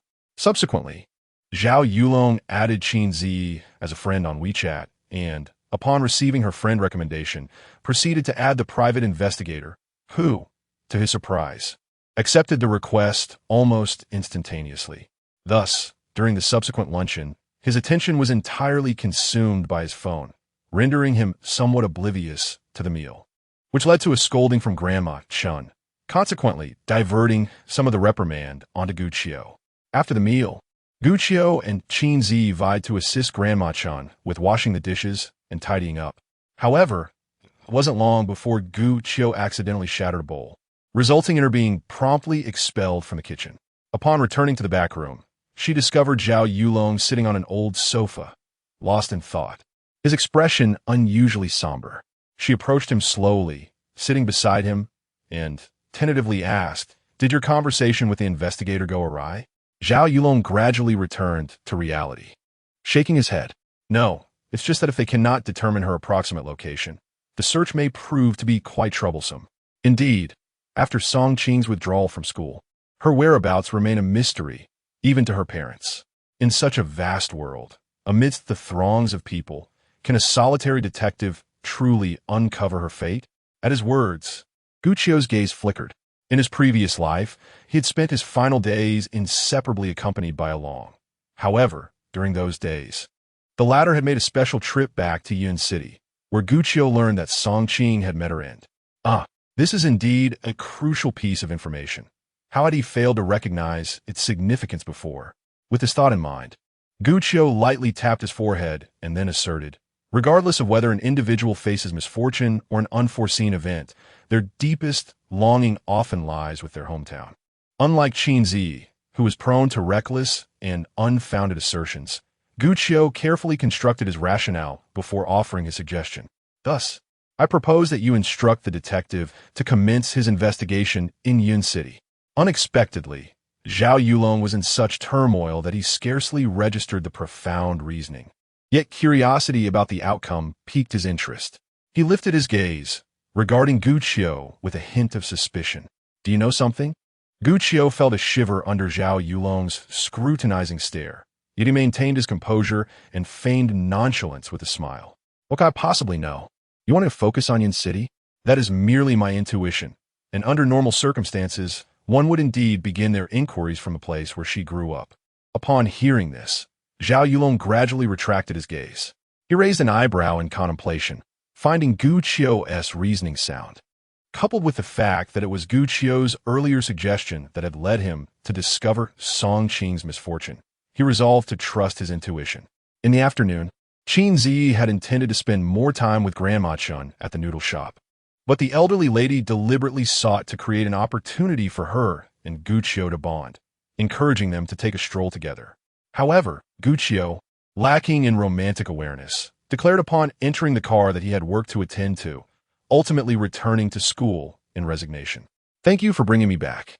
There's no need for courtesy." At this moment, Qin Zhiyi stood outside her home, gazing at the ice-cold cola Guqiu offered, her lips forming a pout. Oomph. She accepted the cola, turned, and slammed the door behind her, seemingly venting her displeasure. Guqiu, perplexed, scratched his head in confusion. What is wrong with this woman? Is it that time of the month? Meanwhile, on the other side, Qin Zhiyi changed into her slippers, sulking as she reclined on her pink sofa, shaking her fist at the cola. Work, work! Are we destined to switch roles in this lifetime? Yet, as she uttered these words, she abruptly halted her actions, her gaze becoming vacant as she continued to murmur to herself. So, this is how it was in my past life. Qin Zhiyi, oh Qin Zhiyi, how could you not endure this once? Yet in your previous life, you treated him this way for 6 or 7 years. During that time, he must have yearned countless times to share amusing tales, delectable treats, delightful experiences, and moments of sorrow with you. But you were always too preoccupied, forgetting that he ventured to Hangzhou for your sake, that he erased every other female connection in his life aside from family and work for you, that he neither smoked nor drank, nor engaged in socializing. You were his sole companion. However, to some extent, you had long abandoned him. How lonely and desolate he must have felt.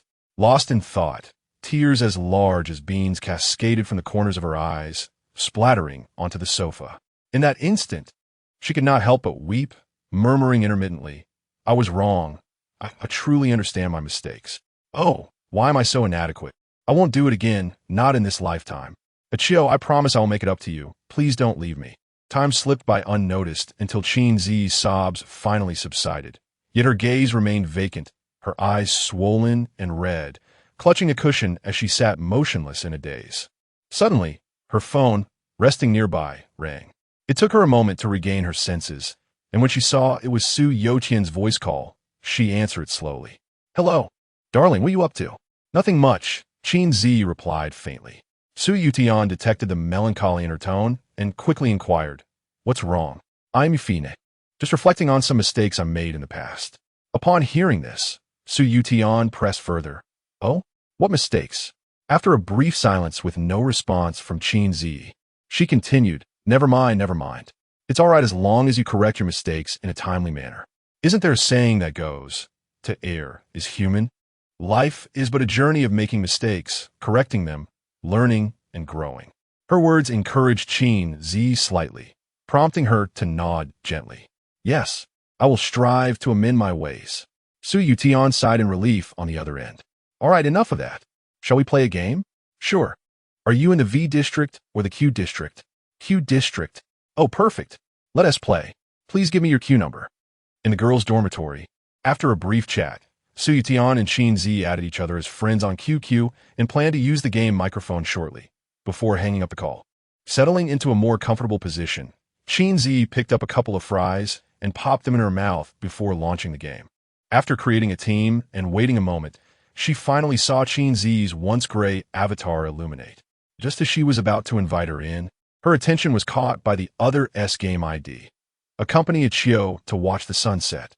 Chapter 53. Inviting IE to watch the sunset. Accompanying Aki to watch the sunset.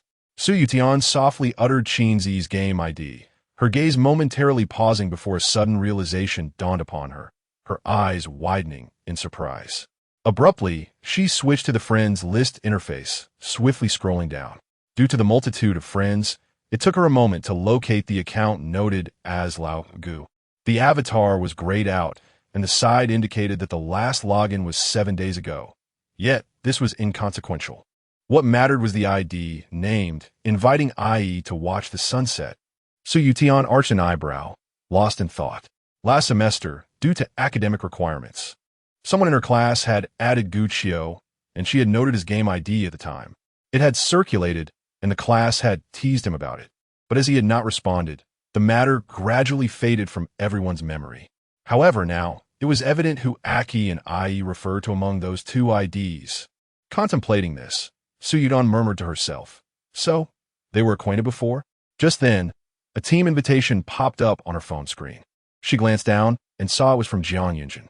After a moment of surprise, a clever idea struck her, and she promptly accepted the invitation.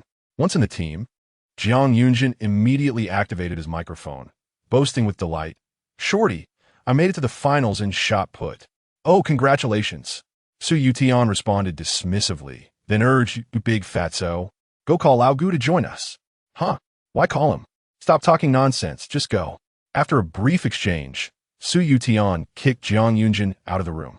Sitting in the shade of the playground, he couldn't help but pout, then opened WeChat, searched for Gu Qiu among his friends, and initiated a voice call, simultaneously grumbling.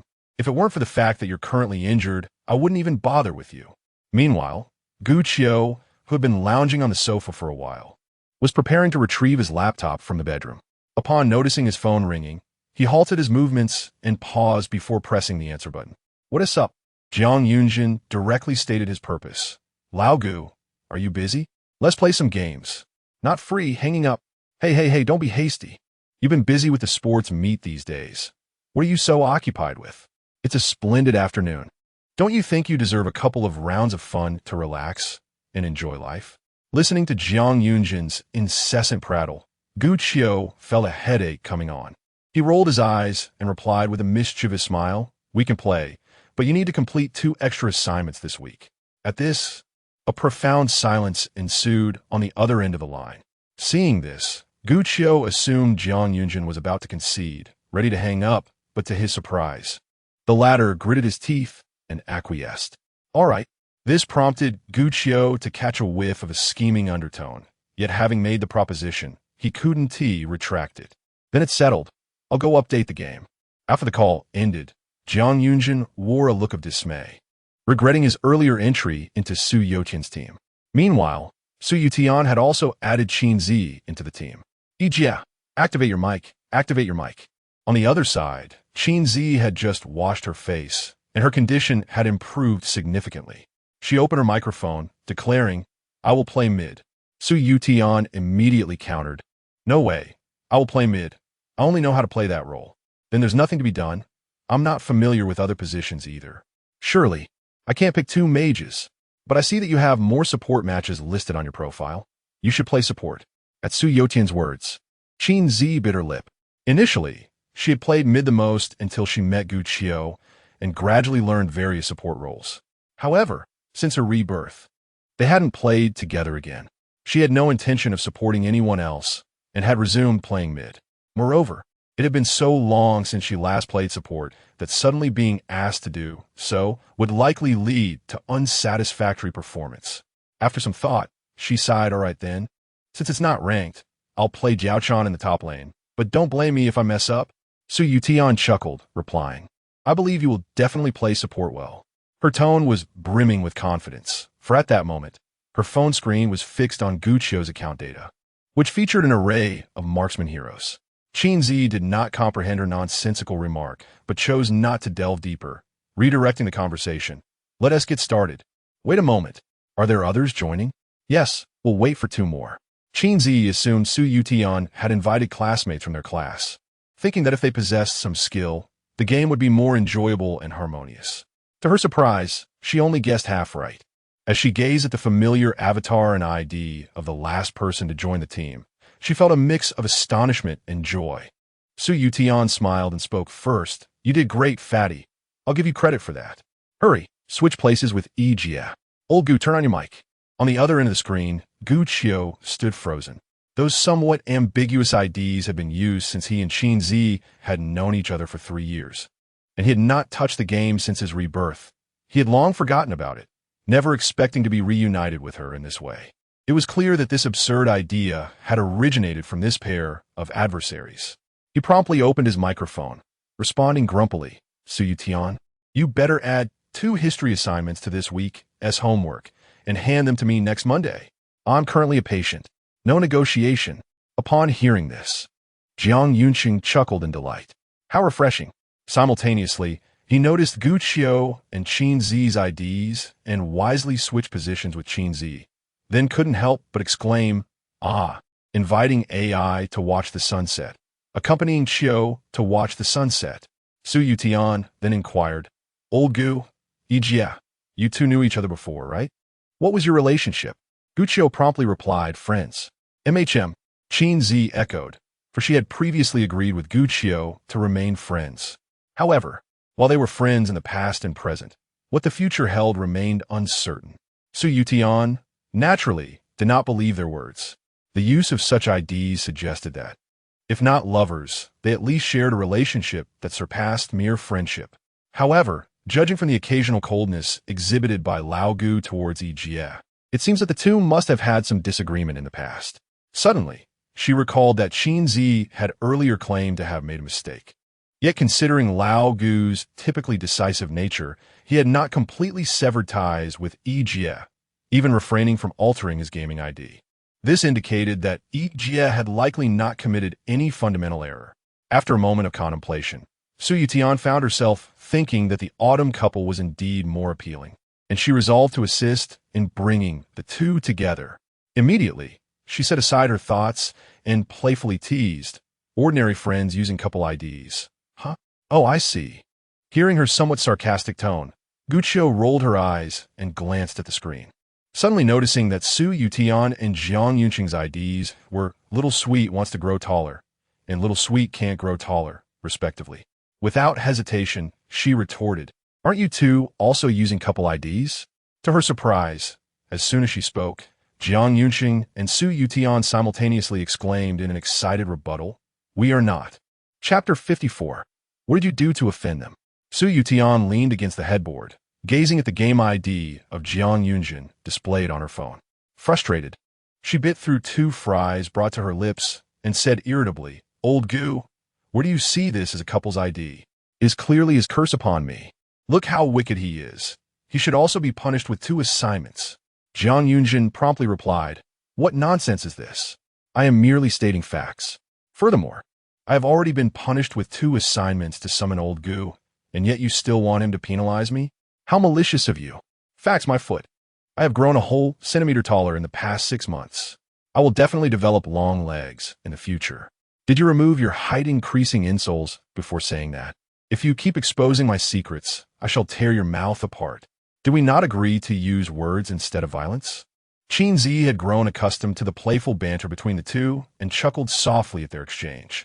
Meanwhile, Gu Qiu, wearing headphones, was nearly overwhelmed by their bickering, and quickly interjected, "Stop. Can we still play the game? Let's play." Su Yutian immediately initiated a game match. Before long, they were matched successfully and entered the hero selection interface. Just as Su Yutian was about to ask Qin Zhiyi what she intended to play, she noticed a message from a stranger on the first floor.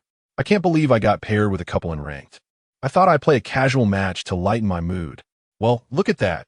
I've encountered 2 pairs at once." In the next moment, 3 synchronized voices echoed. "We are not." The stranger seemed taken aback by their response, pausing for a few seconds before continuing. "ISNT your idea couples 1? Are you kidding?" Seeing that their explanations bore no fruit, the trio lost interest in further discussion. Qin Zhiyi, recalling that they had often been mistaken for a couple while using this ID during her duo matches with Gu Qiu, wore a gentle smile. With time running short, everyone hastily selected their heroes. The stranger on the first floor decisively chose the top lane and picked Lu Bu. Jiang Yunjin had intended to play Jing, but upon seeing Su Yutian lock and Xiao Qiao, reconsidered and opted for Lanling Wang instead. As for the remaining marksmen and support positions, both Gu Qiu and Qin Zhiyi, who had once been very adept at these roles, found themselves somewhat at a loss. However, as the selection countdown continued, Gu Qiu reluctantly chose Gong Sun Li, a hero he had played most frequently. Qin Zhiyi, in the final second, locked into Qiao. Once they entered the game, Gu Qiu adjusted to the controls and cautioned, "I haven't played in over 3 months. I might let you down." The stranger quickly responded, 6. Jiang Yunjin replied nonchalantly, "Just play casually. It's not ranked." "Exactly, Old Gu. Relax. Even if you give first blood at the start, we 1T hold it against you." Su Yutian added. Unexpectedly, as soon as her words fell, Gu Qiu, who had just entered the game, did not even have time to activate his character before being ensnared by the opposing Zhong Kuei. He attempted to escape using his first skill, but his fingers slipped, resulting in a misdirection. Ultimately, he was taken down by Liu Ban's consecutive shots. The kill announcement echoed, proclaiming first blood. Witnessing this, Jiang Yunqing, who had just returned to his blue zone after clearing the red, couldn't help but smirk, remarking, "Little one, your bad luck is unparalleled." Su Yutian felt a bit embarrassed, but quickly reassured him, "It's all right, old Gu. I'll carry this game. You can afford to die a couple more times." Gu Qiu remained silent, shaking his head in front of his phone screen, lamenting internally. Currently preoccupied with the struggles of life, my gaming skills have undeniably diminished. With that thought, he maneuvered his character back into the fray. Qin Zhiyi, having secured mid-lane control, also made her way to the bottom lane. However, in the ensuing 3 minutes, their lack of synergy led to repeated mistakes. Both were killed twice in succession, causing Jiang Yunqing and Su Yutian, who came to their aid, to perish as well. Within less than 6 minutes of the match, witnessing the 5-0 scoreline of the opposing Liu Ban, the latter could no longer contain his mockery. To have played the Qiaoli duo into this state is truly impressive. Indeed, couples are utterly useless. If only I can counter you in ranked matches. In response, Elbu, who had been idling in the top lane, was the first to voice his thoughts. What kind of nonsense is this? So skilled, yet resorting to casual matches? Su Yutian retorted indignantly. "It's fine, old Gu." But before she could finish, Gu Qiu interrupted. "Stop." Jiang Yunqing chuckled. "If you keep cursing, old Gu will lose it. I merely wanted to say, I can assist old Gu in dealing with this little rascal." "No need, I'll handle him. Old Gu, just wait for me." "All right," Gu Qiu replied softly, then cleared the wave of minions with his skills, whispering, "i.e., teleport." "Huh?" Qin Zhiyi was taken aback. She had not anticipated Gu Qiu would suddenly call her out, but she realized he was now serious. She took a deep breath and focused on her gameplay. As a recall skill was cast, Gu Qiu threw his umbrella just as the countdown was about to end. In the current version, the elevator strategy was still viable. Gong Sunli could recover health and mana in the fountain and instantly return to full status. He then seized the river spirit, cleared the small jungle camps, and finished the minion wave. Keeping a watchful eye on the map, Qin Zhiyi alerted, "The enemy mid laner is coming down." Gu Qiu set up an ambush slightly forward, but upon noticing the absence of the opponent, he promptly clicked on the bush in the river on the mini-map to signal, "Yudian, come down, surround her." Since this was a casual match, both sides could select a hero, and coincidentally, the opposing mid laner was also Qiao, just like Su Yutian. Su Yutian had just assisted Jiang Yunqing in defending the Boya district. She initially intended to return to the mid lane to clear the waves, but upon hearing Gu Qiu's words, she hurried downwards. Ultimately, through the collaboration of the three, they successfully eliminated the opposing Qiao, who was lurking in the river's brush. Gu Qiu's record transformed from 0 to 3 to 1 to 3. At that moment, the hastily arriving Zhong Kuei attempted to hook him, but Gu Qiu effortlessly countered with his second skill. Subsequently, both Gu Qiu and Qin Zhiyi returned home to regroup. Upon their return to the lane, their synergy increased remarkably. "The monkey is coming. Luban has no flash. I can leap. I possess disruption. Teleport. Beware the hook." Gradually, Gu Qiu began to even out his previously unfavorable record. With Qin Zhiyi unleashing the ultimate ability of Daji, their team coalesced, resulting in a complete annihilation of the opposition. Gu Qiu achieved a remarkable 4 kills, completely reversing the tide of battle. Growing bolder with each engagement, Gu Qiu had amassed a 2-item lead over Liu Ban by the 12th minute. After pushing down the bottom lane, he and Qin Zhiyi positioned themselves in the enemy's blue zone, and upon spotting Liu Ban, unleashed a torrent of damage. Observing Liu Ban's score plummet from 5-0 to 6-18, Su Yutian could not resist teasing him. "Hey, are you alright? What prompted you, an egg, to provoke both of them?" Unexpectedly, while she was typing, the opposing Qiao stealthily approached, executing a swift combo that sent her back to base for a refreshing dip. "Damn, this sneaky one." However, in the next moment, she noticed the warning sign above Qiao's head indicating the presence of Lam Lingwan. Looking again, she saw the opponent panic and randomly cast skills as Jiang Yunqing intimidated them, prompting a chuckle from her. Let us see if you dare to ambush again in the future. Chapter 55. Who, besides her, would gaze at you with such unwavering devotion? The first match ended with the opponent's Liu Ban being eliminated to the point of disconnecting, leading the other four to concede. The atmosphere in the subsequent second match was considerably more harmonious, culminating in a relaxed victory.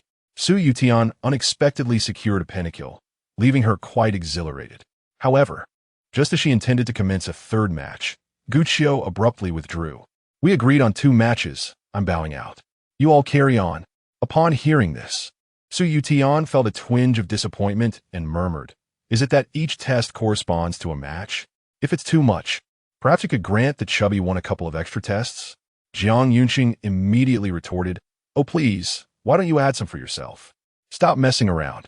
I truly have matters to attend to. We'll play next time. Gu Qiu interjected with a calm demeanor. Suddenly, he recalled something and continued, By the way, Sudan, there should be quite a few people in our class who recorded videos of today's basketball match, right? During the brief pause in conversation, Su Yutian opened a package of chicken feet, taking a bite as she mumbled, Oh, what is up? Are you planning to post them on Xiumen? The news of Gu Qiu's foray into short videos had already spread among the students. Yes. Could you help me ask them for the footage and send it to me later? Gu Qiu replied honestly. Due to the sports meet, classes had been suspended for 5 consecutive days, making it impossible for him to record teaching materials. To ensure he maintained his updates, he resorted to sharing videos related to himself. Sure, I got it. With Su Yotian's agreement, Gu Qiu bid farewell and exited the team. Meanwhile, Qin Zhiyi, seated on the sofa, blinked her clear eyes. After a moment of contemplation, she spoke up, I'm not playing anymore. I'm feeling a bit dizzy and would like to rest. Oh, all right then. Make sure you get some good rest, darling. Qin Zhiyi's dizziness was merely an excuse. Once she exited the game, she immediately sent a message to Su Yutian. Use my footage from the basketball match. I'll organize it for you. On the other side, Su Yutian had already teamed up with Jiang Yunqing for ranked matches, but upon seeing the message, she quickly switched to WeChat to reply.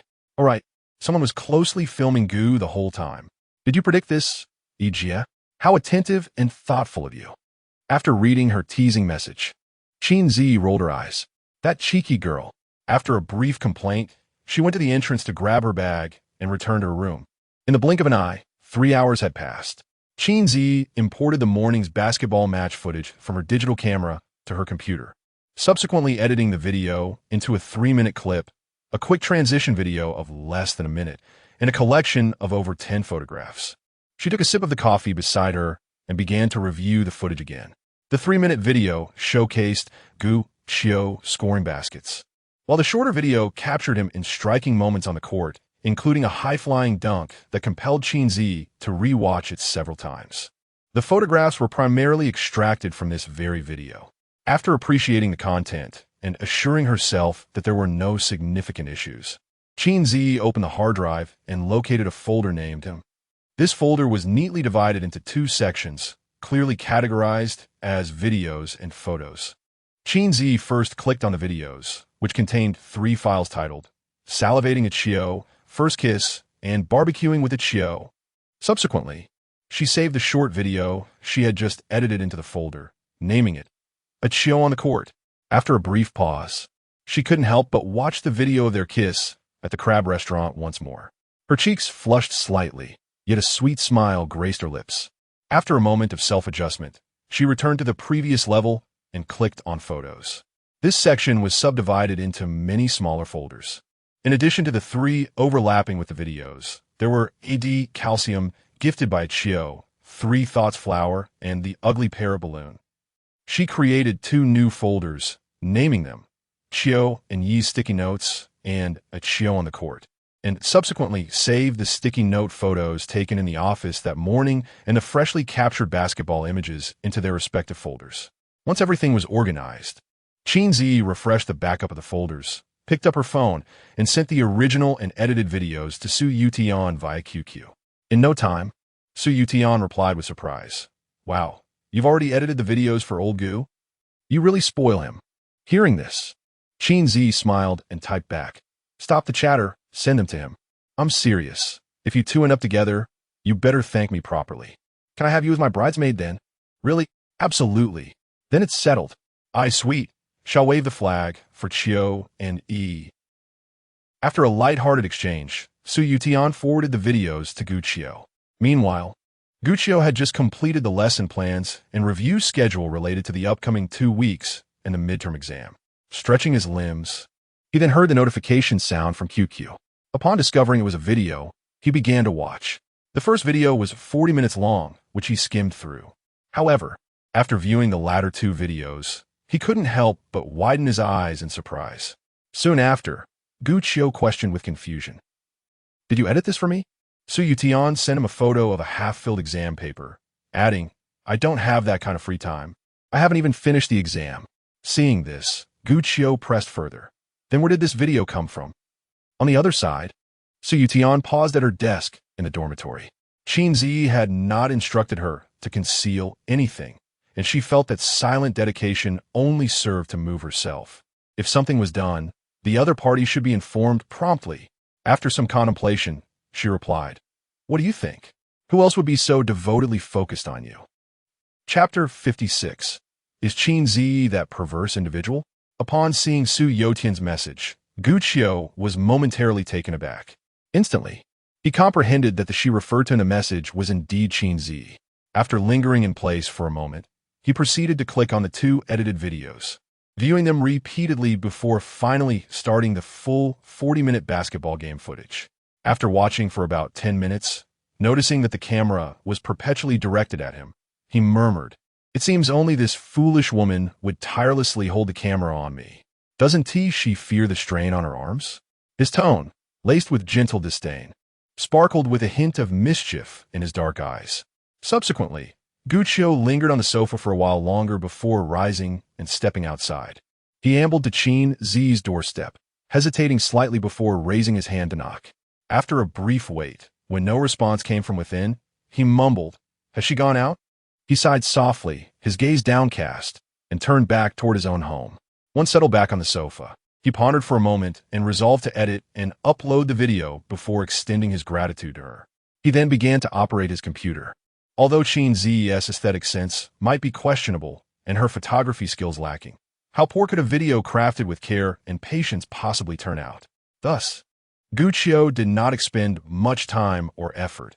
He merely added some sound effects and subtitles to the 3-minute video, making only minimal adjustments, and uploaded it to Xiuming without altering the background music she had selected. The caption read, Loves history, enjoys basketball, and also loves. Meanwhile, Qin Zhiyi had just returned home after purchasing some beverages. She reclined on the sofa, opened a can of fruit beer, and savored a sip. As she casually picked up her phone, she noticed a notification from the Xiuming app. Special attention. The blogger you follow, Xiaogu Loves History, has updated a video. Hurry over to check it out 2 minutes ago. Without hesitation, Qin Zhiyi clicked on it. Upon seeing that Gu Qiu had utilized her video with minimal modifications, a smile gradually spread across her face. Her attention was then drawn to the video caption in the lower left corner, which instantly brightened her mood. Entering the comment section, she found that no one had commented yet and swiftly claimed the first comment. I like you too. Meanwhile, Gu Qiu was unaware of the audience's reaction to his video, which was unrelated to updates or tutorials, and was continuously monitoring the site's notifications. Upon seeing the first comment alert, he immediately clicked on it. However, the next moment, his brows furrowed in irritation. Why is it this obsessive fan again? Glancing at the diehard fan and first comment tags next to her ID, he felt a shiver run through him at the thought of her incessant monitoring of his activities, and without hesitation, deleted her comment. Soon after, Qin Zhiyi, blissfully grinning while holding her phone, noticed her comment had been removed. That insufferable man, deleting my comment again. This time, she refused to yield, posting another comment. I like you too. Gu Qiu, continuously refreshing the comment section, saw her comment appear once more and promptly deleted it again. I like you. Delete it. I really like you. Delete it. I like you. Delete it. The two individuals engaged in their dispute for nearly 10 minutes, only ceasing when the video gained traction and additional comments surfaced. Suddenly, Guccio recalled that the neighboring Dolong platform possessed a blocking feature. He searched diligently and soon located the other party's profile, promptly adding them to his blacklist. With this completed, he breathed a sigh of relief. How could he have forgotten such a functionality? After that, he browsed the comments section for a while longer, and upon seeing that the other remarks were quite wholesome, he felt reassured enough to exit the dream-seeking platform. He lingered in thought for a brief moment before entering WeChat to send a message to Qin Zhiyi. Thank you for the video. Qin Zhiyi almost instantaneously replied. Crying puppy. JPG, it's one thing to delete my comment, but to block me as well. She had initially planned to gather a collection of first comments to create a visual compilation as a surprise for Guccio. However, her entrepreneurial endeavor met an untimely demise, and rather than creating a new account, she decided to reveal her true identity. Guccio stared at her message and the pitiful expression she had sent, momentarily astonished. Huh? Qin Zhiyi is that pervert? He attempted to merge the two images in his mind, picturing Qin Zhiyi approaching him with a lewd grin, which instantly made his skin crawl. He quickly shook his head, casting aside the chaotic thoughts. Guccio swallowed hard and replied, Since when am I more fragrant than you? What else could it be? If you hadn't said anything, I would have thought you were a pervert. Cat crossing arms, tilting head with a huff. JPG, I am not. Yes. Huh? Do you think I'm a pervert? No. Unban me from your blacklist. Immediately, Guccio switched back to the dream-seeking backend and performed a series of actions. Meanwhile, Qin Zhiyi responded to his earlier message. I spent an entire afternoon editing that video for you, and you think a simple thank you suffices? Don't you want to express your gratitude? How about this? I bought ingredients for barbecue, but I can't finish it alone. Come over and have dinner with me. As both a token of thanks and an apology for blocking me earlier. Upon hearing this, the corners of Guccio's mouth twitched. What sort of reverse gratitude was this? Although he found it perplexing, he felt compelled to acquiesce to Qin Zhiyi's tone, which brooked no refusal. All right then. After a brief tidying up, he made his way to Qin Zhiyi's home. Chapter 57. Good night, my husband. As twilight gently descended, a thin veil of clouds obscured the Milky Way. The distant treetops occasionally echoed with the chirping of insects, and a cool breeze wafted through the sheer curtains into the modest yet immaculate living room. At the dining table, Qin Zhiyi arranged slices of grilled meat on the iron plate of the electric grill, which sizzled and released a tantalizing aroma. She sprinkled some seasoning on the freshly cooked bacon and placed it in front of Guccio. Give it a try, she encouraged, a hint of shyness creeping into Guccio as he was caught off guard. Setting aside the matter of the comments section, a mere misunderstanding, he couldn't help but feel that her gestures of editing his videos, treating him to barbecue, and even personally grilling for him seemed a touch excessive. Noticing his hesitation, Qin Zhiyi pouted and said, Don't think I'm just treating you for nothing. I've never been to this grocery store before and have no idea about the taste. I merely invited you over to be my guinea pig. Guccio naturally found her words hard to believe, yet he complied, wrapping the bacon in a lettuce leaf and taking a bite. How does it taste? Delicious. It seems my taste is as impeccable as ever. Qin Zhiyi boasted, then continued to add more grilled meat to his bowl. Suddenly, her starry eyes brightened with a thought. I bought some fruit beer. Would you like to have a sip? Guccio, who was busy wrapping more meat, quickly shook his head. No, thank you. His tolerance for alcohol was notoriously poor, and he would be utterly incapacitated after just one bottle. Qin Zhiyi was well aware of his drinking habits and chuckled playfully. What? Are you afraid I might eat you up? Guccio raised an eyebrow, refraining from a response, and instead offered the neatly wrapped meat to her plate. Noticing his apparent nervousness, Qin Zhiyi let out a teasing laugh. Oh, I was just joking. The alcohol content in fruit beer isn't very high. A little 1T hurt you. Besides, your home is just across the street. You can easily return if you find yourself inebriated. With that, she lowered the grill's temperature, took a piece of grilled meat for herself, and skipped over to the sofa. In the end, with her persistent and lively coaxing, Guccio succumbed to the temptation of drinking with her. However, he forgot that his previous life had equipped him with the ability to handle a bottle of beer. In this current body, he could barely manage a single cup. Ultimately, Under the influence of one bottle of fruit beer, he soon found himself slumped over the table. Later, after Qin Zhiyi tidied up and turned off the grill, she gently helped Gu Qiu onto the sofa, covering him with a light blanket she retrieved from the room. Sitting sideways on the floor, she stared intently at him for a long time. Suddenly, she recalled how, shortly after their marriage in her past life, Gu Qiu had once been intoxicated at a dinner with his teachers and was brought home in a daze, collapsing onto the bed. Back then, he would occasionally call her wife, my lady, or beloved, terms that added a touch of playful intimacy to their young marriage. As Qin Zhiyi gradually regained her senses, she gently placed her hand upon his flushed cheek, caressing it softly while whispering, "My dear, good night." Several hours later, the night had deepened. In the pitch-black living room, the luminous clock shaped like a large white dog ticked softly, its hour hand resting precisely on the number 1. Gu Qiu, reclining on the sofa, struggled to open his eyes. Having consumed fruit beer, he did not suffer from splitting headache, though a haze clouded his mind. After a moment of adjustment, he suddenly realized he was still in Qin Zhiyi's home. Just as he intended to rise, he felt a tender warmth emanating from his palm. Turning his gaze, he beheld Qin Zhiyi, clad in her nightgown, nestled beside him, her breathing steady, seemingly lost in a deep slumber. Gu Qiu stood frozen, momentarily entranced by her presence. Whether it was the residual effects of alcohol or their close proximity, her gentle breath stirred a warmth within him. He quickly suppressed the rising heat and averted his gaze. Taking a deep breath, he surveyed the dimly lit room, mentally charting a perfect path to leave without disturbing her, only to notice the blanket draped over him. A twinge of reluctance seized him, and he could not bear to see her remain in such a position. Thus, with utmost care, Gu Qiu rose and gently lifted her into his arms. Yet, in the next instant, he found himself hesitating, glancing at the sofa beside him and then towards her bedroom. Resolving to be a good Samaritan, he mumbled to himself and stealthily carried Qin Zhiyi into her bedroom. After tenderly placing her on the bed, he removed her slippers and tucked her in. Once he had completed these tasks, he stepped back, casting a glance at the colorful LED lights adorning the bedside tables. Murmuring to himself, "Indeed, she still fears the dark just as in the last life."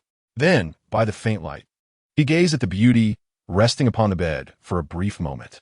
Suddenly, a serene smile graced his lips. "Good night," he whispered before turning away and departing slowly. Moments later, as the soft sound of the door closing reached her ears, Qin Zhiyi, shrouded in darkness, slowly opened her eyes. This was no television drama, and given her naturally light sleep, she had awakened the moment Gu Qiu rose. She had remained silent, curious to observe his actions. Feeling a tinge of disappointment at his resistance to her allure, she nonetheless found joy in his subsequent gestures. Dismissing further thoughts, Qin Zhiyi blissfully turned in her sleep, sinking back into a tranquil and steady slumber. Chapter 58. Hurry to save Xiao and the current sports meeting was progressing exceptionally well, with both teachers and students enjoying themselves immensely. However, as the new week commenced, everyone swiftly delved back into their rigorous studies, particularly with the impending joint examinations for the third-year students and midterm assessments for other grades. Unexpectedly, a significant incident arose at this very moment. On this Tuesday, during the grand break, a figure, somewhat unsteady in movement, hurried into the first-year teacher's office at the fastest pace possible. "Yijie, hurry to save Xiaoan." At that moment, Qin Zhiyi was deeply engrossed in her computer, diligently crafting experimental theories regarding her past life from memory. Upon hearing Su Youqian's frantic voice, she looked up, puzzled. "What's wrong?" Su Youqian's face was etched with urgency. "Xiaoan has a heart condition, but Yin is forcing her to participate in the running exercise." At this, Qin Zhiyi furrowed her brow. She swiftly closed her laptop and stood up, heading toward the exit. "Don't worry, I'll go right now." "Okay." Su Youqian's foot injury was not severe, and she could move without difficulty now, but she certainly could not keep up with Qin Zhiyi's speed. Not wanting to be a burden at this moment, she nodded repeatedly. The two of them exited the office, with Su Youqian watching Qin Zhiyi's swift retreating figure. Her hands clenched tightly, regretting her actions from the previous day. Time rewinds to a day prior, during the same grand break. The grand break on Monday, typically consisted of the flag-raising ceremony and the weekly morning meeting. The theme of today's meeting was about early romantic relationships, prompted by the school leaders discovering several couples hiding behind the crowd, kissing and embracing, even engaging in more inappropriate behavior during last Friday's bonfire party. This incited their wrath. At this moment, in the corridor outside Class 19, Su Yutan, injured and exempt from assembly, preferred not to remain confined in the classroom.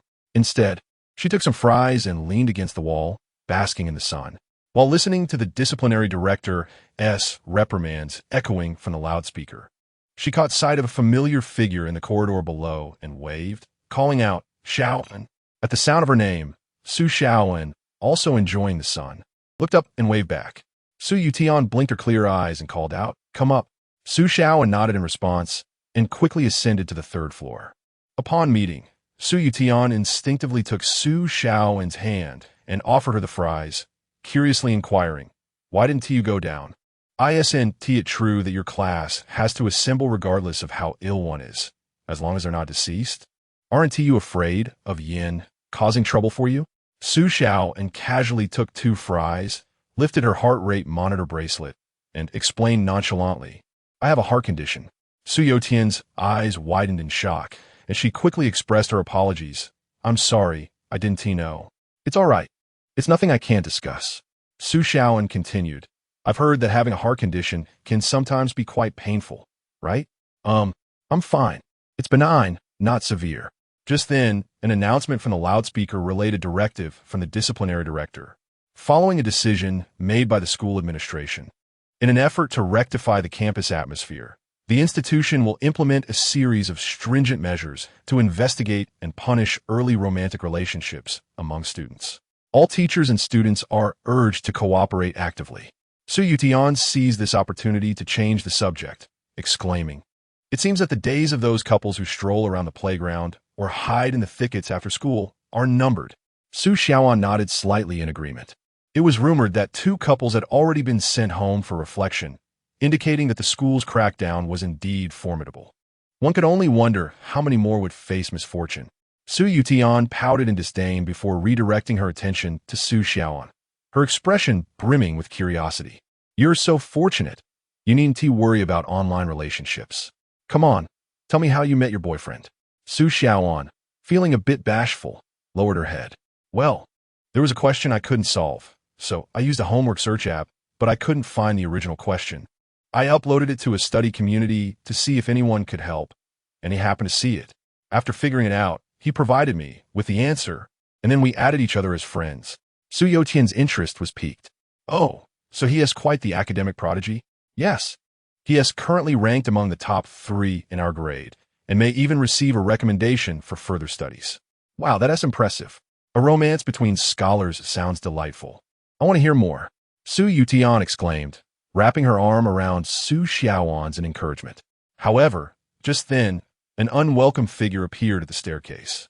Yan Jingye, one of the teachers supervising the large recess this week, held a registration form. Upon hearing their conversation, he initially intended to reprimand them.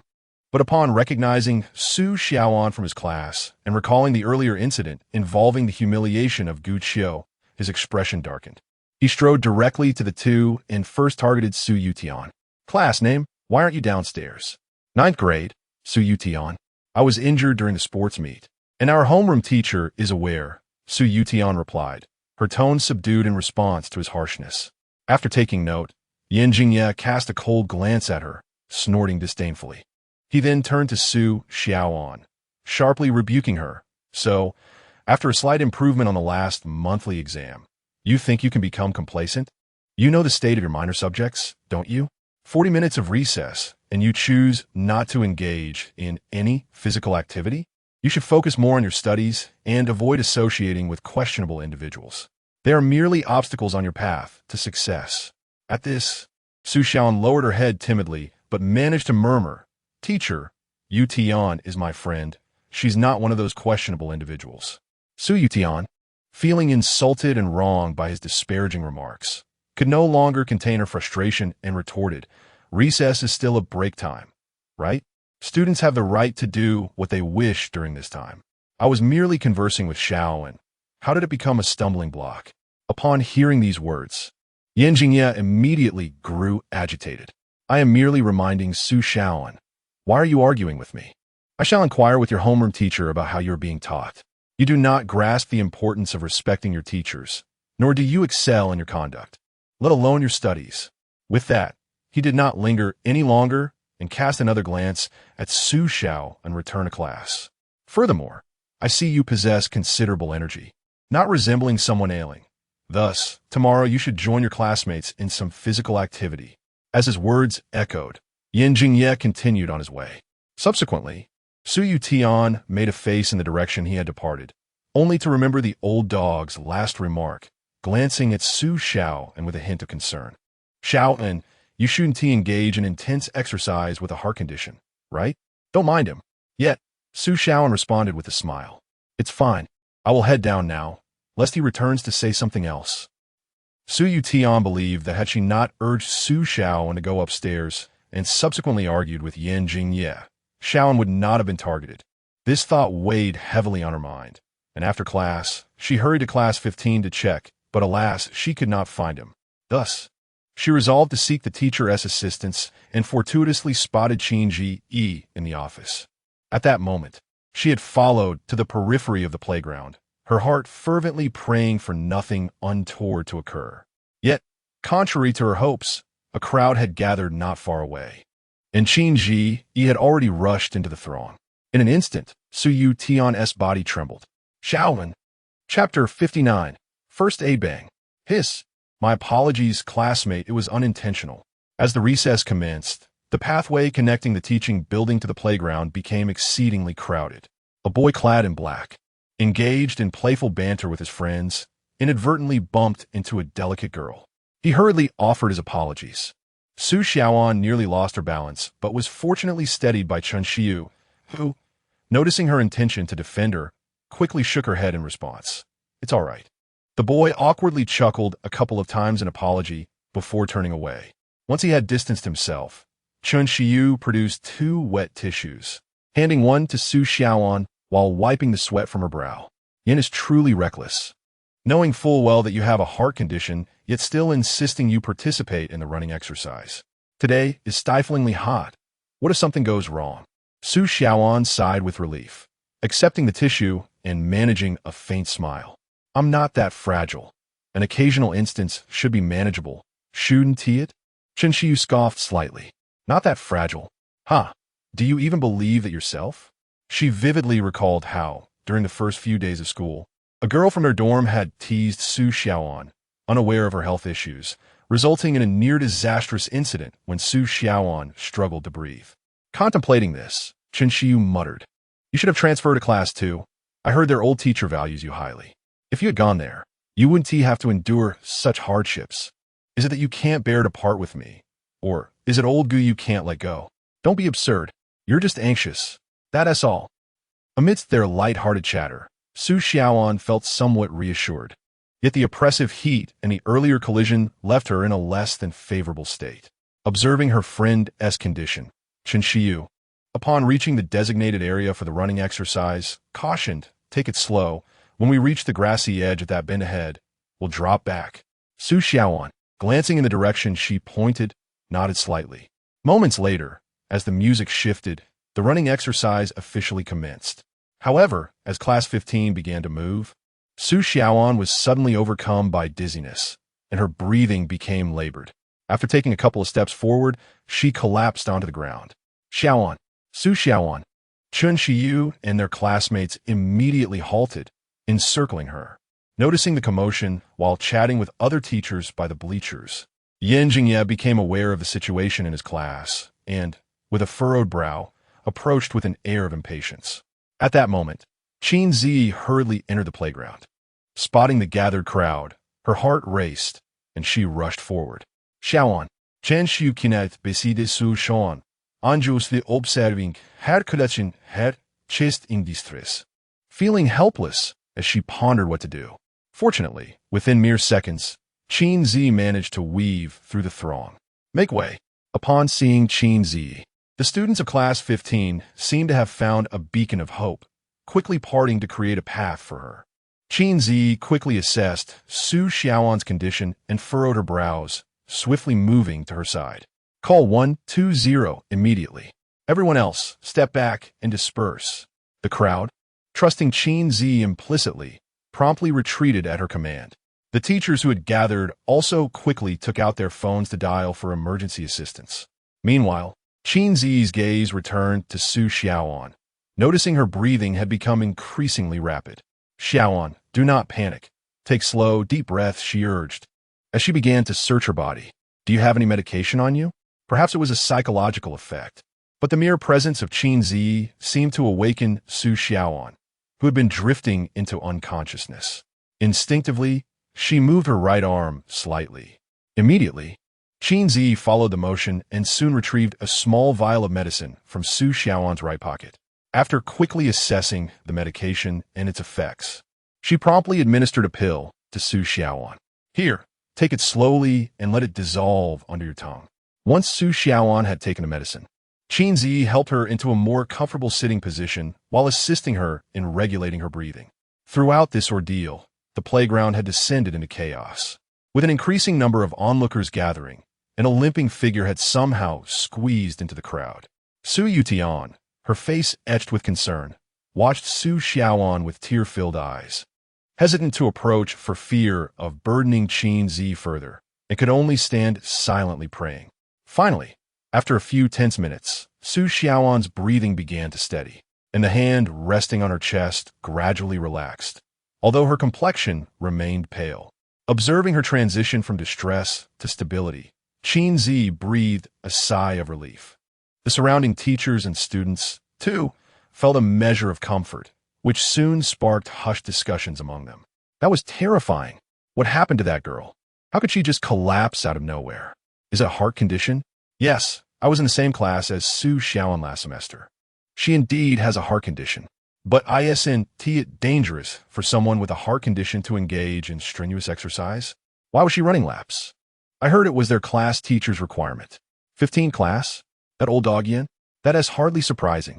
If it weren't for Teacher Qin's timely intervention, that poor child might have. How irresponsible of that teacher Yin. Knowing the student's condition, how could he make such demands? Yan Jingye had arrived early. Standing at the outskirts of the crowd, his earlier annoyance transforming into anxiety as he witnessed Qin Zhiyi's efforts to save Su Xiaoan. After all, she was his student, and he had been the one to insist that she participate in the exercise. If anything were to happen to Su Xiaoan, he could potentially evade legal repercussions through connections, but his teaching career would be irrevocably tarnished. At this moment, seeing Su Xiaoan safe, he finally felt his anxiety abate. Yet, hearing the surrounding murmurs of discontent and even faint insults directed at him, he felt a pang of discomfort. After hesitating for a moment, Yan Jingye stepped forward. As he slowly approached Qin Zhiyi, just as he intended to lean down and inquire about Su Xiaoan's well-being, the sudden wail of an ambulance pierced the air from a distance. Instantly, the eyes of everyone present converged towards the source of the sound.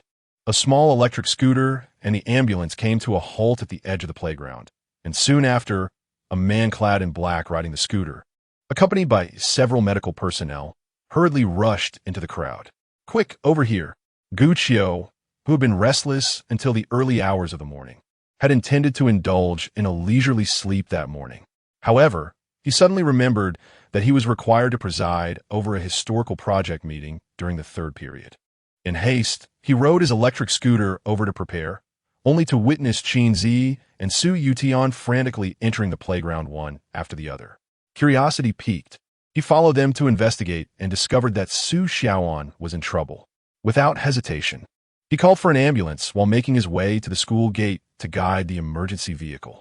At this moment, seeing that Su Xiaoan appeared to be in relatively stable condition, he felt a sense of relief. However, despite being unaware of the exact circumstances, he surmised that they were somehow linked to Yan Jingye, and thus did not afford him any cordiality. Those uninvolved stepped aside. Yan Jingye, upon hearing his stern tone, gritted his teeth in frustration. Gu Qiu, Chapter 60. This time it's truly indeterminate the incident involving Su Xiaoan should have been addressed by Yan Jingye, the homeroom teacher. However, Gu Qiu referred to him as an irrelevant party, his tone laced with disdain, almost mocking his inaction. With this thought, Yan Jingye's brows furrowed in anger, ready to argue. Yet, before he could utter a word, Gu Qiu abruptly raised his arm and pushed him aside. Yan Jingye stumbled, nearly losing his balance. "You!" Gu Qiu paid him no mind, noticing that the medical staff had already gathered around Su Xiaoan to assess her condition. He then moved to stand beside Qin Zhiyi. Qin Zhiyi was crouched down, handing over the medication she had previously administered to Su Xiaoan to the doctor, succinctly recounting her emergency response. After finishing, she exhaled a breath of relief, brushing aside the loose strands of hair from her forehead, only to suddenly notice a long, elegant hand extended toward her. Qin Zhiyi's gaze faltered momentarily as she slowly lifted her eyes to meet Gu Qiu's deep yet tender gaze. "You have worked hard," Gu Qiu spoke softly. A wave of surprise washed over Qin Zhiyi. This seemed to be the first instance in which he had proactively engaged with her in such a public setting. The corners of her pale pink lips involuntarily lifted, and she placed her hand in his, rising to her feet with his assistance. "You two have endured much." Thankfully, it did not lead to tragedy. At this point, she shot an indignant glare at Yan Jingye. Soon after, the doctor completed the preliminary diagnosis, determining that Su Xiaoan was out of danger. Nonetheless, for safety's sake, they intended to transport her to the hospital for further examination. Just then, two middle-aged men squeezed through the crowd, the first being Cui Jiangwo, followed closely by the round-faced director of education, Huafeng. "How is the student?" Huafeng's face was flushed, his expression one of great urgency. He had been preoccupied with pressing matters and had not been present to supervise the morning exercises, never expecting such a significant incident to occur. Immediately, a teacher who was on friendly terms with Huafeng and had witnessed the events approached him to recount the sequence of events. Upon learning that the student was no longer in danger, Huafeng let out a sigh of relief and turned his attention to Gu Qiu and Qin Zhiyi. "Teacher Qin, Teacher Gu, we owe you a great debt today." As if verbal gratitude were insufficient, he raised his hands to applaud. "Your prompt action in providing assistance and saving the student's life is a testament to your exemplary dedication as young educators." Seeing this spectacle, those around them also began to applaud, though it was unclear whether their applause stemmed from genuine appreciation or mere flattery. However, the students of Class 15, who had exerted themselves tirelessly, were undoubtedly sincere in their gratitude for having encountered such remarkable teachers as Gu Qiu and Qin Zhiyi. Yet amid the applause, both individuals felt a twinge of embarrassment. Gu Qiu silently lowered his head, while Qin Zhiyi hastily sought an excuse to depart. "I must attend to Xiaoan. I'll accompany her to the hospital." Upon hearing this, Huafeng halted his actions and promptly replied, "Very well. Remember to keep the school informed of any developments." Qin Zhiyi nodded slightly, preparing to leave, but she realized that Gu Qiu was still holding her hand. Glancing down at their intertwined fingers, she turned her head and gave him a playful wink. Gu Qiu swiftly regained his composure, hastily releasing his grip and clearing his throat awkwardly. Observing this, Qin Zhiyi let out a sweet, mocking laugh before pursuing the medical staff who had already distanced themselves. Moments later, as the crowd watched the ambulance depart, Huafeng finally shifted his focus to Yan Jingye. His expression was grave as he sternly admonished, "Mr. Yan, this matter is far from over. You must provide an explanation to student Su and the school." With so many people discussing and ridiculing him, followed by this reprimand, Yan Jingye's brow furrowed deeply, his countenance darkening ominously. "I do not require your reminders," he retorted through clenched teeth, casting a cold glance at Gu Qiu before turning to leave. A few steps out, he retrieved his phone from his pocket and made a call. Seeing his demeanor, Huafeng felt a flicker of displeasure and, with a stern expression, went to restore order on the playground. Suddenly, the crowd that had gathered to watch dispersed, leaving only Gu Qiu and Cui Jiangwo behind. Gu Qiu pondered briefly before inquiring, "Brother Cui, don't you think Yan Jingye's actions render him unfit to continue as the homeroom teacher?" Cui Jiangwo, sensing the subtext of the question regarding whether the school would dismiss Yan Jingye, shook his head with a sigh. "It's not as simple as you think." At this, Gu Qiu looked at him in confusion. Cui Jiangwo lowered his voice and explained, Qin Zhiyi is the brother-in-law of the vice principal. If not for this connection, considering the numerous student complaints against him, the school would have dismissed him long ago. Guchio's dark eyes widened in realization. In his previous life, he had clashed with Qin Zhiyi, but never to the extent of such a public conflict. Furthermore, he had resigned to move to Hangzhou at the end of the semester, unaware that Yin was well connected. No wonder that old man acted so arrogantly and dared to speak to the director in such a manner. Nonetheless, with Xiaoan's life almost at stake, how could he escape punishment? Yet, it was indeed a complicated situation. Cui Jiangwo gazed at Qin Zhiyi, who was angrily venting on the phone, and added, I suspect our newly appointed principal does not hold the vice principal in high regard and might exploit this incident for his own purposes. Guchio stood frozen in place, contemplating this revelation. Cui Jiangwo then lightly patted him on the shoulder, warning, I noticed the way Qin Zhiyi looked at you when he left. It seemed as though he wished to devour you whole. I heard he forced Xiao into run laps, stemming from a conflict with you. Perhaps it would be wise for you to keep a low profile these next few days. If necessary, I can arrange a few days off for you to rest and avoid getting entangled in this mess. Guchio's gaze turned somewhat dazed, and he nodded stiffly. Understood. Thank you, Brother Cui. Cui Jiangwo did not say more, taking a deep breath before following the dispersing crowd. Guchio walked slowly, his mind replaying Cui Jiangwo's words. In a moment of distraction, he couldn't help but let out a low, derisive laugh. Ah, is a child's life merely a pawn in the power struggles of the elite?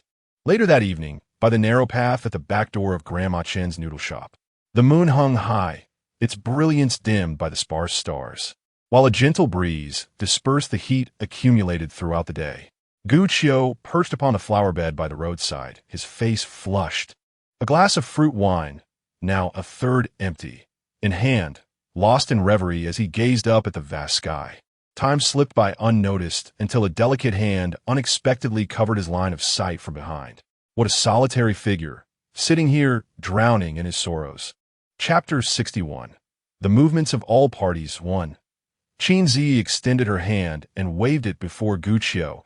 Noticing his lack of significant response, she settled beside him. She tilted her head, gazing intently at him for a moment. Then her attention shifted to the 2 bottles of fruit wine placed nearby. Selecting a pear-flavored one, she uncorked it and took a small sip. Qin Zhiyi refrained from interrupting him, merely choosing to accompany him in silence. After nearly 10 minutes had passed, Guchio slowly returned to his senses and inquired with a somewhat hoarse voice, How is Xiaoan? Qin Zhiyi took another sip of the fruit wine and replied softly, All the necessary examinations have been conducted. There are no significant issues. Her parents are also at the hospital with her. She smiled gently and added, moreover, that little girl, Su Yutian, took a day off, bringing a plethora of gifts to visit Xiaoan. She feels immensely guilty, believing that her conversation with Xiao and yesterday instigated today's incident. She was in tears on the way back, clinging to my arm, lamenting that she is a troublemaker, and it took quite a bit of coaxing to console her. Guchio patiently listened to her narrative, pausing momentarily before responding in a subdued tone. It is of no consequence that Yutian is filled with remorse and reflection, while the true culprit is merely seeking to distance themselves from responsibility. What does that signify? Qin Zhiyi's eyes blinked gently, and she expressed her confusion. Is the school not planning to take action against Qin Zhiyi? Knowing full well that Su Xiaoan has health issues, yet still pressuring her to engage in activities, strictly speaking, that could be considered attempted manslaughter. Even if pursuing criminal liability is difficult, how can such an irresponsible teacher remain unpunished? The school should at least dismiss him, right? A cold laugh escaped Guchio's lips. He then succinctly recounted the remarks made by Cui Jiangwo earlier that day. Upon hearing this, Qin Zhiyi's expression morphed into one of indignation. The principal and vice principal are at odds, which provides an opening. If they are colluding, will this matter simply be swept under the rug? What do they regard Xiaoan's life as?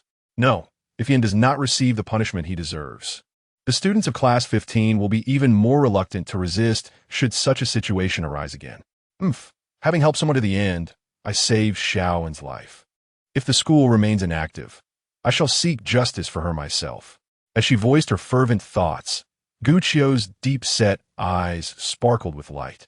He turned his head, staring intently at her. Her thoughts coincided with his own.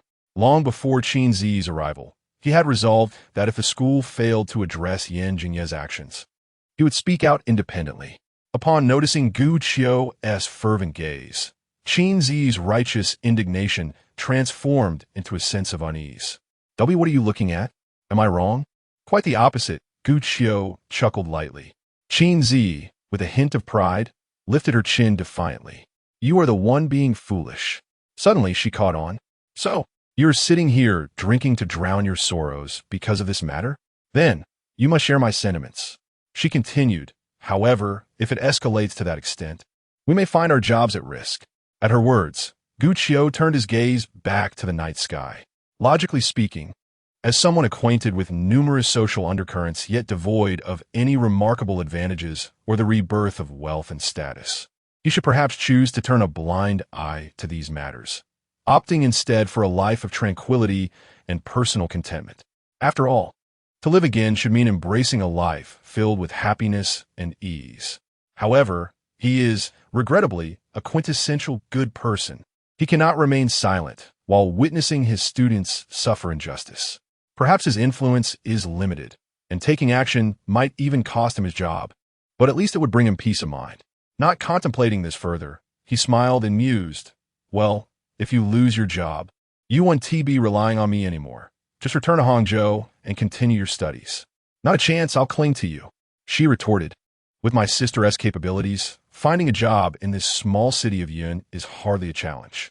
If all else fails, I could always work at Grandma's noodle shop as a dishwasher. In short, if you wish to expel me, dream on." Qin Zhiyi pouted defiantly. Seeing her audacity, Gu Qiu could only shake his head in resignation. Not pursuing the matter further, Qin Zhiyi reflected, "That said, we need not dwell on the worst-case scenario just yet. Since the principal intends to use this incident to deal with the vice principal, why not stoke the flames and escalate the situation? The school will certainly have to provide an explanation." Gu Qiu, resting his chin on his hand, appeared contemplative. "Spread today's events?" Qin Zhiyi nodded. "Sister Yin secretly recorded a video and sent it to me. Are you suggesting we post it on my dream-seeking short video account? How foolish of you. Using that account would be akin to revealing our hand. Well, what then? We could employ some online influencers. I know a girl who specializes in that and can even alter the location to Yin City, ensuring it's flawless. Why do you have so many dubious acquaintances? Ugh, can you not speak so bluntly?" Thus, the two sat side by side on the roadside, secretly devising their plan. Meanwhile, at the back door of the noodle shop, Zhao Yulong had noticed that Grandma Chun had run out of milk for breakfast a couple of days ago. With some free time in the evening, he decided to buy 2 more boxes. Upon discovering Qin Zhiyi's car parked outside, he wandered around until he found the two drinking in the back and Grandma Chun standing guard near the door. Grandma Chun, upon Gu Qiu's arrival, swiftly inquired about the situation, relaying the details to Along. After listening, Zhao Yulong intended to approach Gu Qiu to offer comfort, but Grandma Chun stopped him, and he could only mutter in place, "This brat, doesn't he ever think to inform me when trouble arises? He seems to have forgotten about his older brother. That old dog with the surname, Yin, thinks he can act recklessly just because he has some connections, but he has picked the wrong fight here." He turned to leave, only to be caught by Grandma Chun's grip on his sleeve. "Listen, you little rascal, do not act rashly. Qiu is clever and will surely find a way to resolve this." Zhao Yulong understood that Grandma was worried he might resort to his connections in the underworld, fearing that if he lost control, he might end up in serious trouble. However, he has matured significantly now, acting with both restraint and confidence. "Grandmother, you need not worry. I assure you that I will not engage in any unlawful activities. After all, I still have the responsibility of supporting you in your twilight years and witnessing Qiu start a family." As he spoke, he gently patted Grandma Chen's hand, signaling her to feel at ease. Subsequently, he pushed his sunglasses down from his forehead and walked away with purpose. Grandma Chun gazed at his retreating figure, then glanced at Gu Qiu and Qin Zhiyi, who were engaged in conversation, shaking her head with a sigh, saying, "Alas, none of them are a source of comfort." Chapter 62. movements from various parties too. On the other side, at Yunming High School, the evening class had just concluded. Jiang Yunqing, on duty today, aimlessly wiped the blackboard when his peripheral vision caught sight of a weary figure entering from the door. His eyes brightened, and he casually tossed the damp cloth onto the podium, hastening to follow. That little squirt, suddenly taking leave without a word? Is Su Xiaoan all right? Despite being in the hospital, Su Xiaoan had clearly stated that this matter had nothing to do with her. On the way back, Qin Zhiyi had continuously offered comfort and guidance. Yet Su Youtian's spirits remained low, and she did not engage in her usual banter with the chubby boy. She walked straight back to her seat, tidying the stack of test papers and practice books on her desk, responding casually, "I'm fine. The doctor said a couple of days of rest will suffice." Jiang Yunqing nodded slightly. "That's good." The two were seated in front and behind each other, and he settled into his own seat, facing Su Yutian, continuing, "Did you know? Today, apart from you, old Gu also took leave. There's a rumor that he's worried about being implicated in the matter concerning Class 15. At these words, Su Yutian looked up, her expression perplexed. Isn't it the responsibility of that surnamed Yin to handle Su Xiaoan's situation? How does it involve old Gu?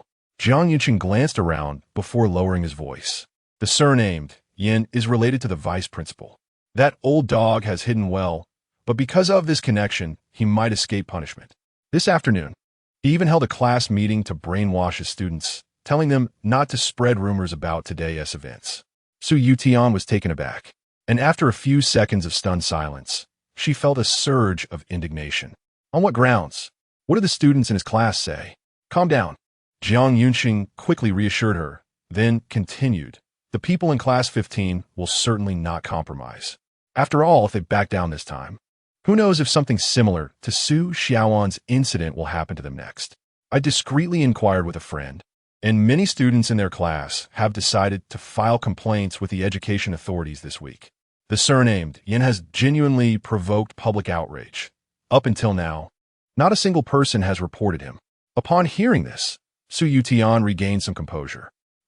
They should have done this long ago. She then narrowed her eyes thoughtfully. If that surnamed Yin truly possesses some means, a mere report from Class 15 might not suffice. We need to add fuel to the fire. Jiang Yunqing raised an eyebrow. He remembered a rumor from his middle school days about several students from a neighboring school who had united to report their teacher, only to discover that the teacher had some connections, leading to those students being expelled. Realizing this, he quickly interjected, "You don't plan on reporting too, do you? Even old Gu isn't getting involved. What are you trying to stir up?" Su Yutian scoffed lightly. "I don't believe old Gu would stay uninvolved. I know what you're worried about, but think about it.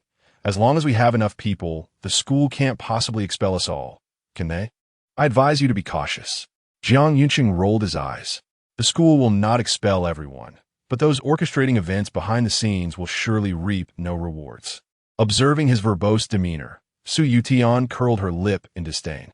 "Mind your own business. Xiaoan is my dear friend, and I must do something to assist her." With that, she stuffed several exercise books and a test paper in her backpack and stood up to leave. Seeing this, Jiang Yunqing momentarily froze in place.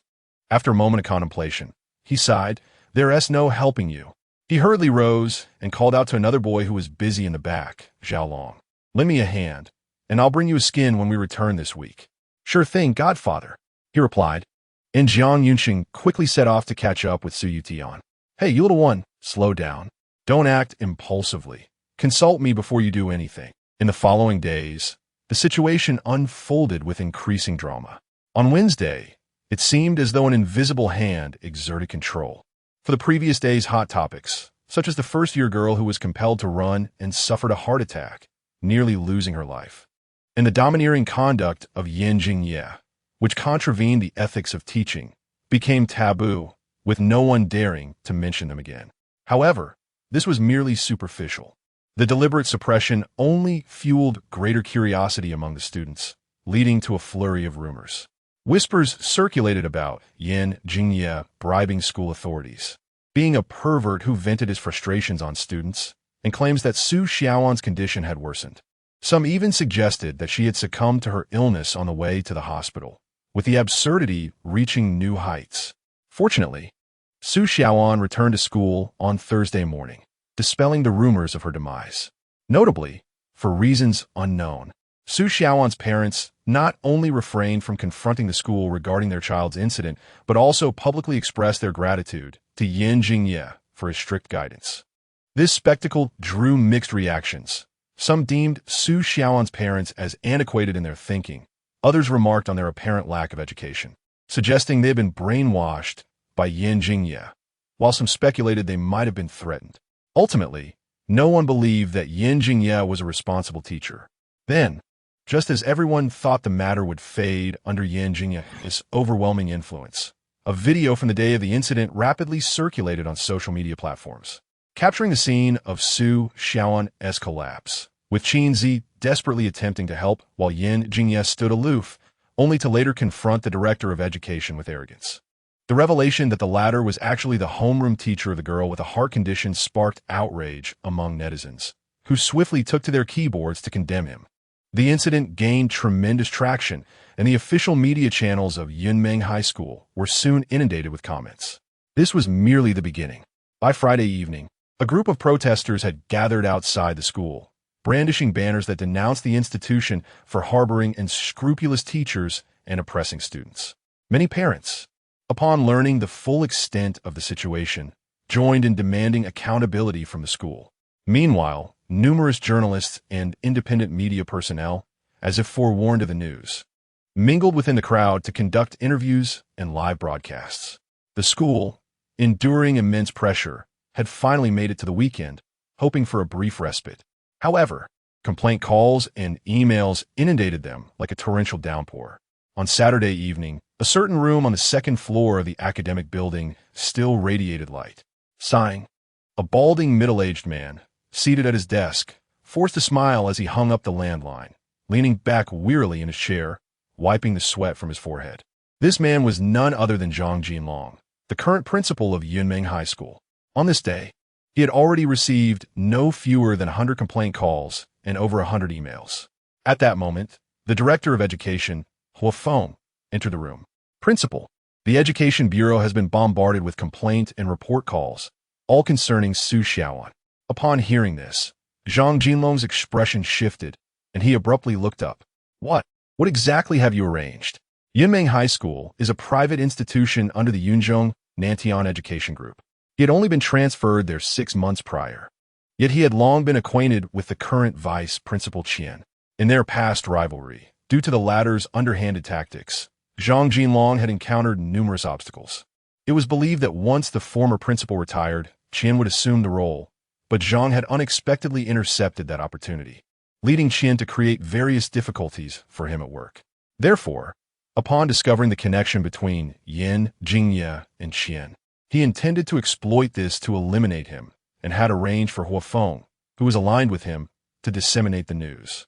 However, he did not anticipate the situation escalating to this degree.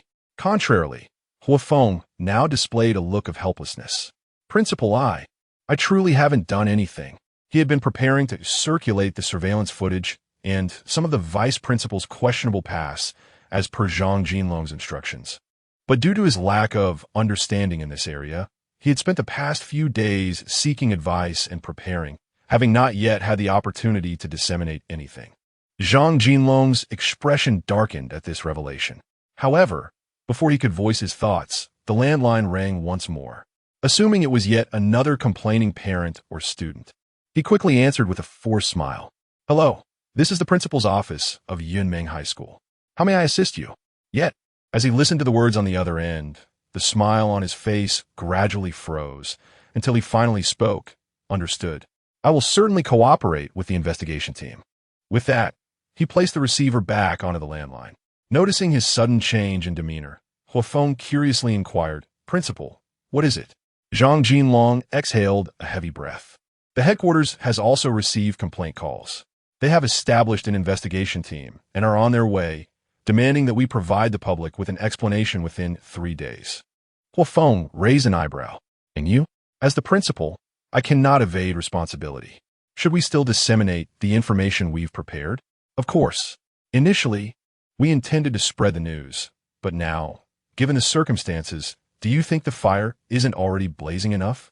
Listening to Zhang Jinlong's irate tone, Huafeng hastily lowered his head and pondered. Shall I first issue a notice to placate the netizens? Simultaneously, I can prepare to welcome the leaders of the investigative team. Upon hearing this, Zhang Jinlong's demeanor softened slightly as he nodded ever so slightly. Indeed, furthermore, regarding that individual with the surname Yin, given the magnitude of this incident, there is no way to retain him. We can also make arrangements in advance for the matters within the school and the selection of substitute homeroom teacher. Understood. Huafeng noted the directives and turned to depart. Subsequently, Zhang Jinlong reclined once more, a smile gracing his lips. Inflicting 1,000 points of damage on the enemy while suffering 800 in return is indeed regrettable. However, Qian, it seems your days of ease are drawing to a close. Chapter 63. Acting Head Teacher. The incident involving Su Xiaoan has spread like wildfire, even making its way onto the trending lists of major video and social media platforms.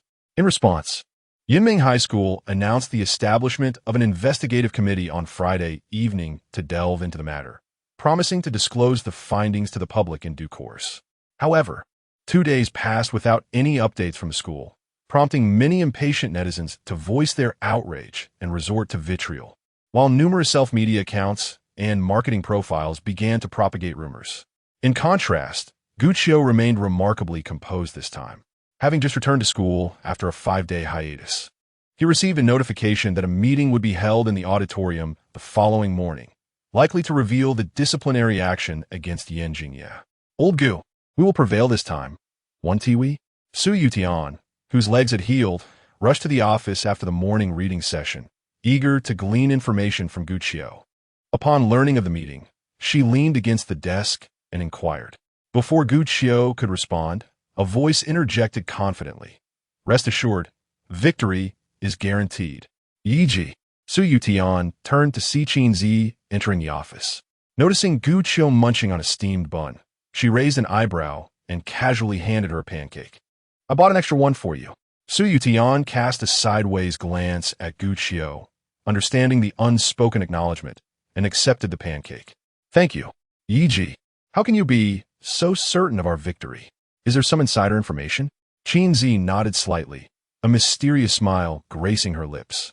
I just encountered Director Chui on the way. He assured me that you won't be disappointed and that there's a little surprise in store. Curiosity piqued. Guqiu looked up. What surprise?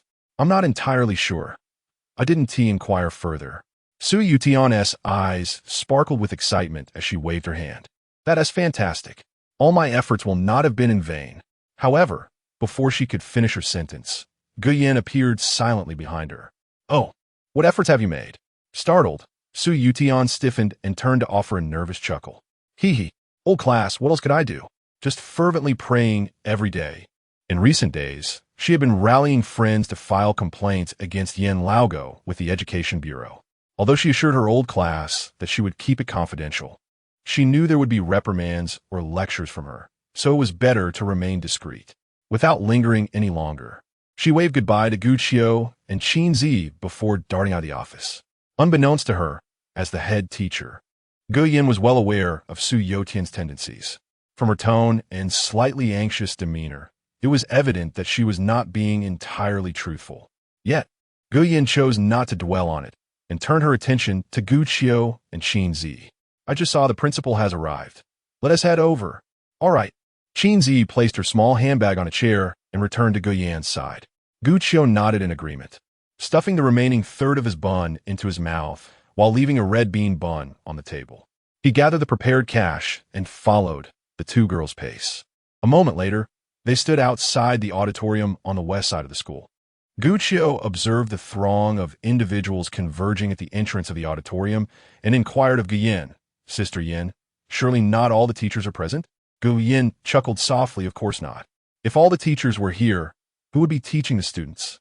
Guqiu, realizing the folly of her question, masked her embarrassment with a smile and pressed on. Then what are the criteria for attending today's morning meeting? Guyan, unperturbed, replied, I am not entirely sure, but I received the information from the class teacher group. At this, Guqiu and Qin Zhiyi exchanged glances. Then why were we both summoned? Perhaps it has something to do with last week's events involving you two, Qin Zhiyi remarked, her eyes sparkling as she added gently, "This is quite advantageous.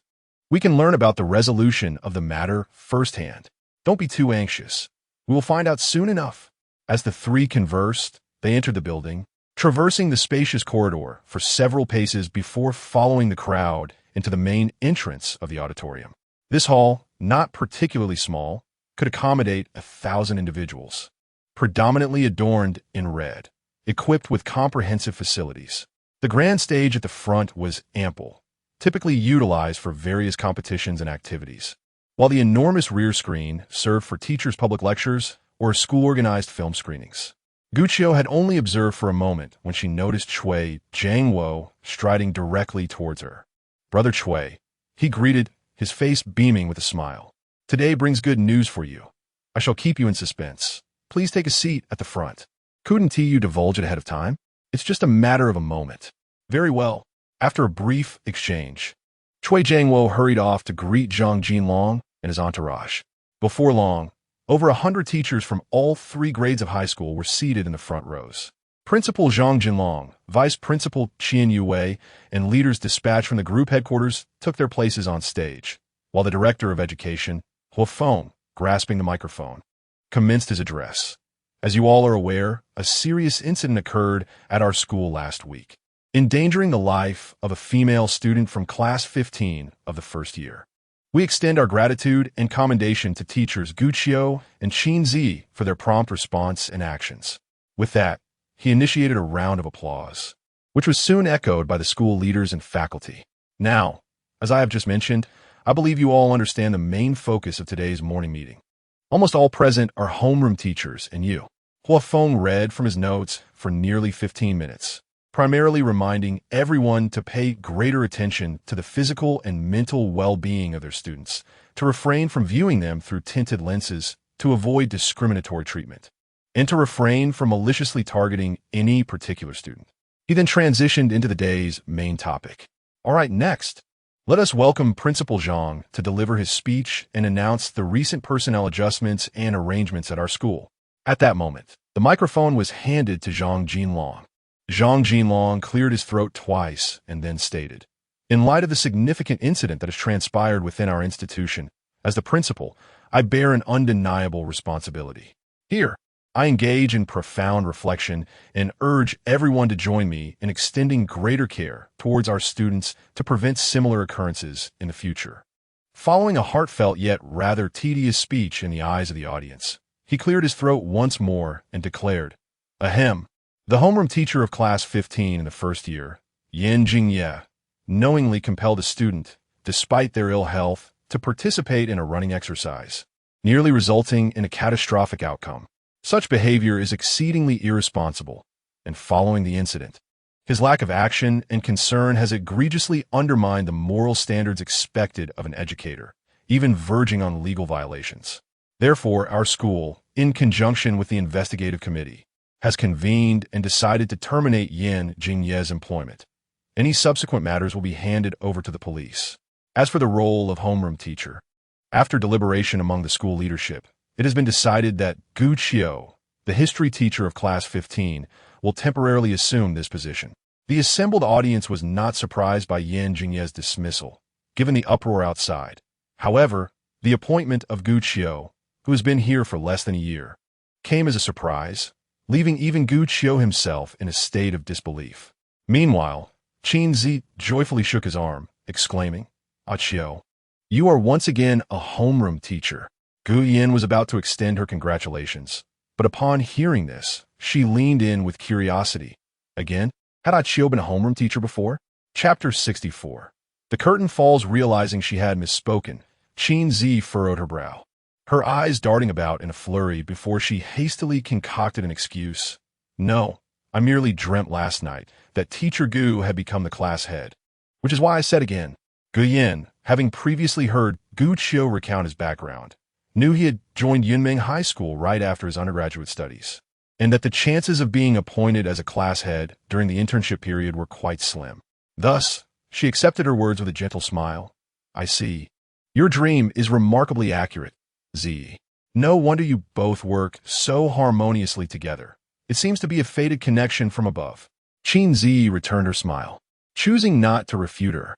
She then turned her gaze towards Gu Qiu, noticing that he remained lost in thought, seemingly indifferent to her conversation with Gu Yin, which relieved her. Meanwhile, on the stage, Zhang Jinlong continued to speak. Though young teachers may lack experience, they possess immense vigor and find it easier to communicate and engage with students.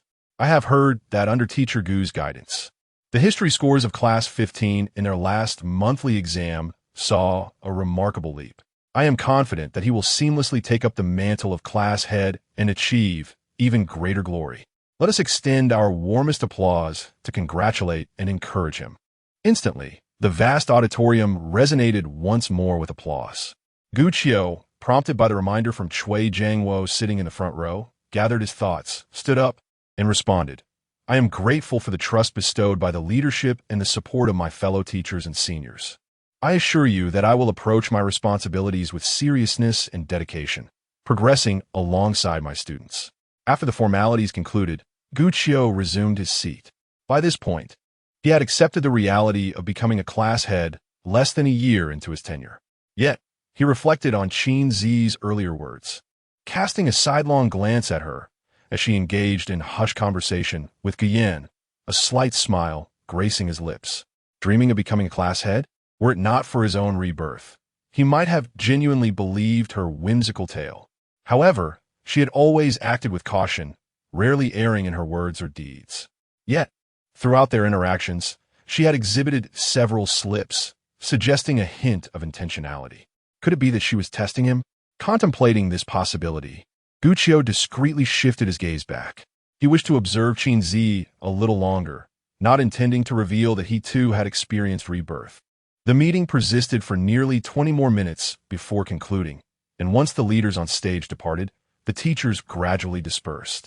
In the corridor, Cui Jiangwo walked alongside Gu Qiu as the three of them strolled together. Well, was it surprising enough? Gu Qiu replied with a calm demeanor, a smile playing on his lips. Brother Cui, this was all your arrangement, wasn't it? Cui Jiangwo adjusted his slipping belt and replied. It was merely a casual mention made by Director Hua when he inquired, but primarily, it is your commendable efforts that have shown through. During the last monthly examination, you led your students to a remarkable turnaround, and your relentless diligence has garnered favorable feedback from both teachers and students alike. You may not be aware, but Director Hua casually consulted several teachers and students about you last night, and the consensus was that you are a responsible and capable teacher. Particularly, Gu Yin and that chubby boy from Class 9 have sung your praises to the heavens. Upon hearing this, Gu Qiu glanced between Cui Jiangwo and Gu Yin, softly expressing, Brother Cui, Sister Yin, thank you. Gu Yin shook her head, responding, What is there to thank? I merely spoke the truth. Cui Jiangwo patted him on the shoulder, grinning. Don't just speak it. According to school regulations, new teachers must serve for at least 3 years to qualify as homeroom teachers. You securing this position in less than a year is indeed an exception, a promotion of sorts. Surely, this warrants a celebratory meal? Understanding the nuances of social obligations. And given that Cui Jiangwo and Gu Yin had always treated him well, Gu Qiu readily agreed. All right, then I'll make the arrangements for dinner tonight. However, Cui Jiangwo shook his head. The investigation team will remain for a few more days, and I have numerous matters to attend to. Let's discuss it another time. Very well, let us leave it at that. With your new position, there are many responsibilities awaiting you, but do not feel anxious. If you encounter anything unclear or challenging, feel free to ask me or Teacher Gu. Afterward, Cui Jiangwo parted ways with the three. On the journey back, Gu Yin added Gu Qiu to the homeroom teacher group for the first-year grade and briefed him on some fundamental responsibilities of the role. Meanwhile, following a 2.5-day silence, the official Weibo account of Yunmeng High School released an announcement post-meeting detailing the reasons, processes, and results regarding the incident involving Su Xiaoan, along with the corresponding disciplinary actions taken. Additionally, it mentioned the notification of Vice Principal Qian Yue being demoted and reassigned to Yunhe First Primary School under the Yunzhong Nantian Group. The matter of justice is left for the public to judge. Thus, the incident concerning Su Xiaoan's heart condition has finally drawn to a close. Chapter 65 Which clever individual captured this image? Moments later, Gu Qiu and the other two returned outside the office. Leading the way, Qin Zhiyi noticed Su Yutian and Su Xiaoan lingering at the stairway, observing with curiosity, and she shook her head with a gentle smile. Halting her steps, she turned to Gu Qiu. Teacher Gu, the students of Class 15 must be eager to know the outcome regarding Qin Zhiyi. Perhaps you could go to the class and provide them with some reassurance to prevent any unfounded speculation that might disrupt their focus during lessons. Guyan also slightly turned around. Indeed, since the results will be announced during the next break at the latest, it would be prudent to alleviate their concerns beforehand. Upon hearing their suggestions, Gu Qiu raised an eyebrow thoughtfully and nodded. Very well. I shall go. Qin Zhiyi winked at him, waving her farewell. Good luck. And don't be nervous. Gu Qiu responded with a faint smile before turning to leave. Despite possessing nearly a decade of experience as a homeroom teacher in his previous life and being familiar with the students of Class 15, he felt a slight stir within but was far from being anxious. While Gu Qiu conversed with the others, Su Yutian tugged at Su Xiaoan to lean in and overheard the general content of their discussion, then hastily returned to Class 15. Shu, old Gu is here to announce the verdict on Yin the old dog. Su Yutian, having frequently visited over the past few days and grown familiar with everyone, shouted enthusiastically before squeezing in beside Su Xiaoan and taking a seat. At her words, the previously boisterous classroom fell into a profound silence, with everyone returning to their seats. Even those who had been dozing off at their desks raising their heads in a daze. Soon, Gu Qiu entered the classroom. Noticing the students staring at him in complete silence, he smiled slightly and made his way to the podium. Are you all anticipating this? As soon as he spoke, he noticed Su Yutian in front of him, perplexed, and added, Why are you here? Don't mind the trivialities, just tell us what happened. Su Yutian uget? Her eyes sparkling. Instantly, a chorus of students echoed her sentiment. Yes, old Gu, what is the outcome? Given the scale of this uproar, even if Yin the old dog were the principal's father, he would surely have to pack his bags and leave. I'll put it plainly. If that surname, Yin isn't dismissed, I shall transfer next semester, lest I find myself in dire straits at his hands. Stop rambling. Let old Gu speak. Exactly, class is about to start, so quiet down. As the collective gaze of the students converged on him once more, Gu Qiu refrained from further delaying and announced the news of Qin Zhiyi's dismissal.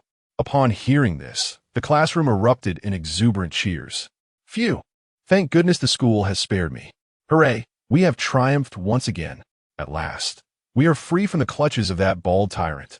Hey, Chenggu, why are you crying? What do you know? I'm overwhelmed with joy, thinking about how I'll no longer be oppressed by that old pervert. I am truly elated. Just as the atmosphere was filled with jubilance, a remark from the back row captured everyone's attention. Do not rejoice too soon. We still have yet to ascertain the true character of our new homeroom teacher.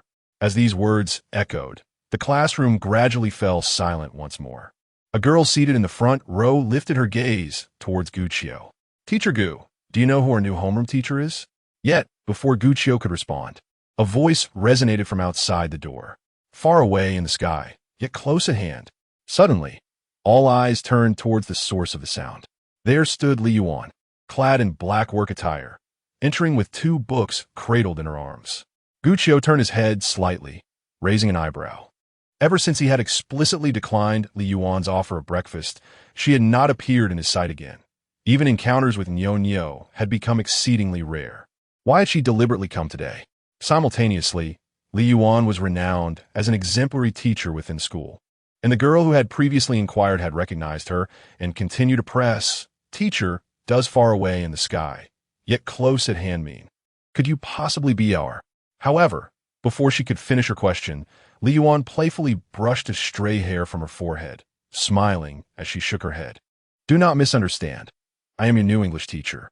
As for the homeroom teacher, she raised her hand, pointing towards Gu Qiu at the podium. There he is, right before your eyes. Upon realizing this, the students collectively stood in stunned silence for a few seconds, before erupting into a cacophony of noise far exceeding their previous excitement. What? Old Gu is the new homeroom teacher? I must be hearing things. How wonderful. Our sufferings have finally come to an end. Fantastic. My brother doesn't have to transfer schools. After being tormented by that Mr. Yin for half a year, our fortune has finally arrived. Just as laughter and chatter filled the classroom, the class bell rang. Guqiu cast a glance at the pouting Su Yutian. Hey, class has started. You can't linger in my class any longer. Hearing his words, Su Yutian felt even more aggrieved. Indeed, he was a heartless man, already trying to send her away. Old Gu, now that you've become a homeroom teacher, does that mean you won't love the children of Class 9 anymore? Guqiu suppressed the impulse to give her a gentle tap on the head, replying tersely, Are you feeling mischievous or just too idle? How about I assign you 2 extra sets of exercises today? I assure you, regardless of whether I am the homeroom teacher or not, I will treat all students equally, be they from Class 9 or Class 15, and I hope you all can study diligently, so we may progress together. This sentiment was directed towards Su Yutian, but it also resembled his remarks upon assuming the role of homeroom teacher. Upon hearing this, Su Yutian felt considerably reassured. To avoid the risk of Guqiu truly assigning her extra homework, she waved goodbye to Su Xiaoan and dashed out of the classroom, disappearing in an instant. Guqiu shook his head and, after exchanging a glance with Li Yuan, stepped outside. He had not anticipated that it would be teacher Li who took over. Guqiu had assumed that after Yan Jingye's dismissal, the school would appoint a fellow teacher from the same grade as a temporary replacement. He was surprised to find Li Yuan assigned to the position. Li Yuan had now completely set aside her feelings towards Guqiu, feeling much more at ease in his presence. What now? Listening to Teacher Gu, does that mean I am unwelcome? Hearing her relaxed tone, Guqiu quickly understood and replied with a smile. How could that be? You are a frequent star on the honor roll. I couldn't be more welcoming. Li Yuan did not continue their playful banter, but explained, ideally, a teacher from the first year should take over your class. But unfortunately, all the classes are at full capacity. Hence, I was selected from the second year, albeit temporarily. Adjustments may be necessary in the future. I am confident that with you here, our class's English results will soar to new heights. Guqiu smiled gently. Li Yuan paid no heed to whether his words were mere pleasantries or heartfelt sincerity, nodding slightly. Then let's work together harmoniously to a fruitful collaboration. Guqiu declared, All right, I shall not intrude on teacher Li's lesson any longer. Very well. After their brief exchange, Li Yuan returned to the classroom. Guqiu stood by the door and said, All right then, while I won't pressure you unduly, I won't indulge you either. Do not let pride cloud your judgment. After applying a slight pressure, he noticed Su Xiaoan gazing intently at him. Sensing she had something to convey, he added, Pay attention in class. Su Xiaoan, come to my office after class. With that, Guqiu turned and departed. However, just a few steps away, his phone buzzed with a message alert. Upon checking, he discovered a message from Gu Yin in the homeroom group chat she had recently added him to. Dear homeroom teachers, the mental and physical well-being of students is a matter that our faculty is prioritizing. The results of the recent survey on early romantic relationships are now available. But due to a significant incident last week and the imminent midterm exam for the first and second years, as well as the approaching 8-province joint examination for the third year, given the multitude of pressing matters, we have decided to leave this matter to each homeroom teacher to handle independently. Please check the attached images and verify whether any of your students are present. Having read the message, Guqiu understood that the school was currently under considerable public scrutiny and with the investigation team still present. Escalating the issue of early relationships was ill-advised. Thus, it was best to downplay the situation and allow the homeroom teachers to guide their students. Curiosity piqued. He began to scroll through the images as he walked. However, upon reaching the 10th image, he froze in shock. This was from that time. No, who captured this photo? Chapter 66. We truly are not. Guqiu gently lowered her head, her dark eyes fixated on the image displayed on her phone. The picture captured a pair of young lovers strolling hand in hand along a campus path under the evening sky. The young man, poised and handsome, was slightly turned to the side, while the young woman stood with her feet together, her head lowered shyly yet joyfully, illuminated by the soft glow of the moonlight that stretched their shadows, reminiscent of a scene from a youthful anime or a campus drama. Thanks to the upgraded surveillance cameras installed at the beginning of the semester, the faces of the two were captured with remarkable clarity. Indeed, the individuals in the image were none other than Gu Qiu and Qin Zhiyi. This moment marked their first return from Granny Chen's noodle shop together, having agreed to be friends moving forward. At Qin Zhiyi's request, Gu Qiu had merely grasped her hand, believing it to be a private gesture. Little did she know it had been recorded, and even worse, misinterpreted as a prime example of early romance. Contemplating this, Gu Qiu's expression darkened. She wondered who was the clever individual that had reviewed the surveillance footage. It was baffling that the teachers could not distinguish between students and themselves, and even more perplexing that they had taken the most misleading snapshot of their innocent handshake, deliberately making her the subject of ridicule. She continued to grumble to herself until she reached the door of the office, where she paused, massaging her temples in frustration. Several minutes had elapsed since the image was shared, and undoubtedly, many teachers had seen it. It was too late to ask the principal to retract it. All she could do was hope the teachers would focus on locating their own students rather than fixating on this image. However, that was an unrealistic hope.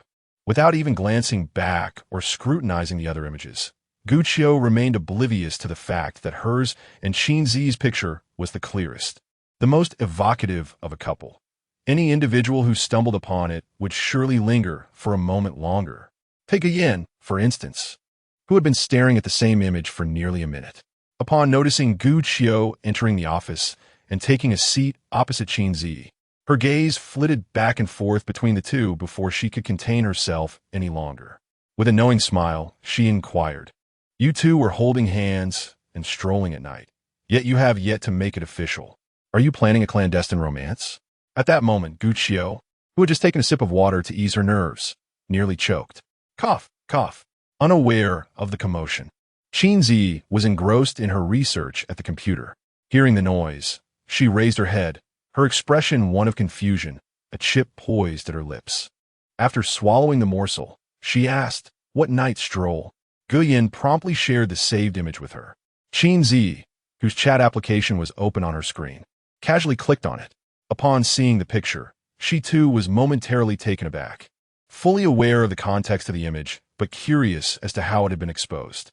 She turned to Gu Yin for clarification. It seems the teacher reviewing the footage didn't pay much attention. Seeing how close you two appeared, they simply captured it.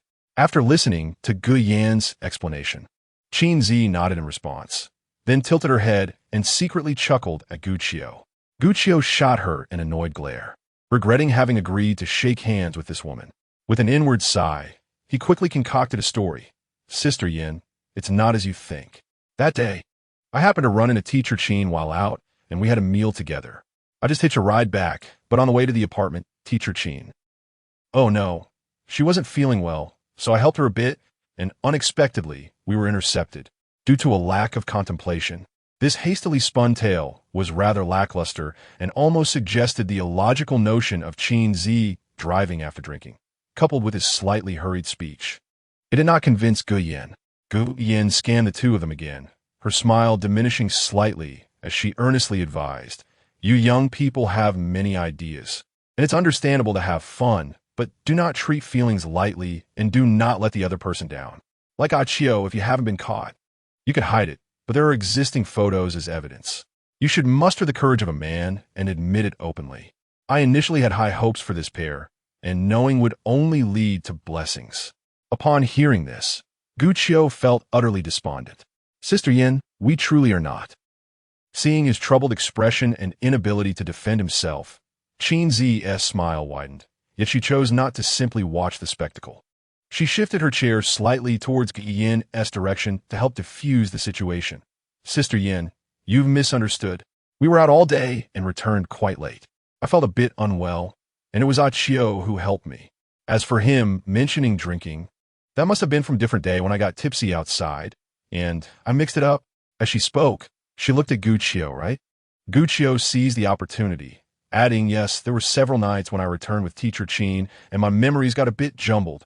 Seeing the two earnestly explaining themselves, Gu Yin could only shake her head in resignation. "All right then," she conceded verbally, yet in her heart, she still believed their relationship was not ordinary. However, it was curious that while both had eyes only for each other, Every time they interacted, even when their names were simply mentioned together, they seemed tense, often distancing themselves from one another, even appearing somewhat deliberate. This truly did not resemble a couple, but rather like divorced spouses. Realizing her thoughts were somewhat absurd, she refrained from pursuing them further. At that moment, another female homeroom teacher entered with breakfast and a bag. Noticing Gu Qiu and Qin Zhiyi together, she playfully teased, "Teacher Gu, congratulations on your promotion. And when can we taste the wedding sweets from you and Teacher Qin?" Gu Qiu pursed his lips, letting out a sigh. Alas. Meanwhile, Qin Zhiyi could not help but cover her mouth and stifle a laugh, catching a glimpse of the images on the computer screen. She gently tapped the mouse several times, saving the image before quietly immersing herself in contemplation, her thoughts drifting far away. It seems that for a considerable time to come, Gu Qiu and her name will be intertwined. Given the current rumors, should she intensify her efforts? Perhaps it is best to refrain. Haste is not advisable. After all, Gu Qiu belongs to her. Chapter 67. Aware that you haven't discussed. Yet be honest with me, today's morning meeting involved a summary of last week's incident, thus taking more time than usual. This led to students, accustomed to procrastinating until the large break, hastening their movements, resulting in a flurry of hurried figures in the corridor. One of them nearly collided with Gu Qiu, who had just returned. "Apologies, teacher. No worries, just be careful." After a brief reminder, Gu Qiu entered the office and found Su Xiaoan engaged in conversation with Qin Zhiyi. He paused momentarily, filled a cup with water from the dispenser, and inquired with gentle concern, "Xiaoan, how is your recovery? Have you been feeling unwell these past few days?" Upon seeing Gu Qiu, Su Xiaoan had already risen to her feet and shook her head lightly to indicate that she was fine. Gu Qiu returned to his seat and continued, "That's good. Please compile a list of your symptoms and any precautions I should be aware of." While he would not go to the lengths of putting Su Xiaoan in danger, like Yan Jingye, he was nonetheless apprehensive about causing another incident due to a lack of understanding. Noticing the sparkle in Su Xiaoan's eyes at his concern for her health, it soon shifted to worry. Observing her change in expression, Gu Qiu smiled and reassured her, "Feel free to voice any concerns. I will address them." Su Xiaoan shifted her tone and asked, "Teacher Gu, may I remain in my current class?" Following the last monthly exam, Director Cui and the homeroom teacher of Class 2 had approached her regarding a class transfer. At that time, she had unhesitatingly refused, reluctant to part with Gu Qiu, Qin Zhiyi, and her good friends in Class 15. However, after the events of last week, her disappointment and fear regarding Yan Jingye grew, and her classmates had suffered because of her. Coupled with Gu Qiu's absence and the various rumors circulating, she contemplated that perhaps leaving might ease the situation. After considering all factors, she resubmitted her transfer request to Director Cui. To her surprise, circumstances had changed dramatically, and now she only wished to stay. Upon learning the details, Gu Qiu raised an eyebrow in contemplation and asked, "Did Director Cui mention transferring you to that class?" Su Xiaoan replied softly. Director Cui said it was difficult to arrange a transfer to the key class and suggested I could first move to a regular class after the next monthly exam. Gu Qiu nodded slightly. It was evident that Class 15 would require some time to adjust. In contrast, transferring Xiaoan to the key class would provide her with greater stability. However, if it were merely a regular class, the transfer would indeed be inconsequential. With this thought, he took out his phone and sent a message to Cui Jiangwo inquiring about the situation. Just then, Su Yutian and Jiang Yunqing entered the office behind Gu Yan. Su Yutian discreetly waved at Su Xiaoan. In the next moment, a WeChat call from Cui Jiangwo pinged in, and Gu Qiu quickly answered, adjusting the phone to speaker mode as he noted Su Xiaoan's wide-eyed, anxious gaze fixed upon him. "Ah Qiu, Xiaoan is quite sentimental.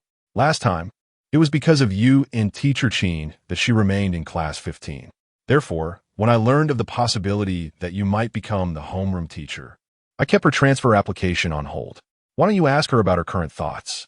If she still wishes to transfer, she can simply wait until next week's monthly exam and fill out a new form to switch to a key class." As soon as the voice on the other end finished speaking, Su Xiaoan let out a sigh of relief and quickly interjected, "Teacher Cui, I no longer wish to transfer. Oh, Shaoan, you're right there, aren't you? If you're not transferring, then make sure to study diligently with Teacher Gu and strive to improve your grades in the ancillary subjects. Upon hearing this, Su Shaoan immediately assured, I will. All right, please hand the phone to your Teacher Gu. Chui Gu, I'm here, go ahead. Chui Jiangwo cleared his throat a couple of times and said apologetically, Ah, Chiu. Regarding that surveillance image, it was my oversight. I was too preoccupied with handling Yanjing's matters the other day and didn't review it thoroughly. My apologies. Oh well, it's not a significant issue. Although Gu Qiu felt a bit of resentment, he would never vent it on Chui Jiangwo. Unexpectedly, upon hearing this, the latter continued to chatter on. I've always thought that Xiao Qin and you are quite a match. As soon as this was said, all the teachers and students in the office, including Qin Zhiyi, turned to look at him. Gu Qiu's face flushed with embarrassment as he hurriedly switched off the speakerphone, replying, Chui Gu, I have other matters to attend to. I must hang up now. Chui Jiangwo, who was busy printing documents in the teaching office, heard the busy tone from his phone and pouted. Today's youth are indeed rather shy. If this photo inadvertently circulates, Gu Qiu will likely be keeping a low profile for the next few days. It seems I will have to give him a generous gift as compensation when he gets married. Meanwhile, Su Yutian was the first to regain her composure, seemingly sensing some gossip brewing. She leaned closer to Qin Zhiyi and quietly inquired, Ijia, is there any new development? Qin Zhiyi slightly tilted her head and, noticing Guyan staring in their direction, smiled faintly and gave a subtle eye signal. Su Yutian followed her gaze and hurriedly returned to Jiang Yunjin's side. Guyan, with an expression devoid of emotion, looked at the two and sternly asked, Do you know why I called you here? Seeing their homeroom teacher's serious demeanor, Su Yutian and Jiang Yunjin immediately sobered up and shook their heads in unison. At that moment, Guyan opened her phone and placed on the desk. Take a look. The two leaned forward, and upon seeing the content, their eyes widened in surprise. Subsequently, witnessing the couple finally making progress, they exchanged smiles. Su Yutian even turned her head to give Qin Zhiyi a thumbs up. Observing their reactions, Guyan seemed to realize something and picked up her phone again, realizing that she had indeed sent the wrong image. She felt a bit frustrated and reminded them in a low voice, Wrong image. Do not spread this around. Do you hear me? Understood. The two replied in unison. Subsequently, Guyan lightly tapped the screen twice, revealing a photograph before the two of them. The image depicted Su Yutian and Jiang Yunqing in front of a convenience store, playfully tugging at each other's ears while clutching snacks. She then continued to flip through 3 more photos. Each captured moments of the pair frolicking in the stairwell, cafeteria, and playground, all showcasing physical contact. Guyan tucked away her phone and cast a scrutinizing glance at the duo. I usually maintain a strict oversight over you both, and I initially believed that this investigation into early romance would bear no relevance to our class. Yet here I have unearthed 4 photographs, all featuring you two rascals. However, before she could finish her sentence, Jiang Yunqing and Su Yutian, seemingly at odds with each other, each took a step away and simultaneously protested. Old classmate, we are not dating. Guyan was well aware that although these two often engaged in playful banter, their relationship had not evolved into a romantic one. In fact, their adversarial friendship had yet to transcend into any deeper feelings. The future remained uncertain. She comprehended that these vibrant youths might develop unique emotions, yet she harbored concerns that such feelings might lead them astray, having navigated similar experiences herself. Thus, it was imperative to issue a gentle admonition. Just as this thought crossed her mind, she noticed the pair exchanging glances, seemingly blaming one another for their predicament, which elicited a mix of exasperation and amusement from her. All right, I understand that you're not involved romantically, but do keep it honest with me. Chapter 68. Surely, you do not truly despise me, do you? After advising Jiang Yunjin and Su Yutian, Guyan briefly mentioned the duo's recent academic shortcomings. As the class time approached, she refrained from further troubling the pair of adversaries. Meanwhile, Su Shaoan, relieved to confirm that she need not leave class 15, steadied herself and, having received a new set of extracurricular worksheets from Gu Qiu, departed alongside the two. On their way back, Su Yutian intentionally moved to Su Xiaoan's right side, distancing herself from Jiang Yunjin. She pouted, casting a fierce glare at the latter. It's all your fault, you fatso. You always oppose me. Are you satisfied now that you've been scolded? Without hesitation, Jiang Yunjin retorted. Oomph. 3 of those 4 photos were taken when you were snatching my snacks, and you neglect to mention that. In response, Su Yutian tilted her head defiantly. Oof. But there's still one where you pull my braid. You often get a bit too handsy with me. Be careful, or I might report you for harassment. Food can be carelessly consumed, but words must not be frivolously spoken.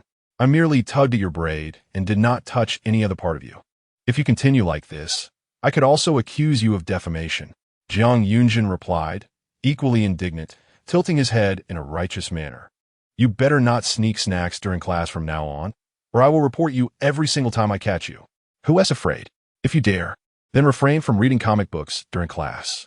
Fatty. Oomph, the impotently furious little squirt. The 2 adversaries exchanged barbs back and forth, drawing closer to one another, seemingly on the verge of rolling up their sleeves and coming to blows.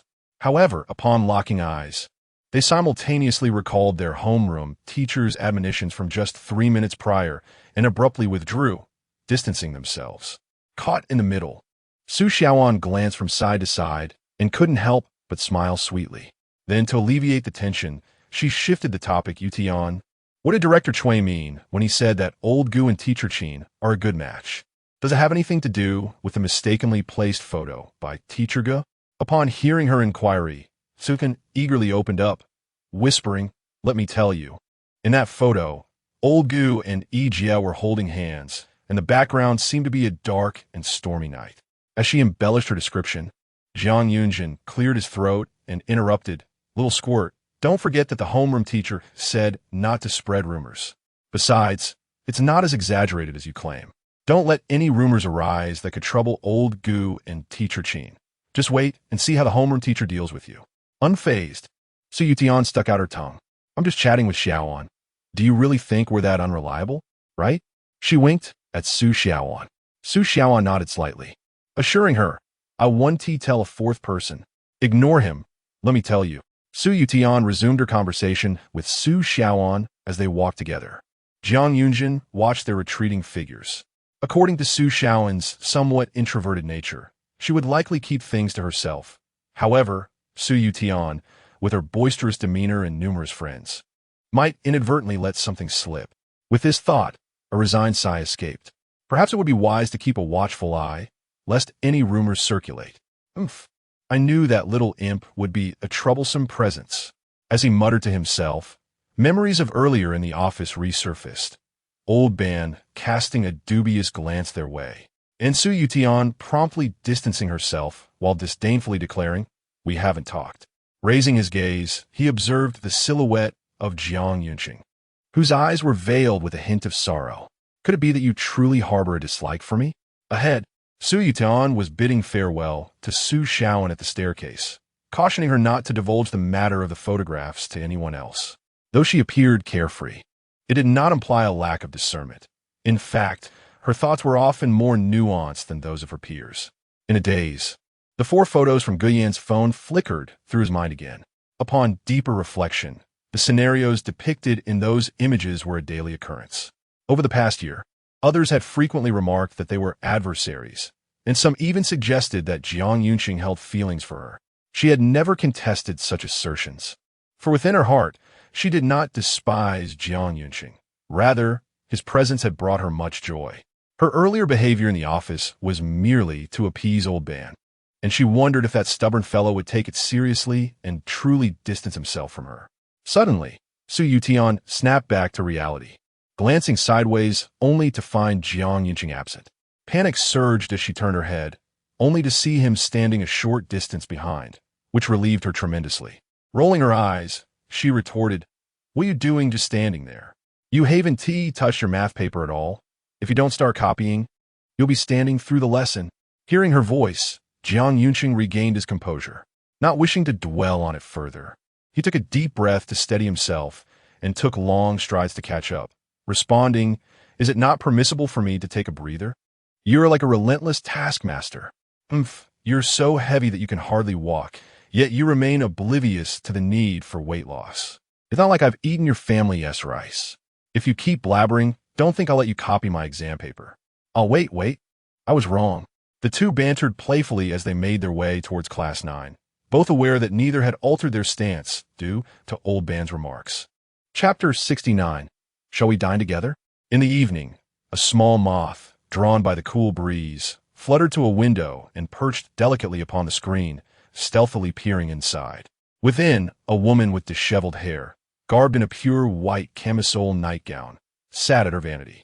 Rather than adorning herself, she was intently assembling a beautiful decorative lamp. Moments later, the lamp's complete form emerged. Its base was a grand tree, which, once electrified, radiated a soft pink glow, rich in color gradients. Combined with the illuminating device below, it created the enchanting illusion of falling blossoms, exquisite in its artistry. In front of the tree stood two figures, a man clad in a robe with a whimsical tuft atop his head and a woman dressed in red, complete with fox ears. Indeed, this lamp was a recent obsession of Qin Zhiyi, inspired by the anime Fox Spirit Matchmaker. She gently tapped the control panel at the base, adjusting the brightness to her utmost satisfaction before relocating it to the prepared spot on her bedside desk. After reconnecting the power, she quietly admired it for a few minutes before clasping her hands in prayer, earnestly beseeching, "O tree of sorrow, though I possess no magical power, I am willing to give all that I can, yearning only to rekindle our past connection." Meanwhile, the little moth, enchanted by the resplendent light, began to flutter its wings restlessly, colliding with the screen. The faint sounds it produced were whimsically interpreted by Qin Zhiyi as a response from the Tree of Sorrow, eliciting a smile from her lips. Subsequently, she tidied up her vanity before taking a seat at her work desk. With a gentle click of the mouse, the dormant computer sprang to life, revealing an image that had sparked considerable discussion among her teachers regarding her relationship with Guqiu, a moonlit hand-holding photograph. Qin Zhiyi had even gone so far as to have the timestamp in the bottom right corner removed and enhance the image quality. Resting her chin on one hand, she gazed at the two figures in the picture. The positioning of the surveillance camera, the stances of the two individuals, and the overall ambience were so perfectly aligned that one might mistake it for a professional photograph, deepening her fondness with each glance. Simultaneously, she felt immense gratitude towards the teacher who had impartially captured this strikingly similar moment of hand-holding. Uncertain of how much time had passed while she sat before the computer, Qin Zhiyi gradually regained her focus.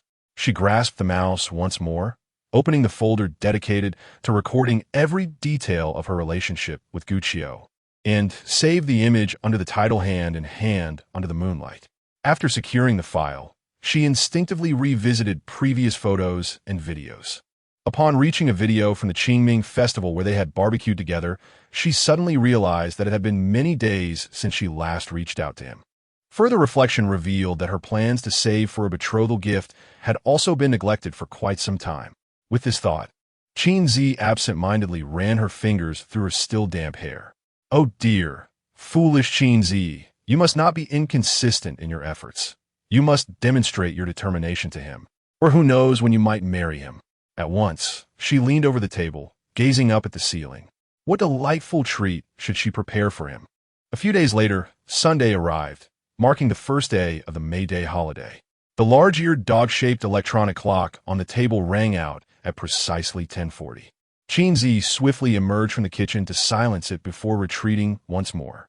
She meticulously poured freshly made strawberry milkshakes into 2 cups, added a sprinkle of taro balls for texture, adorned them with mint leaves, and finally sealed them with lids, placing them into a delicate pink wooden basket on the table. The basket was already filled with nearly 10 assorted meal boxes, and the addition of 2 bottles of beverages made it appear rather crowded. Yet, Qin Zhiyi remained unsatisfied. After raising an eyebrow in contemplation, she retrieved 2 bottles of chilled, low-alcohol fruit wine from the refrigerator in the living room. After reorganizing the wooden basket, she successfully managed to fit everything inside. Once she confirmed that all was in order, Qin Zhiyi clapped her hands in satisfaction. Task accomplished. As she spoke, She realized it was already nearing 11 o'clock and hurriedly removed her apron, returning to her room to apply a light touch of makeup. Shortly thereafter, dressed in a fresh blue and white dress, Qin Zhiyi stepped outside with a basket in hand. Standing at the door, she initially intended to send a message to inquire whether Gu Qiu was awake, but upon hearing a series of clattering sounds from within, she decided against using her phone and instead knocked on the door.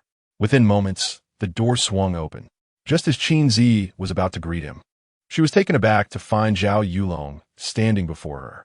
Simultaneously, Zhao Yulong, not having checked the peephole, was equally surprised. Sister-in-law? Oh, I mean Teacher Qin. He had only heard from Gu Qiu that they lived quite close, but today he discovered that they were indeed neighbors, the only two households on the 5th floor, just as he had been gossiping with Gu Qiu in the kitchen. Unexpectedly, just as he mentioned sister-in-law, Qin Zhiyi appeared. His thoughts were slow to process, and he blurted out without thinking. Qin Zhiyi was momentarily flustered by his casual address, her cheeks flushing slightly as she softly inquired, "Along, what brings you here?" I just found some free time and thought to invite a Qiu for a meal, but that rascal said he didn't want to go out. So here I am looking for him." Zhao Yulong explained with a smile, then countered, "Teacher Qin, do you need something?" Qin Zhiyi nodded gently, but was soon captivated by the delicious aroma wafting from inside the house. In the next moment, Gu Qiu emerged from the kitchen, holding a plate of dishes, casually announcing, "All right, the dishes are ready." Upon hearing this, he also noticed Qin Zhiyi standing outside the door, his gaze sweeping over her twice before lingering briefly on the small wooden basket. Qin Zhiyi's attention was drawn to the sweet and sour ribs that Gu Qiu was carrying, and she couldn't help but feel a tinge of disappointment as her gaze fell. After an exhausting week filled with 6 consecutive days of classes, coupled with Gu Qiu recently becoming the head teacher, it was evident he was more fatigued than before. She had hoped to prepare a delightful meal to reward or comfort him, all the while fulfilling her own nurturing intentions. Early in the morning, I ventured out to procure some vegetables. Upon returning, I perused numerous recipes and tutorials, dedicating the entire morning to the task at hand. I had anticipated that Gu Qiu might sleep until noon, yet to my surprise, she had already prepared a meal. I sighed inwardly, though I managed to muster a smile on my face. I have no particular business here. I merely feared that Qiu might neglect her meal. So I thought to remind her, "Please go ahead and eat. I shall not intrude." With that, Qin Zhiyi intended to depart. However, before she could turn away, Gu Qiu spoke softly, "Why not join me for a bite?" She had surmised the contents of the basket Qin Zhiyi held and understood her intentions. To decline might appear ungrateful. Upon hearing this, Qin Zhiyi's eyes brightened. Really? Under normal circumstances, even if Gu Qiu had prepared a meal, she would shamelessly insist on sharing lunch. However, with Zhao Yulong present today, requesting to stay felt like a breach of her promise to avoid excessive interference in Gu Qiu's life. Thus, she opted to leave. Zhao Yulong had also noticed the basket during their exchange, and, realizing that Qin Zhiyi had specifically come to deliver food to Gu Qiu, could not help but chuckle at Gu Qiu. He then warmly invited Qin Zhiyi inside. "How could I refuse? Now that you're here, it's merely a matter of adding another pair of chopsticks." As he spoke, he took the basket from Qin Zhiyi, glancing at its contents with admiration. "Wow, Teacher Qin, you have prepared quite a feast. It seems I came at the right time. Otherwise, with such an abundance of dishes, you too would struggle to finish it. But does this mean I'm intruding on your intimate moment? I sincerely apologize. I'll be sure to inform you beforehand next time." Qin Zhiyi raised an eyebrow, smiling gently as she shook her head. "It's perfectly fine." Observing the excitement on Zhao Yulong's face, Gu Qiu retorted with a hint of annoyance. "Why are you so chatty? Go wash the chopsticks and serve the rice. You dare to give me orders now? Truly, the world has been turned upside down." Zhao Yulong countered playfully, yet he still placed the basket on the dining table before retreating to the kitchen. After setting down the ribs, Gu Qiu walked to the entrance and retrieved a pair of pink slippers from the shoe cabinet, placing them before her. "Come in and sit." Qin Zhiyi glanced at the slippers and then at Gu Qiu. Noticing her gaze, Gu Qiu awkwardly cleared her throat. I bought the wrong slippers a few days ago. They were only a few bucks, so I didn't bother returning them, just kept them." Qin Zhiyi's eyes sparkled as she discerned that Gu Qiu's explanations often veered towards fabrications, though this clumsy girl rarely told outright lies in her past life. In this life, however, such little excuses and fibs seemed to flow freely, warranting her increased vigilance in the future. Nonetheless, choosing not to expose the truth, she simply changed into the slippers. They fit perfectly. Chapter 70. How thick-skinned you are. Gu Qiu, utilizing the ingredients provided by Long, prepared 6 exquisite dishes, while Qin Zhiyi contributed 8, resulting in a sumptuous array of 14 culinary delights that seemed a tad cramped on the modest dining table. Zhao Yulong, having distributed the chopsticks and bowls, casually inquired, "Sister Qin, with such an impressive variety of dishes, you must have been busy all morning, right?" What a labor it must have been. Sitting beside him, Qin Zhiyi smiled gently, replying, "It's quite all right. After all, it's a holiday." Instead of idling away the time, I thought it would be a good opportunity to hone my culinary skills. Zhao Yulong added a flattering remark. "I can't help but wonder who will be fortunate enough to take you home one day. He will truly be blessed." Noticing Gu Qiu still adjusting the placement of the dishes, he mischievously turned his gaze and teased, "I ascend tea that right. At Qiu?" Gu Qiu responded with a look that suggested not to involve him. However, upon turning, he discovered that Qin Zhiyi was gazing at him with twinkling eyes. He replied softly, "Well, who knows what the future holds? In my past life, I certainly didn't enjoy much fortune." Qin Zhiyi sensed a hint of reluctance in his tone, but felt no discontent.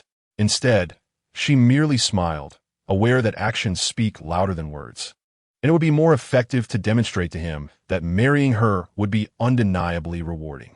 Without overthinking, she promptly inserted straws into 2 cups of strawberry milkshake and handed them to the 2 men.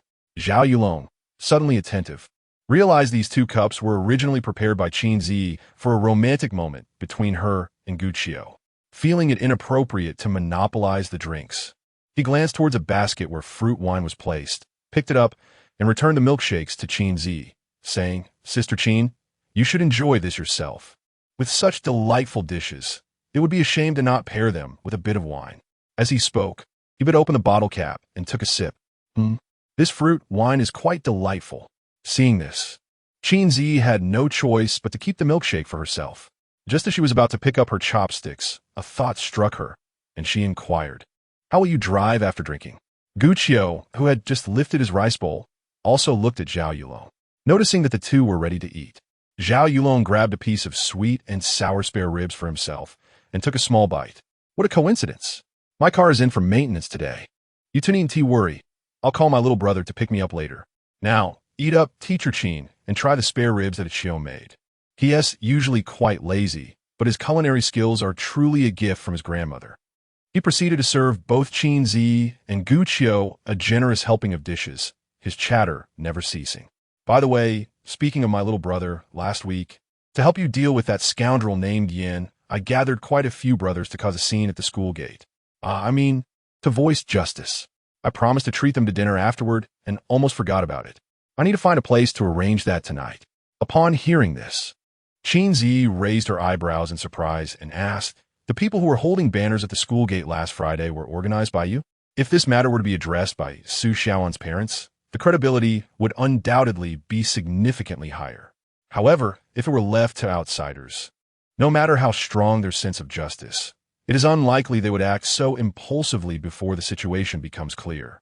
She had initially suspected that the principal was secretly instigating events to force Vice Principal Qian out.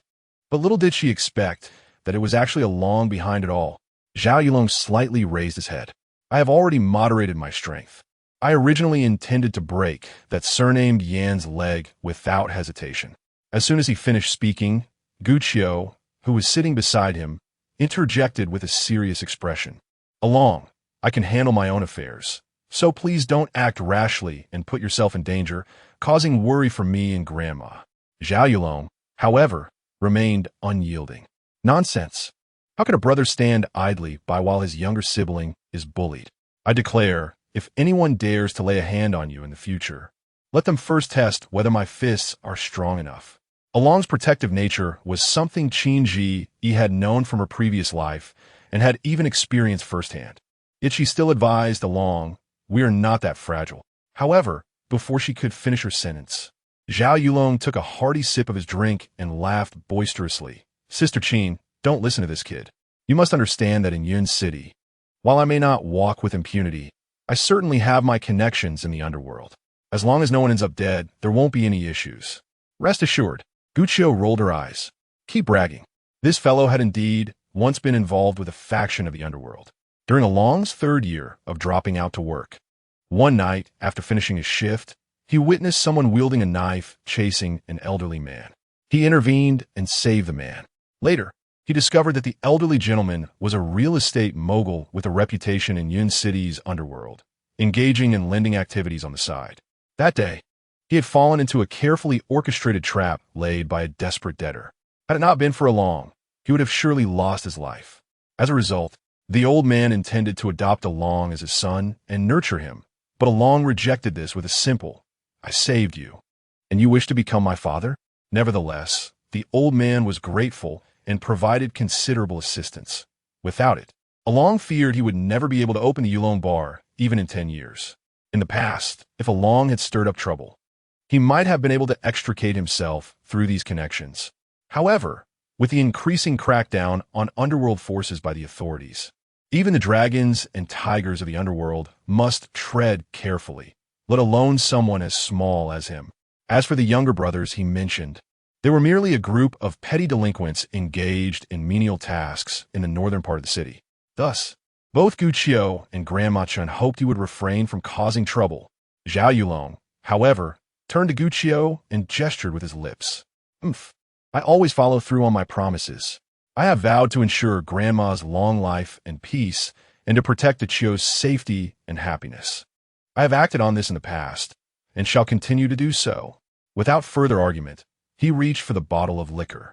"All right, let's not dwell on these dreary topics. To celebrate Guqiu's promotion to homeroom teacher, let us toast." Guqiu and Qin Zhiyi exchange a glance, both revealing a sense of helplessness, yet they nonetheless cooperatively raised their drinks for a toast. "Cheers!" Guqiu took a sip of his milkshake, his dark eyes blinking as he suddenly inquired, "Have there been any updates on Song Qin? Perhaps finding this fellow a wife might temper his impulsive nature to resort to violence at the slightest disagreement." Upon hearing this question, Zhao Yulong's gaze momentarily froze. After swallowing the wine in his mouth, he paused to collect his thoughts. Not yet. As he spoke, his eyes flickered towards Qin Zhiyi. However, the detective Liu that Sister Qin introduced truly possesses remarkable skills. Within just a few days, he has uncovered clues, confirming that she is currently in Yun City. Qin Zhiyi's eyes softened as she gently reassured, "At least the scope has narrowed considerably. I believe it won't be long before we find her." Guqiu patted Zhao Yulong's shoulder a couple of times in agreement. Zhao Yulong nodded in response, letting out a sigh. He had been eager to understand what had transpired with Song Qin, but now that the truth was gradually being revealed, he felt a pang of anxiety about whether he should meet her. Suddenly, he grew restless, shaking his head to divert the topic. "Let us not dwell on that for now. Guqiu, do you remember when Grandma's birthday is?" At this question, Guqiu's expression sharpened.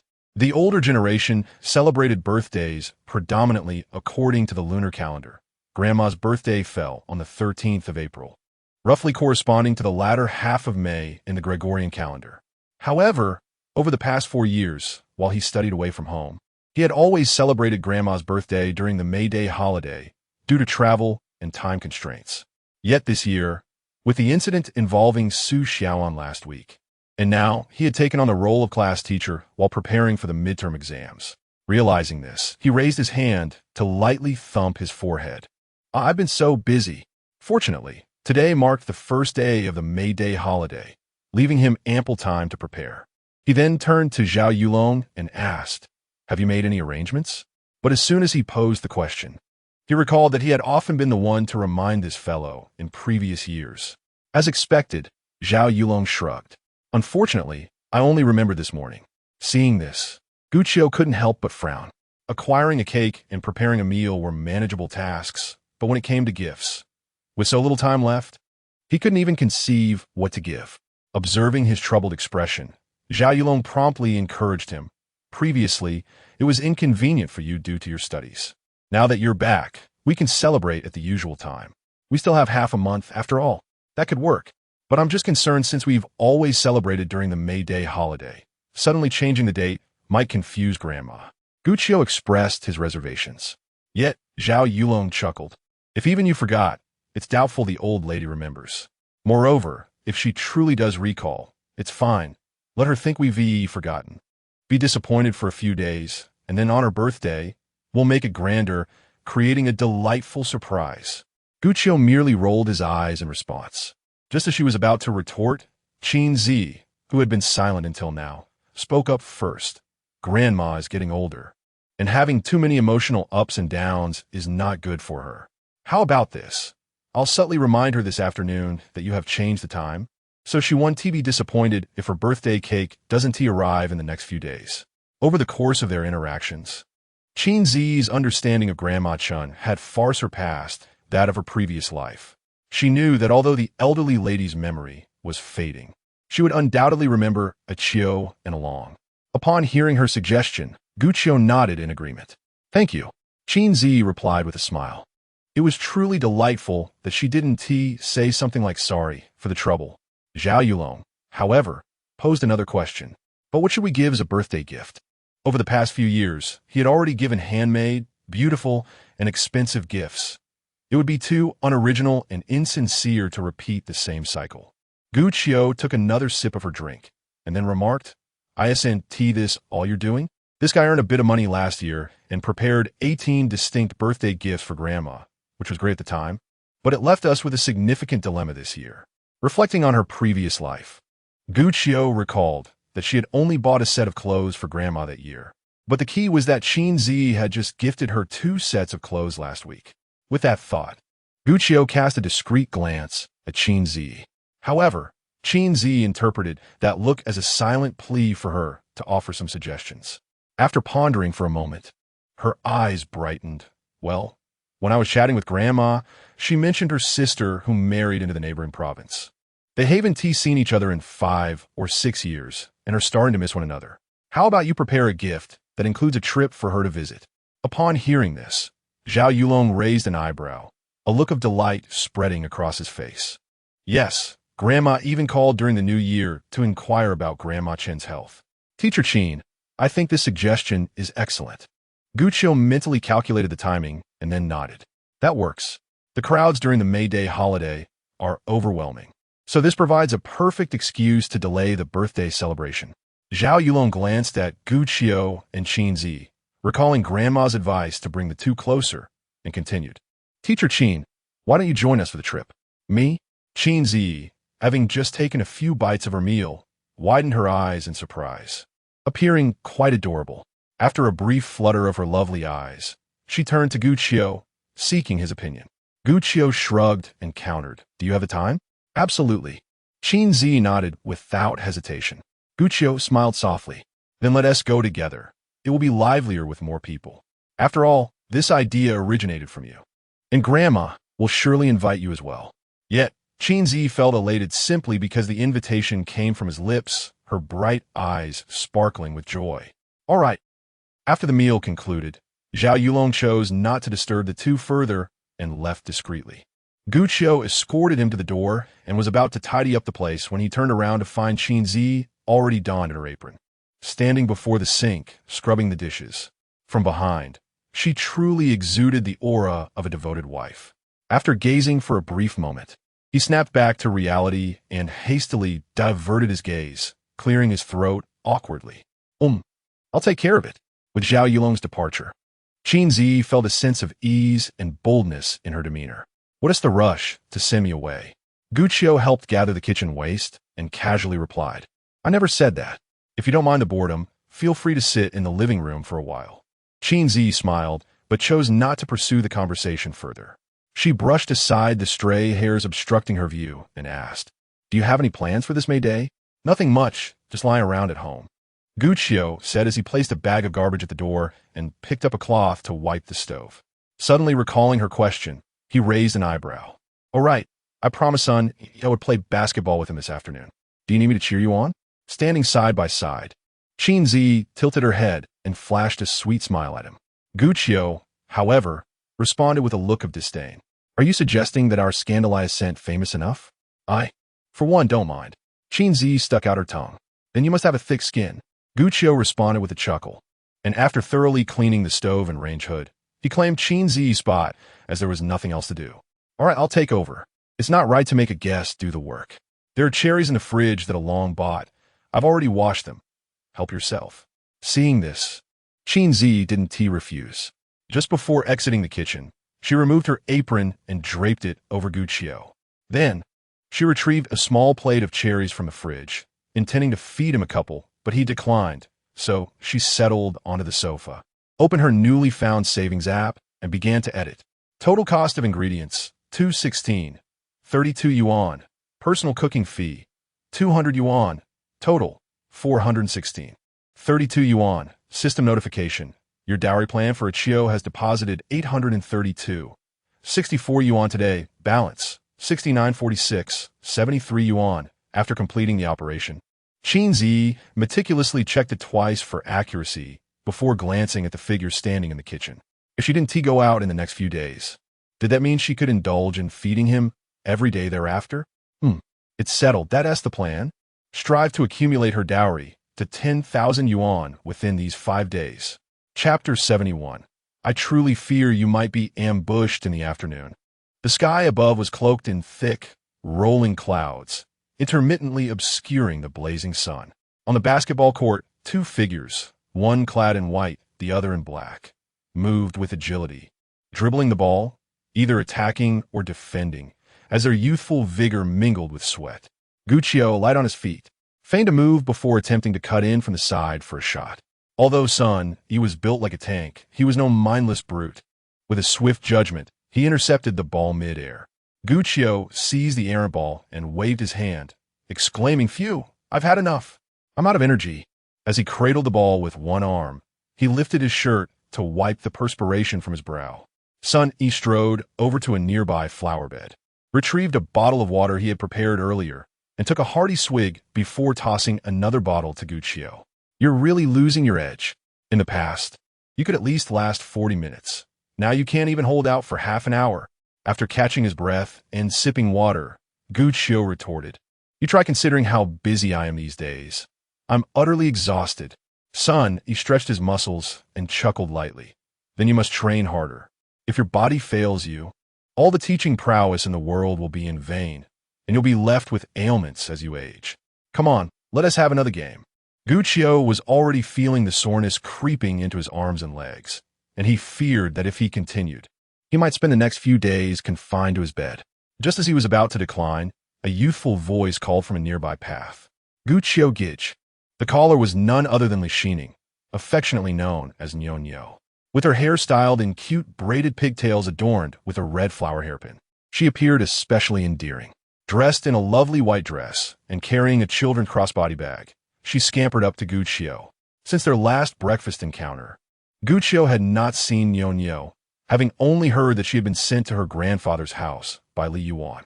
To his surprise, she had shifted from calling him uncle to brother, which caught him off guard momentarily. However, after a brief pause, he smiled and knelt down. Nyo, it's been a while. It has been. Did you miss me, Guqiu Gij? Of course. I was even thinking of taking you to KFC sometime. Then we should go together next time, okay? Absolutely. After exchanging a few pleasantries, Nyo noticed the beads of sweat on Guqiu's forehead and thoughtfully retrieved a wet tissue from her small bag, delicately unwrapping it to wipe his sweat with her tiny, fair hands. Guqiu graciously accepted her gesture. Thank you, Nyo. Not a big deal. The little one replied in her adorably imperfect Mandarin, her attention then shifting to Sun Yi, her eyes blinking curiously. Brother, are you Sun Yi? Having seen Guqiu play with him, she had inquired about his name from her mother, though they had never interacted prior. Despite his robust physique, Sun Yi found himself utterly disarmed by the sweetness of this little girl. Upon hearing her address him as brother, his heart melted, and he eagerly nodded in affirmation. Hello, Nyo. Hello. Nyo politely responded, then promptly took out a damp tissue. Brother Sun Yi, do you need to wipe your sweat? May I? Sun Yi was momentarily taken aback. Nyo tilted her head and cheerfully replied, "Of course. However, brother Sun Yi, you are too tall. Nyo can't reach. Could you possibly squat down?" Sun Yi had initially thought that the little girl would merely hand him a tissue, but he was astonished to find himself receiving the same treatment as Gu Qiu, feeling particularly flattered. Noticing her expectant gaze fixed on him, he hurriedly agreed, all right. Thus, two men, both standing at 1.8 meters tall, squatted before a petite and adorable girl, wearing silly smiles as they allowed her to direct them. If the scene were to unfold on the street, the two would surely be mistaken for odd uncles. Before long, Li Yuan approached. Nyo. She was also dressed in a white long dress, creating a matching outfit with the little girl. It must be said that the mother and daughter bore a striking resemblance, with Nyo being a miniature version of Li Yuan.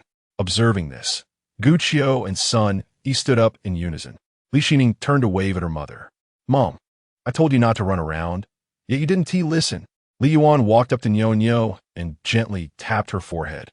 Nyo giggled and quickly defended herself. "I was running around. I saw brother Gu Qiu and brother Sun Yi here playing basketball. Didn't you say to politely greet people we know? Plus, I just helped brothers Gu Qiu and Sun Yi wipe their sweat." The little girl enthusiastically recounted her experience of assisting the two men. Gu Qiu and Sun Yi, hearing her refer to her mother and then addressing them as brothers, exchanged awkward glances. By this logic, should they call Yuan Annie? Had they inexplicably dropped a generation? Gu Qiu could somewhat accept it, considering he was 5 years younger than Li Yuan. However, Sun Yi was of the same age as Li Yuan, and with Nyo mentioning how she had stooped down to help him wipe his sweat, the big man's face turned crimson.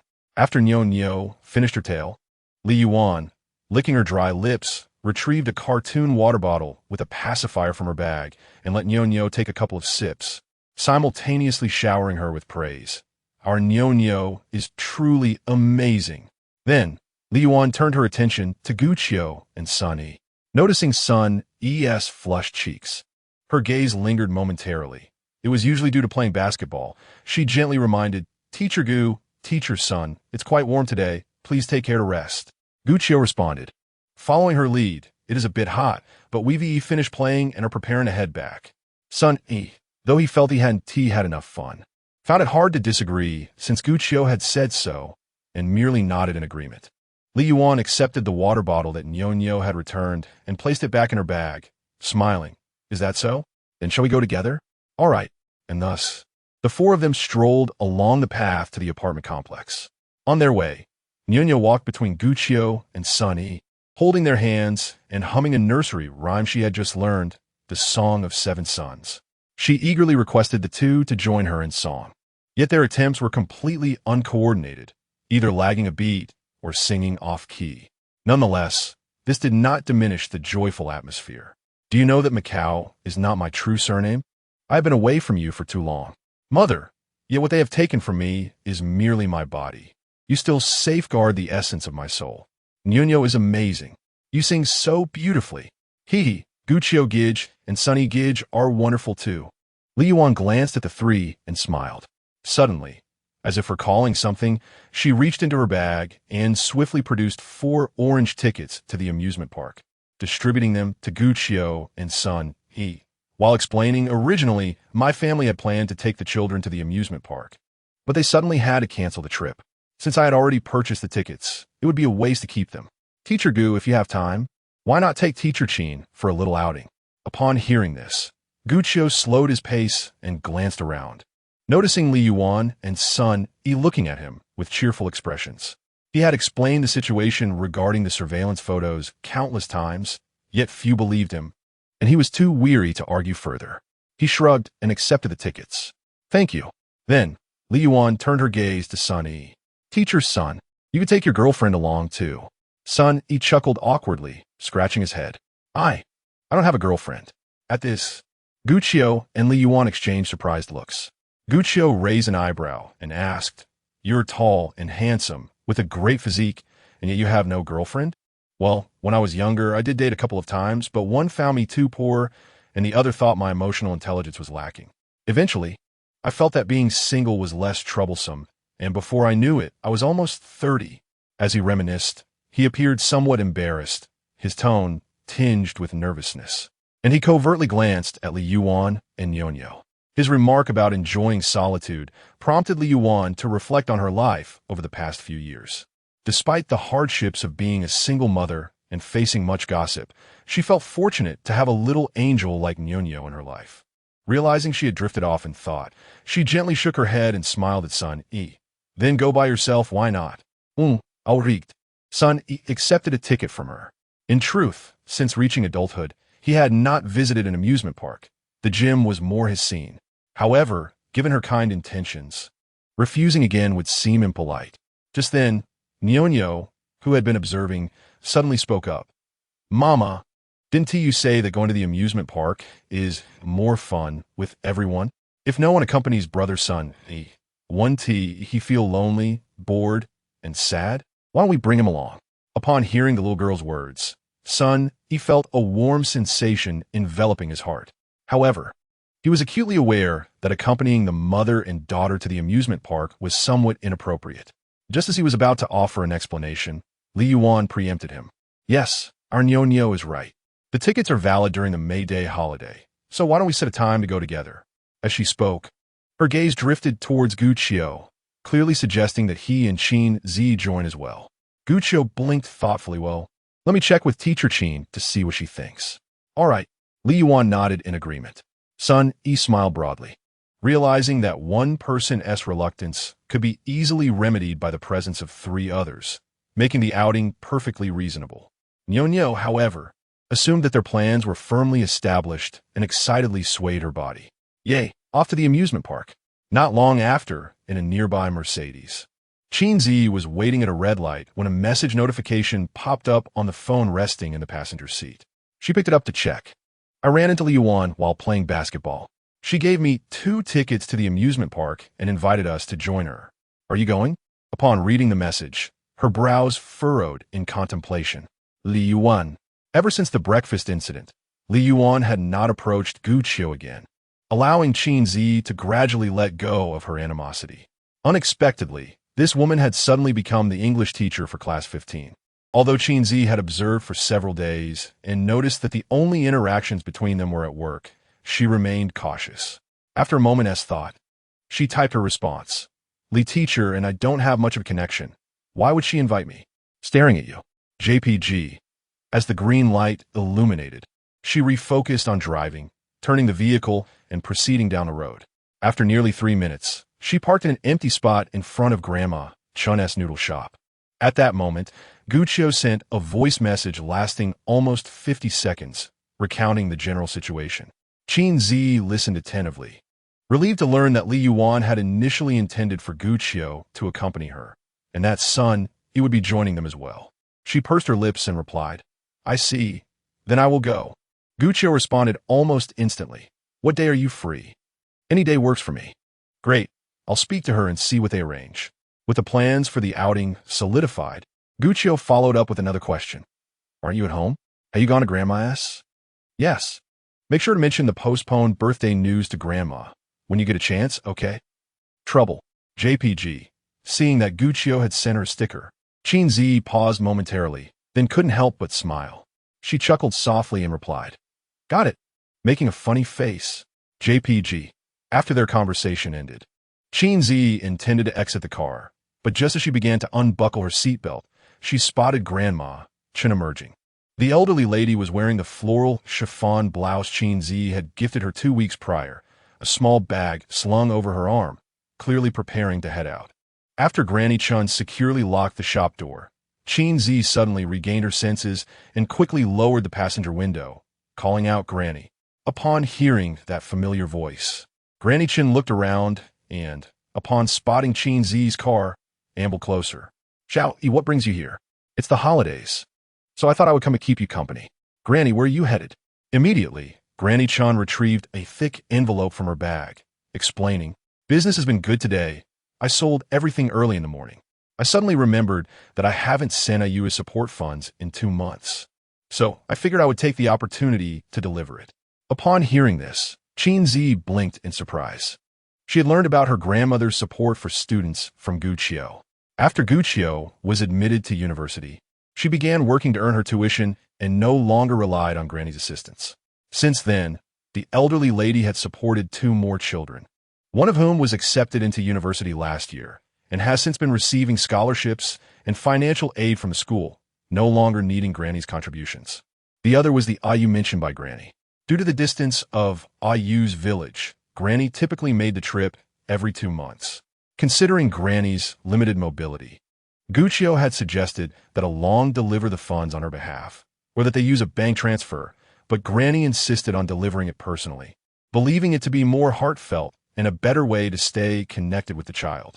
As memories flashed by, Qin Zhiyi quickly responded, "Then let me accompany you on this trip." "Huh? It's over 20 miles. That will cost a fortune in fuel." "Oh, it's no problem. I enjoy a good stroll. It's just like going out to enjoy the scenery with you." Hearing Qin Zhiyi's words, Granny Chen no longer refused and took her seat in the passenger side. Subsequently, Qin Zhiyi helped her fasten the seatbelt. Granny Chen couldn't help but sigh. Why can't that child Guqiu see things clearly? I truly worry that someone might intercept you along the way. Qin Zhiyi chuckled softly, blinking playfully. "Granny, don't worry. No one can take me away." Chapter 72. I seem to have an idea for the birthday gift after inquiring about the destination from Grandma Chen. Qin Zhiyi drove towards Sinan village following the route suggested by her phone's navigation. Perhaps due to her grandmother's presence in the passenger seat, she drove with an unusual seriousness. Grandma Chen continued to discuss topics related to Guqiu, lamenting, "Achio was always a busy person, and now that he has become a homeroom teacher, he probably has even more responsibilities. It's quite unreasonable for the school to burden him with so much work just half a year into his job, listening quietly to the elderly lady's grievances." Qin Zhiyi reflected for a moment before responding with a gentle smile. "Indeed, it is quite exhausting, but it also attests to Achio's capabilities." Upon hearing this, Grandma Chen let out a soft sigh. "While that may be true, I worry he won't get enough rest." As she spoke, she caught sight of a family of 5 enjoying their outing, chatting and laughing in their car, and couldn't help but exclaim, "Other families spend their May Day holidays traveling or shopping, and at the very least, they gather for a meal together. That child used to return a day early each year, bringing me gifts, cooking with Along, and keeping me company, but this year, when I called him in the morning, he sounded so disoriented. I truly feel for him. All I could do was remind him to get some good sleep and eat on time." Qin Zhiyi's starry eyes blinked. Indeed, Grandma was mindful of the birthday. The fact that she deliberately refrained from mentioning it seemed to stem from her desire to prevent the information from reaching Guqiu's ears. It was Grandma's way of demonstrating her hope for Guqiu to rest well as a reflection of her love. Similarly, Guqiu and Along's plans and preparations that morning were a response to this love. Although the 3 of them shared no blood relation, the essence of familial affection manifested vividly among them. Ironically, she realized that in her past life, she had not truly appreciated this bond. Had she been able to integrate herself into their lives, perhaps she would not have become the obsessed Qin Zhiyi of today. As these thoughts crossed her mind, a sense of melancholy and regret flickered in her eyes, but it was fleeting, for she recognized that she was still driving. Her murky gaze regained clarity, and a smile graced her cheeks as she softly reassured, "Grandma, rest assured, I will keep an eye on him. Oh, by the way, it seems that Achio and Along are planning something. During lunch today, they were whispering to each other, deliberately avoiding me, and I overheard them mention April 13th, Huainan County in Su Province, in a rather mysterious manner." Upon hearing Qin Zhiyi's words, particularly the mention of Huainan County, Grandma Chen's expression froze, her eyes widening slightly. Huainan County. They mentioned Huainan County? Feeling that since they had already hinted at the birthday date, she might as well disclose their intention to take Grandma to visit relatives. After all, if they were to meet family, Grandma would need to prepare in advance. She pretended to ponder and remarked, "Yes, I also heard them talking about booking tickets, but I have no idea what they plan to do." However, Grandma Chen had already surmised the boys' intentions and chuckled. Those 2 rascals still have plenty of clever schemes up their sleeves.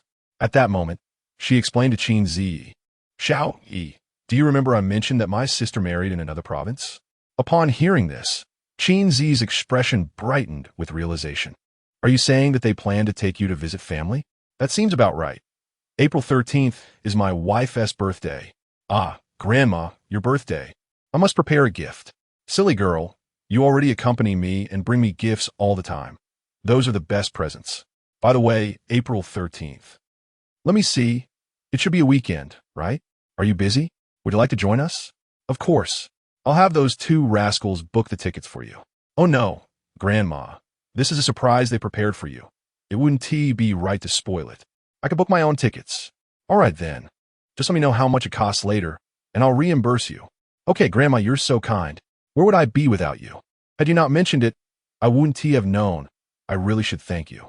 Thus, through their light-hearted conversation, Qin Zhiyi effortlessly completed the task entrusted by Guqiu and felt particularly pleased with her own performance. Due to the holiday, the roads were quite congested, and it took Qin Zhiyi almost half an hour to drive to Xianan village. Despite its name, the village bore little resemblance to what one might expect.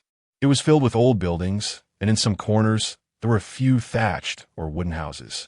The roads were not only riddled with potholes, but also absurdly narrow. Eventually, at an alley's entrance, Grandma Chun suggested, "Child, don't drive any further.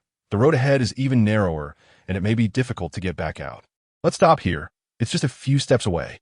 Hearing this, Qin Zhiyi didn't insist on continuing. She turned the car around at the alley and parked it by the roadside. Grandma Chun was the first to exit the car and lead the way.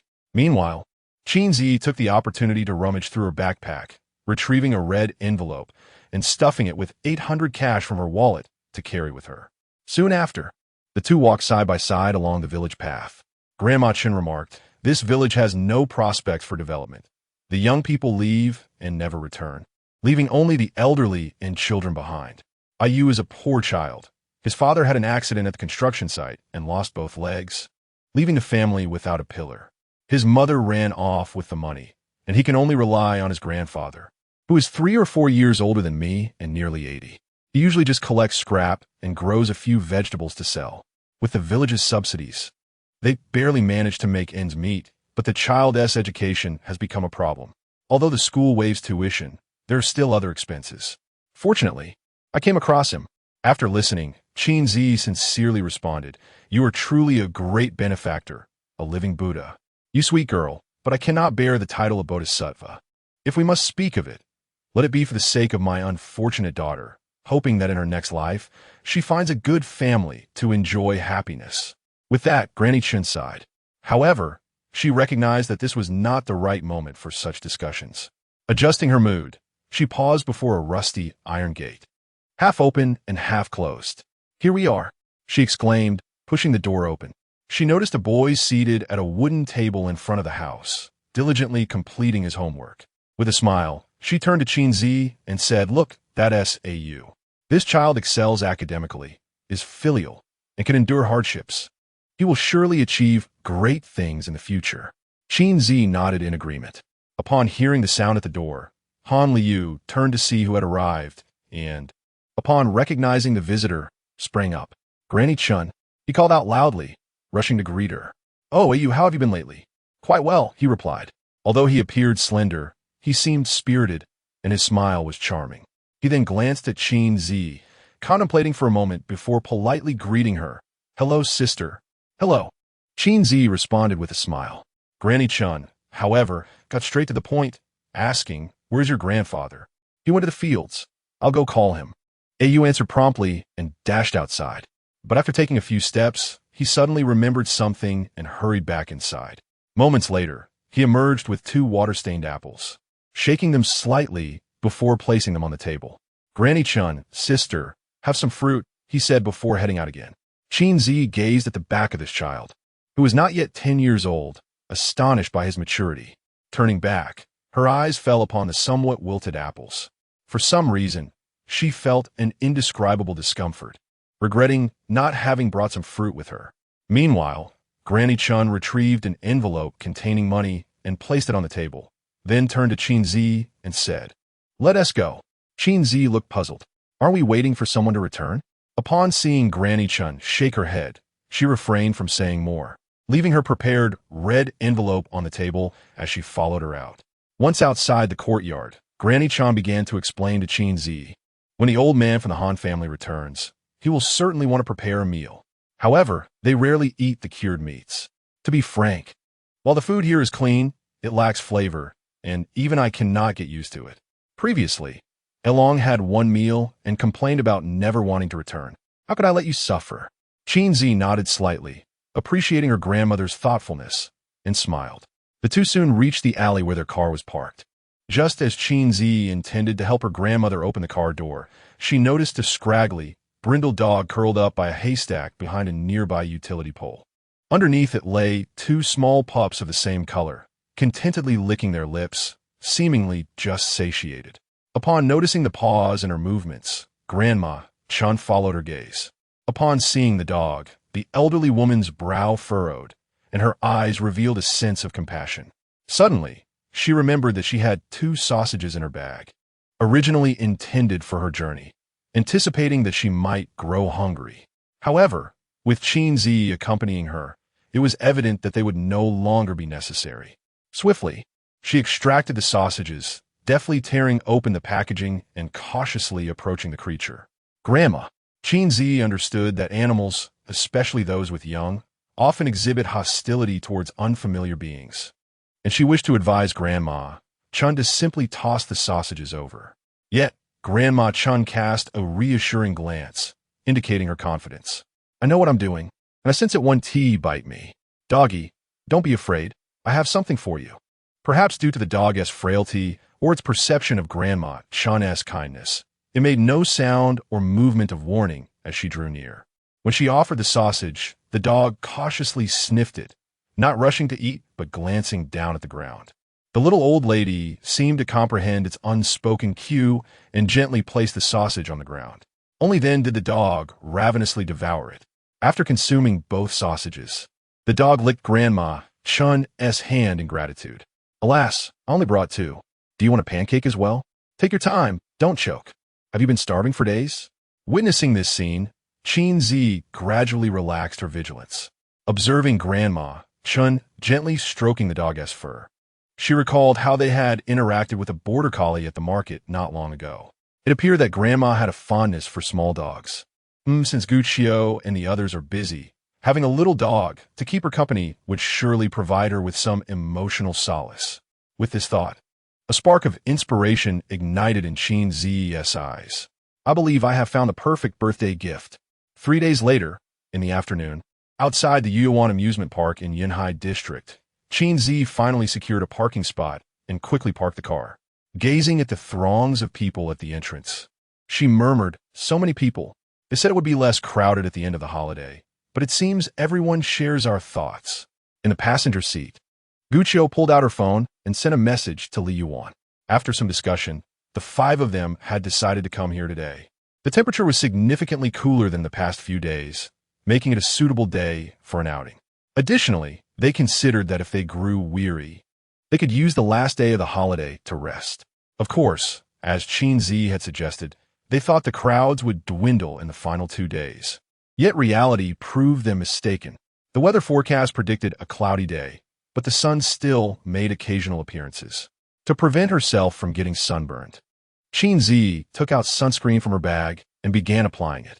Noticing Guqiu engrossed in her phone, she pouted slightly and asked, "What are you chatting about so intently? Can I join in?" Guqiu was oblivious to the slight irritation in her tone and replied earnestly, "The school has just issued a notice that the May 4th performance has been postponed to next Friday, and we will have the midterm exams this week." Upon hearing this, Qin Zhiyi sighed with relief. "Oh, so you weren't chatting with Li Yuan after all?" Immediately, her curiosity was piqued, and she inquired further, "Midterm exams? Wasn't it supposed to be next week?"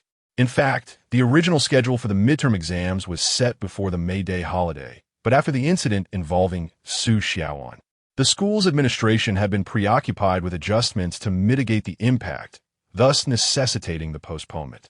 The May Day holiday would not conclude until Thursday, and there would be a makeup class on Saturday, leaving only 2 days of classes this week.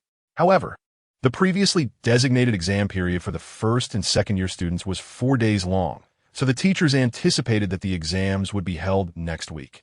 Guqiu shared the notice in the class group that he had just established with the students a couple of days prior, adding, "The school intends for the exams to take place from this Friday to Monday," conveniently allowing the third-year students an extra day off before their joint examination on Tuesday and Wednesday of next week. Qin Zhiyi nodded in understanding, followed by a resigned smile. "I was under the impression that the exams were next week, so I let the students enjoy themselves this week and refrain from assigning homework. Now I can only hope they at least skim through their books." Although she taught liberal arts classes, the second-year students still had standardized tests, and the science students could not afford to perform poorly. Guqiu's dark eyes flickered slightly.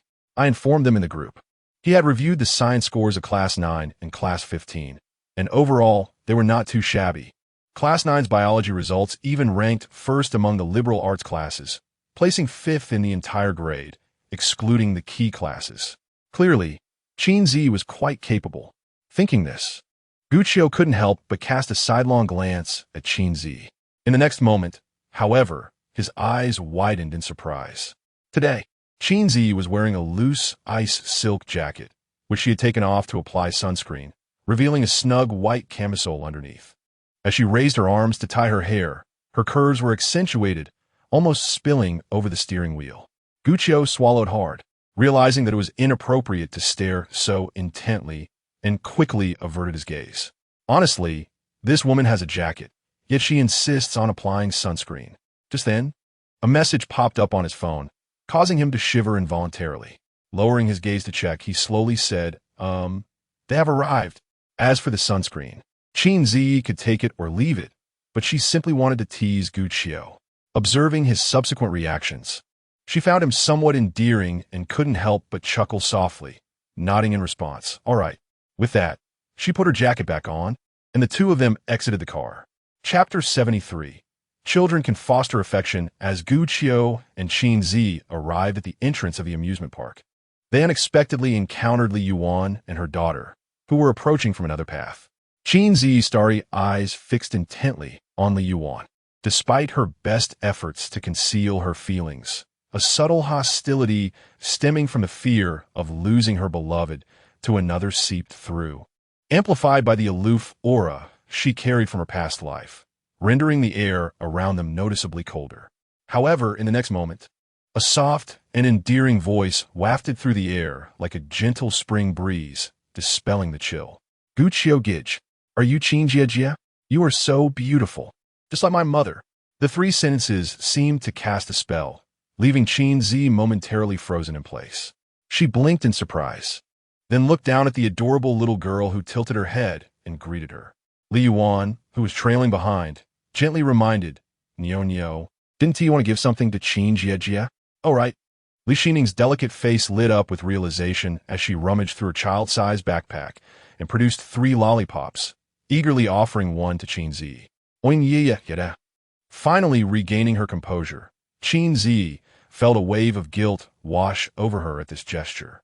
"Oh, I completely forgot to bring a gift for Nyo.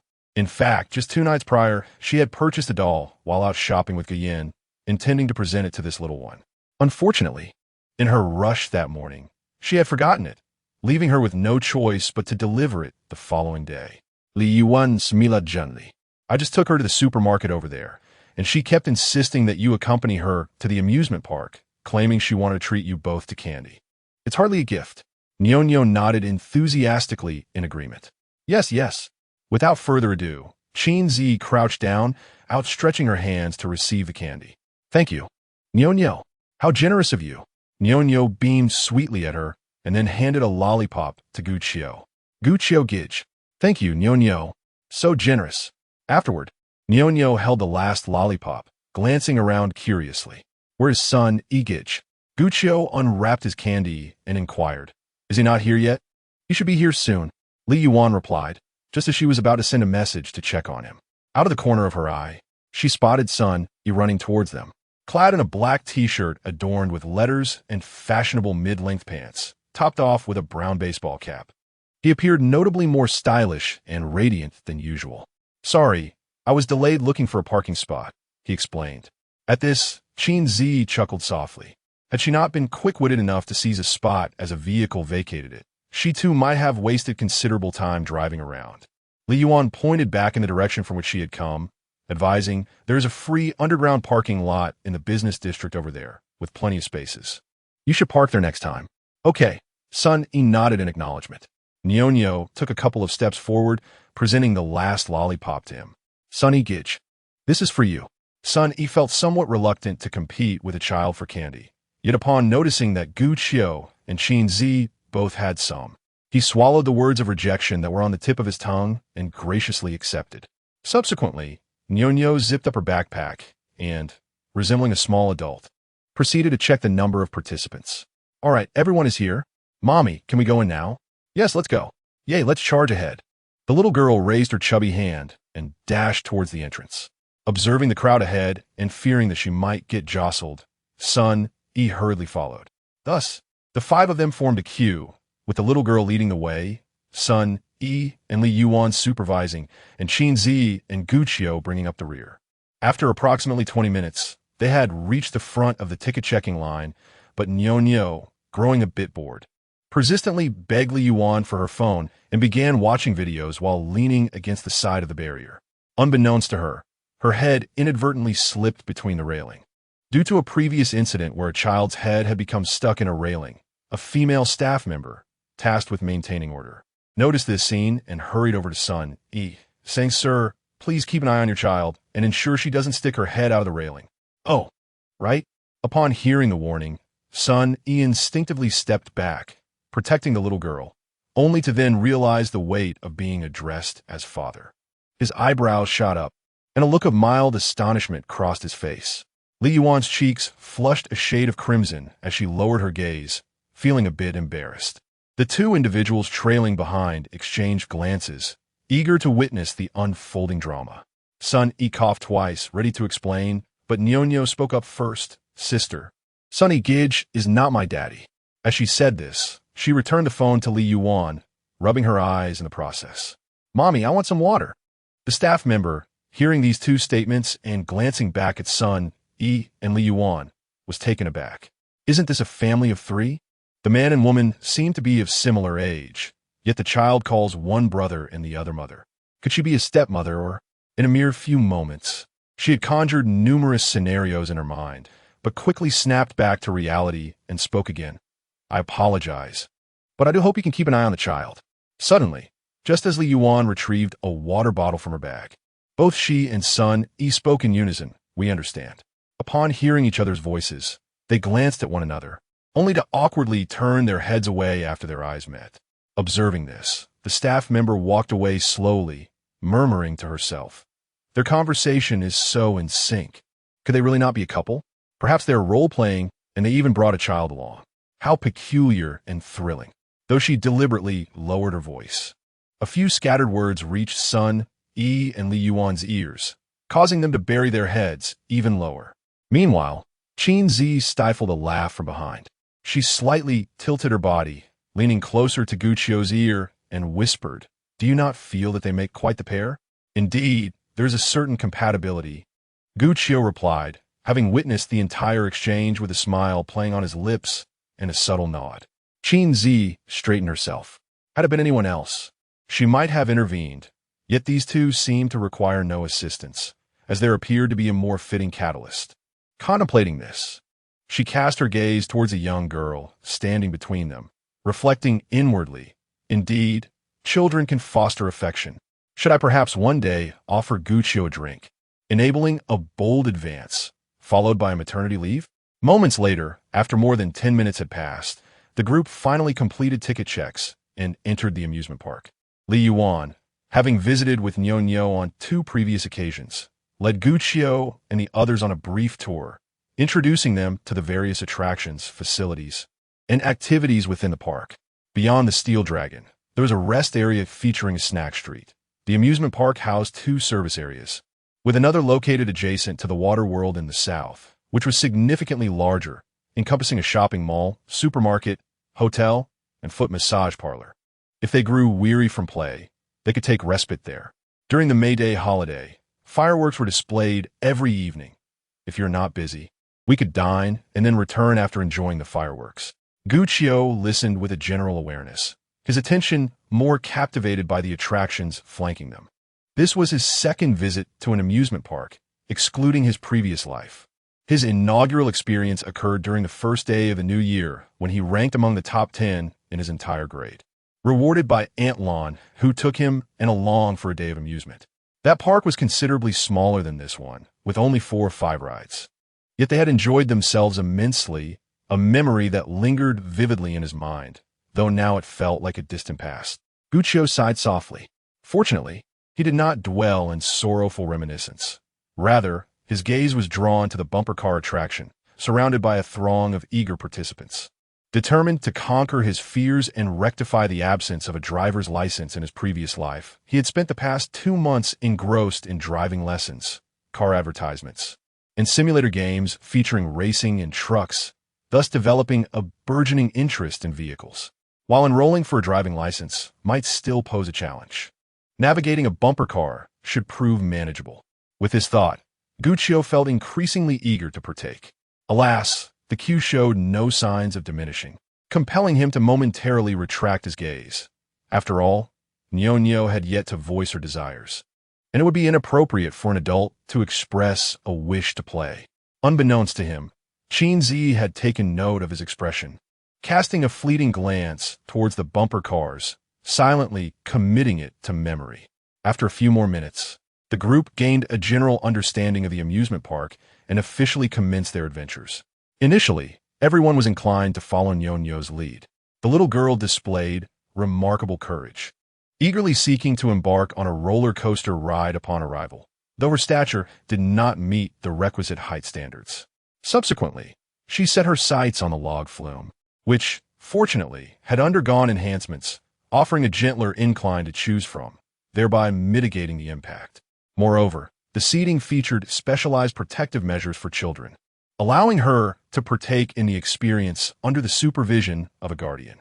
The amusement park operated on a single ticket system, permitting patrons who purchased admission tickets to enjoy all the attractions within. However, the inconvenience of waiting in line remained a source of frustration. Just as the crowd began to queue, Li Yuan stepped back, retrieving a digital camera from her bag. I forgot to mention that I'm feeling a bit unwell today, so I shall serve as your professional photographer. Sun Yi, positioned protectively behind Nyonyo, raised an eyebrow with concern. Unwell? Should we arrange for you to return home, to rest? Li Yuan promptly waved her hand dismissively. No need, it's just a minor ailment. It won't affect me. All right, then please inform us if anything changes, he replied. Understood. Li Yuan responded with a gentle smile, then turned to Li Xining to advise, Nyonyo, remember to listen to your older siblings and refrain from wandering or touching anything. Got it, Mommy? Nyonyo playfully stuck out her tongue. At that moment, Qin Zhiyi unexpectedly spoke up. I will take good care of her. Li Yuan baozha momentarily, then nodded in acknowledgement. Thank you. The 4 of them continued to advance in line, while Li Yuan adjusted her camera, relocating to the most suitable vantage point for capturing photographs. Approximately 10 minutes later, the boat carrying the 4 reached the plunge point. Some passengers in the front row, overcome with anxiety or fear, let out cries, while Guccio, concerned for Nyonyo, prepared to comfort her. However, a glance revealed that his worries were unfounded. The little one was animatedly whispering to Qin Zhiyi with excitement. In a moment of nostalgia, Guccio recalled the rare occasions he accompanied Qin Zhiyi to amusement parks in their past life. On their first roller coaster ride, they had chosen the second longest in the nation. His heart raced to the point of discomfort, and he lost his breakfast afterward, while Qin Zhiyi remained unfazed, showering him with care. During their experience on the drop tower, he had been too frightened to open his eyes. Yet Qin Zhiyi managed to pose with a heart gesture for the camera. In the haunted house, he was relentlessly pursued by an NPC wielding a syringe, but Qin Zhiyi, in a fit of frustration, had seized a prop, ultimately scaring off all the NPCs. One cannot deny that this woman's bravery was extraordinary. As these thoughts crossed his mind, the boat briefly halted before plunging downward. Oh no! Amidst a cacophony of screams, the vessel surged forward, crashing into the water and creating a spectacular spray of mist. Positioned at the viewing platform, Li Yuan pressed the camera shutter, capturing this thrilling moment. After experiencing this project, Nionyou's childlike nature was completely unleashed, pulling the four of them around and fostering an increasingly affectionate bond with Qin Zhiyi. This entire process was meticulously captured by Li Yuan with her camera. The exploration of the mine. Sister Qin, it's so dark. We'll soon reach the entrance. Hold on tight. We're about to speed up. Charge. The water waltz. Sister Qin, should we bump into Brother Guqiu? That's a splendid idea. Let us be cautious. Ha ha. Brother Guqiu fell. Ha ha. We are truly remarkable. With impeccable accuracy. Nionyou, aim this way. Sister Qin, I hit the target. That is splendid. After nearly 2 hours of play, concerned for the little girl's stamina, the group decided to take a break. Since both service areas were somewhat distant, they sought refuge in the shade beside the road, where there were stone benches. Sun, he stretched his limbs and, after conferring with Guqiu, addressed the three ladies. Please sit here for a moment. Achio and I will fetch some water. Nionyou, clearly not exhausted, immediately sprang up. I want to go too. Nionyou, aren't you tired? Why not rest a bit? Sun, he gently persuaded. Li Xining, with her grape-like big eyes, spun around twice and stole a glance at her mother before insisting. Brother Sun, take me with you. Listening to the little girl's coaxing, Sun, he had no objections and turned to Li Yuan. Recognizing the child's desire for ice cream, Li Yuan helplessly shook her head. Go ahead. You can have ice cream once you return. After all, they were out to enjoy themselves today, so why not let the children indulge a little, albeit with moderation? However, Nionyou only understood that her mother had consented to ice cream, and her spirits soared. She even rushed forward to plant a kiss on Li Yuan's cheek. Yay! Love you, Mama. Subsequently, the three departed, leaving only Li Yuan and Qin Zhiyi seated on the stone bench. Both fell into a shared silence, creating a somewhat awkward atmosphere. At last, unable to contain herself, Li Yuan slowly spoke to Qin Zhiyi, who was engrossed in her phone. Teacher Qin, I no longer have any feelings for Teacher Gu. During their previous encounter, she sensed Qin Zhiyi's hostile gaze, mistakenly believing that Qin still thought she wished to entangle herself with Guqiu due to the breakfast incident. Yet, she was certainly not the type to intrude upon others' affections. Qin Zhiyi, sitting across, gradually lifted her gaze, a smile gracing her lips. I understand. Chapter 74.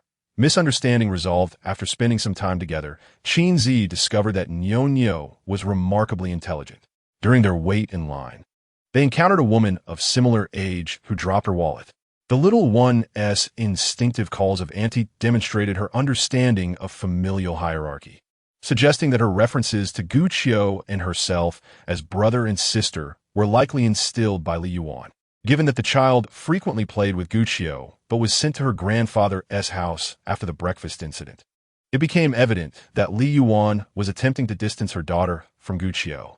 Upon reflection, Qin Zhiyi surmised that Li Yuan's earlier attempts to engage with Guqiu were primarily motivated by concern for the child. However, after being rebuffed, her subsequent actions, coupled with Qin Zhiyi's observations of her demeanor, which revealed little indication of Guqiu's presence, supported the notion that her claims of indifference towards Guqiu were indeed truthful.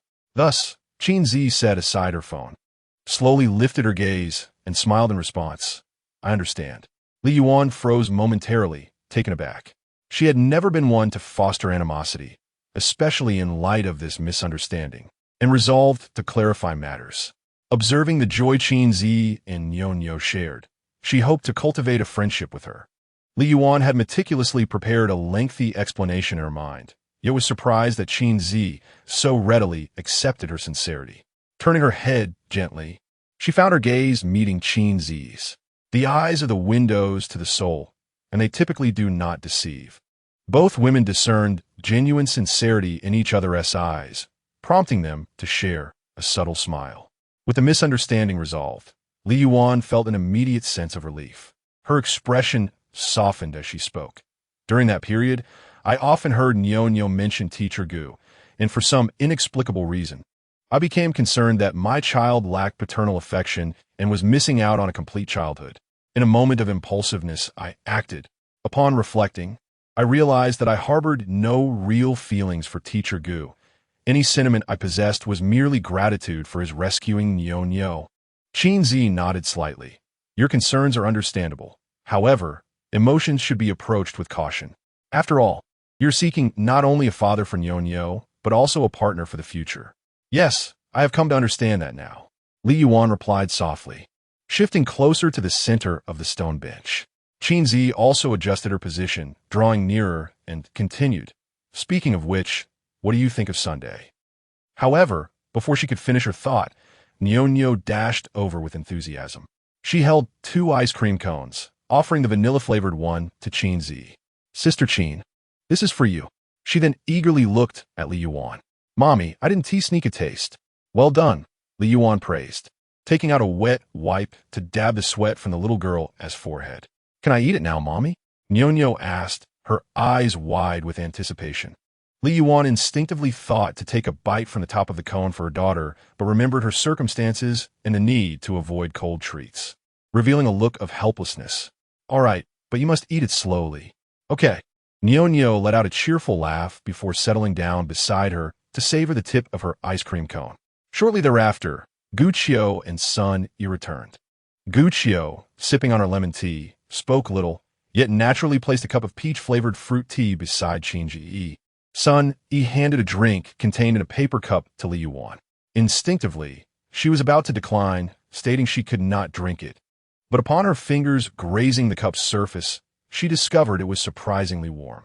She raised her gaze slightly, only to find Sun Yi watching her, prompting her to quickly avert her eyes. After a brief hesitation, she accepted the drink. Thank you. After taking a small sip through the straw, her eyes widened in surprise. Though this time she did not meet Sun Yi's gaze again, her cheeks slightly flushed. After a moment's pause, Li Yuan turned to Guqiu and the others, questioning, having just played with Nyo, did you have any activities in mind? At this, an image of Guqiu's expression while passing the joyful bumper cars flashed in Qin Zhiyi's mind. Her eyes sparkled, and her lips curled into a slight smile. I actually have something I would like to try. Chapter 75. In this lifetime, or perhaps in this world, are you not a tad too courageous? Guqiu initially believed that Qin Zhiyi intended to take them on thrilling or terrifying rides, only to discover that she desired to partake in bumper cars instead. Perhaps her intentions were too transparent, and she had discerned his thoughts? Leading the way, Qin Zhiyi noticed that the crowd surrounding the bumper car arena had significantly diminished compared to earlier and exclaimed with delight, what a fortunate coincidence. There are not many people here, and we need not wait long. The joyous laughter emanating from within the venue caught Nyo's attention. The little one leaned over the railing, peering in with curiosity, and her desire to play ignited anew. The ice cream in her hand lost its allure, and after handing it to Li Yuan, she raised her chubby little hand slightly. Qin Zhiyi, I want to ride in the same car as you. Li Yuan sought to offer Guqiu and Qin Zhiyi some private time together and promptly interjected, Nyo, this ride is not suitable for little children. How about I take you to the carousel instead? Why not? Nyo replied, her eyes wide with confusion as she pointed at the children inside accompanied by their parents. Aren't they also little kids? Li Yuan found herself momentarily at a loss for words. Qin Zhiyi quickly came to the rescue. It's all right. Nyo can ride with me. I will take good care of you. If it were just her and Guqiu, that fool might hold back, but with this little girl present, the atmosphere would surely lighten. Qin Zhiyi is the best. With that, the two of them, one tall and one small, joined hands and made their way to the queue. Watching their retreating figures, Guqiu pursed his lips but felt a swell of anticipation for the bumper cars, prompting him to follow at a leisurely pace. Li Yuan shook her head in resignation and then planned to find a place to set down her unfinished drink in order to retrieve her camera. However, there seemed to be no suitable spot in sight. Just then, a voice came from beside her. Shall I hold it for you? It was only then that Li Yuan realized Sun Yi had not left. Teacher Sun, are you not going to join? Well, I'm a bit tired. Sun Yi replied with a smile, taking the drink from her. In truth, he observed that those inside were either young children or couples in their 20s. It was reasonable for Guqiu to accompany Qin Zhiyi, but it would seem rather illogical for him to follow. Li Yuan did not press further and instead pulled out her digital camera from her bag. Considering that she would be taking photographs shortly, She did not rush to reclaim her drink. However, she instinctively glanced at the osmanthus brown sugar tea that Sun Yi was carefully cradling and, unable to resist, asked, "Teacher's son, how did you know I was, well, that?" As soon as the question left her lips, she felt a flush of shyness and regretted her inquiry. Sun Yi's gaze darted awkwardly, and he replied haltingly, I noticed you holding your stomach a few times, so I guessed." At his words, Li Yuan allowed a light chuckle. "Your guess was quite accurate. By the way, last time you mentioned your ex-girlfriend broke up with you because she found your emotional intelligence lacking. Yet you were able to observe my subtle gestures and even thoughtfully bought me a warm drink. This seems to contradict your claim of low emotional intelligence. Does it not?" She had previously taught the same class as Sun Yi, and over time, he had always struck her as simple-minded and honest, occasionally exhibiting a touch of childishness. It was only today that she discovered his surprisingly meticulous side. However, if he were to lack such a flaw in his character, how could he possibly be single? Remarkably, in the next moment, he answered her unspoken question. "Actually, this was taught to me by my ex-girlfriend. Once, when I took her out, she kept holding her stomach, looking for a place to rest. I assumed she was hungry, so I took her to eat, ordered her favorite spicy dishes, bought her ice cream, and planned to take her hiking afterward, thinking exercise would be good for her. To my surprise, she scolded me afterward, and I later learned she was on her period, so I made a note of it." After sharing his awkward past, Sun Yi shyly scratched his head. Li Yuan, however, was left dumbfounded, frozen in place. On her period, eating spicy food, drinking cold beverages, hiking. Well, no wonder he was still single. But then, she couldn't help but stifle a laugh. Although Sun Yi's actions were indeed absurd, the fact that he remembered and was able to apply this knowledge after such a long time was a testament to his sincerity in love. It was just unfortunate that his ex-girlfriend had failed to recognize this, not communicating her discomfort or needs directly to him, believing he would have managed well if only she'd been straightforward, rather than waiting for him to make a series of errors before blaming and arguing with him. Interacting with someone like Sun, it would be far more rewarding if one simply communicated openly. Suddenly, Li Yuan's expression shifted. Wait, what does communicating openly and happiness have to do with her? She wasn't even in a relationship with him, so why was she analyzing things this way? With that thought, she quickly shook her head, dismissing it from her mind. Slightly turning, she took the drink back from Sun Yi's hands. Yet, she was entirely unaware that her cheeks had flushed a deep crimson, a sight that stirred a sense of confusion within Sun Yi. Did I say something wrong?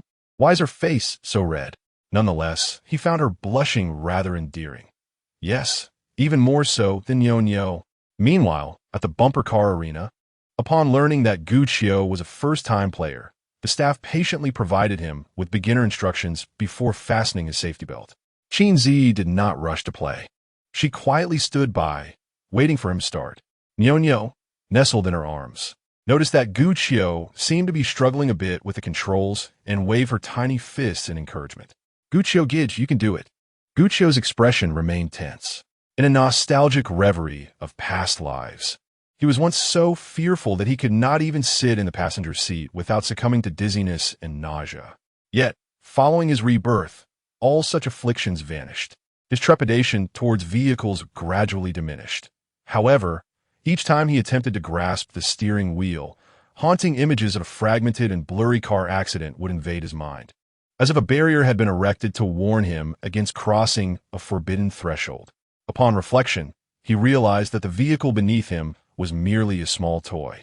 Observing his surroundings, he noticed many children just over 10 years old confidently maneuvering their own cars. Seated and poised to drive, he pondered the absurdity of not daring to move forward, fearing he would become the subject of ridicule. After a moment of contemplation, Gu Qiu took a deep breath, steeled his resolve, and abruptly pressed the accelerator. In an instant, the car surged forward. Qin Zhiyi turned to gaze at his silhouette, a smile unconsciously gracing her lips. "Congratulations. You have finally taken the first step in breaking free from that shadow." Yet, a flicker of doubt crossed her eyes. "But in this life, or rather in this world, are you not a bit too audacious?" Nyo, however, did not allow her much time for reflection, exclaiming with excitement, "Sister Qin, Brother Guqiu is off. Let us chase after him. Chapter 76. Fireworks target. Brother Guqiu. Attack. In the bumper car arena, observing Guqiu's tentative handling of the vehicle, Qin Zhiyi and Niu decided to elevate the challenge, respecting the essence of joy inherent in the game of bumper cars. Under Niu's command, Qin Zhiyi pressed the accelerator, charging towards the rear of Guqiu's car. Guqiu, gradually grasping the delight of the game, instinctively evaded, refusing to remain passive.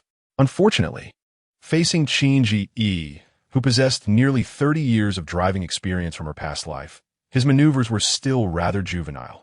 After a mere lap, he had already been nudged 5 or 6 times. Of course, Qin Zhiyi was careful, each contact merely a gentle bump, never excessively forceful. Yet, after enduring such provocation for a while, Guqiu felt a profound sense of humiliation. At last, he seized an opportunity to launch a counterattack. "Sister Qin, he is coming," Niu exclaimed in excitement. Qin Zhiyi merely smiled, her lips curving in amusement. "Foolish man, still so competitive. However, it won't be that easy to collide with me." No sooner had she spoken than Guqiu surged forward, only to see Qin Zhiyi calmly twist the steering wheel and lightly press the accelerator, effortlessly evading his advance. Thus began a back-and-forth battle. Other players in the arena skillfully maneuvered to avoid the fray, while onlookers outside watched with keen interest. The staff, witnessing the increasingly audacious and reckless maneuvers, couldn't help but worry for the car's durability. "Sister Qin, to the left." "Got it." "To the right, he is charging." "Understood." "Go, Brother Guqiu. Don't get too cocky." "Achio, it's my turn to counterattack now, so be careful." Ultimately, in this thrilling pursuit and collision game, Qin Zhiyi triumphed with a score of N1. Yet, Guqiu knew that the solitary point was a concession granted by Qin Zhiyi at the last moment. Still, contemplating her fierce engagement with a novice who had just conquered his fears, he cast her a look of exasperation and dissatisfaction. Qin Zhiyi met his gaze with a chuckle. "Are you dissatisfied? Just wait. One day I will corner you." Guqiu felt his competitive spirit ignited, indignantly retorting. However, as the words left his lips, he realized their oddity and lowered his head in embarrassment. Qin Zhiyi, undeterred, playfully stuck out her tongue. "I'm waiting for you. Today's gentle bumps should have been somewhat helpful, right? I believe that next time we play together, you will completely overcome your fears." Beside them, Niu blinked her little eyes, adding, "Next time, I'll be the referee for you both." Later, as the curtain of nightfall draped across the sky, the amusement park illuminated with a kaleidoscope of lights, reminiscent of the stars reflected in the Milky Way. Approaching 7 o'clock, numerous attractions within the park continued to operate. Yet the most crowded and vibrant location was undoubtedly the heart of Crescent Bay Ferris wheel by the northern riverbank.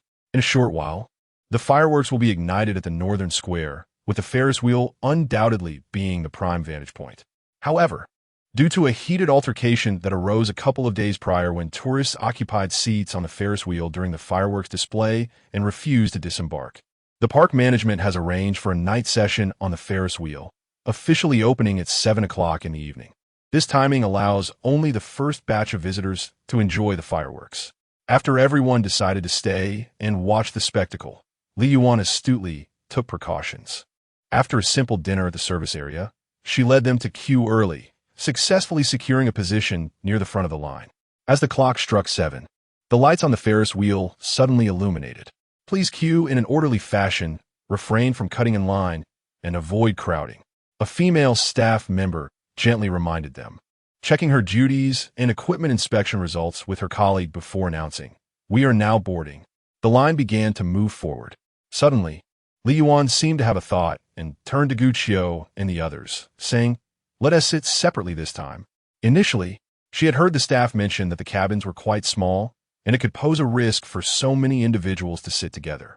However, more importantly, her original intention was for Guqiu to take Qin Zhiyi on this outing, but the little girl Niu had disrupted their opportunity for solitude, and she felt a need to make amends. "Sound good. All right." Guqiu and Sun, he responded promptly. Qin Zhiyi exchanged a glance with Li Yuan, understanding her intention, and blinked gratefully. "I have no objections either." Immediately, Li Yuan made the arrangements. Then, Teacher Gu and Teacher Qin can sit together. While take Nyonyo and Teacher Sunday, Gu Qiu had anticipated this outcome, casting a sidelong glance at Qin Zhiyi without further comment. Sun Yi, feeling a bit shy, lowered his head.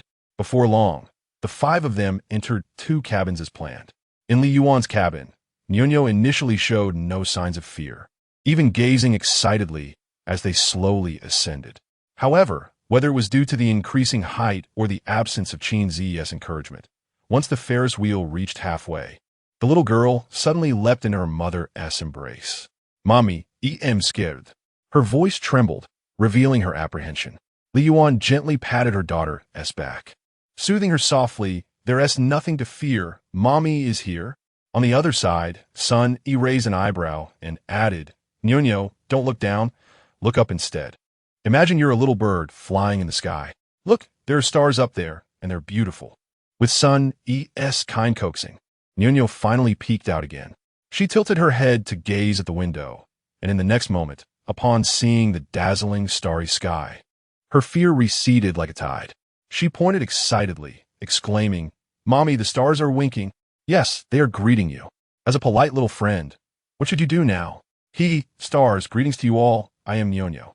Observing the little girl's spirits lift, Li Yuan let out a sigh of relief and turned her attention to Sun Yi. "Teacher Sun, I am truly grateful for your presence." "No need for thanks." Sun Yi replied with a hearty smile. "I used to have a fear of heights when I was young, and my mother would soothe me in such a manner." Li Yuan's beautiful eyes twinkled as she smiled gently. "Teacher Sun, you had a fear of heights?" That was just in my childhood. I have outgrown it now." As the two conversed, a dazzling firework suddenly shot up from a distance, bursting into a magnificent display in the sky. Following that, countless fireworks blossomed one after another. "Wow, fireworks, how splendid!" Nyonyo exclaimed excitedly, resting one hand on the window. Both Sun Yi and Li Yuan turned their gazes toward the spectacle. However, moments later, the little girl innocently inquired, "Brother Sun Yi, which is more beautiful, the fireworks or my mother?" Sun Yi immediately felt a shiver run through him. Li Yuan, with a hint of annoyance, adjusted Nyonyo's head. "Focus on the beautiful fireworks. Why so many questions?" She then attempted to steal a glance at Sun Yi, only to find him gazing back at her. Their eyes met briefly before they quickly averted their gazes. At that moment, the fireworks were breathtaking, yet both were somewhat distracted from appreciating them. The brilliance of the fireworks illuminated their flushed cheeks, and under their shimmering witness, the seed of love was quietly sown. Meanwhile, in another carriage, facing Qin Zhiyi's unwavering gaze, Gu Qiu cleared his throat awkwardly and casually remarked, "Look at the fireworks." "I am watching," Qin Zhiyi replied, leaning against the carriage wall, her chin resting on her hand, yet her gaze remained fixed on Gu Qiu, a smile unconsciously gracing her lips. Chapter 77. 2 puppies 5 days later. On Tuesday, the midterm examinations at Yunming High School had concluded, and the teachers were diligently engaged in the grading process. Just past 12:30, Gu Qiu sat in the office, having just finished marking the multiple-choice questions of 4 sets of papers, when an unusual sound drew his attention. His stomach grumbled, and he suddenly realized he had yet to eat lunch. He instinctively glanced towards the seat across from him. According to routine, Qin Zhiyi should have brought her lunch by now, so why was she absent today? Suddenly, Gu Qiu's expression froze, and he shook his head vigorously. No. What was he expecting? That said, whenever a holiday approached, that woman would insist on feeding him, and her culinary skills had been improving remarkably, which seemed to have ensnared his appetite. Did this mean he had unwittingly revealed a vulnerability to her? This simply wouldn't do. It appeared he needed to learn to refuse Qin Zhiyi from now on. As these thoughts whirled in his mind, his stomach protested once more. With another rumble, Gu Qiu lightly shook his head and sighed.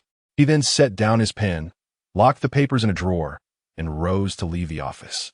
Due to the recent joint examination for the third-year students, takeout was prohibited on campus, and Gu Qiu was reluctant to venture out for food. After some contemplation, he decided to return home to quickly prepare a bowl of noodles and then resume his grading, aiming to finish the afternoon's work efficiently. Upon arriving at the entrance of his apartment building, he unexpectedly spotted Qin Zhiyi's car parked in front of the corridor. As he approached slowly, He noticed that the trunk was ajar, revealing two large cardboard boxes inside. Blinking his eyes in curiosity, he murmured to himself, "What has she bought this time? I've seen her haul so many things that her house must be nearly overflowing." Though intrigued, Guccio refrained from investigating further. After all, it could be personal belongings. And encountering Qin Zhiyi in such a context would undoubtedly be awkward. However, his curiosity was soon satisfied. Upon ascending to the 5th floor, he observed that the door to Qin Zhiyi's home was open, and the sounds of items being moved echoed from within. Unable to resist, he peeked inside and was instantly captivated by the sight of two cages placed beside the shoe rack. Each cage contained a puppy the size of a soccer ball. One was a black and white border collie, while the other, pure white, appeared to be a native breed. As he stood there, momentarily entranced, Qin Zhiyi emerged from the living room. "Sweethearts, Mommy will tidy up your new home in just a moment," she exclaimed. Upon noticing Guccio standing at the door, her demeanor shifted and she lowered her head. Slightly embarrassed, clearing her throat, she inquired, "Ahem, what brings you back so soon?" Guccio did not rush to respond. Instead, he continued to gaze at the two puppies. His curiosity piqued. "What's going on here?" he asked in return, bewildered. Qin Zhiyi pressed her lips together, not intending to hide anything from Guccio. She shrugged and explained, "Last time, I accompanied Grandma to the market, and she played with the dog for quite a while. There was also that little yellow dog that came to the shop looking for food, including that day when I took Grandma to Qin Village. So, I realized how much she adores dogs and decided to gift her one for her birthday. After all, both you and Elung are busy, and I cannot visit her every day. This way, she can take the dog for a stroll during her leisure time, alleviating her loneliness, don't you think?" Guccio listened patiently, a sense of guilt and shame flickering in his eyes. They had promised each other that in this life, they would make up for the filial piety they failed to express in their past life by spending more time with Grandma. Yet, once caught up in their own lives, those thoughts had faded, and his concern for her paled in comparison to Qin Zhiyi's. He pressed his lips together, deciding to postpone grading the exam papers until evening, and instead to visit Grandma Chun in the afternoon. Just then, Guccio seemed to recall something and spoke again. "You mentioned giving her a dog as a gift. But isn't that two dogs?" Qin Zhiyi squatted by the cage, gazing at the little border collie that sat up to meet her gaze, and smiled softly. Initially, she had intended to buy just one, but the charm of this little creature was simply irresistible. 3 hours earlier, Yinfeng Street, Joy Pet Store. Qin Zhiyi had just parked her car by the roadside when a girl with a high ponytail approached her briskly. "Teacher Qin." "Hello, Shue." Qin Zhiyi waved through the car window. After returning from Qin Village, she had contemplated for 2 days and finally decided to gift Grandma a local dog. The reasoning was simple. Firstly, the dogs of the Dragon Country are carefully selected by our ancestors, not pretentious and easy to care for. Secondly, the local Mastiff is among the few breeds that maintain exceptional beauty as they grow. However, she found no suitable dogs after visiting 3 pet shops. Just as she was about to browse the dog market, she suddenly noticed Zhou Qingxue posting pictures with dogs in their student group. After browsing her WeChat moments, she discovered that her family owned a pet shop, so she inquired with a sense of curiosity, and to her surprise, there was indeed a lead. Qin Zhiyi took the 2 cups of milk tea from the passenger seat and handed them to Zhou Qingxue with a smile, saying, "Your efficiency is impressive. It hasn't even been a week since I greeted you." Zhou Qingxue accepted it silently and shrugged. "Actually, it only took 3 days. Last Friday, my dad went to collect dogs and happened to meet a private seller with a local Mastiff for sale. Remembering my request and noticing the dog's appearance and build were good, he decided to buy it." Following this, Qin Zhiyi accompanied Zhou Qingxue into the pet shop. The store was spacious and exquisitely decorated, with custom pet cabinets lining both sides. The cabinets varied in size, ensuring a comfortable and spacious environment for cats and dogs of all sizes. Behind the cat enclosure on the left, there was even a communal area for them to play, creating a delightful atmosphere. At that moment, there were numerous customers on both sides, and the staff were attentively introducing the pets to them. As she ventured further, the decor exhibited some changes, yet overall it bore a resemblance to the clinic. Qin Zhiyi quickly formed a conjecture and glanced sideways, where she indeed spotted another door. She inquired of Zhou Qingxue. Does your family still operate a pet hospital? Yes, my mother is a veterinarian, Zhou Qingxue replied. Upon hearing this, Qin Zhiyi's starry eyes blinked in understanding. No wonder their business thrived. A pet hospital serves as the finest after-sales assurance. Moreover, the fact that the couple could jointly manage a pet-related establishment spoke volumes about their happiness as a family.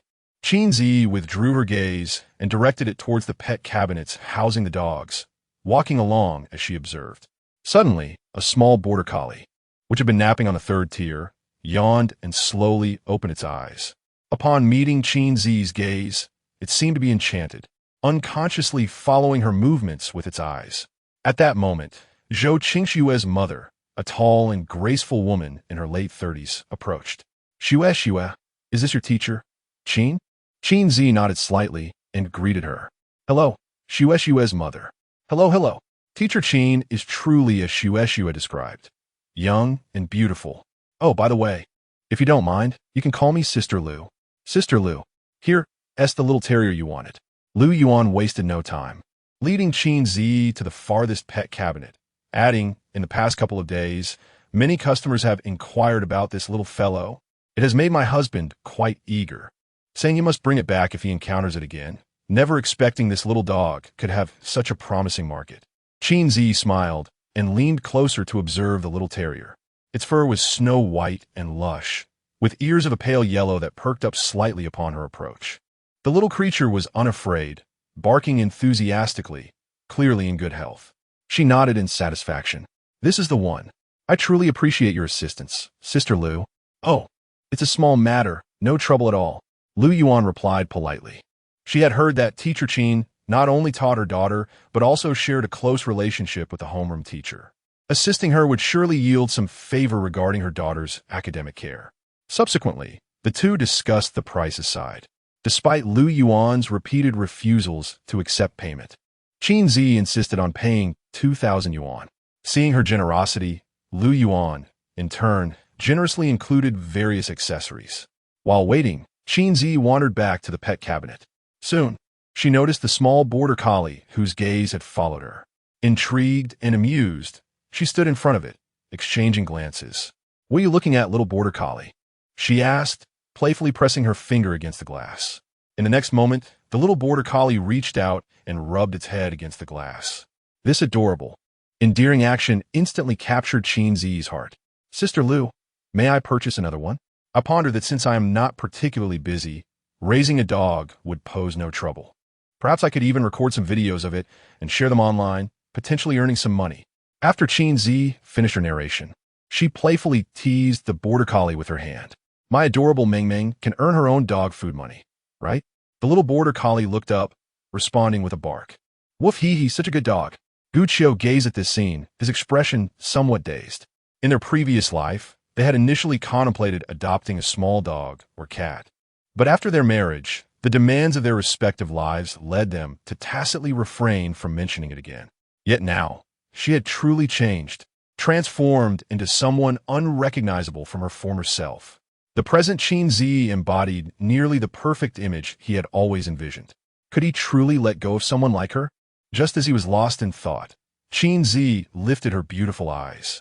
What are you daydreaming about? Guqiu abruptly snapped back to reality, swallowed hard, and shook his head. It's nothing. By the way, have you named the border collie? Yes, I find her so soft and adorable, so I named her Ming Ming. And what about the little Shiba Inu? It is a gift for Grandma. Let her choose the name. Your blatant favoritism is rather apparent, don't you think? What can I do? I fear that if she becomes too attached to me, she might not want to live with Grandma later on. That's true. When do you plan to give her to Grandma? As a birthday gift, it should be at least next week. Speaking of which, should I leave the little Shiba Inu with you? Do I seem like someone with the time to care for her? True, you are quite the busy person. As they discussed this, Qin Zhiyi pouted, seemingly recalling something, and raised an eyebrow to inquire. By the way, you returned at this hour.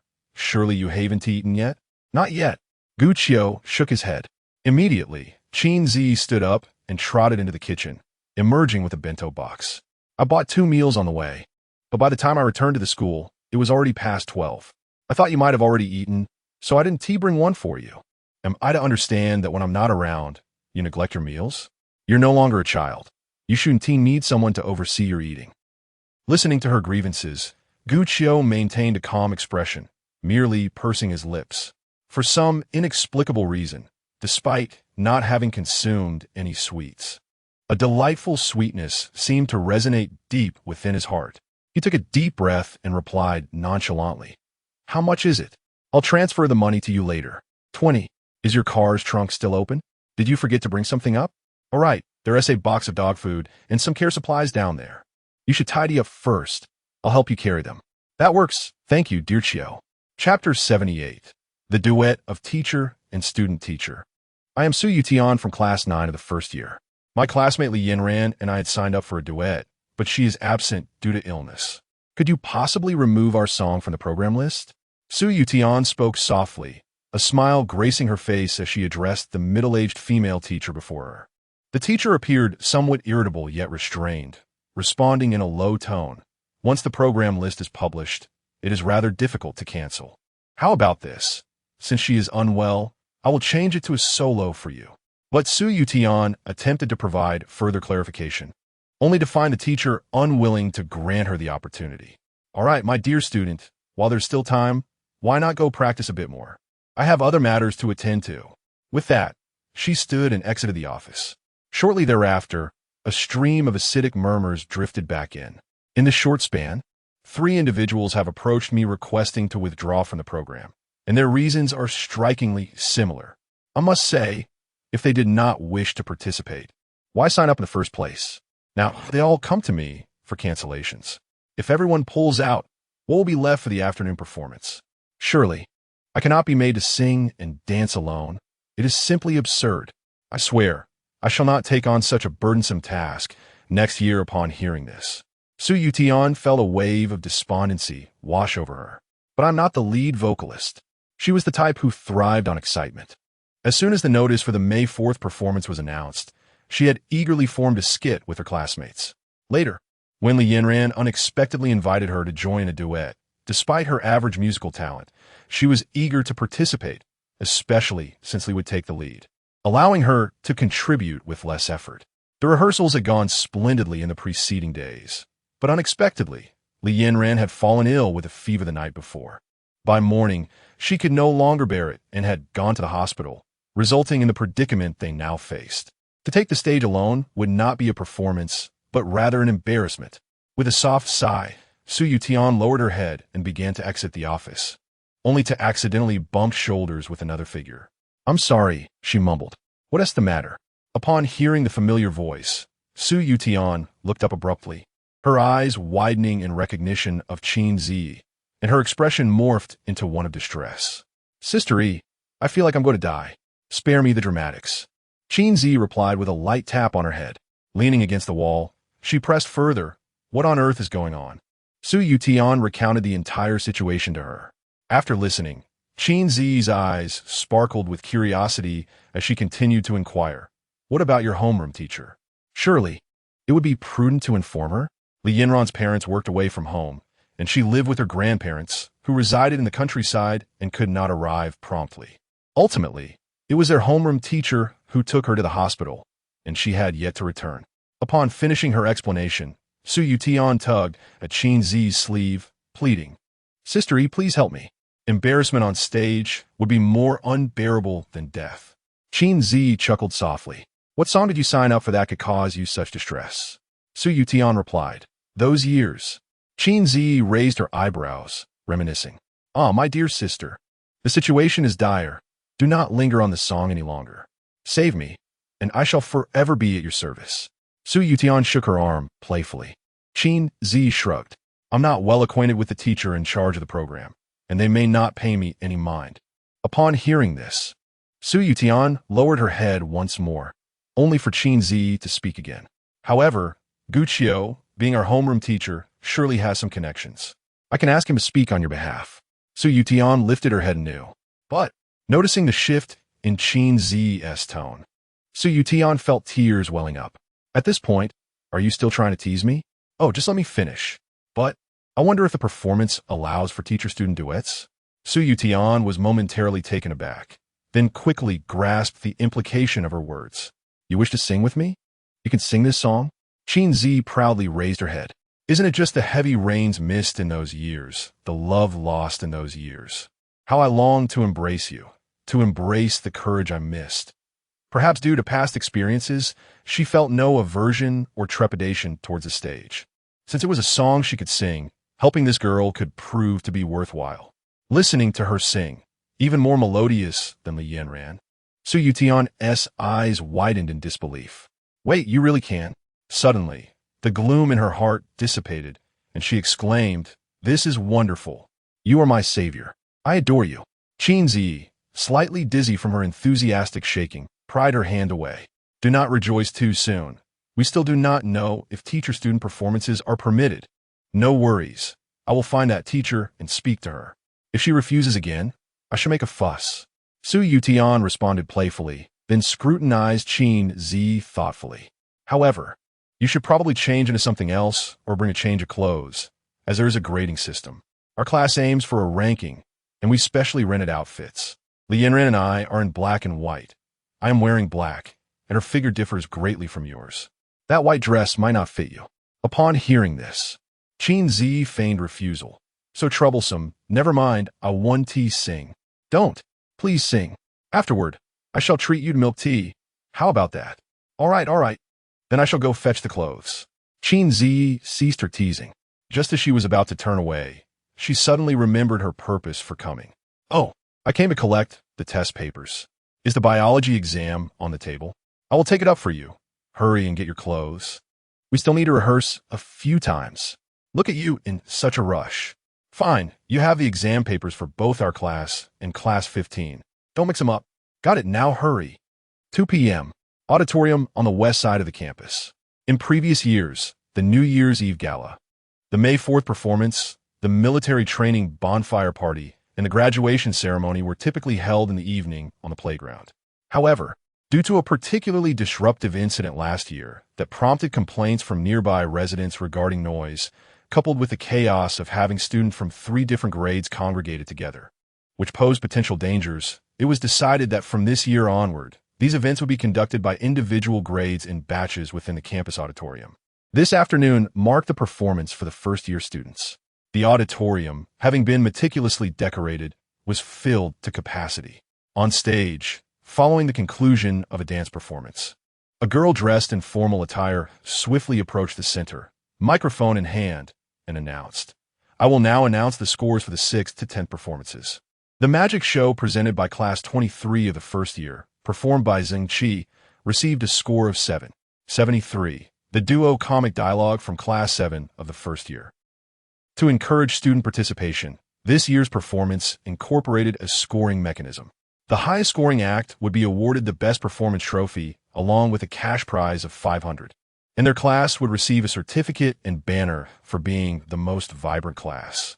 However, the overall performance of the 10 acts was rather mediocre, with the exception of a grand chorus that achieved a score of 923, while the others hovered around 8 points. After announcing the scores, the host promptly introduced the next act. There are always memories from those years that linger in the heart. Now, please enjoy the song performed by Su Yutian from Class 9, and upon seeing the name Qin Zhiyi appear beside the performer's name, she momentarily paused.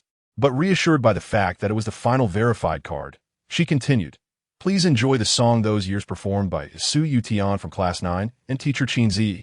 Instantly, the students, who had been chattering away about the scores, turned their attention to the stage, including some who had been secretly gaming beneath the seats, now raising their heads in curiosity. Who? Teacher Qin? It's a teacher-student duet, one exclaimed. I remember Director Cui sang with their class during the New Year's Eve Gala, and the outcome was hard to describe. Another chimed in, Teacher Qin is so beautiful. She surely must sing well. Yet another voice cautioned not necessarily. After all, when one door opens, another may close. As the chatter continued, the lighting in the auditorium shifted. The front lights dimmed entirely, leaving only a few in the middle and rear. Following this, as the music began, a large screen on stage displayed an MV video. Si Mutensen, Su Zutan, clad in her school uniform, gracefully made her way onto the stage from the left. Observing this, the students responsible for managing costumes in Class 9 exchanged puzzled glances. Why isn't Su Yutian wearing a dress? Chapter 79. Those years, Su Yutian ascended the stage with a leisurely pace, casting a fleeting glance at the video playing in the background before lowering her eyes to her school uniform, a serene smile gracing her lips. More than an hour earlier, Qin Zhiyi had just returned to the teaching building with her dress when Su Yutian pulled her into an empty classroom on the 6th floor. Tajda, how do you like my secret base? This is the art classroom, isn't it? Qin Zhiyi inquired, observing the decorations related to paintings surrounding her. Su Yutian approached the podium, activating the computer and projector, and casually replied, "Yes, this is the art classroom for the second-year students, but they are all out for training. I have a good relationship with Teacher Chun, who holds the keys, so I borrowed this space. It's usually empty, so we can sing freely. You certainly have wide connections. It's just average." Su Yutian chuckled, then inserted the USB into the main computer, expertly opening the folder and playing one of the videos. Soon, Qin Zhiyi realized that the background music for the video was the accompaniment for their song Those Years, complete with thoughtful subtitles. The content consisted of delightful snippets featuring teachers and students at their school, filmed and edited remarkably well, rivaling that of a professionally produced music video. Who filmed this video? Su Yutian blinked. Our entire class did, but most of it was shot by our old class monitor, who also edited it. Qin Zhiyi nodded slightly. She was surprised to learn that Guyan was skilled in video shooting and editing. She could seek her advice in the future. After finishing the video, she noticed a peculiar detail. Aside from the beginning and end, the clips of students and teachers were separated. Yes, that was the old class monitor's idea. Since we are two people, she had one of us sing the student part and the other the teacher part. Coincidentally, I will sing the student part, while you will take over the teacher segment. Li Yanran. Upon hearing Su Yotian's explanation, Qin Zhiyi rested her chin on her hand, pondering for a moment. Given what you said, I have a better idea. Su Yotian's expression turned curious. What is it? Your attire. Since you represent the students, why not wear your school uniform? It aligns perfectly with the themes of youth and memories in your lyrics.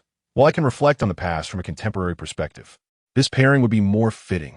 Su Yutian blinked a few times, finding Qin Zhiyi's suggestion quite reasonable. Not having to wear a dress would also lessen her visibility, so she readily agreed. I'll follow your lead. After a brief moment of reflection, the prelude was approaching its conclusion. Su Yutian swiftly adjusted her demeanor, raising the hand that grasped the microphone, and gently began to speak, back to the initial starting point, your youthful face in my memories. We have finally arrived at this day, the old photographs beneath the table.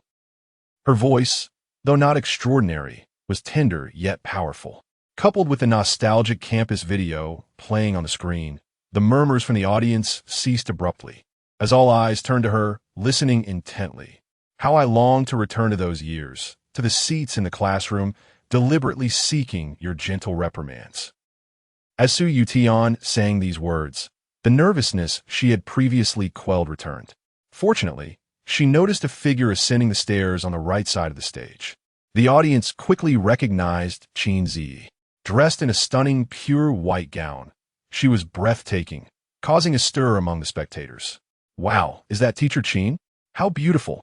Is Class 9 flipping the table right now? Having Teacher Qin here is like cheating. The performance continued on stage.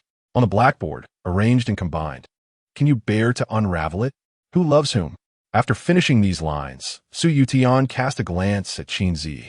As the video transitioned to a scene of a teacher in the office, lost in contemplation over a photograph, Qin Zhiyi seamlessly joined in. Those years of missed downpours. Those years of missed love. How I wish to embrace you, to embrace the courage we let slip away. Her voice resonated with confidence, and its unique timbre was remarkably pleasing to the ear. After the first round concluded, both performers found their rhythm on stage. Particularly for Su Yutian, the earlier tension and fear dissipated completely, making her singing even more enchanting. Back to the seats in the classroom, deliberately seeking your gentle reprimands. On the blackboard, arranged and combined, can you bear to unravel it? Who loves whom? As she concluded these lines, memories of competing with Jiang Yincheng during class, causing mischief after lessons, and playfully tugging at each other's hair surfaced in her mind. With a raised eyebrow, Su Yutian glanced toward Class 9. Quickly spotting a chubby figure waving a cheering balloon stick, her lips curling into a smile. Qin Zhiyi, sensing the moment, felt a connection, as the chorus expressed everything she wished to convey or do with Gu Qiu. Once I aspired to conquer the world, only to realize upon looking back that every little detail of this world is you. How I long to tell you that I have not forgotten. That night, beneath a sky full of stars, the promise made in parallel realms, when we meet again, I will hold you tightly. In the back corner, this heartfelt melody lingered in Gu Qiu's ears, rendering him somewhat entranced, his gaze seemingly veiled by a mist of emotion. However, within the auditorium, numerous individuals exhibited similar reactions. A few even reminisced about past events or displayed heightened empathy, softly weeping. To their surprise, mere moments later, as the song reached its conclusion, the content of the music video transitioned to a series of daily interactions among various classes, predominantly featuring humorous snippets that elicited laughter from many in attendance. In a parallel universe, we vowed that when we meet again, I will hold you tightly. As the final notes faded, the lights in the auditorium gradually brightened once more. Qin Zhiyi took a deep breath, calming her emotions, and exchanged a glance with Su Yutian before they both bowed in unison. Thank you. Although their interpretations of the song differed, both performed admirably. They were met with enthusiastic applause and cheers. So melodious. How nostalgic. What should I do? I find myself thinking of my late ex-boyfriend from many years ago. I also recall my ex-girlfriend, whom I knew for only 5 months. My goodness, for a fleeting moment, I thought I was about to graduate. The emotional impact was profound. You are not alone. I implore that during our graduation, no one sings this song. Otherwise, I shall truly weep. Due to the scoring being revealed after every 5 performances, the results for those years were announced half an hour later. The scores for the 11th to 15th performances were as follows. Su Yutian from Class 9 of the first year and teacher Qin Zhiyi's duet of those years received a score 9.34. Su Yutian, holding a large bag of snacks and a cup of milk tea in each hand, paused in the aisle, straining to hear the scores of the various performances. Upon realizing none surpassed theirs, she swiftly turned to Qin Zhiyi, grinning widely. We are first. Qin Zhiyi had changed back into her casual, loose-fitting short sleeves and flare trousers. Sipping her milk tea through a straw, she replied nonchalantly, just for now. There are still nearly 30 performances to come. Oh, come on. Can't you be a little optimistic? First place comes with 500 yuan. That's 250 each. All right. Being first is splendid. You can have all the money. You fit 250 into one.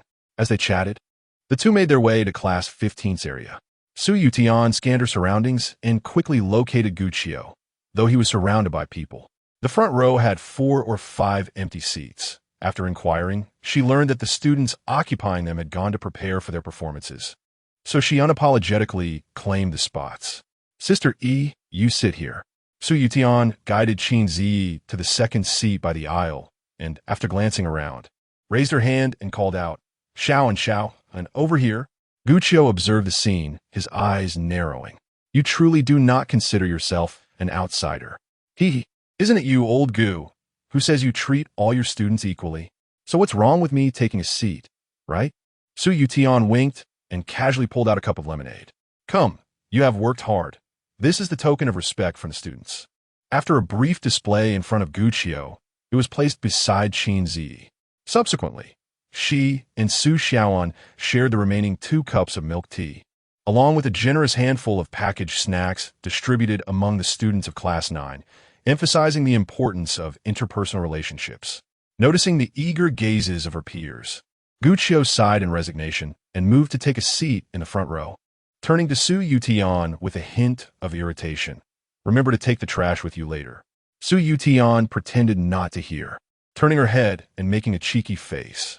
Meanwhile, Su Xiaoan took a sip of her milk tea and inquired, Yutian, don't you have a skit to perform? That's not urgent. It's scheduled for 37th. There's still plenty of time. Su Yutian placed her milk tea and remaining snacks down, retrieved her phone from her pocket, and countered Xiaoan. Did you record the video of me and Sister Yi singing? If so, please send me a copy. Su Xiaoan nodded slightly. I did record it, but the distance was too far, so the quality isn't very clear. Su Yutian sighed in frustration. She had also asked several girls from her class, but the lighting in their area was poor, resulting in unsatisfactory footage. Suddenly, an idea struck her as she glanced at the high-definition camera in Gu Qiu's hands. Old Gu, you must have recorded it too, right? I did. The quality is excellent. Send it to me later. 50. What? That is too greedy. I even brought you water. How about 2 test papers instead? You. Seeing he was unyielding, Su Yutian gritted her teeth in annoyance. But in the next moment, she seemed to have thought of something and shifted her approach. Old Gu, has your short video been updated in nearly 10 days? Gu Qiu took a sip of lemon water and nodded slightly. About that.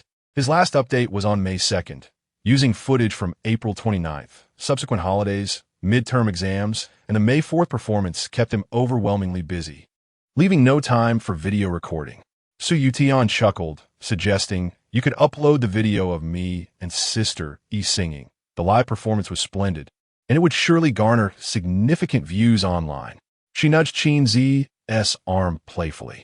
Right, Sister Yi? Qin Zhiyi raised an eyebrow. I think we sang just adequately. I'm not sure about the views. She tilted her head towards Gu Qiu, smiling sweetly. If you choose to upload it, I consent. This way, she would also make an appearance in Gu Qiu's video. Gu Qiu shrugged. We'll see. Then can I at least get a copy? 2 test papers. Why are you so adamant about adding papers for me? Do you know how much you scored on this history exam? Has the result come out? Did I not do well? 82. What? That low? You missed 5 on the multiple choice. That's impressive. Wasn't he at 4? 4 would only make it 84. How did Jiang Yunjin score? He got 93. The corpulent individual performed remarkably well.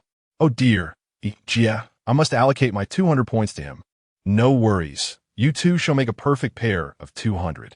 As dusk fell in the office, Gu Qiu sat intently before his computer. After the performance concluded, he recalled Su Yotian's reminder and ventured into the dream-seeking backend to check. To his dismay, he discovered that the platform had issued a notification, indicating that his account's activity level was too low, and his fans were fervently urging him for updates through private messages and comments. After some contemplation, he resolved to upload videos of Qin Zhiyi and Su Yutian singing, along with a